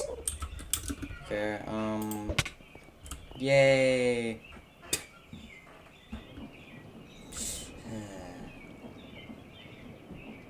Come on. There you go. Truck along. Loading already. Ironically, whenever the jetpacks deplete, they kind of look like fully charged. So funny. Alright, give me XP again. Thank you. Alright. See, I adapted the way I play because I had a jetpack for so long. I kind of adapted how it walks. I mean, we're already on day 821. Jeez, man. What did I start this on? It was like 20 entire days. Good gracious. That means I spent about 210 minutes at least. So probably 250 minutes, which is roughly, I don't know, too many hours. 4.5 hours, I guess, technically. But OBS says I've been streaming for almost 8.5 hours, so yeah. Oh, it's nice music, Minecraft. Just from that short time, it's already charged up to like 500,000. Yay. What a thing.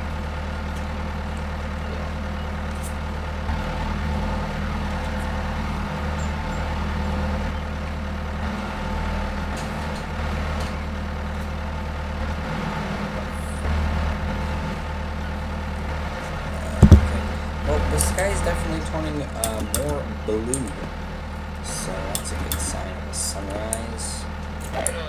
Get out of my life, and get out of my life. Thank you. Keep it together.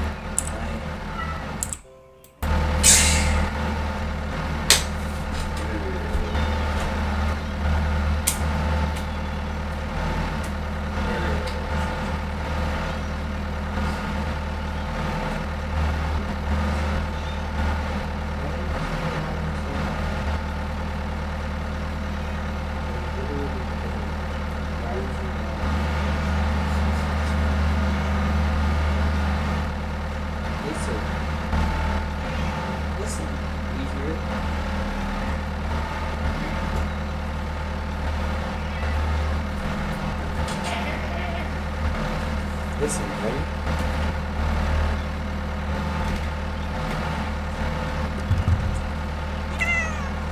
I mean, it's so precious. This tiny little squash.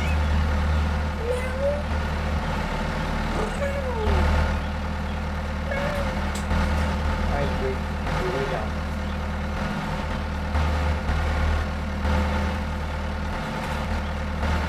I think that can finally turn off. I think I can finally kind of turn off my lights in the background. And eventually, if we like AFK or something or stream for a long enough amount of time, you should see the background start to fill up with light.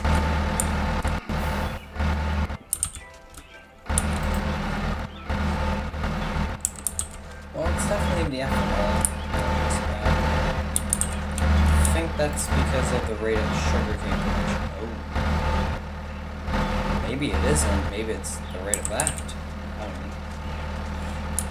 This is a weird system. I don't get it. It's strange. I do get it. It's just really weird. Hey, you can see at least physical progression in the progress. Yay. If I don't have my jetpack or it's charging or something, I would definitely be using the other thing to do things. So, yeah, it's a thing. Yeah. Hey, look, Zambi.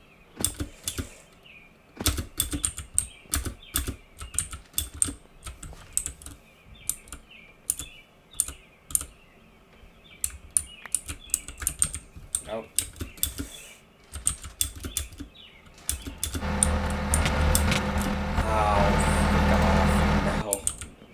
Are you kidding me? You ready? The funny thing about Ender 8, yeah, it's gonna be a little awkward. Okay, I'm gonna take my jetpack, I guess. I'm gonna throw this in the hover mode. I'm gonna retrieve our items.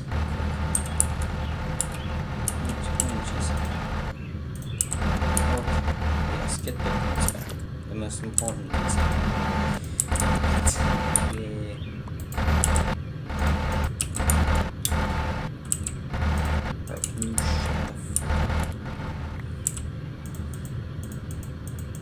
Hold on, did I put void floating on my sword? I didn't.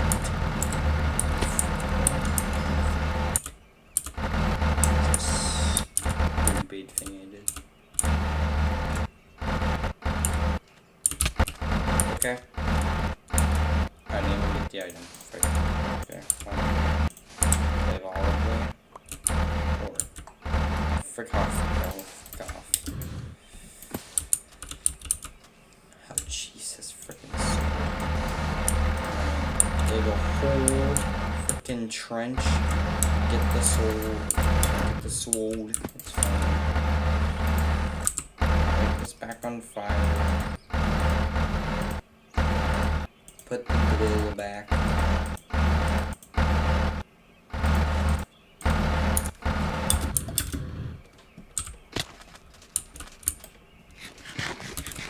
Somehow I have extracted more chests. I don't know how that's even a thing, but I do. Oops. See, these HV cables are freaking violent. Ridiculous. How is that already like freaking 30% wasted? How?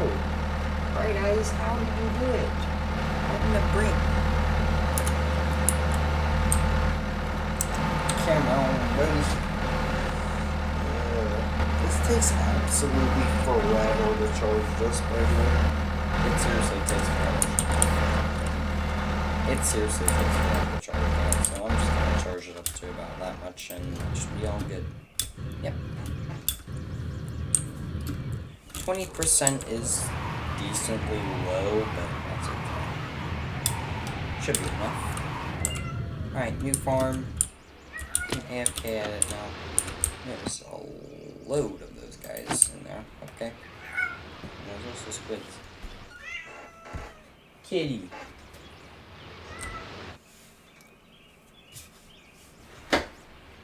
Hey kitty. Who's being kitty? Who's kitty? Boo. Kitty cat. Who's being kitty?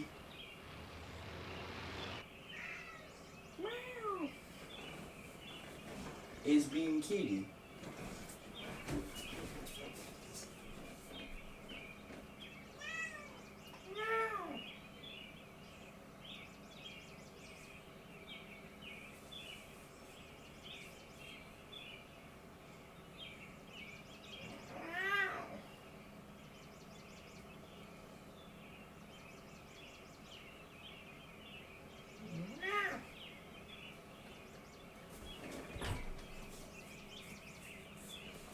Well, at least The least I can do is press F1.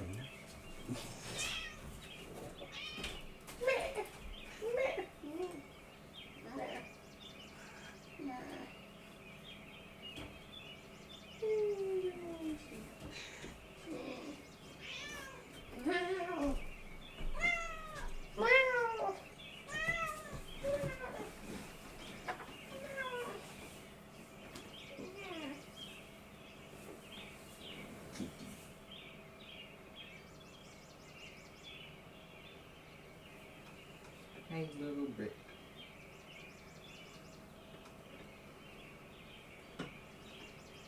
I'm single kitty. Little dish. Alright, well. Ooh, jeez. Well, it's mostly all done. So, farm's done. Technically walks. If we wait about 2 centuries, it will, results. There you go. Anyways, we can head into here real quick.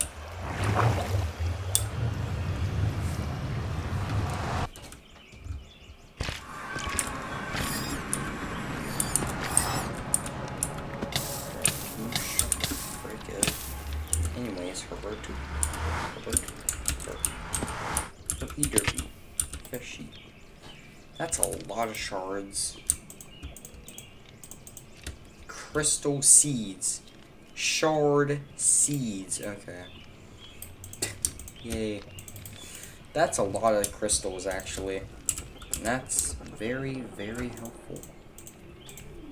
Can't craft that in anything. Can't craft that. Can't craft that. Can't even craft that. Wow. 60 raw cod, though. That honestly is kind of helpful for the whole food situation. But hey, whatever. So yeah, if I go AFK long enough in the world that overalls, if I go AFK long enough in the nice little skybox, skybox, yes, not skyblock, skyblock, yes. If we go AFK up here long enough, oh no, the dolphins, no, the frickin'. If they don't die from the campfires, they're gonna die from the freaking guardians shooting them. Come on, buddy. Oh no. Alright, good. The fishies have no way of getting into them. Yay. Oh wait, the dolphin disappeared. That's not a good thing.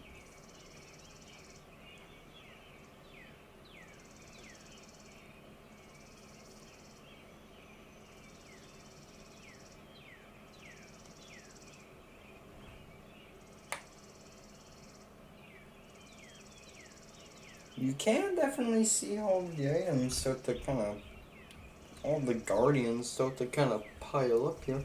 Oh, but lighting looks kind of cool outside.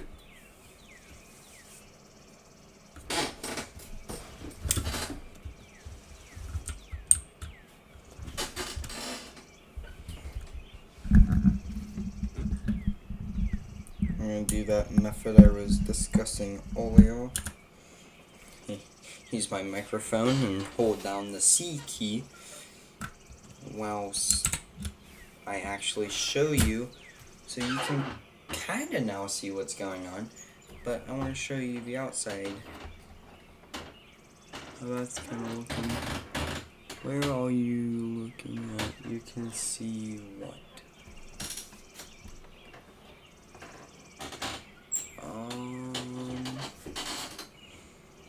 Up there outside. Yeah, it is. Yeah, you can kind of see what's going on outdoors. It's pretty cool. I don't know if that was actually outside or what that was, but it's a thing. We will review footage. Yes. I don't know. That's my cracked window. Yes, that is the outdoors. Yay. The two Continental J69 engines the plane already had, the General Electric J85-J2/5 turbojet engines. The test results were good, though initially the Air Force wasn't even sure they wanted it anymore, as the situation in Vietnam had changed. You guys think I They should changed add a back time again lapse to where they of, needed like, it, an and they're like, no, hour actually, time lapse just never of mind, we this changed our mind again. We walking would or like it now. When they were first introduced, there were some problems. The A-37A lacked the ranged endurance they wanted, and there were some heavy control responses during attack runs, as the flight controls weren't power boosted. As a result of this, Cessna was awarded another contract to design the A-37B, which had all new airframes and were stronger than those of the 37As. They could pull 6 Gs instead of 5, and they had longer fatigue life of 4,000 hours. The Bs were actually legitimately great. They excelled at close air support, saving many a US soldier's life with their ability to swoop in, do damage, and get out before the enemy even knew they were there. By the end of the Vietnam War, they'd flown over 160,000 combat sorties and suffered only 22 losses, an impressive record to be sure. Most of them were sold off to other militaries around the world, and most some to private owners. There's still a handful around on display at a few Air Force museums, and amazingly, there's a few still in service with the Peruvian Air Force. They actually still use them a little bit. So, yeah, not bad. Not bad at all for such a little plane.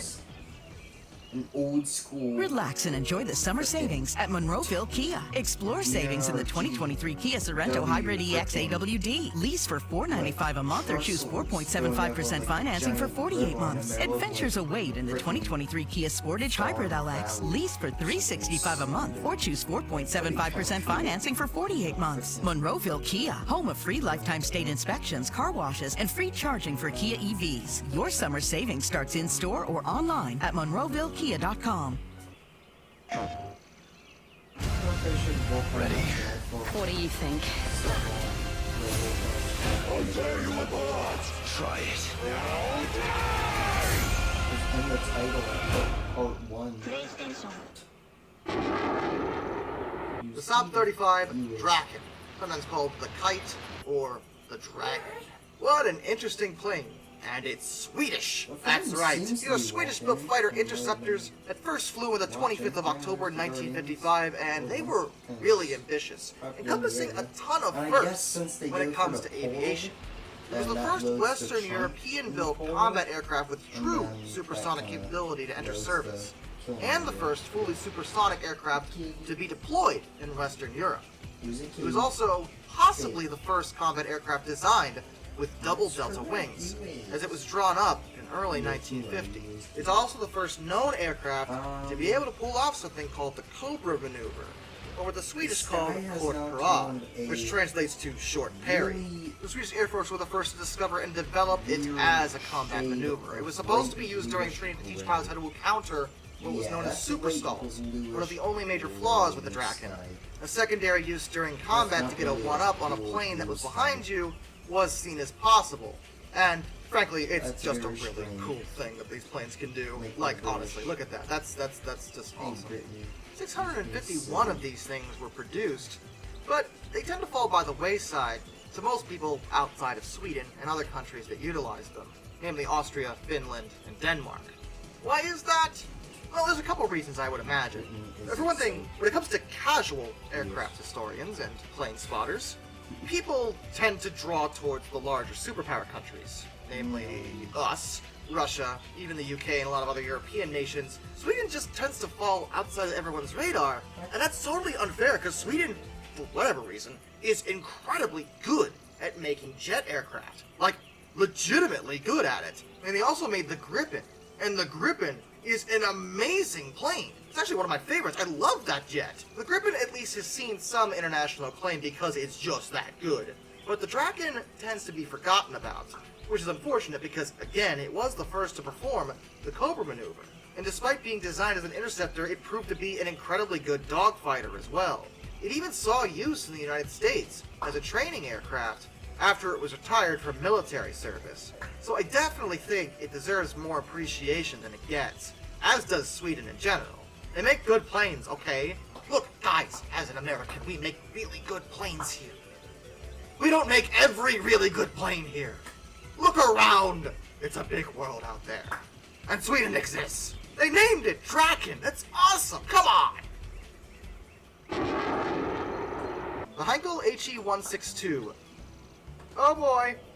Why would I dare put a German World War II aircraft on this list? In the number 1 spot, it's the 162?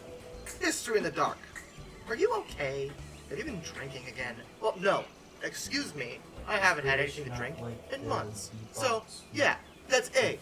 B. I have many reasons to defend the 162 because I have seen it put on one too many worst aircraft ever lists. And I gotta be honest with you, I guess. I don't know. everyone is wrong about this plane. It's not fair to say that it was terrible. Now, in certain guises, in certain forms, it could be bad, but it has nothing to do with the design. The 162 is sometimes called Volksjäger, which is people's fighter. More on that later. I tend to lean more towards what Heinkel wanted to call it Spats, which means sparrow. A much more appropriate name for the plane. As you can see, it's a jet fighter. Ambitious and exciting. Jets were new at the time, and there were many things to iron out. One thing in the position of the jet. One of the things that's often easily pointed out as a problem is where they put the air intake for the jet. It's on top of the plane, not the bottom. This means that when it comes to bailing out, well, there's an inherent risk to the pilot. I don't think it's quite as bad as a risk as people tend to make it out to be, but they're right, that is a problem with the design, but that has to do with the early aspects of jet aircraft, not to do with the 162 in itself. They were experimenting, and they needed to know what worked. And as an airframe, when it's built well, I want to stress this, built well, it's actually really good. After the war, many of these things were captured as they were in the process of producing. People Eric watching Brown, the pod, who's hello. notable as a British Royal Navy officer, look at the and a British. test pilot who flew 487 Mr. types Precious, of aircraft. look at it. More than anyone else in Listen. history, by the way, did fly one of the ones that was captured by the UK. He, The someone who kitty had will now experienced more speak. aircraft than anyone else ever, found it to be a first-rate plane with few vices, as he put it. Meaning that the design was actually quite good. You might want to argue repositioning the jet air intake, but besides that, it was a good plane. So why do people keep saying it's bad? Well, that has to do with the emergency fighter program, the People's Fighter, Volkswagen. See, when the HE-162 is built out of good components, Let's go see how much crap I got from that short little AFK program session. that meant that this wasn't going to go well. The main structure Have we filled up the of storage the crate? program Probably not.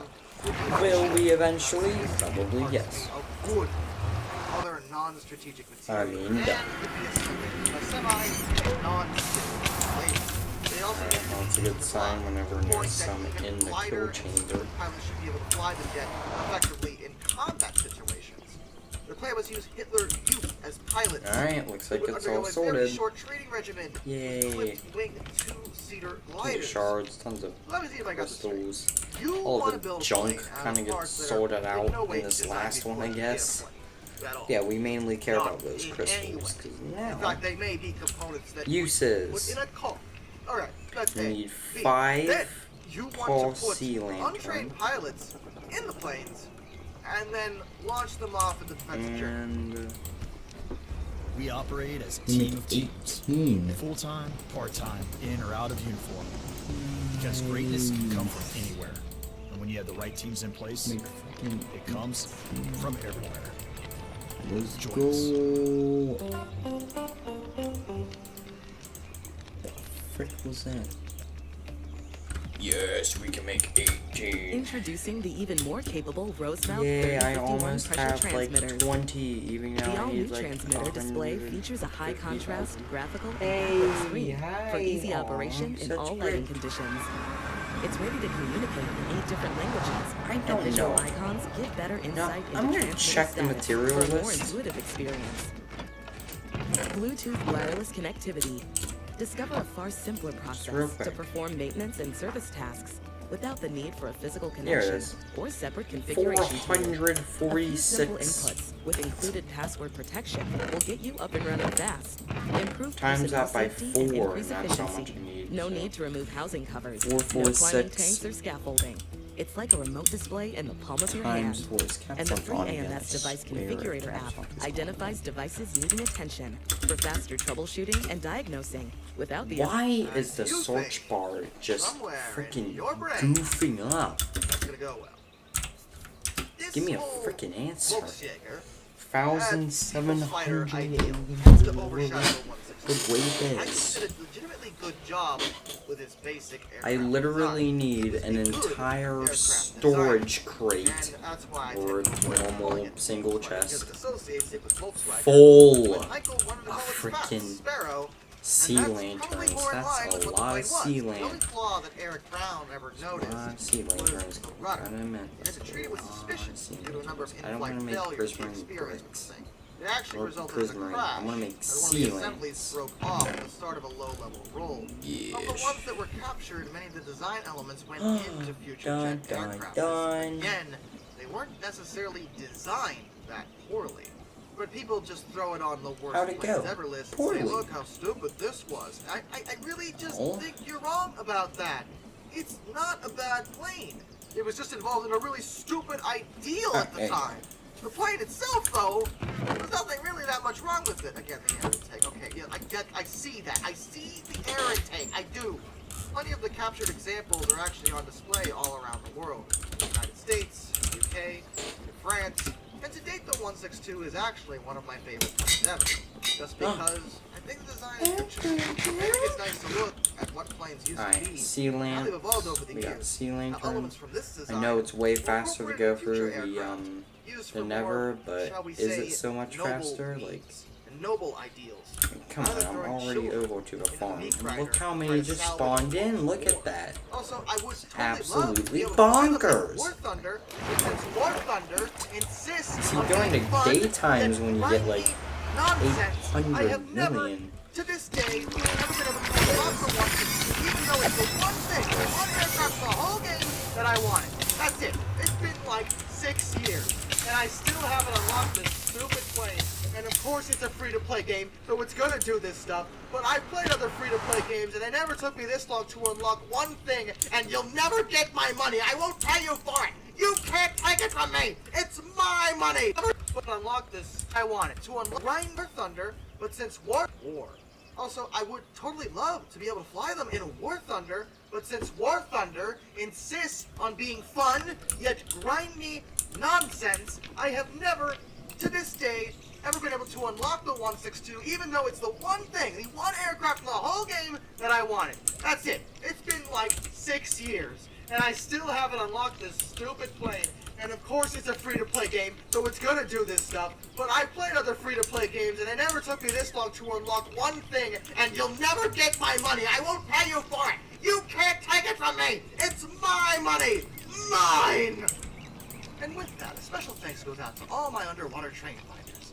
Thomas Ward, Lord Captain Von Toster, Sunday 267, Orange but you Black, just Joshua said Long, no give money. Ohio Trooper 1, Roll 2860, Lord Hawk 444, Arthur Roy, Benjamin Owens, Patrick 131, 232, Mr. Black Rose, Trouble Typhoon, Master of Gun, Sea Josh Johnson, Long lanterns, Crackers, there you go. Time Blaze Wizard, Anzac A1, So you have to fill up and all of Dazzy this One. and even Till next more time. because This is Dark, 20. individual Bond, So farewell. what's 84 minus 28? That's how much extra we need. We're the Ride Guys, and we are here at Universal's Volcano Bay in the heart of Universal Orlando So we need Resort at least to take you 60. on an awesome attraction. Krakatoa An extra 56. We're ready. Let's ride. We need 28 stats. That is a lot. Can you even see me? You can barely see my head. Universal's Volcano Bay opened in 2017 and has been thrilling guests of all ages ever since. But this is a water theme park, so there's a lot of Why is that a 5-minute ad? Why do companies do that? Stop making 5-minute freaking commercials. I'm No, they're not even commercials. They're freaking infomercials. Commercials. I get so many comments about the E2 The freaking information that you do not need to hear, but to will first download your float. Commercials.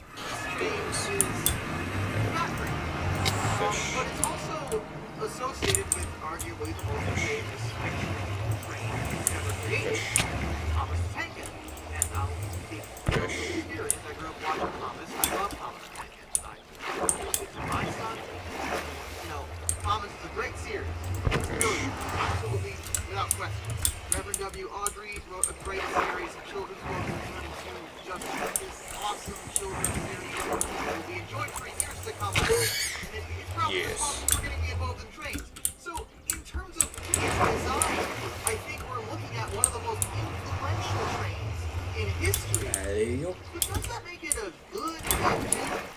I mean, look at this dolphin. That's a vibe right there. Look at that. I knew the E2 wasn't great, but like talking about Wait a minute. material.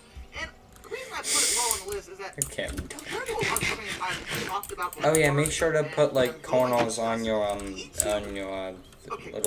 AFK spots. but it's not Yeah. terrible. Frickin' Mumbo Jumbo died because of that. Back in the early 1900s. It's not like hardcore. Between 1913 and 1914. Hovercraft world. Now, their initial run, they did have an immediate issue in that their water supply, which tank engines carry on board, because they don't have tankers, was inefficient. It just wasn't enough to keep it going for a reasonable amount of time before having to top off again. So it was remodeled in the second series that expanded the water tanks to make it a little bit better. And that did fix that problem. However, the E2s never got around another issue, which is its coal bunker. The coal bunker on the E2s is just too small, much like the water tanks were. But for whatever reason, they never actually expanded on it. And the result is that every time they went to do anything with it just couldn't hold up. It always needed to go back for coal way too soon. It's walking. So, even though It's doing Thomas the the thing. series is known for having his own branch line, Should take maybe like an hour of AFKing to maybe get half of it, so, you know, 3 hours of AFKing would probably solve it. even a branch line was too long. They did eventually get tasked with shunting duties later on, and they were pretty decent at that, as tank engines tend to. How did I go for 10 hours? I don't even know how it's I was gonna do this live stream, but as like a normal episode in like 2 or like 3 massive freaking time lapses, but I don't know what I was thinking. No time lapsey, no. So what I'm saying is, these two just never seem to be able to do anything particularly well as a result of all these faults. Now, that being said, I still don't feel comfortable So, saying I'm probably just gonna be sitting here for a second. because, yeah, only 10 were produced, and yeah, they were weaker than most of the other tank engines. So, yeah, I'm probably just gonna be over here. And in the meantime, we're gonna once again press that big magical red button. Because for some odd reason, the sky still hasn't turned blue, and now has turned another shade of gray, because now there's cloud cover. Yay!